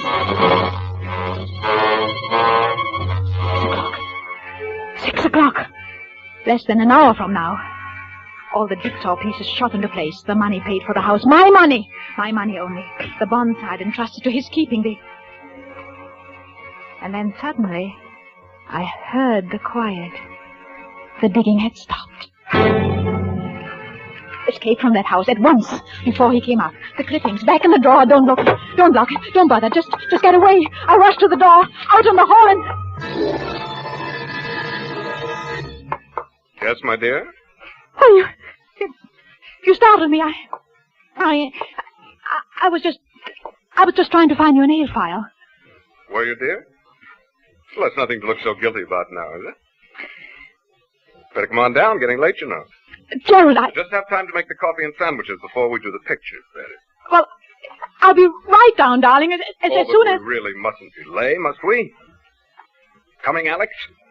Very well. Now, that's better. Never mind, Gerald. Why, Alex, how cold you are. Cold? Oh, yes. Yes, I am rather. Well, that will soon pass away, I'm sure. Hurry along, dear. Hurry along.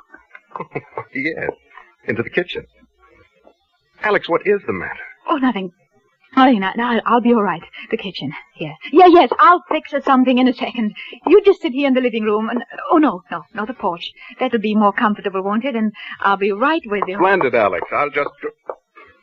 Why, no, of course not. What, Gerald? How rotten of me not to have suggested it. Since you're feeling a bit under par, you can probably do with some help. I'll come with you.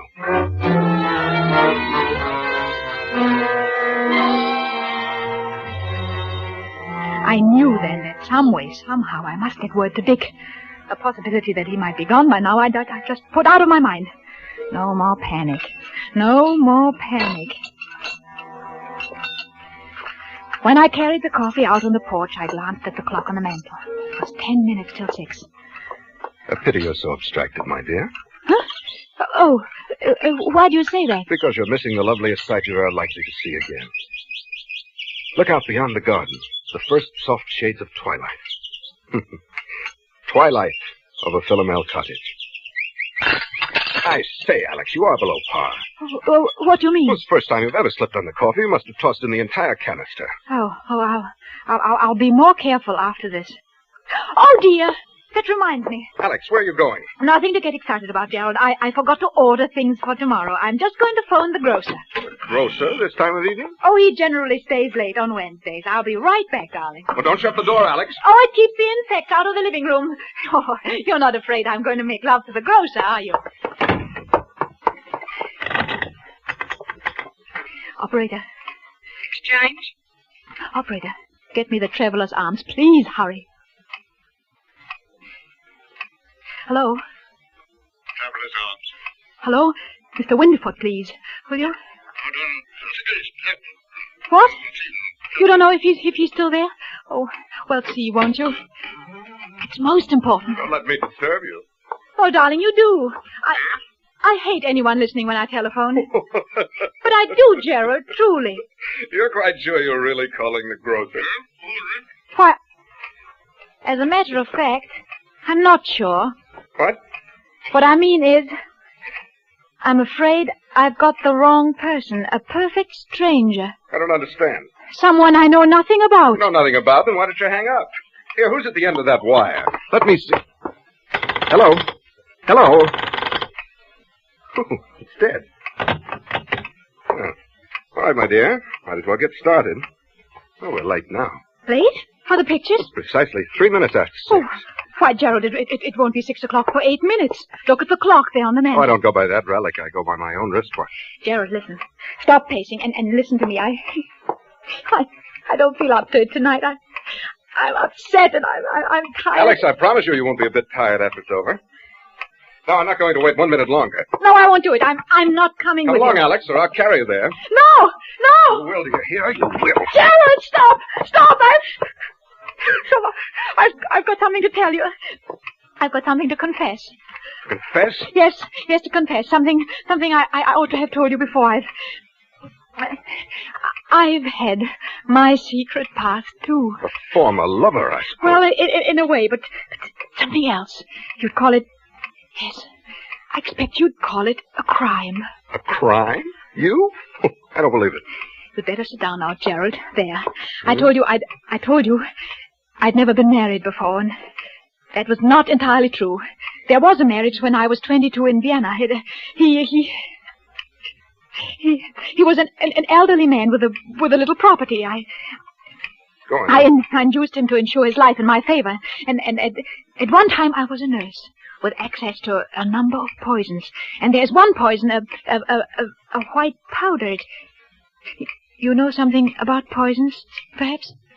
No, I know very little about them. How? Well, this one is absolutely untraceable. Any doctor would give a certificate of heart failure, and oh, no! No, I can't. Go on, I want to hear. Well, all right, I always made his coffee for him, and one evening I put a pinch of this poison in his cup. I remember that evening how very much like this it was, how peaceful. He gasped a little and tried to move from his chair, but couldn't, and presently he died. How much was the insurance money? About £2,000. I speculated, though I lost it. And it was over 2 years before I married again. Huh? And he was a much younger man, quite well off. There was a will in my favor. He liked me to make his coffee, too, just as my first husband had done. I make very good coffee. Alex. It was the same, along about twilight. The coffee. It was the same as the other. He just sat there in his chair. The coffee. And died. Our village doctor pronounced it heart failure. My husband did have a weak heart, you see. And that helped. It helped a great deal. Alex, listen. That netted me over £4,000. I didn't speculate with... The coffee. That's why it tasted that way, you devil. You poisoned me. You poisoned me. I'll kill you. Yes, I poisoned you. And already the poison is working, you see. You can't move from your chair. You're lying. I'll kill you. I'll kill...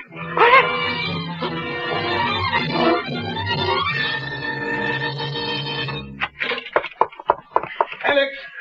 Alex Royal! What have they done to you, Alex? Constable, go see what's happening in that room. Right, sir. Darling. I had to tell him the most horrible story. Oh, I couldn't have kept it up any longer. You came just in time, Dick. You understood on the phone, didn't you? Good darling, when I heard you say you'd got the wrong person, someone you knew nothing about. Excuse me, sir. What did you find, Constable? A man sitting in a chair, sir. Heart trouble, it looks like, and, Yes? Well, sir, he's dead. Your husband, ma'am? You might say a perfect stranger. He was just sitting in his chair. And presently, he died.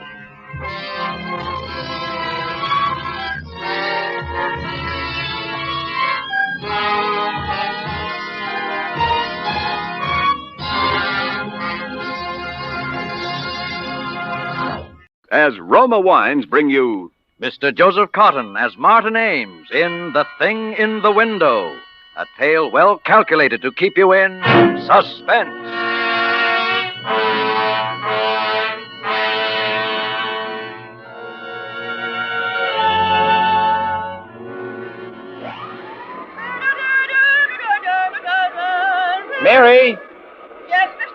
Turn that vacuum cleaner off for a minute, will you? And come over here. I want to show you something. Yes. Right here, out this window. Now look across the street. No, directly across, the opposite apartment. See that window? About 3 windows in from the left, with a kind of blue draperies. Uh-huh. There's someone sitting there in a chair. He hasn't moved all night. I think he must be dead. Dead? Lord of mercy, Mr. Ames. Take a good look at him and tell me what you think, Mary. Okay. But I don't favor looking at a corpse, Mr. Ames. It's unlucky. Now, which window did you say? Third one over. Oh, I wish I had me glasses with me. There, right there, where my finger's pointing. I'm afraid I don't see it yet, Mr. Ames. Oh, look, the window with the blue draperies. He's wearing a sort of a gray suit. The arm, can't you see the arm hanging down over the side of the chair? No, sir. But you've got good eyes, Mr. Ames. If you see it, I'm not arguing with you. What are you going to do about it? I don't know. I just began to notice it last night. I guess I first have to be sure the man is really dead. That's right, Mr. Ames. You don't want to get yourself into any trouble. Maybe he's only sleeping, or maybe he's incapacitated. Maybe the poor soul's a stricken invalid, huh? Maybe.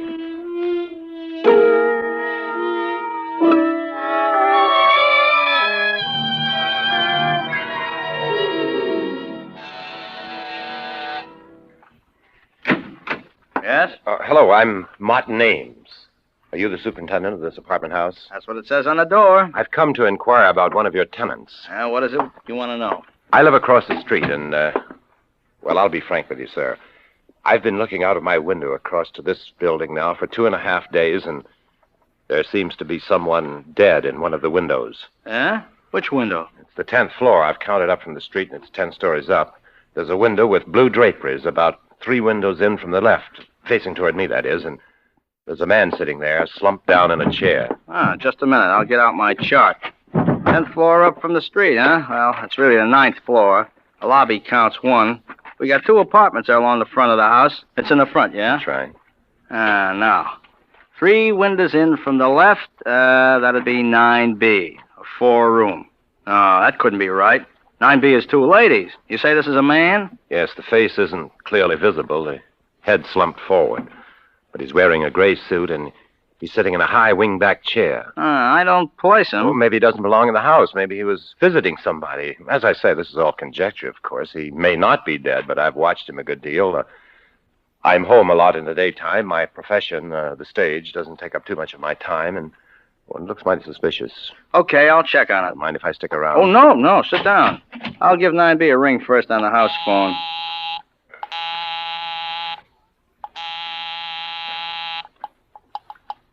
Hello? Oh, Miss Landis? Yes, this is Miss Landis. Who is this? Oh, this is Mr. Anson, the super. Everything all right up there, Miss Landis? Everything all right? Why, yes. Yes, of course. Okay, Miss Landis. Thanks very much. Thank you. Well, that's that. No soap on 9B.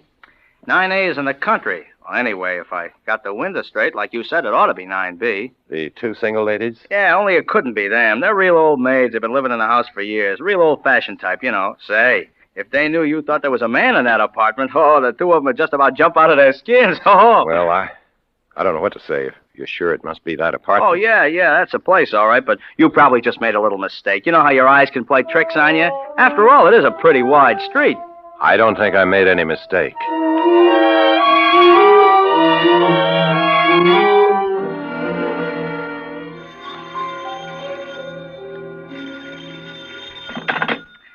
Anson speaking. Oh, hello, Mr. Anson.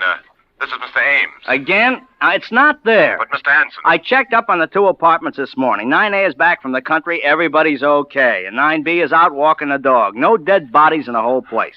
But I can see it. It's still there. Okay, just where? Will you just tell me where? In the same window. The one you said was 9B. Have you gone inside 9B? No, but I asked them if anybody was sick or dead, and they said no. You asked them? Well, why don't you search that apartment? What do you mean, break in while they're out? No, search it while they're there. Ring the bell, walk in and do it. Yeah, not without a search warrant from the police. These apartments, don't belong to me. I just take care of the building for the company. Then let's call the police. Oh, not me, mister. I didn't see no dead body up there. Then I will. After all, somebody's got to do something.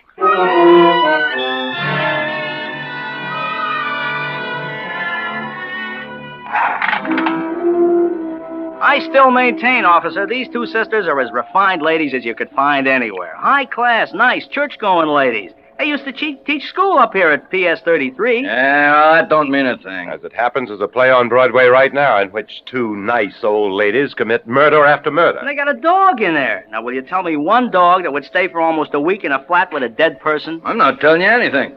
All I know, this gentleman, Mr. Ames here, reported a stiff over here. And if he says there is one, there is. Until it's proved different. Right, Mr. Ames? Well, I keep seeing the thing day in and day out. I'm not working at the moment and being home so much. None of the other neighbors have complained. Dead bodies ain't exactly... Oh. It's, right this way, please. I hope they're home. If they ain't home, you got a passkey, haven't you? Well, yeah, we're not supposed to use it, though, unless for an emergency. This is an emergency. That dog bite? Sometimes. Down, Buster. Down. Yes? Who is it? I'm awfully sorry, Miss Landis, but there's been some kind of mix-up. These two gentlemen want to look over your apartment. But why? It's not for rent. Oh, I know. It's just, well, they want to search around and check up Come on. Cut out the palaver. Hey, look, lady. A dead body's been reported sitting in one of your windows. What? Yeah. This guy lives across the street, and he's been seeing it over here for a week. Oh, So come on now, open up. A dead body. Oh, but that's impossible. My sister and I live here all alone. Yeah. We know all about it. Excuse me a minute. I'll call my sister. Vivian? Oh, come on. Hey, look, lady, I'm not standing out here all day. Come on, give me the passkey, Anson. It won't do no good. They got a chain on the door from the inside. Open up in the name of the law. How do you do? I am Vivian Landis. May I ask what this is all about, please? Certainly, lady. I got a search warrant here made out by this gentleman to search your place. He says you got a dead body in there. A dead body? Why, that's perfectly ridiculous. Yeah, isn't it? But it's been reported. And kindly take that door off the chain and let us through. Of course. First, may I ask, how did this peeping Tom see into our apartment? I thought, Mr. Anson, that we were quite private. Well, Look, he lives across the street on the same level. I just happen to be... Oh, well, then we shall have to keep our shades down in the future. Although one would think a grown man would have something better to do. Do come right in, gentlemen. Make yourselves right at home. Thanks. He coming in here, too, Mr. Busybody? No, he doesn't have to if you don't want him. Well, I most definitely don't. Okay, Mr. Ames, you better stay outside. Officer, I will... Oh, he does want to poke around in our private rooms, is that it? Maybe he had some ulterior motive in worming his way in. Maybe he's come to get the lay of the land, and so he can break in someday to rob us. Okay, he's not coming in. Now, let's take a look at your window, lady.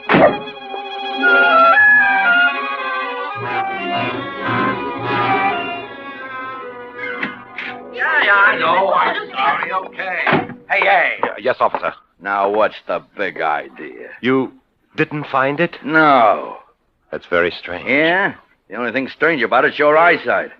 You want to get your glasses changed. There wasn't anything in 9B? No. I don't understand it. How could I have seen it so distinctly and it's not there?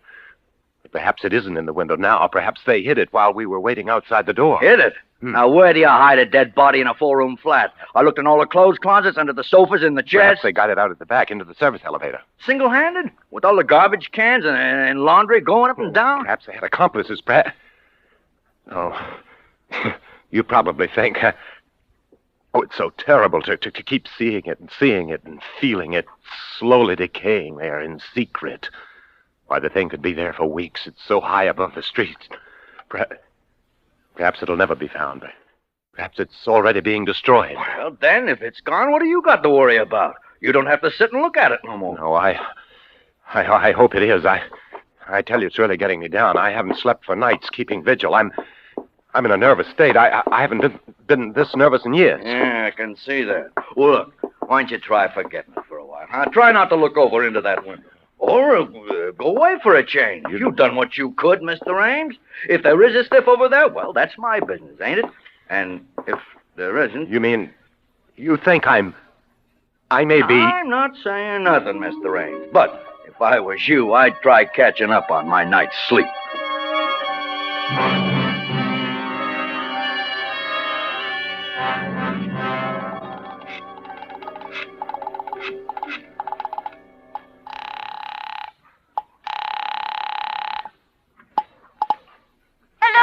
Miss Landis, I'm sorry to disturb you at this time of night, but I'm desperate. I haven't anywhere else to turn. What?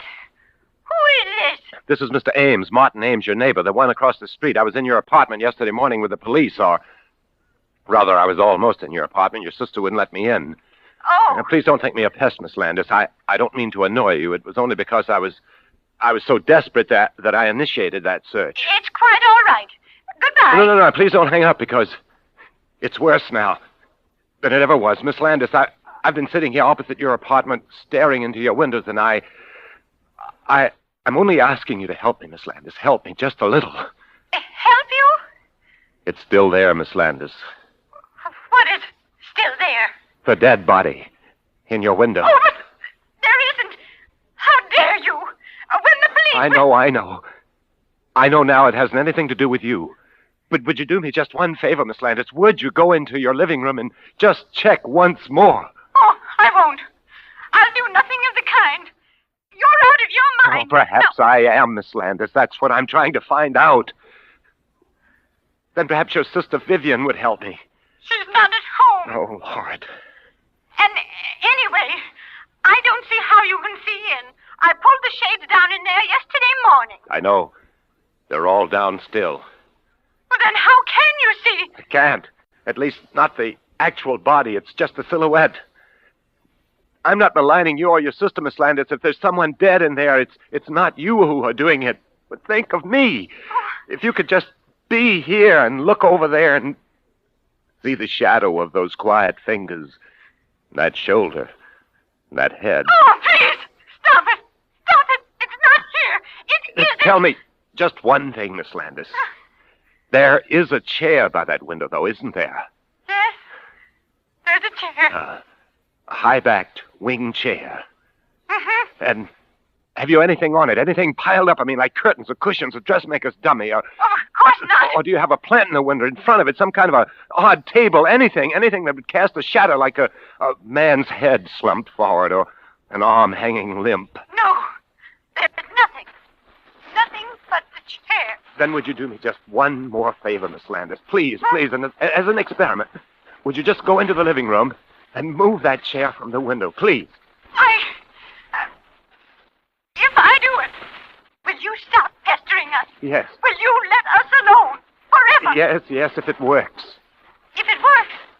What do you mean? What do you mean? I can't tell, Miss Landis, until you move the chair. Oh, all right. Good.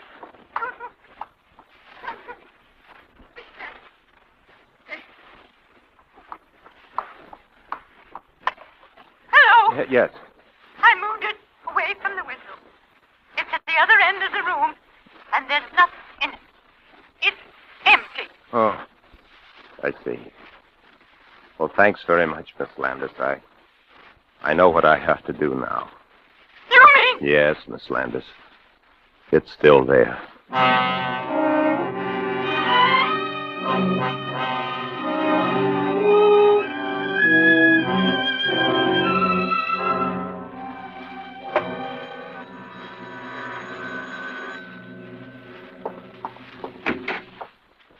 Miss Landis. Where is it?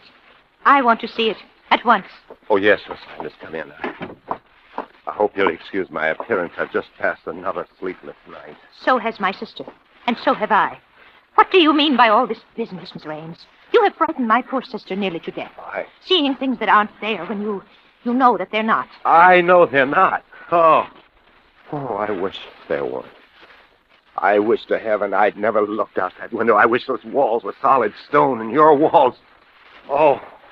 You are a sick man, Mr. Ames. Oh, am I? I wish I were, but I'm perfectly sane and well. I went to a psychiatrist yesterday, and guess what he told me?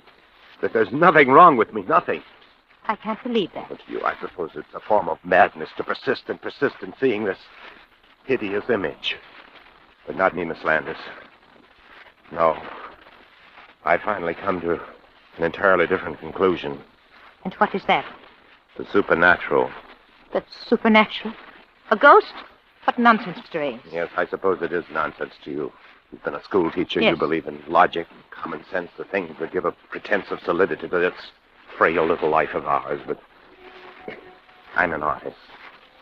I've always had a feeling for the thing beyond, the intangible, the shadowy. We're children, Miss Landis. Children playing along the edge of the ocean. We laugh and toy with the waves and mock fright.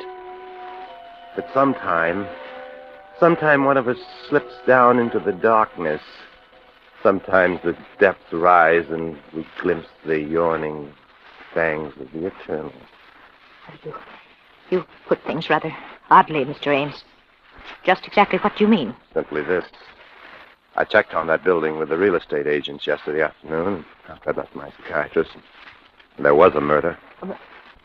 In our apartment? Well, the report didn't say. You know how they try to hush those things up, but it was a man, a young man, the lover of one of the tenants, a Miss Sweetser. Sweetser? Why, that's the name of the people who lived there before us. Oh.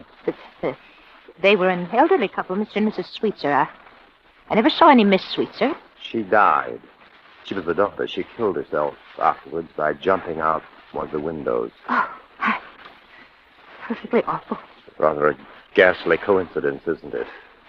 Was it out our window? Who knows?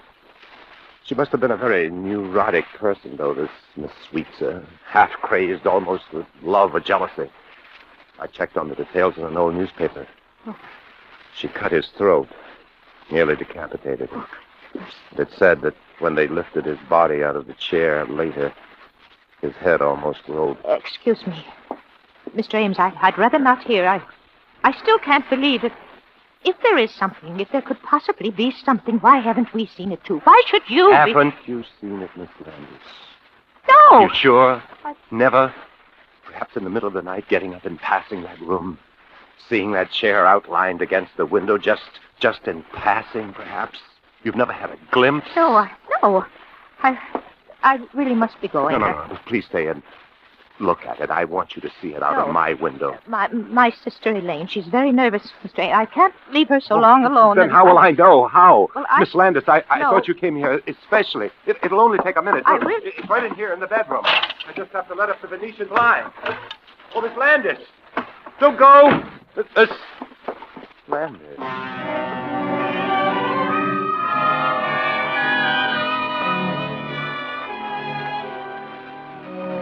Hello.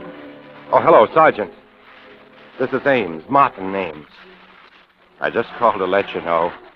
I think you're right about that good night's sleep.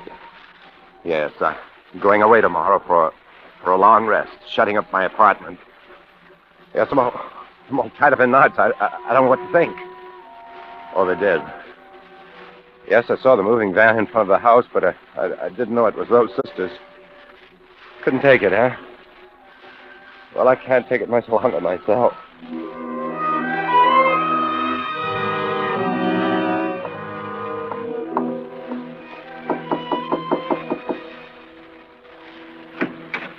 Whoa, Marty. Bravo, bravissimo, boy. Not so loud. Why all the mystery? The superintendent doesn't like me. I should think he wouldn't like you grabbing this beautiful apartment right from under his nose. He probably had it promised to a friend. But you've got it now, Ronald, just as I said. Oh, so I have, old boy, so I have. And it's beautiful. You know I'm crazy about it. Marty, you've outdone yourself. You've been more than just... I'll think nothing of it, Ronald. I'm glad to do it for such a distinguished colleague. Well, it certainly was nice of you. And I wish I could do something in return, Marty. I really do. Oh. Perhaps that play I'm doing next season. You know, there's a part in it. It's a rather small part, but very necessary. Thanks just the same, but I'm doing pretty well just now, Ronald. Well, I don't know how you found it, Marty. In his housing shortage. You know, why even the superintendent is nervous for rent. When your call came to my manager, I left rehearsal. I wouldn't trust it to anyone but myself. I left the whole cast just standing there when I came over.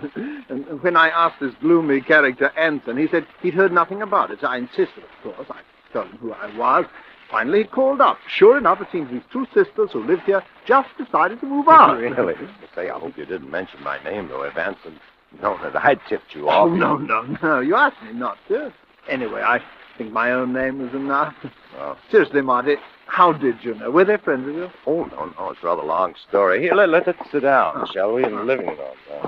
Oh, no. You take the chair. I guess they must have left that when they moved out. No, thank you. Well, to be frank, Ronald, I got this apartment by a ruse. Ruse, man? What kind of ruse? Oh, pretty nasty one. I frightened the last tenants away. I told them I saw a dead man sitting here in this window. No, not really. How clever of you. Of course there was. Oh, no. You see, I live across the street, directly across, in that apartment there with the striped curtain. Oh? One night, just sitting there late, got an amusing thought. There was a kind of shadow across this chair, the one that you're sitting in. It reminded me a little bit of a corpse. And it came to me that it might be fun to create a great part, a character, a corpse that wasn't there.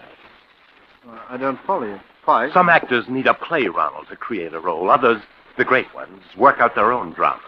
I proceeded to invent a part for myself. I was the eyewitness, the innocent bystander across the street who saw a corpse in here. I kept seeing it and kept seeing it, and finally, by the power of suggestion, it became real enough to frighten them away.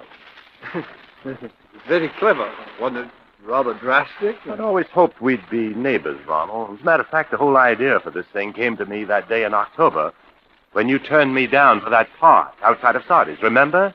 You said you were looking for a place then. Did I? Oh, yes. It was then I thought how nice it would be to see you right across the street, sitting in this window. I simply had to bring it about. Well, No, Ronald. Don't get up yet. I'm not through. Really, oh boy, I'm afraid the gang at the theater, you know, they don't even know that I'm here. They'll wait.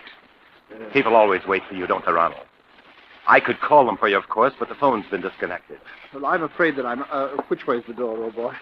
Now, really, Monty, it's been very kind. What's the matter? Don't you like the apartment, Ronald? Aren't you going to take it after all my work? Oh, yes, I like it very much.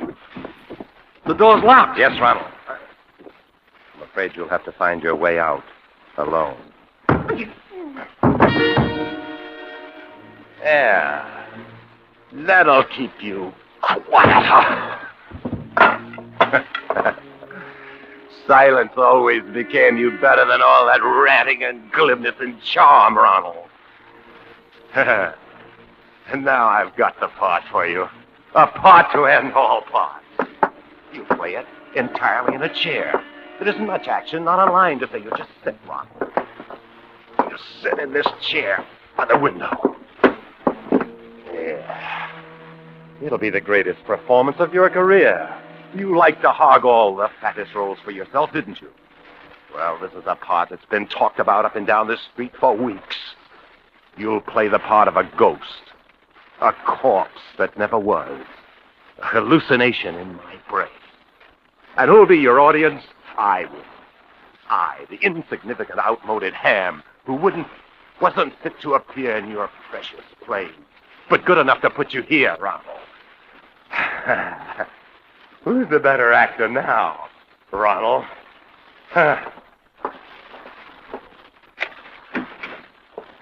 Goodbye, Ronald.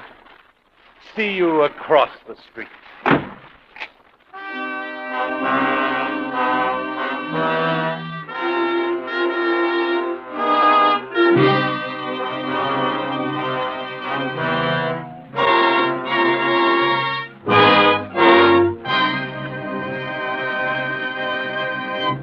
As Roma Wines bring you Susan Peters in a remarkable tale of Suspense.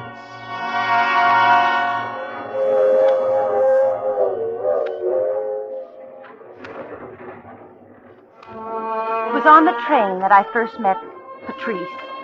It was all over and done with. I was on my way back to San Francisco. Not that I cared much just then where I was going. At least I had friends in San Francisco, and it would be easier there as long as I had to start out from scratch again anyway. She was one of those friendly, trusting, wide-eyed girls who give you their life history at the drop of a hat. Besides, she was happy. She wanted to talk. She was a bride. My, that was a good dinner. Do you think I'll ever be able to cook a meal like that, Hugh? You can't do better than that. It's the divorce course for you, young lady. Why, Mr. Hazard, I thought it was a wonderful dinner. And thank you. Oh, forget it. Nice to have you with us. Hugh, I think I'll step into the ladies' lounge here and do a little primping. I always feel so messy on these trains. Okay, I'll meet you back and I'll see you. Want to come with me, Helen? All right, yes. Well, tomorrow when we arrive, the worst will be over. Hugh says I'm silly, but I can't help being nervous. Nervous? About meeting his people. His brother and his mother, that is. His dad is dead. They're terribly wealthy, I guess. I suppose I'm a snob. That shouldn't make any difference, should it? It's nice, though. But they'll like you, don't you worry. But sometimes I'm afraid they'll expect that nothing less than a raving beauty is good enough for their hue. And I know I'm not that. Don't they even know what you look like? Not even a picture. Isn't that awful? But you see, we were married in Europe. We were both working for UNRWA, and then we had a chance to get a boat back home the next day. And all we had time to do was send them a cable. And now I'm scared to death. Does your own family live in California? I don't have any family. Oh, I'm sorry. Oh, that's all right. It was a long time ago. Oh, would you mind holding my ring while I wash? I have such a horror of losing it. It slipped down a drain in Paris once, and they had to take the whole pipe out to get it back. Oh, it's a lovely ring. Isn't it? I told Hugh he shouldn't spend so much money on a ring, but you know how men are sometimes. See what it says on the inside? Hugh and Patrice. That's nice. Try it on if you want to. Isn't it supposed to be bad luck? I mean to take your ring off. Bad luck? I couldn't have any bad luck. Oh, my, this road is rough.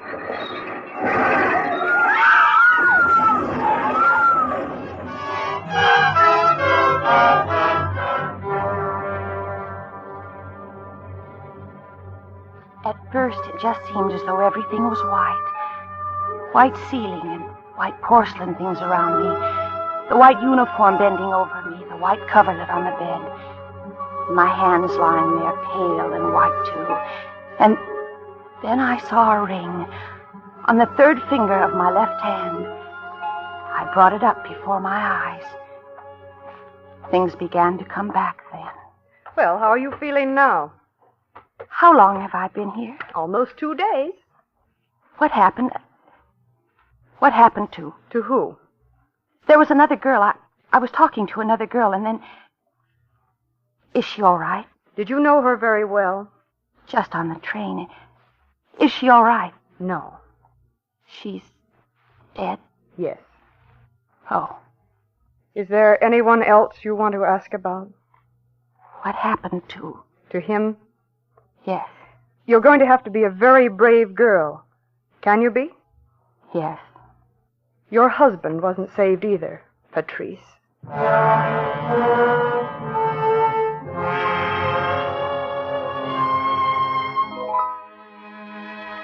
For a long while, I just lay there, thinking. I hadn't decided yet. I was just thinking. The things that she had told me echoing around in my head. They're terribly wealthy. Never seen me, not even in a picture. No family of my own. They're terribly wealthy. Terribly wealthy. The next afternoon, the nurse came in with a big bunch of flowers. Well, we're looking lots better today. I feel better. Where did those come from? Do you think you feel well enough to have visitors? Visitors? Of course, you don't have to. Who? Can't you guess, honey? Oh, but I don't think that I... Oh, now, honey, it'll do you a world of good. Well, I'm frightened. Frightened? But I've never seen them before. You haven't? Well, I declare. Now, don't you worry one little bit, honey. They're just the nicest folks you'd ever meet anywhere. I know they think an awful lot of you. Do they? I'll bring them in.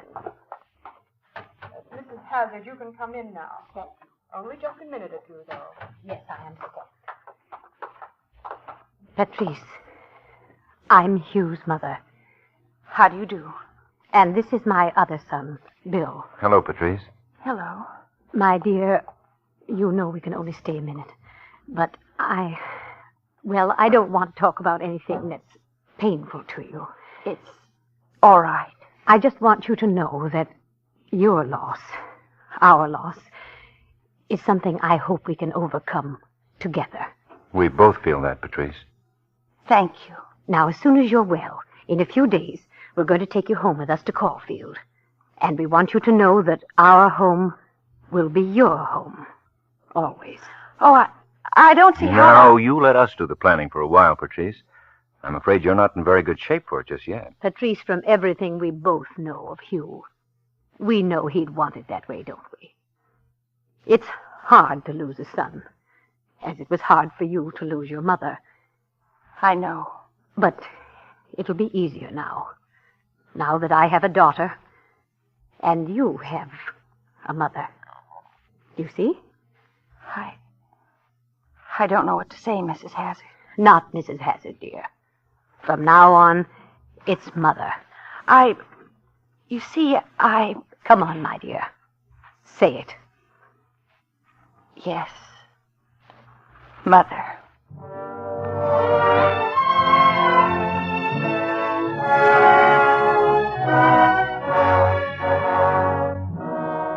For Suspense, Roma Wines are bringing you Susan Peters in They Call Me Patrice by Cornell Woolrich. Roma Wines' presentation tonight in radio's outstanding theater of thrills, Suspense.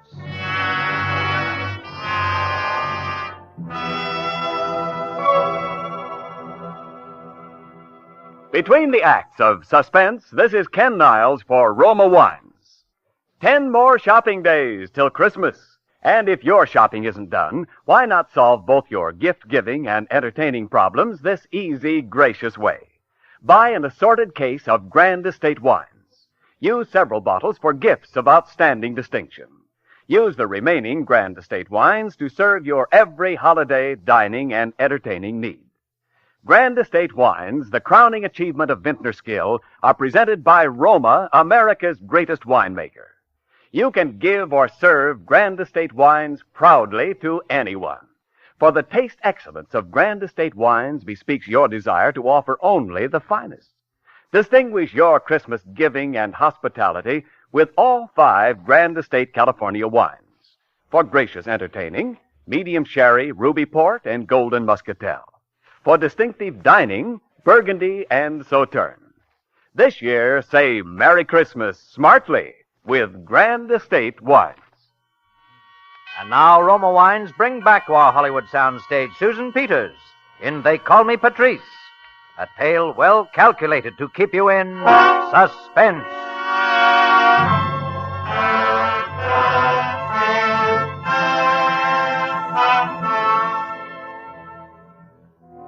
What would you have done? Don't judge me unless you've worked in a hash house or behind the counter of a third-rate department store and scrimped and starved to keep up appearances. Don't judge me unless you've been through that and suddenly had a chance to trade it all in for security and wealth and a home. Just because somebody somewhere made a little mistake. You're the daughter-in-law of a wealthy family in California, and all you have to do is keep your mouth shut and not deny it. What would you have done? I kept my mouth shut, and there were clothes and a car and a lovely room of my own, and a mother, and Bill. Bill was my brother-in-law, the brother-in-law of Patrice. Because I wasn't Helen Georgeson anymore. I wasn't the poor, bedraggled little girl who'd been divorced 2 months ago by a rotten leech of a husband. I was Patrice for 2 months. And then everything seemed to happen at once. In just one day. Today. It began at breakfast this morning. More coffee, Bill? No, thanks. I have to run in a minute. You know, Patrice, I was in Paris once, as a girl, many years ago. Tell me, has it changed much since those days? Changed? How can she answer that, Mother? She wasn't there when you were, so how could she know if it's different than it was then? Oh, you know what I mean. Don't be so technical. Why, yes, it has changed, I suppose. You and Hugh were married there, weren't you? No, Mother, London. Don't you remember the letter with some London letterhead? You mean the cable? No, dear. I remember the cable, of course. I mean the letter. And I'm positive it had a Paris postmark, Bill. I have it right upstairs somewhere. I can show you. Well, you hardly have to do that. Patrice certainly knows where she was married. All right, Smarty, we'll see. Which was it, Patrice? London or Paris? It was London. Well, I could have sworn. But we left right away for Paris. You see, I think what happened was that Hugh wrote the letter in London, and he didn't get a chance to mail it until we got to Paris. Well, that probably was it. Funny, I don't remember anything about London, though. About Mrs. Hazard, the morning mail. Oh, thank you, Stephen. Just put it right down here. Yes, ma'am. Bills. And circulars. Oh, here's one for you, Bill. Huh? Fred Ellis, I guess. Oh, thanks.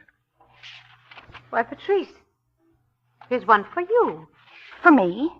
Uh-huh. That's a local postmark, too. I wonder who it could be from. Well, I don't know.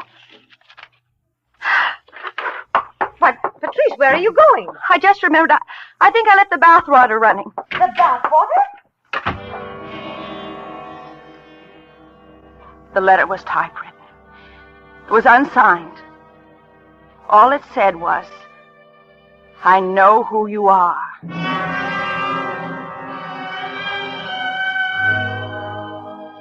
It was in the afternoon that I got the phone call. And the hours in between were almost worse than anything else that's happened.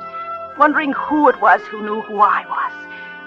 It was just by luck that I was downstairs when it rang.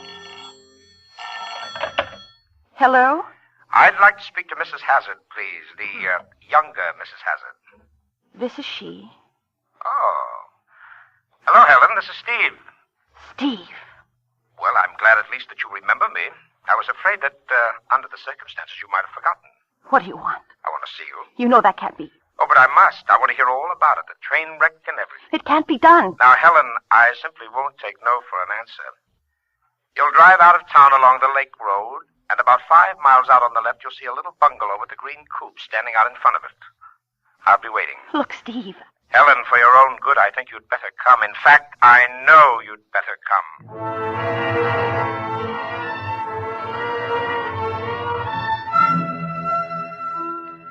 I went, of course. He hadn't changed. A little more run down at the heel, a little more cynical and sardonic than usual, perhaps. But he hadn't changed. Oh, no, he hadn't changed. And after I heard about the train wreck, it was comparatively simple. Oh, by the way, I identified your body. You owe me something for that, at least. Owe you something? Well, don't you think so? Well, what are you doing? Mental arithmetic? I'm wondering how I could have ever married a man who'd stooped to blackmail. Oh, come, Helen. Let's not be emotional about this. You have a very nice thing here. I don't have a thing. They have the money, but... But you do have your own bank account, don't you? How much do you want? I'm going to be very fair with you, Helen. The truth is, I need just enough for a little business venture in Mexico. How much? Only $1,000. If you have neglected to bring your checkbook with you, I have one here. A check? I said I was going to be fair. Don't you see, Helen, when the check goes through the bank and comes back to you with my signature on it, you'll have evidence against me. I think you call it blackmail. Do you know another name for it? I think you're being a little unkind, considering that when you get your check back, you'll have permanent insurance against my asking you for any more. Now, here. Make the check out to me, Helen, not to cash. And the name is Stephen Georgeson, if you remember. I remember. Thank you, dear. I have an idea that I shall make a very handsome profit on this little investment. I hope you do. And when I do, darling, I promise that you will be the first to know.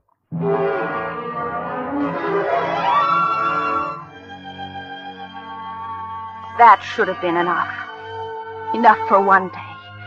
But I might have known that it wouldn't be. I might have known if I'd stopped to think that I was only getting in deeper and deeper. There was a strange car in front of the house when I got back. I tried to come in quietly for fear someone would ask where I'd been. The family was in the library, and they couldn't help but see me. Patrice? Yes, Mother? Won't you come in a minute, my dear? Patrice, do you know Mr. Winthrop? I don't believe I do. Mr. Winthrop is our attorney. How do you do? Sit down, Patrice. Join the party. Yes, dear, we want you to hear this. It concerns you. Well, I think I've just about done my part. The rest of it is up to you two now. All right. Shall I sign now? Well, I think you'd better tell Patrice first. Don't you think she ought to know? I'll tell her if you like. Perhaps I can explain it a little easier. You see, Mrs. Hazard is changing her will. Her will? Yes. Previously, her estate had been equally divided between her two sons. But now, since there is only one remaining heir, that is Bill, she's adding a codicil providing that one half of her estate shall now go to you. Well, don't look that way about it. You're not doing anybody out of anything, Patrice. I have the business Dad left for me. No, you mustn't do it. It was Bill's own suggestion, my dear. I don't want any part of it. Oh, don't you see? She feels that way on account of Hugh. Oh, I know, Mother, but... Patrice! You better go after her and try to talk. All right, Patrice. Wait a minute. Listen to me. Patrice, what in the world? You and Mother have been so wonderful to me. Oh, why not? You're one of the family now. I don't deserve it, that's all. Listen, Patrice. There's something I want to tell you. Very seriously. I'll admit that at first I wondered if your coming to us, if the money had anything to do with it. I wondered about one or two other little things, but now I know. Because I know you, Patrice. And changing the will won't really make any difference now, because I... No. No, wait, Bill. Don't. You know, don't you? Bill, please not yet. This isn't the time. I know it hasn't been very long, but I've got to tell you. Now, I love you, Patrice. And I want you to marry me. Oh, Bill. Is it as bad as all that? I know I didn't say it right. But I see you every day, Patrice. I'm with you every day. Why couldn't you just have given me a few more days? Then there is some hope, Patrice. I don't know. Patrice, is it the past? Oh, no, I've never really been in love. I've got to go now, Bill. Are you afraid I'll kiss you? I'm afraid I'll want you to.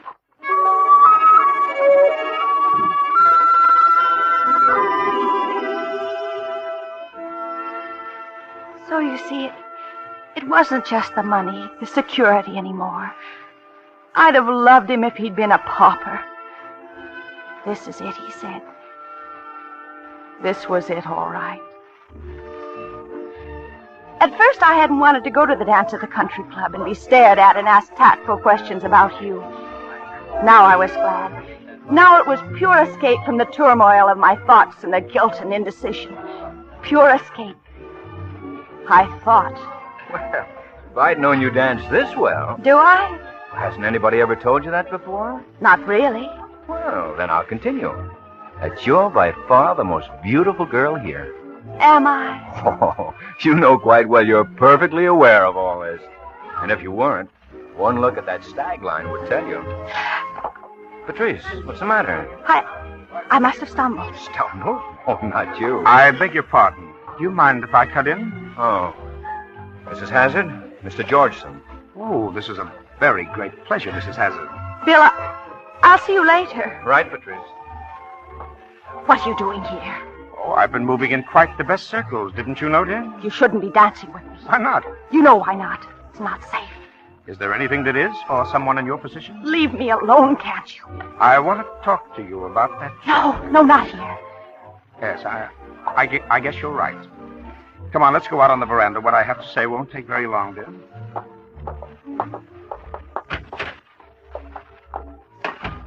Oh, yes, I think it's much better out here. All right, Steve. What about the check? Oh, yes, indeed. It's quite the nicest check I've ever had. In fact, I've still got it. Aren't you going to cash it? I'm afraid you weren't thinking very clearly this afternoon, Helen. You remember I told you that once that check passed through the bank and came back to you with my signature on it, you would be holding evidence against me. Yes. But, of course, if I don't catch it, if I just hang on to it, then I'm holding evidence against you, dear. Quite damaging evidence. Don't you see it? What do you want now? Helen, I'm afraid I'm not interested in a mere $1,000. Then give it back to me and I'll give you more, whatever I can. Oh, no, Helen. I have no intention of giving this check back to you. But do you see this envelope? Yes. You'll notice that it's addressed to William Hazard at his office so that you can't intercept it. It contains that check, and it's going into the mail tonight. You wouldn't do that, Steve. Oh, yes, I would, unless... Unless what? Unless you take a little drive with me that I've planned for tonight. Oh, it's not far, just to Hastings, but it's over the state line, and there's a justice of the peace there. Justice of the peace? Mm-hmm. And he's going to make us man and wife all over again. Mr. and Mrs. Stephen Johnson. Steve! No? Then I'll mail the check tonight. Why?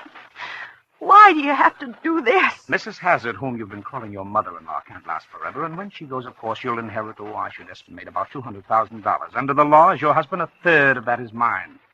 And for that kind of money, darling, I can afford to wait. How could you? How could you? You're the bride. I'll let you choose the time, but it must be tonight. Oh, Steve, there must be some way. There isn't.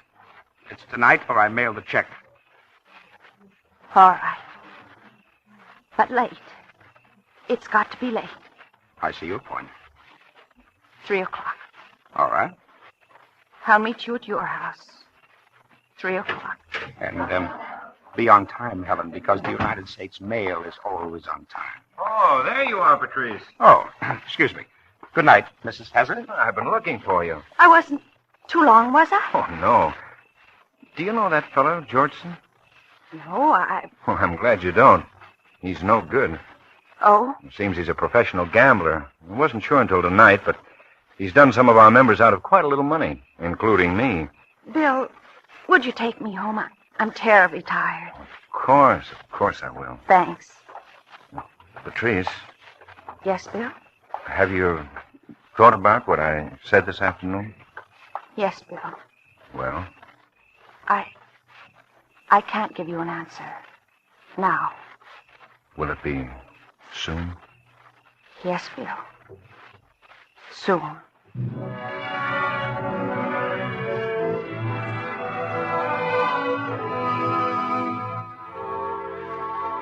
There was nothing else to do now.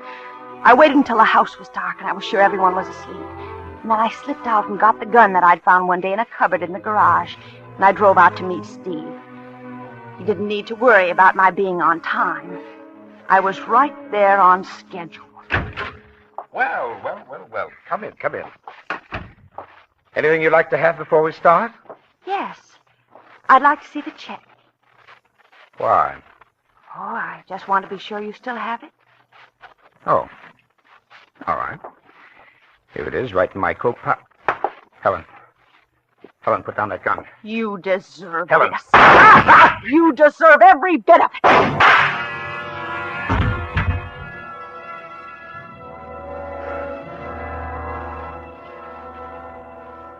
I took the check out of his pocket and burned it there on the fireplace.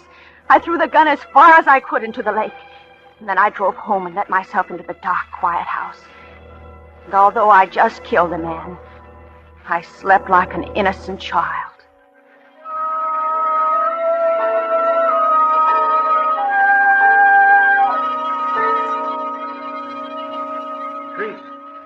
Patrice. Wake up, Patrice.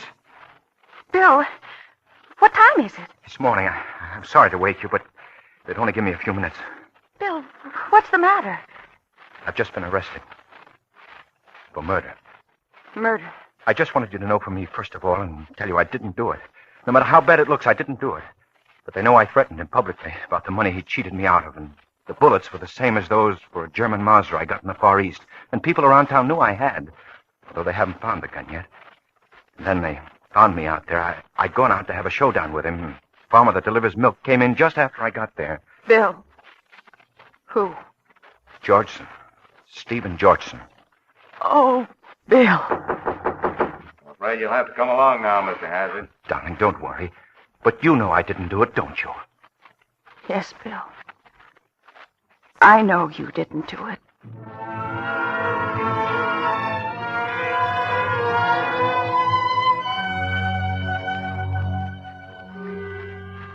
That's why I've written this. It's one of those things you read about in the papers. A signed confession. Oh, they've been terribly nice to me. Hired the best lawyers. They say maybe I won't get too bad a sentence. And Bill says that no matter how long it is, he'll still be waiting. But I wonder.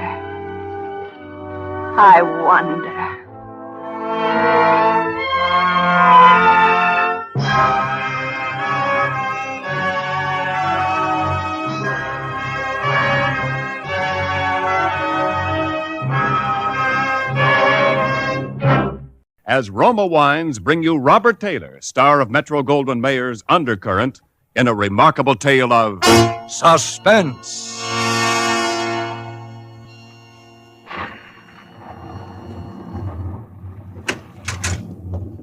Merry Christmas, Jerry. How's the real estate business? Kind of early with your greeting, aren't you, Sam? Well, I got to get them in sometime. I may not see you again until next Christmas. If this real estate racket gets any crazy, I'll be dead by next Christmas. I'm glad you could get up here, though, Sam. What's on your mind, Jerry? You'll probably shoot me when you hear it, Sam, because I'm probably nuts. But doggone it, you're a detective and you're my pal, and I just had to tell somebody. Well, you sound like it's serious. That's just it. I don't know what it is, Sam, but... Now, listen, you You know, we're agents for a group of houses up in Cypress Canyon. Those places that were started before the war, never got finished. Oh, yeah. All I got in were the foundations, just concrete and a couple of beams. Well, they've been finished now. In fact, I'm putting up the for rent on the last of them today. What do you want? Police protection from the mob? Listen, Sam, this house that I'm talking about, it's got a number now, 2256. But before, when the men went back to work on it about 3 months ago, well, they just started when the foreman on the job brought me a shoebox that he'd found up on a beam. And this box had a manuscript in it, a story kind of, all written out. Yeah. Well, he gave me the thing. I read it. I didn't think much about it. I put it in my desk. But the other day, when I happened to drive by there, I saw the number on the house and what the house looked like. I thought of this manuscript. And, well, I don't like it. That's all. There's something funny about it. What's funny about it? Well, mind you, this thing was found in an unfinished house in Cypress Canyon. House that was only just started building. All right. Well, listen, Sam, I want to read it to you if you got the time, and you'll see what I mean. All right, shoot. Well, here's how it begins. To whom it may concern, my reasons for setting down on paper what follows here will be abundantly clear. To anyone into whose possession it may fall. First, let me say that I'm a very ordinary person. My name is James A. Woods. I'm 35 years old. By profession, a chemical engineer. My wife, Ellen, was a school teacher when I met and married her in Indiana 7 years ago. There's nothing in the past life of either one of us to suggest remotely any cause or reason for the dreadful thing that has invaded our lives. Our married life has been in no way different from that of millions of other average, reasonably happy, and congenial families. 3 months ago, I was ordered by my firm to take charge of a rather minor project in Los Angeles, Hollywood to be exact. The order was a sudden one. There'd been no time to secure accommodations, and conditions being what they are, the inevitable result was that until day before yesterday, we'd been living in the cramped quarters of one of those characteristic California motels. Needless to say, most of our spare time had been devoted to a search for something more permanent and comfortable, but the fruits of these efforts had been, financially and in every other way, a geometrical progression of discouragement. Until last Saturday afternoon, only 4 days before Christmas. We were driving into town on our way to a movie when Ellen saw it. Jim, look. What? That sign in front of that real estate office. Oh, yeah. But don't you see what it says? For rent, furnished, 2-bedroom house, close in, immediate occupancy. Yeah, Aren't you going to stop? Oh, Ellen, you know what a sign like that. It'd mean right out in plain sight in front of a real estate office. Oh, yeah, but Jim... Either they want $600 a month... We'll never know until we ask. If it's any good at all, there are probably 50 people fighting for it right back there now. Well, honey, there's no harm in trying now, is there? You really want to go back? Oh, it's probably foolish, but what can we lose? Okay. Oh, darling, come on, cheer up. How do you know? Maybe our luck's changed. Maybe fate's going to give us a nice new house for a Christmas present.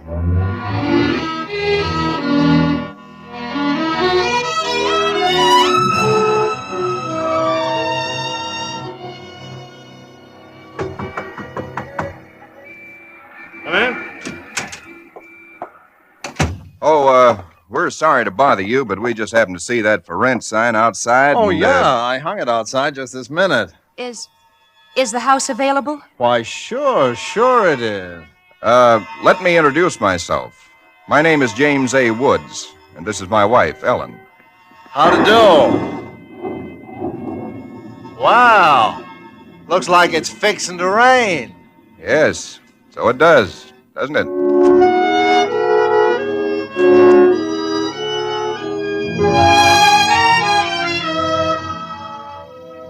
Well, it was one of those things. The real estate agent had just been authorized to rent the place by mail that morning, and he'd hardly had time to look at it himself and put up his sign when we drove up. It was just an ordinary little California house about halfway up Cypress Canyon, number 2256. Just an ordinary, undistinguished little house. The agent didn't know much about it. Construction on it had been stopped by the war, and it had just been completed and furnished lately. Been vacant while somebody's estate was being settled, and now it was owned by a bank in Sacramento. Of course, we didn't Got care this about key all in the that. mail along with the authorization to rent. Only one there is. Of course, you can have duplicates made. Yeah, seems to stick a little. No, there it is. Doesn't sound as though that door had ever been opened. Well, a little oil on the hinges will fix that all right. Oh, sure. Now here's your living room. Furniture's a little dusty, of course. You gotta expect that. It's good furniture, though, you see? Benson Brothers. Yes, Now, over here's a little den. Paneled, you see? Radio, fireplace. Really a very attractive little room, particularly for a man. Yep. Now, the bedroom's off the living room here. Everything's all on one floor, you understand? It's quite nice, I think. Yes. You can see you get the morning sun here. There's a view of the canyon through these front windows. You got cross ventilation. That's about all there was to it. Wasn't the best place in the world. It was small and badly built, but what would you have done? We took it with as little inspection as that. It was the Saturday before Christmas. And the very same evening, we were struggling up the steps from the road with suitcases and boxes and armloads of clothes and all the endless bric-a-brac that people collect and never know they have until they move.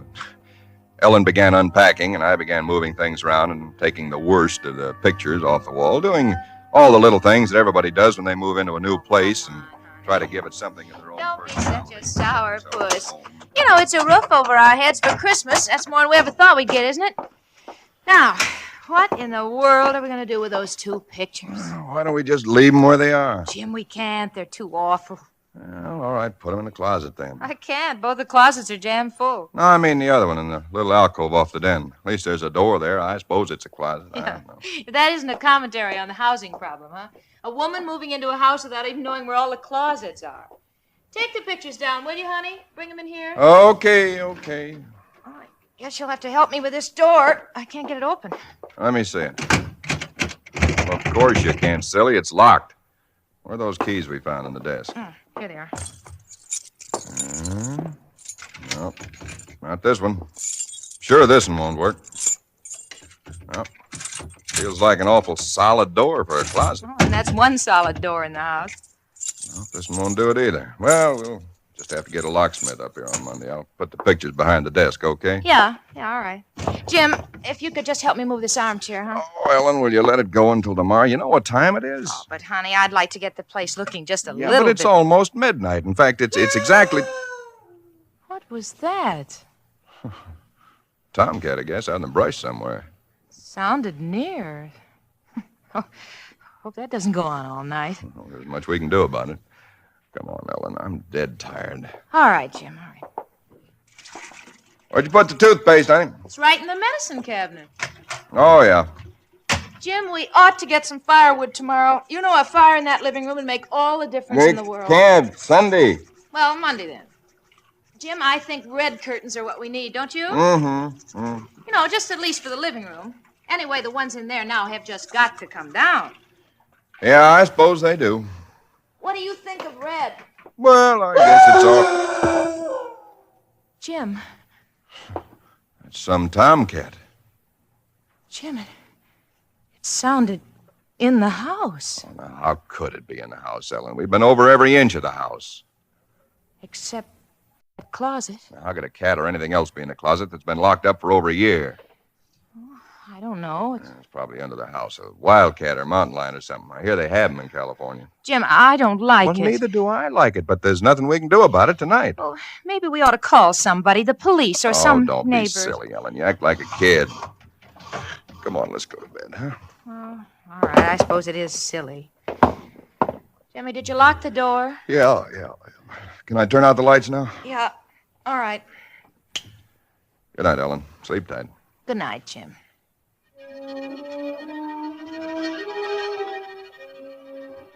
I don't know what time it was, perhaps an hour, perhaps only a half hour later. My mind was in that hazy borderland between sleep and a dream that's still part of consciousness. Then I was awake.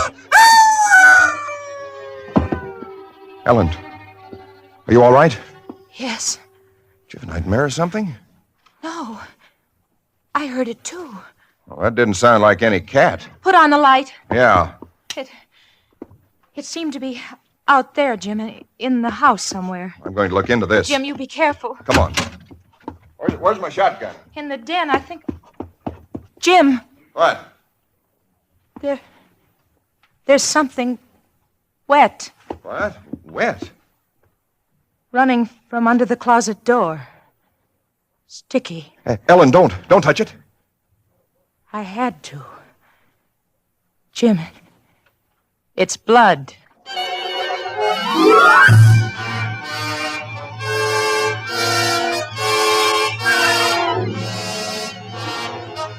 For Suspense, Roma Wines are bringing you Robert Taylor in The House in Cypress Canyon. Roma Wines' presentation tonight in radio's outstanding theater of thrills, Suspense.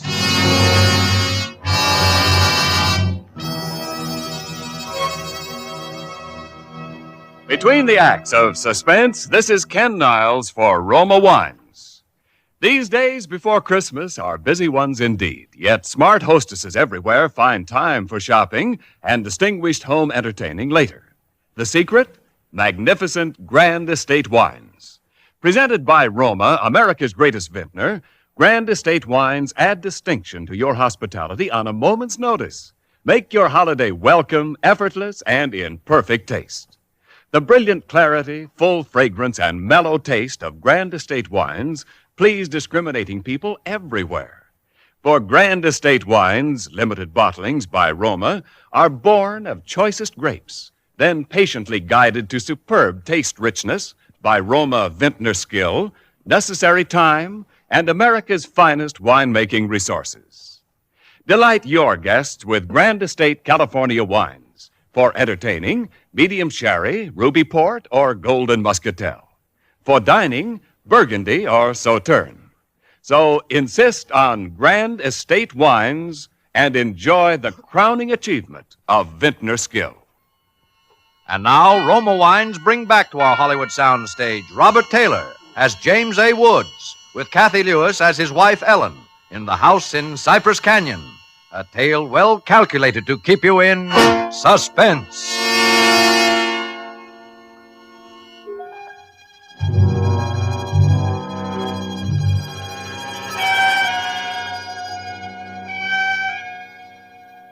It cannot be too difficult to understand from the foregoing why I've taken the pains to set down in writing the events related here. To find in one's newly rented house a closet which cannot be opened is in itself certainly no great cause for alarm. But to be awakened in the stillness of the night by unearthly cries within that house, to find oozing from under that closet door something that is unquestionably blood, that's another matter. Perhaps others might have been braver than we.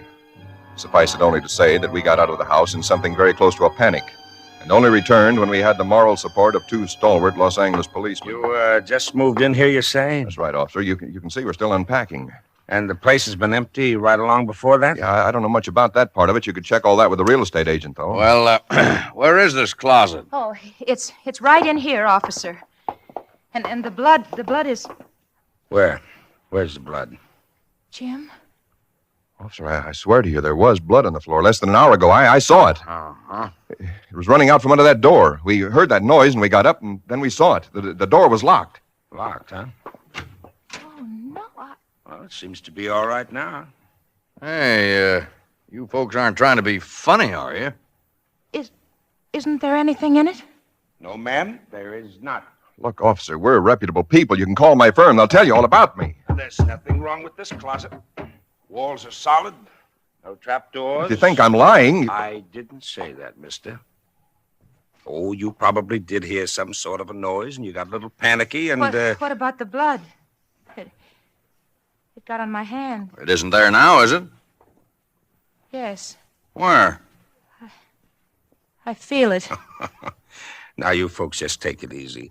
You know, you're liable to hear all kinds of noises up in these canyons at night. You're from the east, you say? Yeah. I'm sorry, officer. Ah, that's all right. That's all right. If you have any real trouble, call on us anytime. All right. Well, good night. Good night. Good night. Hey, you ought to have this door fixed.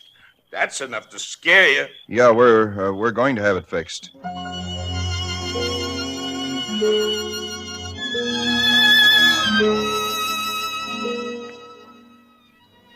We didn't say much about it after that. There wasn't much that could be said. The next day, I went down to a lot and bought a little Christmas tree and some trimmings, and we tried to pretend we were cheerful, but there was an uneasiness between us that had never been there before. Ellen seemed tired and listless. Several times during the day, I noticed her washing her hands with a brush, scrubbing the one that had touched the blood. That night, we each took a sleeping pill and went to bed.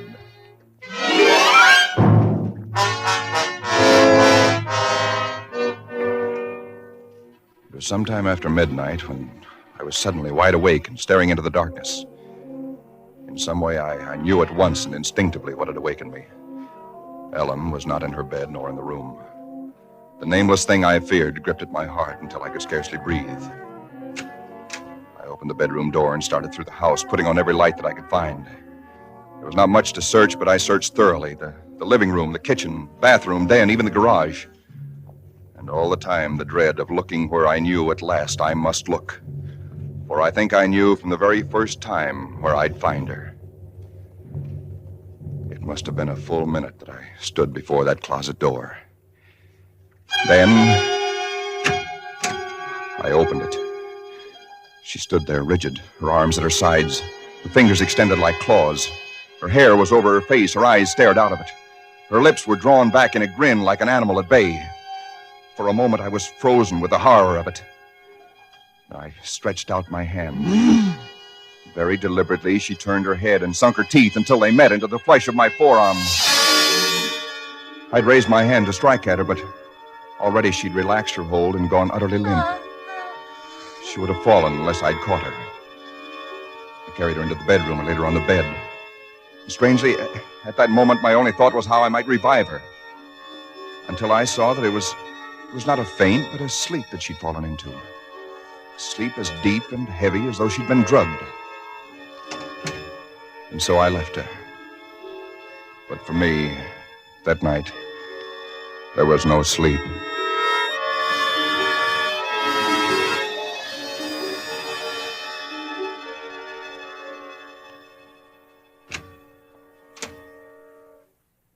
Jim? Yes, Ellen? What are you doing up so early? Oh, I got a little restless. I'd make some coffee. Oh. Oh. I had the most wonderful sleep. And I feel so rested. Do you? Mm-hmm. Jim. What? What's the matter with your arm? Oh, I just heard it. Why, honey, it's terribly swollen. Let me see it. No, it's all right, Ellen. Oh, it isn't all right. You've got to see Dr. Wesley right away. Sure, I will. No, I now will. you promised me, Jim, that you'll go the first thing this morning. How'd it happen? Why, there was a dog. A dog? Yeah, I heard him trying to chew through the screen door. I went out to chase him away, and he bit me. Well, you mean there's all that racket and I didn't even wake up? No, Ellen, you didn't even wake up.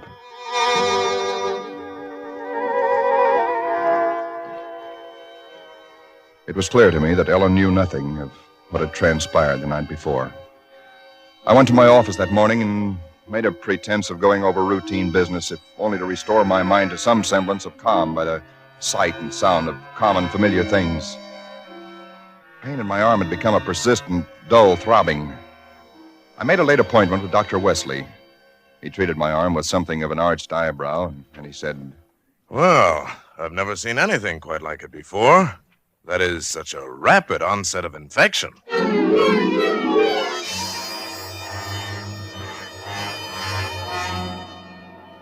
It was dark when I left his office. I hadn't realized it was so late. Driving home, my car seemed sluggish until I saw the needle on the dashboard and realized that I was pushing it to the utmost of its speed. I was racing home to prevent something before it was too late, before the darkness had conspired against me. For somehow I already knew with certainty that it was the darkness and the night that I had to fear. The curves of the canyon seemed endless. And then the cold fear leaped up inside me. My house, too, was dark. I went slowly up the stone steps from the road, looking, praying for some sign of light or life. There was none. The house was empty. Ellen was gone. I looked with the same self-torturing thoroughness, and in that closet first of all, knowing as I did so that it was hopeless. And so, alone in that empty house, I waited, powerless and helpless now, deadened in thought and will, empty as the house itself, save only for the overwhelming sense of a terrible foreboding. For sometime in the early hours of the morning, I snapped on the radio, shortwave. Why? Surely a minor question now. I only know that I did. And then I heard it. Car 58, car 58, go to Laurel Canyon, the 4000 block. A report that a man has been injured or attacked. Condition thought to be critical. Ambulance will follow. That is all. I was there almost before the police, edging my way through the little crowd, staring down at the man lying there in his white uniform under the streetlight. Yeah, the milkman, poor guy. I heard him scream, but when I got here, he was just like this. There's nothing around to stand back, stand back. Please, please stand back. Well, you again. I heard it on the radio. I live just down the road. Yeah, I remember. What happened? Well, take a look. Maybe you can tell us. He was dead. And he was lying on his back. And his throat had been torn out, as though by the fangs of some wild animal.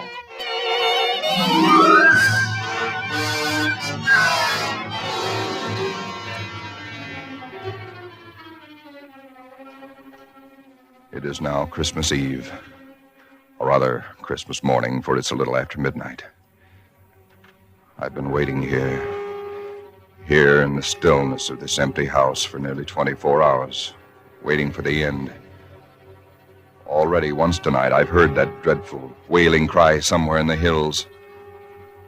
I've nailed up the closet door, but that I know is childish, useless. My arm is horribly swollen and turning black, but that's nothing. It's another end that I foresee, as surely as other men foresee the rising of the sun. I hear the cry again. It's nearer now. I shall leave these notes in a sealed envelope and put it in a shoebox, in the hope that someone will give credence to these dark and terrible events, if indeed such nameless horrors can ever yield to mortal understanding.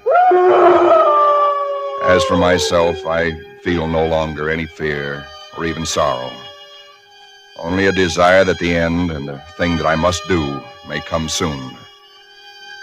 And it will be soon, I know. Yes, for there is someone at the door.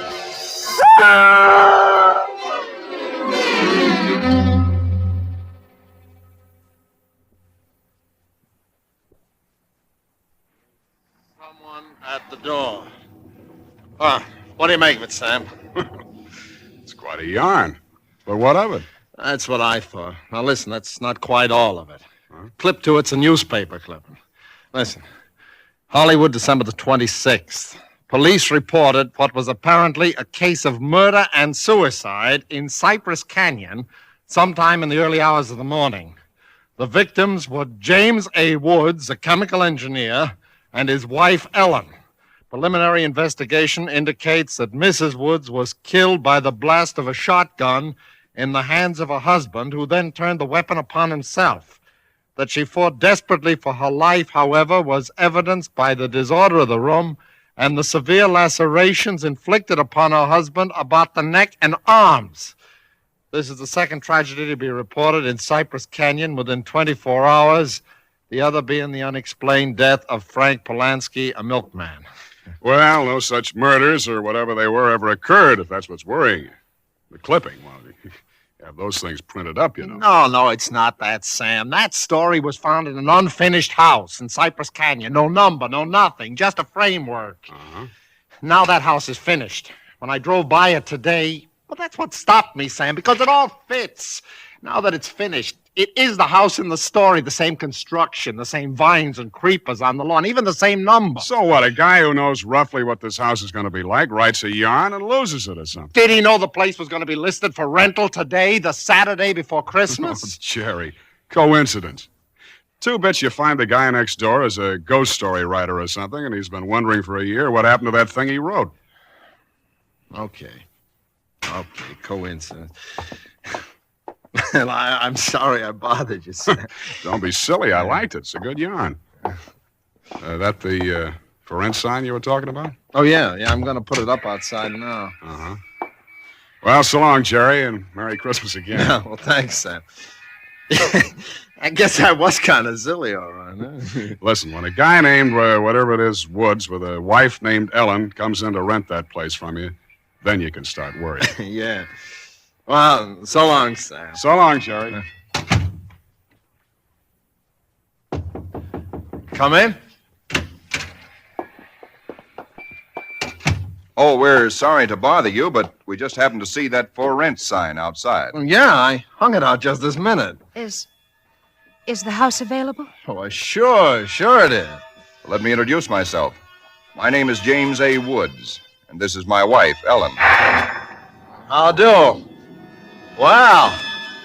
Looks like it's fixing to... Right? Yes, it does, doesn't it?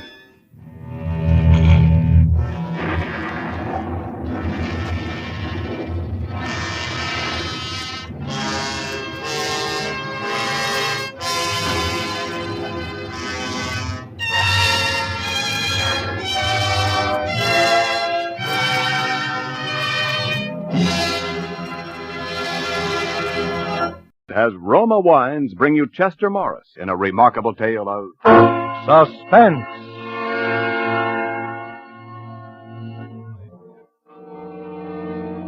I saw it once, in a mirror, in the police emergency hospital. I never saw it again. When they sent me up, I smashed the mirror in my cell the first day. They never dared to put in another. The chaplain came and tried to talk to me about it a few times, and then a prison medic. But I turned over in my bunk and didn't answer. After a while, they stopped coming. 3.5 years. Almost every night I'd dream it wasn't like that, and wake up crying I was so happy. And then put up my hand in the dark to feel, and know that it was. It would always be. 3.5 years. Waiting and hating. Waiting to get out and hating one guy in particular and everybody in general. Waiting and hating. It was a cold, windy day in November, the day I left. The guard opened the gate and gave me the usual corny send-off. Well, Mr. Malone, I hope you enjoyed your stay here. Call us up, make a reservation any time. I went on through and didn't answer it. I didn't even look at it. For 3.5 years, I hadn't looked at anybody. I didn't want anybody looking at me, and I didn't look at anybody else.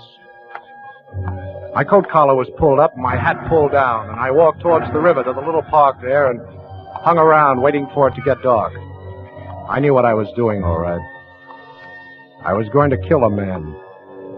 But first, I was waiting for it to get dark. When it was, I went up into town and caught a train for New York that got me into Grand Central about 8:15. In the station, I went to a phone booth and called Sam Bragan. Then I went down there. Sam lived in a walk-up off Hudson Street, a good dark street. Dark hallway, too. Dark stairs. The 3rd floor. Dark.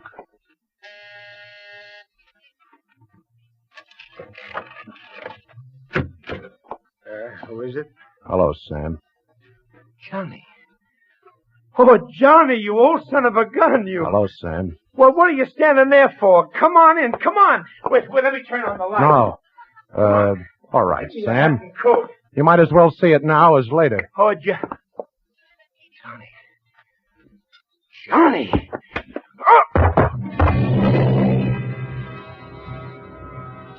I shouldn't have hit him, but I couldn't stop myself when I saw that look of horror and pity that I knew I'd always see from now on when anybody saw my face.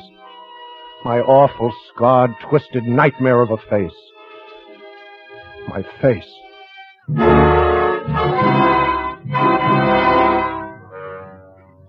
I closed the door and got Sam into the front room and onto the couch. And then I got the phone and called Fran's old number because I couldn't stop myself from that either. Hello? Is Miss Thompson there, Miss Frances Thompson? No, she ain't. Well, is her mother there? No, they gone away. Do you know where I can get in touch with her? No, I don't. Well, do you know if they're coming back sometime? I hadn't expected anything different. I don't know why it should have made me so mad. When I turned around, Sam was just beginning to come out of it over on the couch. Oh, you. Yeah. Remember? You had no call to do that, Johnny. I know. I'm sorry. You ought to be. I said I'm sorry. I guess I've been so long where I wanted to and couldn't that I took out the whole 3.5 years on the first guy I could. I'm sorry. Yeah, I'm sorry too, Johnny. You want to talk about it? Turn out the lights, Sam. Sure. Okay. Thanks. Where's Fran? Fran? You remember Fran? Oh, yeah. You and her. Well, where is she? Gee, Johnny, I don't know. Don't kid me. She's with Gordy Fitzroy, isn't she? Isn't she? I swear, Johnny, I swear I don't know what Fran's been doing. I ain't heard nothing of Fran for a couple of years. All right. All right, I'll find out. Didn't she come to see you up there? Yeah, at first she did. But I didn't see her. They got lights on you when you see people up there, Sam. I only want to see Fran in the dark. Yeah, sure. Where's Gordy Fitzroy? I don't know, Johnny. He's still around, isn't he? Oh, sure. I hear he's got another place uptown now. Yeah, I bet. What's the angle, Johnny? You sure you didn't hear nothing? To tell you the truth, Johnny, it was so long since you was in touch. I heard you got a 3 to 5, and that's about all. Okay. I'll tell you the rest. Is it how that happened? Yeah, it's how that happened. You remember the gang around here in the old days? You, Sam, Gordy Fitzroy, and Fran and me that always ran together when we were kids. And Fran went to City College, and I got into a little trouble. And Gordy inherited that jewelry store from his uncle. You remember all that? Oh, sure, I remember. You were all good kids. Yeah, well, it was about a year after the last time I saw you. Gordy was having trouble. He owed a lot of dough to the bookies and had to hock his jewelry store to pay off. And then he had a bright idea. Georgia did? Yeah. He had about 10 or 15 grand worth of assorted rocks in his safe at the store. We were going to crack it and peddle the rocks and collect the insurance, too, and split 50-50. Yeah? I was going to do the job, but I made him come with me. And, of course, we had to blow the safe to make it look right. Yeah, sure. Well, something went wrong. I used too much soup or something, and it blew in my face. In my face. Oh, so that's how. Yeah. Only that wasn't all. When I came out of it, Gordy was still there, but he'd ratted on me to save his own skin. There were cops all over the place, and Gordy was telling them how he'd caught me in the act of blowing his safe and knocked me cold or something. And the cops couldn't make up their minds between patting him on the back and kicking me in the belly. We're doing plenty of both. Oh, he was quite a little hero there, Gordy was. Gee, Johnny. He did that? He did better than that. He even testified at my trial. Even Fran believed him, I guess. She said she didn't, but I don't know. So I got 3 to 5 and lucky at that. I was all bandages then. I didn't know how bad it really was till after the trial. And then they took him off. I only saw it once, Sam. I never dared look at it again. Gee. What are you going to do, Johnny? What do you think? Yeah, but look, that's bad, Johnny. Why, they'd pin it on you before you got off at the subway. Not the way I'm going to do it. You got a way to do it? Yeah. I got a way.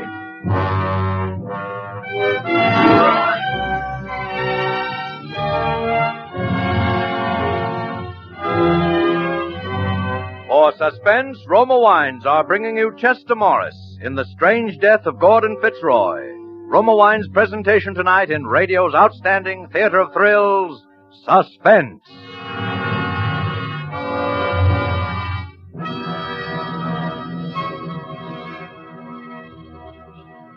Between the acts of Suspense, this is Ken Niles for Roma Wines.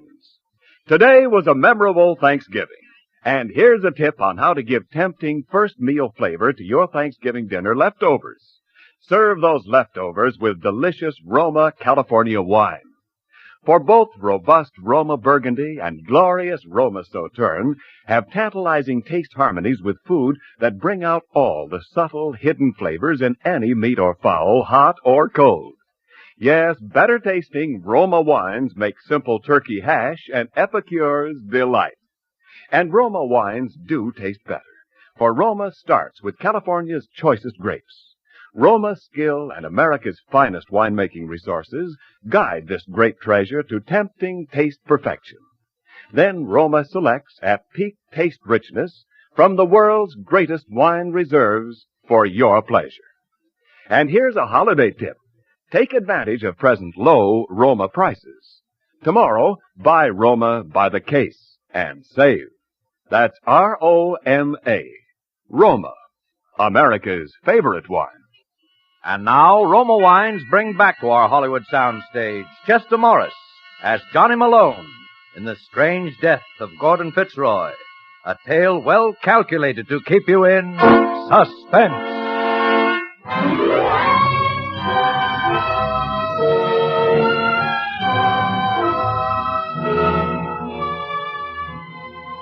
Sam was always a good G. He let me shack up there, and he helped me out. He found out where Gordy Fitzroy lived, alone in a little house on Long Island, and how he always caught the same train that got him out there about 10:30 every night. He made the contact with the guy that was going to fix me up the package, too. It was about a week later that I went around to collect it. It was a little basement watch repair shop off Avenue C. At least, that was the guy's front. He was a dried-up little guy with thick glasses, and he was working over some kind of a clock. Yeah? You want something? I'm Pete Jones. Pete Jones? Yeah. You got something for me, haven't you? I don't know. I'd have to look. Sam Braggan sent me. I don't know no Sam Braggan. I don't go by names in here. Yeah, well, what do you go by? I just remember. Well, start remembering. Let me take a look at you. I said I'm Pete Jones. Okay. I guess you're the guy. Where'll I put up the sign? What sign? We gotta go on back. I don't want no one coming in while we're gone. Come on.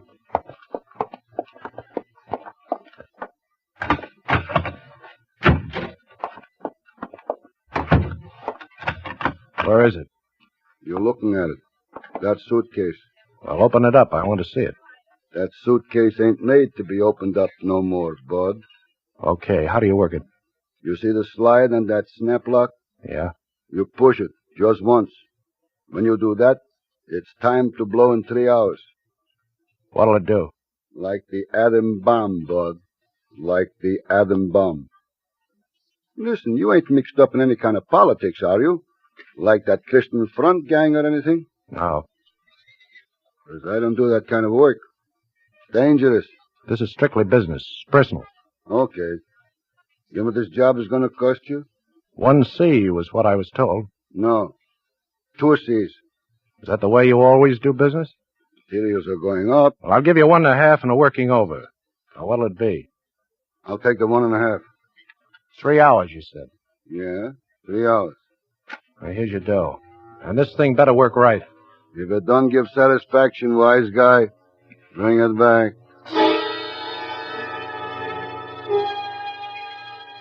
3 hours would give me plenty of time. I went out to Gordy Fitzroy's house on Long Island the next night, about 9:30, an hour before he'd get home. The place was dark like it should have been. I went around back where there was a kitchen window. I jimmied it and stepped inside with my suitcase full of trouble. For a minute, I stood and listened and almost thought I heard something. Nerves, I guess. Imagination. Upstairs, under his bed, would be the best place. But first, I wanted to set it. I put my flash on the slide lock and pushed it like the guy had said. But it wouldn't move. I tried again, and it moved the wrong way. It must have got pushed by mistake earlier sometime, and then I heard the buzzing sound it was making. I gave a wild look around and saw a space behind the stove and threw it in there and started for the window. I was about halfway out when I felt the blast and something hit me in the face, and that was all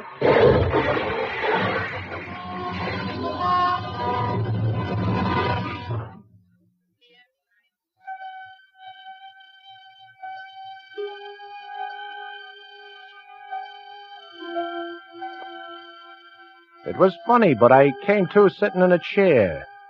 Just sitting there, in a room I'd never seen before. It was dark, just a little light coming in from the street. And then I looked around a little and saw the bed. I knew it must be a hospital. And I remembered. But it couldn't have been too bad. They couldn't have to operate or I'd be in bed and feeling sick. But there I was, just sitting in one of those hospital nightshirts and bathrobes.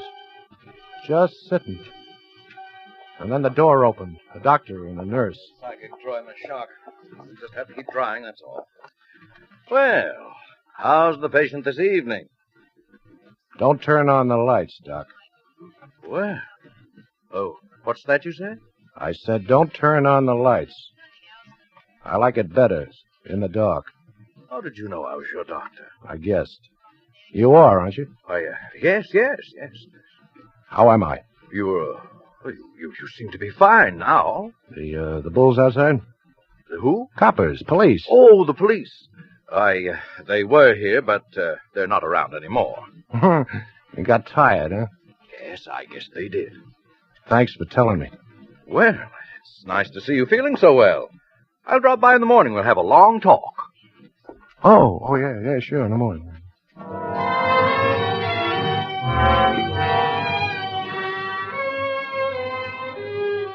There were socks and shirts in the bureau. There were shoes and a suit and a hat and overcoat in the closet. They weren't mine, but what did I care? Because the cops must have quit watching me for the night, and that meant I could break out of here. There was no time for any fancy suitcase jobs now.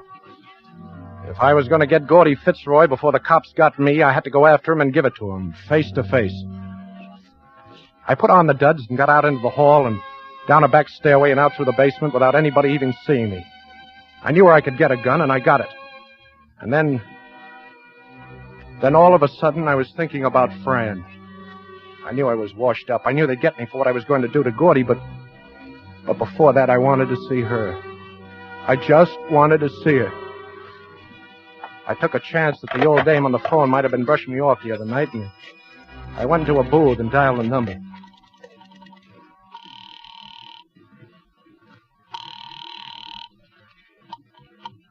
Hello?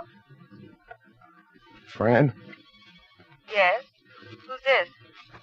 Fran, it's Johnny. Johnny Malone. Johnny! Oh, Johnny!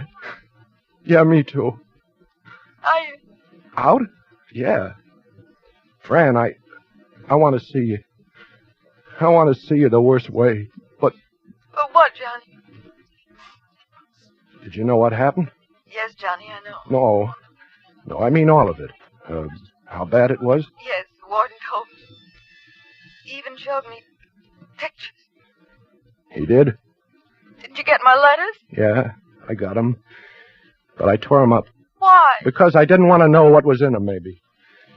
Because I didn't want to even think about you. After what happened. And then they stopped coming. I joined the Red Cross. I've been away for 2 years. Oh. You sure you want to see me, Fran? Of course I do.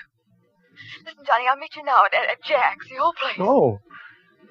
No, it's too bright there, Fran. Too much light. Oh, all right, where? Down on your corner, Hudson Street. 10 minutes. All right, Johnny. I'll be there.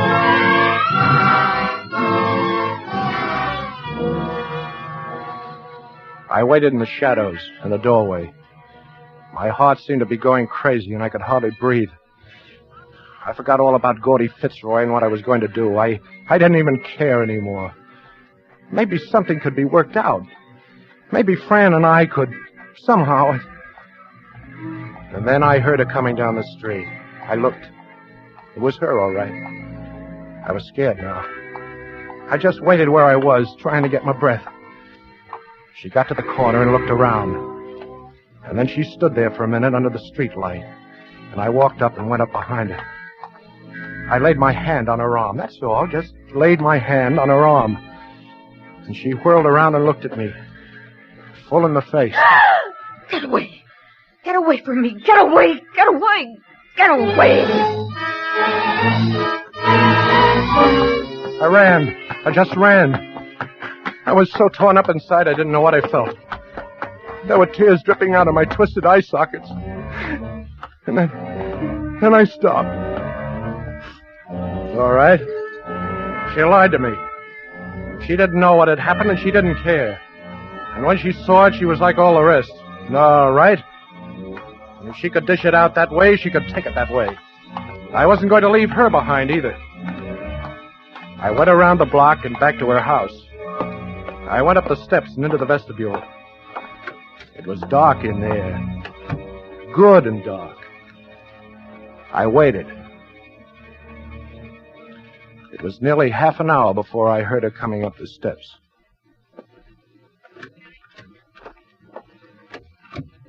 Hello, friend. Johnny! Oh, Johnny, why are you hiding here in the dark? Why did you do it? I waited and waited, and you never even showed up, and I was... Cut it out! You had your chance, friend. And now it's... this.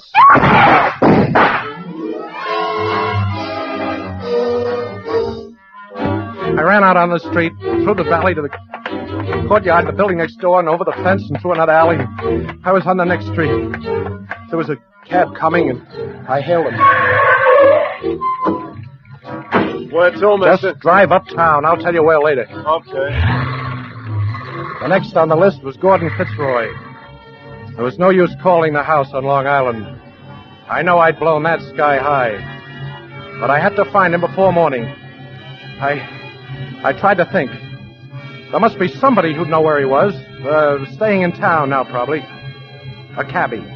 Sure, one of the cabbies up around where his store was ought to know. I tapped on the glass behind the driver. He slid it back without looking around. You know where you want to go now? Listen, is there a cab stand up around 53rd and Lex? There sure is. Well, that's where I want to go. Okay, you're taking me right home. Yeah? That's your stand? Sure. I just happened to get a fare down here tonight. Well, then maybe you're just the guy I want to talk to. Me? About what? There's a jewelry store up around there named Fitzroy's. Yeah, that's right. Gordon Fitzroy. Yeah, an old pal of mine. You know him? Yeah, I've drove him a few times. You don't know where I can get hold of him, do you? I mean, where he's living now? No, I don't, bud. Tell you the truth, I ain't seen him around lately. I think his partner runs the business mostly now. Oh, he's got a partner, huh? Oh, yeah. Know his name? Let me see now. It's right on a store there. Begins with a Z. Zellman. That's it, Zellman. First name Fred, I think. Well, you can stop right here. I want to make a phone call. Wait for me. Okay.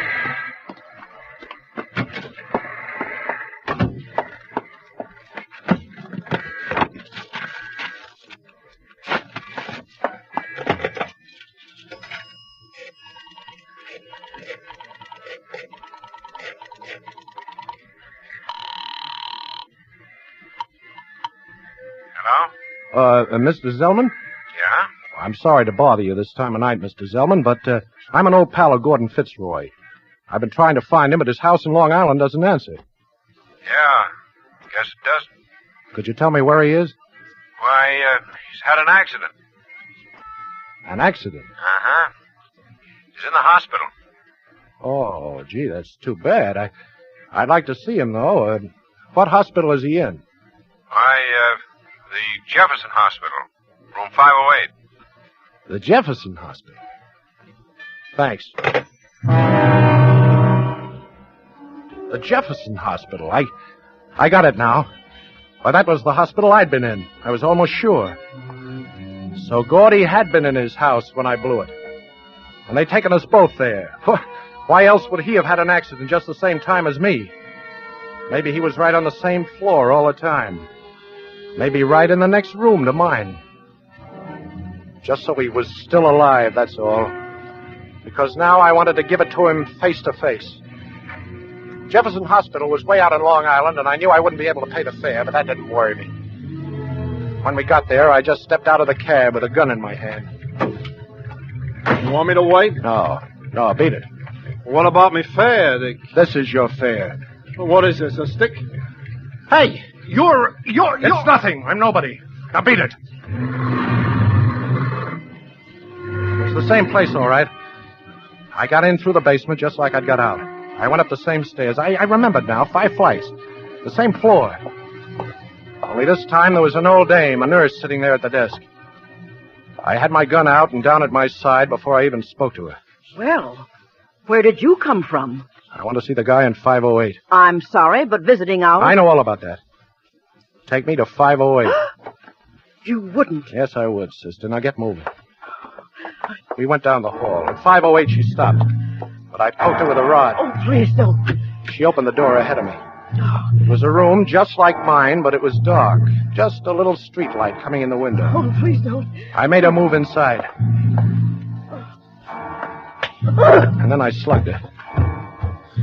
I looked around. I couldn't see much yet, but the bed was empty. I moved on into the room, and then I saw him, standing in a door. But somebody must have tipped him off. He was dressed. He had a gun in his hand. I fired, but nothing happened. It was glass. Somebody had snapped on the lights. I whirled around looking for him, and then I saw him. But in a mirror. It was me. Me with his face. His face.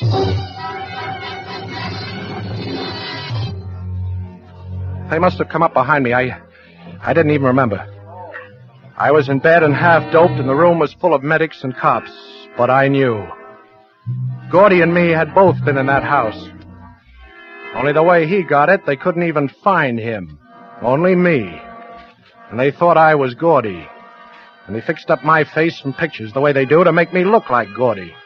And Fran had believed me. That's why she screamed at me. Because she thought I was Gordy and she knew what he'd done to me. Oh, I knew. I knew, all right. Without even hearing them talking in their low voices there beside my bed. And then apparently... I knew. Apparently the shock, the explosion and all was just too much for him. Yes, he was here for 21 months while we rebuilt his face. And you know, he never spoke a word until today. Well, he's due for another shot now. He's wanted for murder. I never even told them who I really was. What was the use?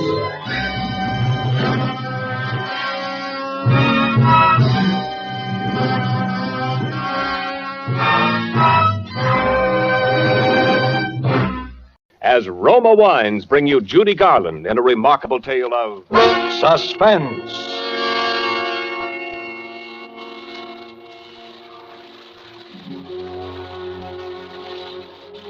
I wish I hadn't let Ruth talk me into serving that last car that came into the drive-in that rainy night. It was late and I was tired. I'd been on my feet all day carrying heavy trays, hopping to it with impatient people glaring their headlights on and off in my eyes.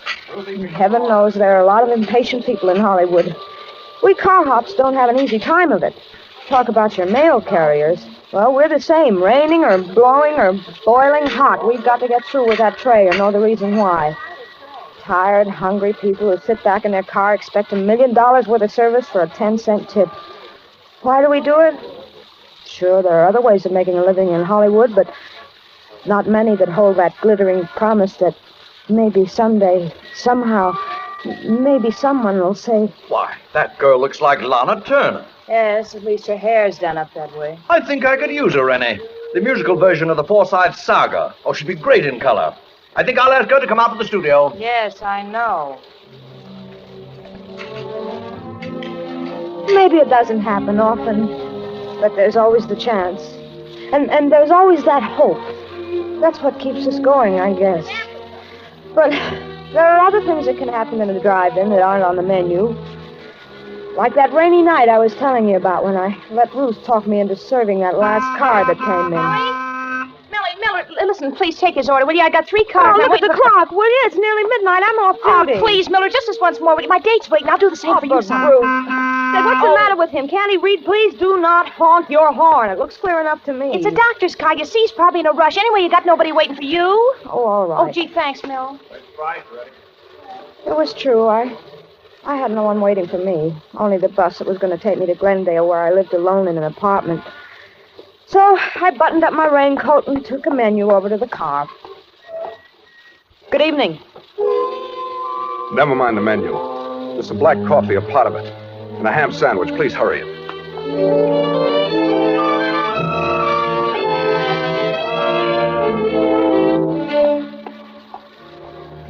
When I took his order over to the car, the window was rolled up a little too far, and it interfered with the tray, so I reached in to wind it down.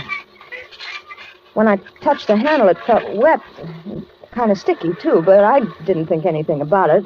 I got the tray firmly set, and then I looked at my hand. It was as red as blood. I looked up quickly at him. Oh, I'm sorry. I'm Dr. Morgan. I just had an emergency in the car. Oh, an accident? Yes, Sunset and Vine. Quite a crash. I just happened by and I took one of them to the hospital. Oh, gee, that's a shame. Yes, it's too bad.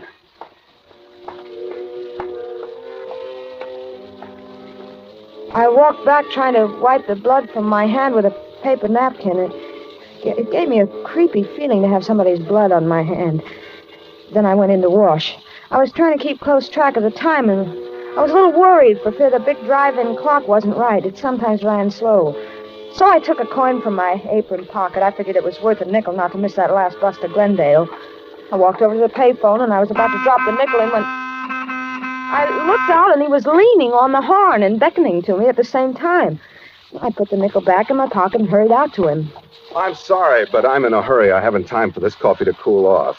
I'll take the sandwich with me. How much do I owe you? Oh, that'll be 42 cents. Oh, here you are. Thank you. I hope I didn't interrupt your phone call. Wasn't important, was it? No, I was just checking on the time. I don't want to miss my bus. There was a clock right over your head. Well, that's usually wrong. If I have the time, it's about 4 minutes to 12. Oh, I'm going to miss my bus. What time does it leave? At midnight from Hollywood and La Brea. Hop in, I'll take you. I'm going right past there. Oh, would you? I'll take the train. I'll be right back. I might still be able to make it. Okay.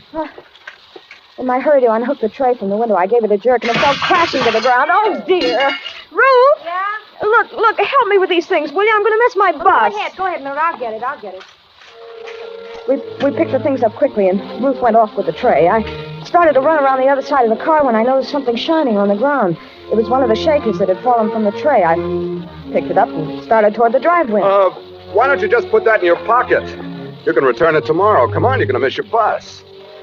I put the shaker in my apron pocket, and I rushed over to the other side of the car. He opened the door for me, and I was just about to get in when I hesitated. I wasn't used to doing this kind of thing. The other girls sometimes let their customers drive them home, but I never did. Still, he looked so decent, and Come on. You'll miss it. Then he reached out as if to help me in, and I felt that he was really concerned about my missing the bus, because he seemed to pull me into the car. First thing I knew, I was sitting beside him. Then the door slammed, and we were driving off.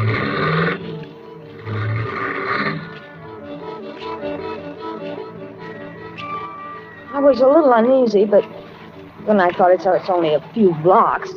I won't be in the car long.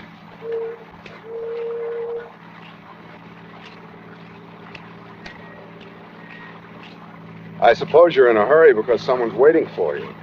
No, I live alone, but I'd hate to walk back to Glendale in this rain. You won't have to walk. Well, this is very nice of you. I appreciate it. Not at all. Would you mind rolling up that window on your side? There's a draft. Oh, of course.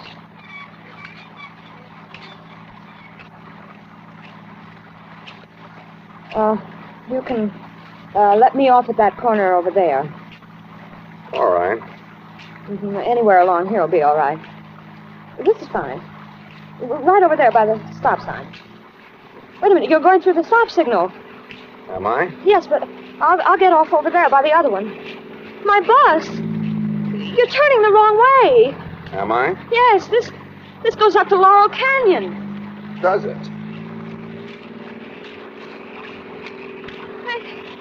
Let me out of here.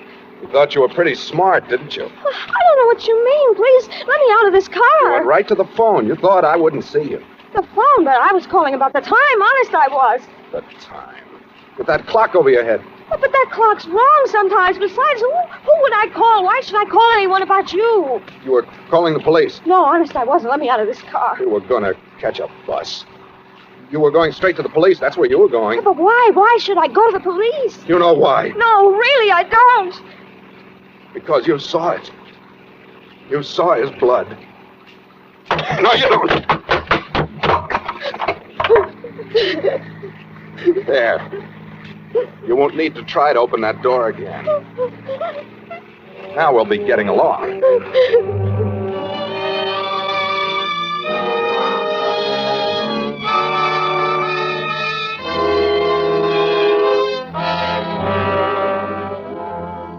For Suspense, Roma Wines are bringing you Judy Garland in Drive-In.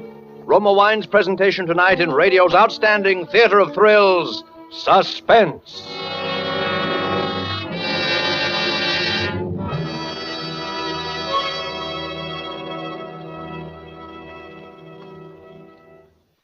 Between the acts of Suspense, this is Ken Niles for Roma Wines. 1 week from tonight, Thanksgiving dinner will be gone, but not forgotten. Not if your turkey shares the festive table with Grand Estate California wines. Before the feast, treat your guests to Grand Estate Medium Sherry, delicious with hors d'oeuvres. Let Grand Estate Burgundy or Sauterne bring out the full flavor of your holiday dinner. With dessert, enjoy Grand Estate Ruby Port or Golden Muscatel. Among the discriminating, Grand Estate wines are famed for brilliant clarity, full fragrance, and mellow taste.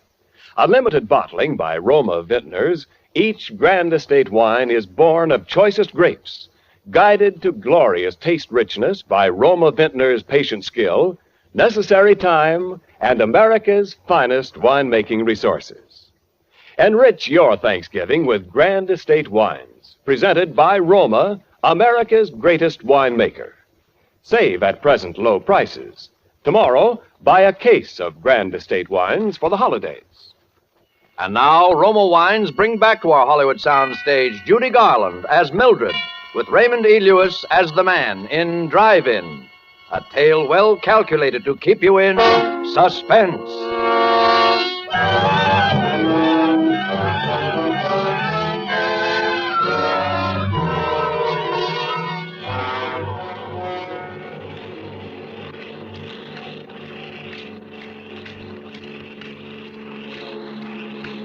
After I made that last try to get out, he broke the handle of the door. All the strength seemed to go out of my body. I just sat there as we drove on. We passed a few people and some cars in the next blocks. And I thought of calling out, but then I knew why he'd asked me to roll up the window when I'd first gotten into the car. Then we were at the mouth of the canyon, and I could see the road, dark and lonely up ahead. The car twisted and swerved. My arm ached from his strong fingers that had dug into it when I tried to jump out. I looked at him from the corner of my eye. He hadn't seemed like a criminal back at the drive-in, and he didn't seem like one now. His jaw was black from needing a shave, still his face, well, it wasn't like a criminal's at all. It was so tired. Quit staring at me. Oh, look, I didn't know anything about you. Honest, I didn't. Please let me go. You know something about me now. Well, I won't tell anybody. Whatever it is, I promise I won't. A woman's promises. Remind me to tell you a story about a woman and promise. Oh, let me out. Please let me out right here. It's a long way back to Glendale. That's all the better. It'll take me hours to get back, and you'll be miles away by then. I'm not taking any chances with you, kid. Please let me out. I've got to get back. You said no one was waiting for you. You live alone, don't you? No one will miss you.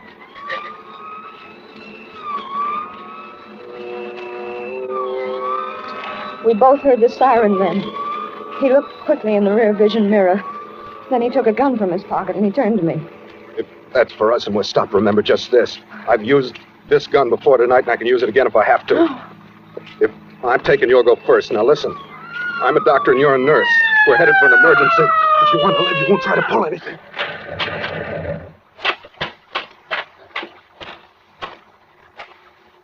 Gone awful fast for a wet night, aren't you? Followed you up from Hollywood. I'm Dr. Morgan, officer. This is Nurse Johnson, emergency call. Let's see your identification. He fumbled through his pockets with one hand, holding the gun in my ribs with the other. The motorcycle cop looked over at me. I thought for a moment I could signal him with my eyes. But then I knew he wasn't looking at my face. He was looking down at my white starched blouse, which you could see under my raincoat. He thought it was a nurse's uniform.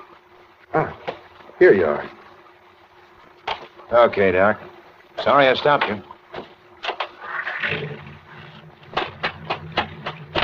Hey, just a minute. What's the matter? Just wanted to tell you, rain started to slide up there a ways. Take it easy. Thanks, I will.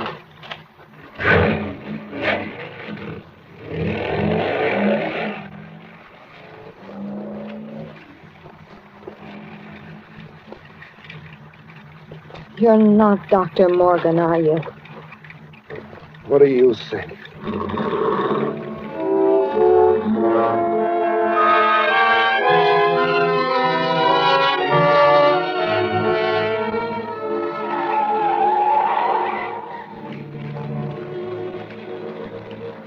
Then we came on the landslide. It wasn't a big one, but it had made a terrible mess of the road. He didn't slow down, and the car swerved crazily as it slipped from one side of the highway to the other. Suddenly, I felt as though the whole rear end had slipped down.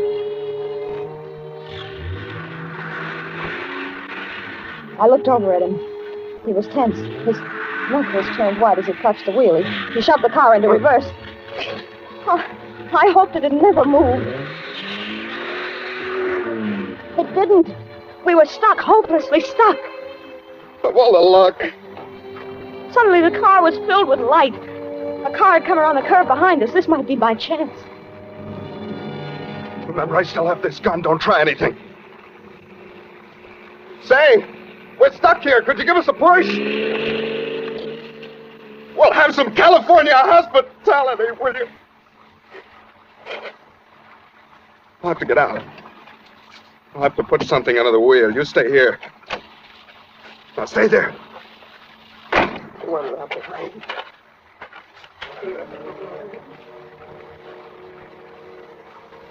There were some bushes by the side of the road. If I could reach them, I could perhaps run up the side of the hill and hide. And then in the morning, make my way back down the canyon.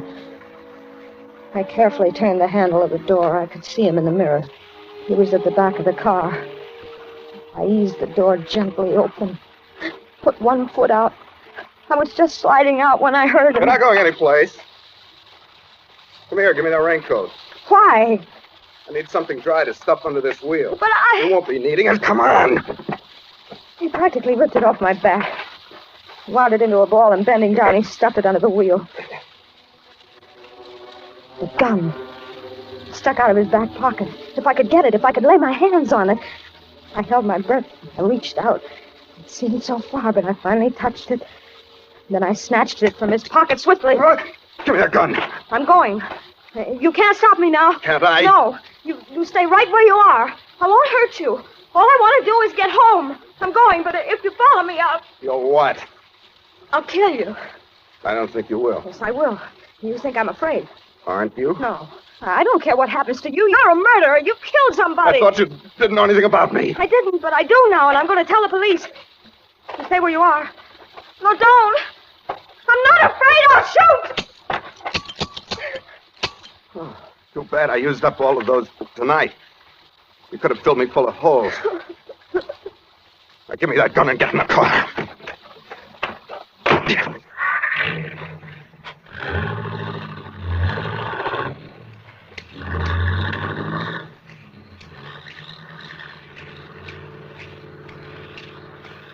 Are you going to kill me?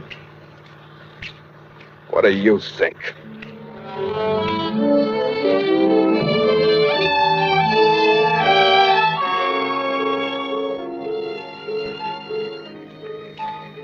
We were nearing the top of the canyon now. The road was very steep. The rain had let up. It was just drizzling now. Even though he hadn't answered my question, I knew the answer. He was going to kill me. I wouldn't get back home tonight. Not tonight or any other night. It was funny. I sometimes used to hate that little apartment of mine where nothing ever happened. But tonight... And then, for some strange reason, I thought about Ruth. What would she say tomorrow when I didn't show up at work? And I wondered where they'd find my body. Well, here we are. It's Lookout Mountain. Top of the world.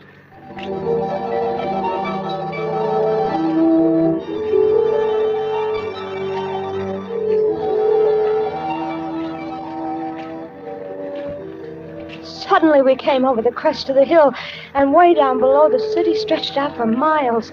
Millions of lights glittering in the rain. For a moment I forgot everything. It was the most beautiful sight I'd ever seen.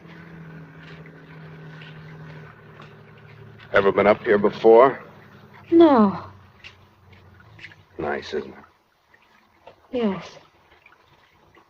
I used to come up here with a girl once. We used to sit and talk for hours. Come on. We'll get a better view if we get out. I knew it was foolish to argue with him, so I followed him. But as he walked over towards the edge, I became frightened. It was such a steep drop. Well? Come on. I'm afraid to get so close to the edge. You won't fall.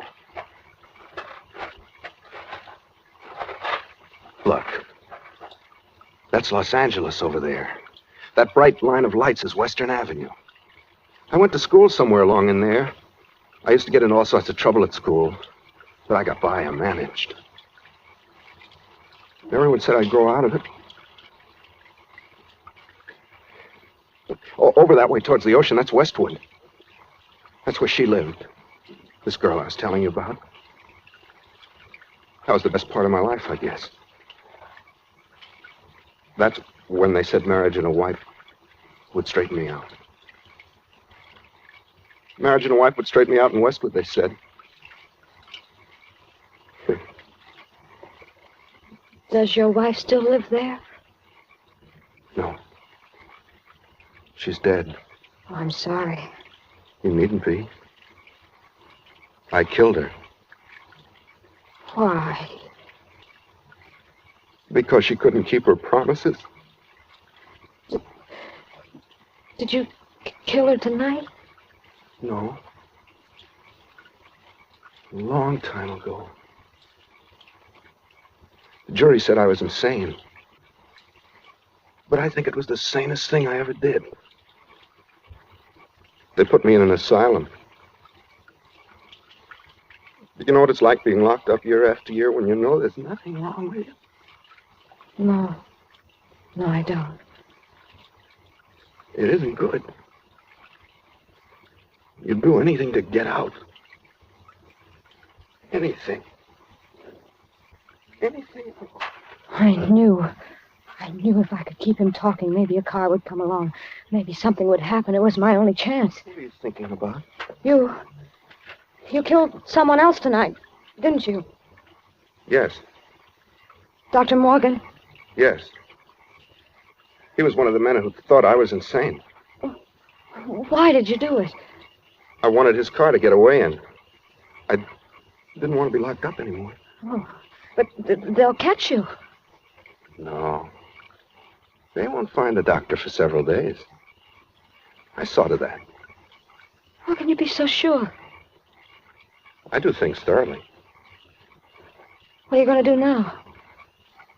First, I'm going to... And then I guess I'll go south. I knew what he meant by that pause. I started to back away slowly. I'd made a mistake by reminding him in the present. My hands went instinctively to my apron pocket for something to defend myself with. I knew there was a pencil there. It was sharp. Maybe I could scratch him or hurt him some way with it, but when I reached for it, I felt something else instead, something cold and hard. I was puzzled for a moment, and then I remembered. It was a shaker I'd picked up at the drive-in. Stand still. And then he started moving toward me. Me with only a pencil and a shaker to defend myself with. It's too bad I came into that drive-in tonight. Oh, why did you? Because I was hungry. Because I hadn't eaten for a long time. Weren't you afraid someone would see you? No alarm had gone up. How'd you know? I knew. If only you hadn't rolled that window down. Well, if you're sorry, why don't you let me go? It's too late. What's that? With a sudden movement, his arms were around me in a tight embrace. I started to scream, but suddenly his lips closed over mine. Pushing my head back roughly, he kissed me. I could scarcely breathe, and I felt the car's headlights on us like a spotlight. Just look at this view, will you?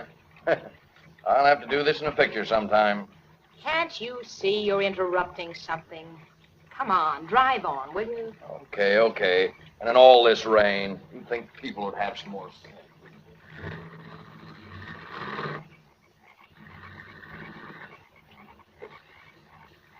He held me a moment longer. When the car had gone, he released me. My pencil had fallen to the ground, and I was left with only the shaker in my hand. I fingered it nervously, and then I felt the top coming off. I felt the contents spilling in my hand. What have you got in your hand? Nothing. Give it to me. No! Give it to me! He grabbed my wrist and pulled me toward him. We were moving to the edge of the cliff, but my other hand was free, and I threw the contents of the shaker into his face. His hands flew to his face in an effort to clear his eyes, but I knew it was too late. The pepper had blinded him. He lunged out for me, but I stepped aside quickly, and he slipped in the mud. His hands went out to steady himself. He clawed frantically at thin air. Then I saw him falling over backwards, over the edge.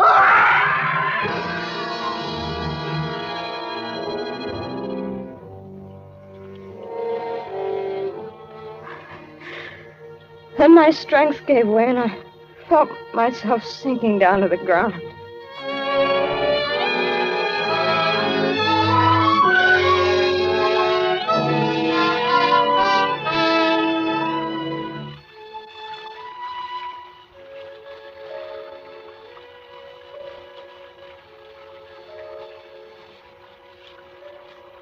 I don't know how long I must have been there. But when I came to, it was raining again. I was soaked to the skin, and there was mud caked in my hair. There was no one in sight. The lights of Los Angeles stretched out in a pattern peacefully below. And I knew that somewhere at the foot of those hills was Glendale. And my apartment. I rose slowly to my feet, and I started back toward the road. Somehow, everything that had happened seemed unreal. Like a dream. Everything but the way he kissed me. To keep me from crying out.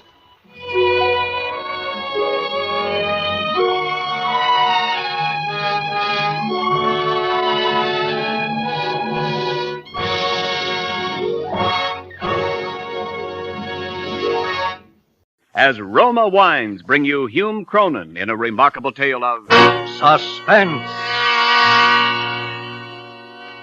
Well, and I certainly told her, listen here, I said, if you think for 1 minute that I intend to stand for that sort of thing, you just... James, you're not listening to me. Put down that paper and listen to me. Yes, dear, I'm listening. So I said you're very much mistaken. I did not come in here to be insulted. Perhaps you don't know it, young lady, but the war is over. And the sooner you people appreciate that fact, the better it will be for all of us. And Mabel backed me up, too. You bet she did. We went to the manager, and what we didn't tell him about that clerk, we certainly did. Are you listening to me, James? Yes, dear, Well, dear, the I'm nerve listening. trying to tell us that merchandise was hard to get. And so were salespeople. Didn't do him any good, I'll tell you. I'll bet it What'd didn't. you say, dear? I'll bet Oh, he wished nothing. he'd taken a little more time and trouble hiring clerks, and we got through with him the very idea. It's just like I said to Mabel. It's just like I said. I said, if they have a hat department, they have to sell hats. And if they want to sell hats, they have to allow the customers to try them on. Honestly, if I want to try on hats, it's none of their That's the way it business how was. many I want to try on. Talk, Mabel said talk, that the least talk. they can do is to train their clerks to be a little Every more morning and at that's breakfast, right.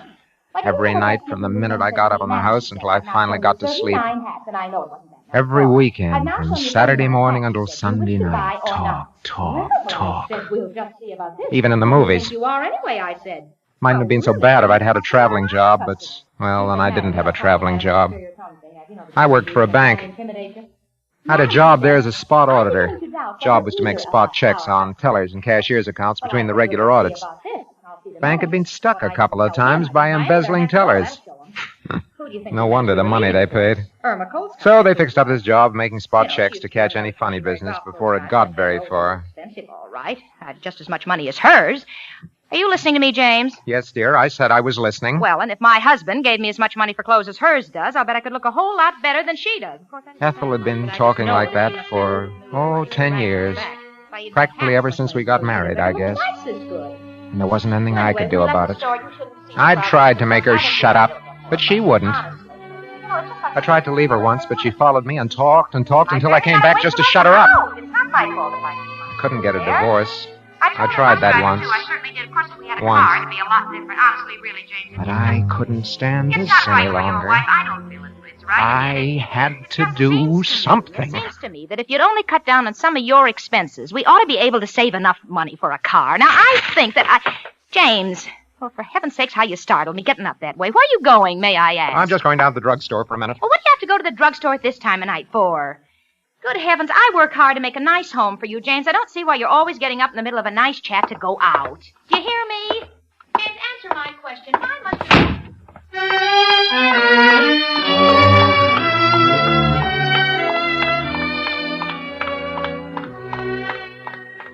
As soon as I got outside, I felt better.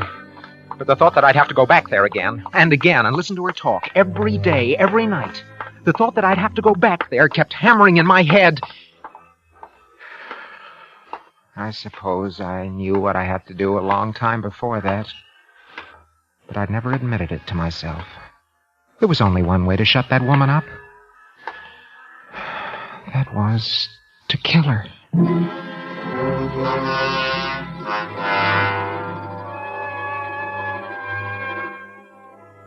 I didn't sleep very much that night. In the morning, I got up as usual and I went to the bank. I hadn't figured out how to do it yet. What I wanted was an ironclad alibi. I wanted to think some more about it.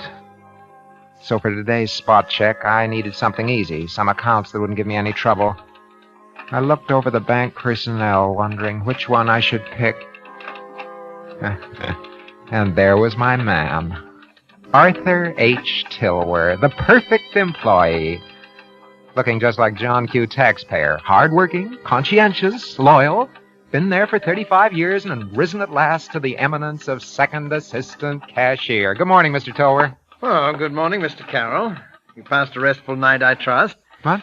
Oh, yes, more or less, Mr. Tilwer. Ah, that's fine. Now, what may I do for you this morning? Well, I thought I'd run a spot check on your accounts today, if you don't mind.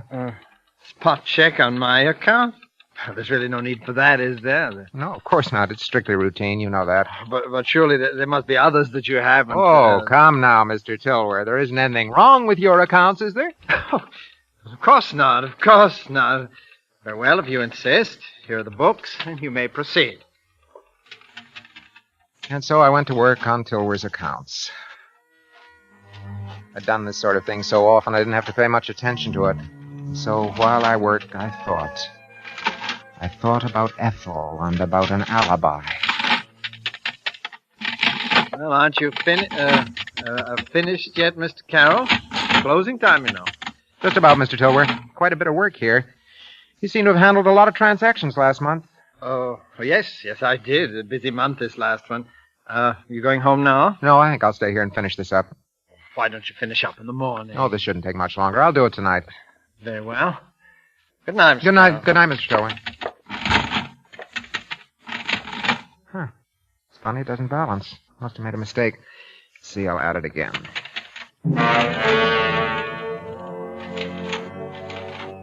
But it wasn't any mistake. His books didn't balance. And by the time I'd finished the check, I knew he hadn't made a mistake either. Mr. Arthur H. Tilwer, the prize employee of Consolidated National, was deliberately short $3,756.23. When I'd finished, it was quite late. I locked up. But before I started for home and some more talk from my loving wife, I paused for a moment, leaning on the bank doors, and lit a cigarette. Something was beginning to stir in my mind. I didn't know quite what, but it was something important. As I was thinking, I happened to glance down the street, and I saw somebody coming toward me. Thought the figure looked familiar. Yes. When he passed under the street light, I recognized him. It was Tilwer. I waited for him. Hello, Tilwer. Mr. Carroll, how are you? Weren't headed for the bank, were you, Tilwer? Well, yes, as a matter of fact, I was. Some work I wanted to clean up. Yeah, I can imagine. Never mind about that now, Tilwer. You can't clean it up. Come on down the corner and have a cup of coffee with me. Well, thank you for the invitation, but I think you'd better come along. See, I want to talk to you. No, really, Mr. Carroll, I don't think that Look here, Tilwer. I have a report in my pocket concerning your accounts. You just might like to see it before I turn it in. All right. I'll come. Just for a moment. Let's go. I got Tilwer into a booth and ordered 2 cups of coffee and handed him a carbon copy of the report. He read it all the way through, and the further he read, the whiter his face got. Stop shaking and give me that before you spill your coffee. Now, there are a couple of things I want to know before I turn this in.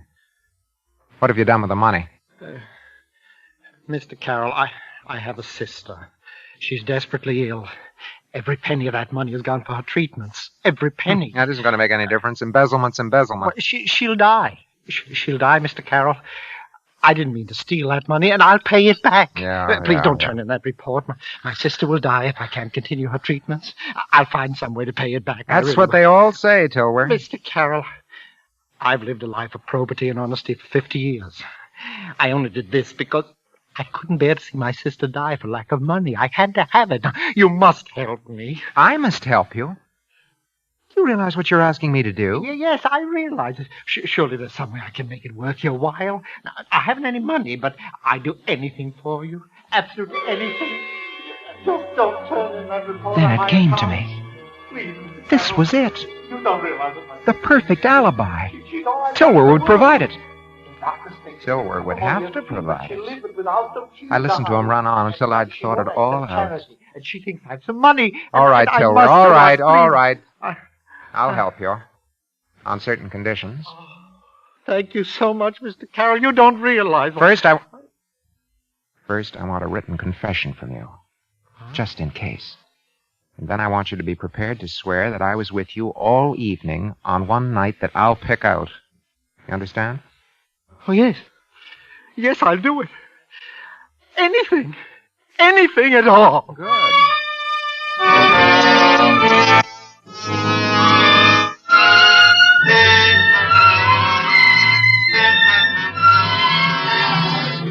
For Suspense, Roma Wines are bringing you Hume Cronin in The One Who Got Away. Roma Wines' presentation tonight in radio's outstanding theater of thrills, Suspense.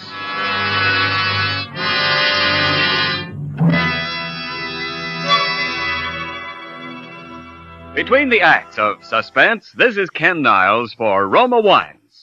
Traditional as going to the big game are those friendly get-togethers and fireside reunions afterwards. If you're playing host this weekend, enrich your hospitality by serving delicious Roma wines. For Roma California Sherry, Port, or Muscatel, add warmth and friendliness to any occasion. And because Roma wines taste better, more Americans serve Roma than any other wine. Roma wines do taste better because Roma master vintners start with California's choicest grapes. Then, with America's finest winemaking resources, they patiently guide this glorious grape goodness to tempting taste perfection. Later, along with Roma wines of years before, this abundant treasure awaits selection from the world's greatest wine reserves for your pleasure. Take advantage of Roma's present low prices. Buy Roma by the case for your holiday needs and save. That's R-O-M-A, Roma Wines, America's favorite wines. And now, Roma Wines bring back to our Hollywood soundstage Hume Cronin as James Carroll in The One Who Got Away, a tale well calculated to keep you in suspense.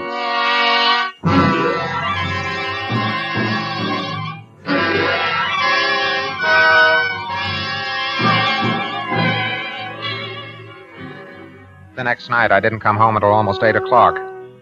Ethel was in fine form. She started right in. Carroll, have you been? You know I'm supposed to meet Mabel at the corner at 8:15 to catch the bus downtown to the show. I should think you'd show a little consideration for me once in a while. Well, answer me. Where have you been? I'm sorry, dear. I'm sorry. I had to work late, and I didn't have a chance to call you. What do you mean you didn't have a chance to call me? Now your dinner's all cold. You just have to eat it that way, too. I can't wait around here any longer. That's all right, dear. I'll tell you what. You go and get your things on. I'll call Mabel and tell her that you're going to be a little late. She won't have left yet. You haven't called her yet, have you? Oh, well, no, I haven't called her already. I've been doing nothing but wait for you. All right, dear. I'll call her now. You go and get your things on. Well, all right. But in the future, James Carroll, when you know I'm going out, I want you here on time. Hello? That you, Tilbury? You alone? You expect anybody tonight? That's fine. Listen, Tilbury, this is the night. Yeah. I want you to say that I've been there with you all evening from 7 o'clock on. Never mind why. I'll be over there after a while, and I'll give you the details of what you're to say when the time comes. I don't care whether you like it or not, Tilbury. No, not yet, dear. Not yet. Just a moment. You don't want your sister to die, do you? Do you? All right, I'll see you shortly. Did you get her? Did you get her, James? No, I didn't. The phone was busy. Oh, what do you mean the phone was busy? I heard you talking to somebody. Oh, well, that was somebody else. Oh, well, honestly, this is most annoying. I don't believe you can do anything right. Give me that phone. Yes, dear, here you are. Well, really, can't even dial, for heaven's sake. Oh, hello? Hello, Charlie? Charlie, this is Ethel. Yeah. Has Mabel left yet? Oh, good, yeah. Let me talk to you, will you, please? Yeah. For heaven's sake, James, don't just stand there behind me like that. You know how nervous it makes me. Wait. Mabel, this is Ethel. Listen, hon, I'm sorry, but I'm just gonna be a tiny bit late. Yeah? Oh, I'll catch the next bus, sure. Well, it's really very annoying. I had a Hello? Hello? Hello, Ethel? Ethel, can you hear me, Ethel? Hello? Hello?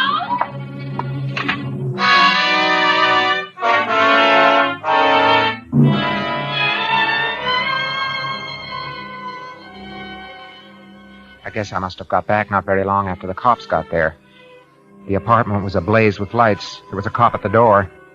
Inside there were photographers, fingerprint men, all the usual array of the law. The detective in charge was named Dolan.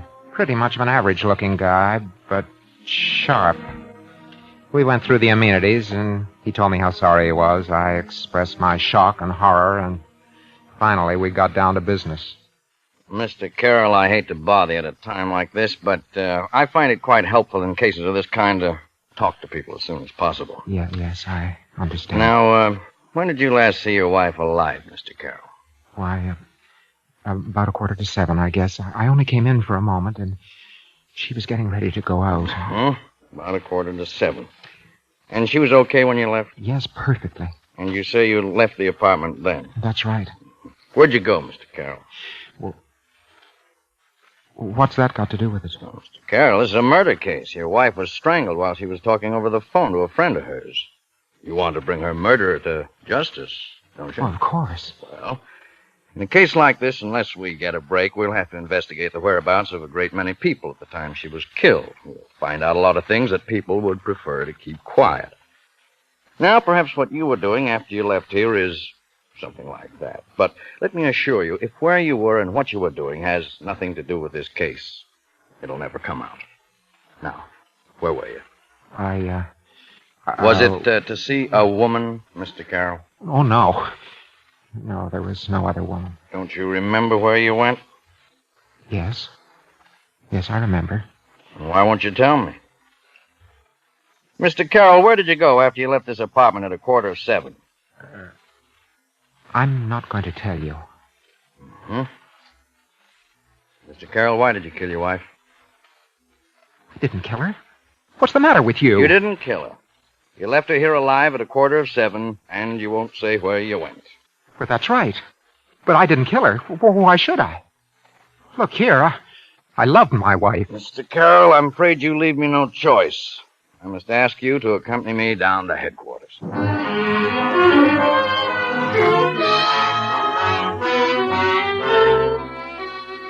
Down at headquarters, we went through it all over again.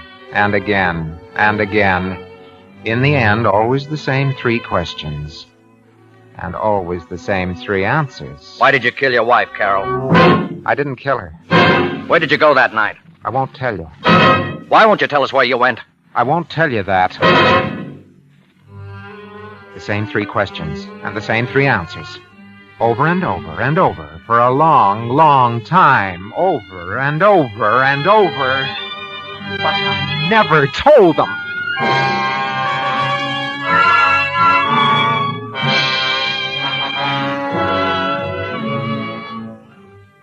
The case came up for trial about 2 months later. The prosecution had a good sound case for first-degree murder, and the district attorney made the most of it. It looked open and shut until the last witness for the defense, the only witness for the defense, Arthur Tilworth, took the stand. On the evening of the 14th of September, I went straight home from the bank and had dinner. At about 2 minutes past 7 o'clock, I remember the time exactly because my favorite radio program, that's the Symphony Hour, had just come on.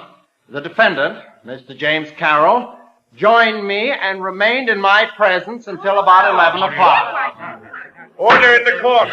Order in the court! Order!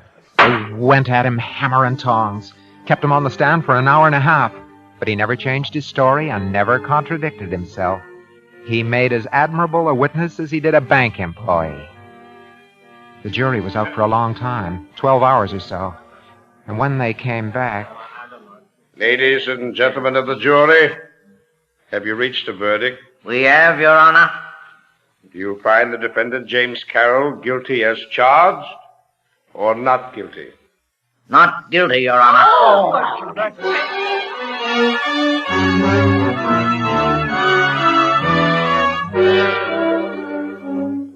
And there it was, just the way I'd planned it. I was free. And I'd stay free. No man, the law says, shall be placed twice in jeopardy for the same offense. No matter what they found out, they couldn't touch me now. I was free of Ethel forever.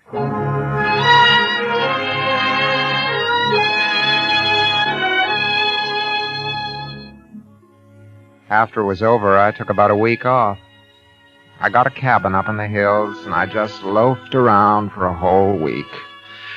All by myself. It was nice and quiet. Nice and quiet. When I got back to the apartment, I saw someone standing by my door. It was Dolan. Hello, Carol. Hello, Dolan. Want to see me? Yeah, just for a minute. I've been away for a week, you know. Yeah, we know. Come on in. Thanks. Sit down. Thanks. Cigarette? Cigar? No, I don't think so. Thanks anyway.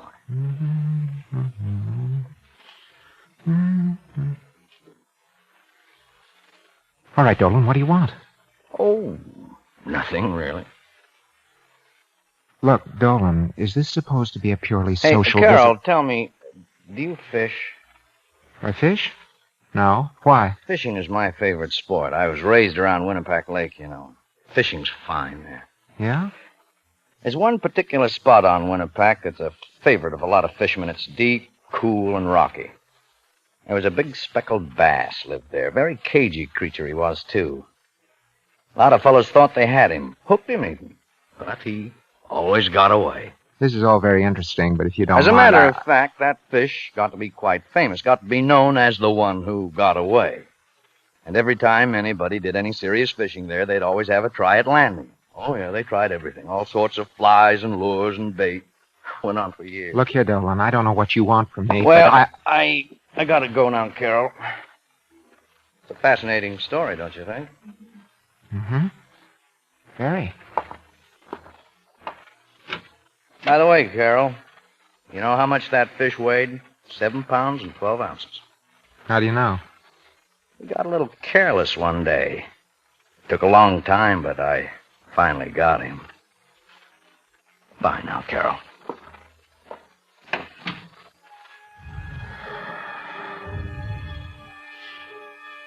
I could see that Dolan was going to be annoying. But I didn't care. I figured he'd stop after a while. There was only one more thing I had to do to clean this whole thing up. I'd made a bargain with Tilwer, and I intended to keep it. Yes, sir, I'm a man that keeps his bargains. That night I went around to his apartment. There was no answer when I knocked. I noticed that the door was unlatched, and so I pushed it open. There was Tilwer sitting in the dark by the window, just staring out. The flicker of the neon signs outside lit his face as they flickered on and off. He looked about 150 years old. Tilwer. Hey, Tilwer. Tilwer. What are you doing sitting there in the dark? Come on, let's have some light. Just sitting here thinking, Carol. Thinking? About what? About a lot of things. Principally about you. Huh? Look, Tilwer, I made a bargain with you, and I've come to keep it. Yes, sir. Here's your confession. Here are both copies of my report. Tilwer, did you hear me? I said here was the confession. Yes, I heard you. It doesn't matter. What do you mean it doesn't matter? You want to go to jail, Tilwer? And how about your sister? My sister's dead. This morning. Oh, I'm sorry, Tilwer. You made me kill your wife, Carol. What? Oh. Oh, come now, Tilwer. Don't be stupid. I did you a favor. You did me one. That's that. No, if it hadn't been for me, your wife would still be alive. And I've been punished for my sins. My sister. Oh, yeah, but who will punish you for your sins, Carol? Take it easy. You killed, and you cheated justice. But you won't cheat me, because I'm going to kill you. Sit down, you old fool. Get away from that knife. Get away from that knife, I tell you. All right. Give it to me. Give it to me. All right. Now, sit down. Well, that's better. Quite a nasty little pig sticker you have here, Tilwer. There's your knife, my decrepit avenging angel. You're not going to kill anybody. I'll get you, Carol. You'll see I'll get you, you murdering.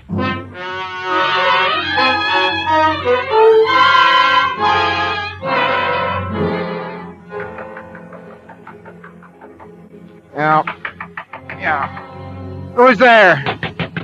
Just a minute. Hey, wait a minute. Hold on. I'm coming.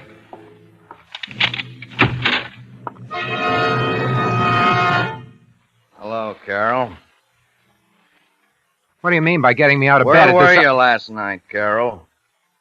Who wants to know? The police department wants to know. Now, answer my question. Where were you last night? Or aren't you saying? Certainly I'm saying. I went over to see Tilwer. Anything wrong with that? And how was Tilwer? Why, all right. About the same as usual. And how was he when you left him? He's just the same as when I came in. What is Was all he? this? Of course he was. What's wrong? Something wrong with Tilwer? He's dead, Carol. Dead? There was a knife in his heart. A knife? There were fingerprints on that knife, Carol. Oh, it was in his heart, and your fingerprints were on it, Carol, and on the door and on the lamp. No, listen, I didn't kill him, I tell you. This is a frame-up. Maybe, but I the didn't police touch him. I was... department is taking a different view, Carol. Get some clothes on. You're under arrest for the murder of Arthur Tilwer. Oh, no. No. Too bad you'll never get to see that fish I was telling you about. It's over my fireplace. Just hanging there. Come on, Carol.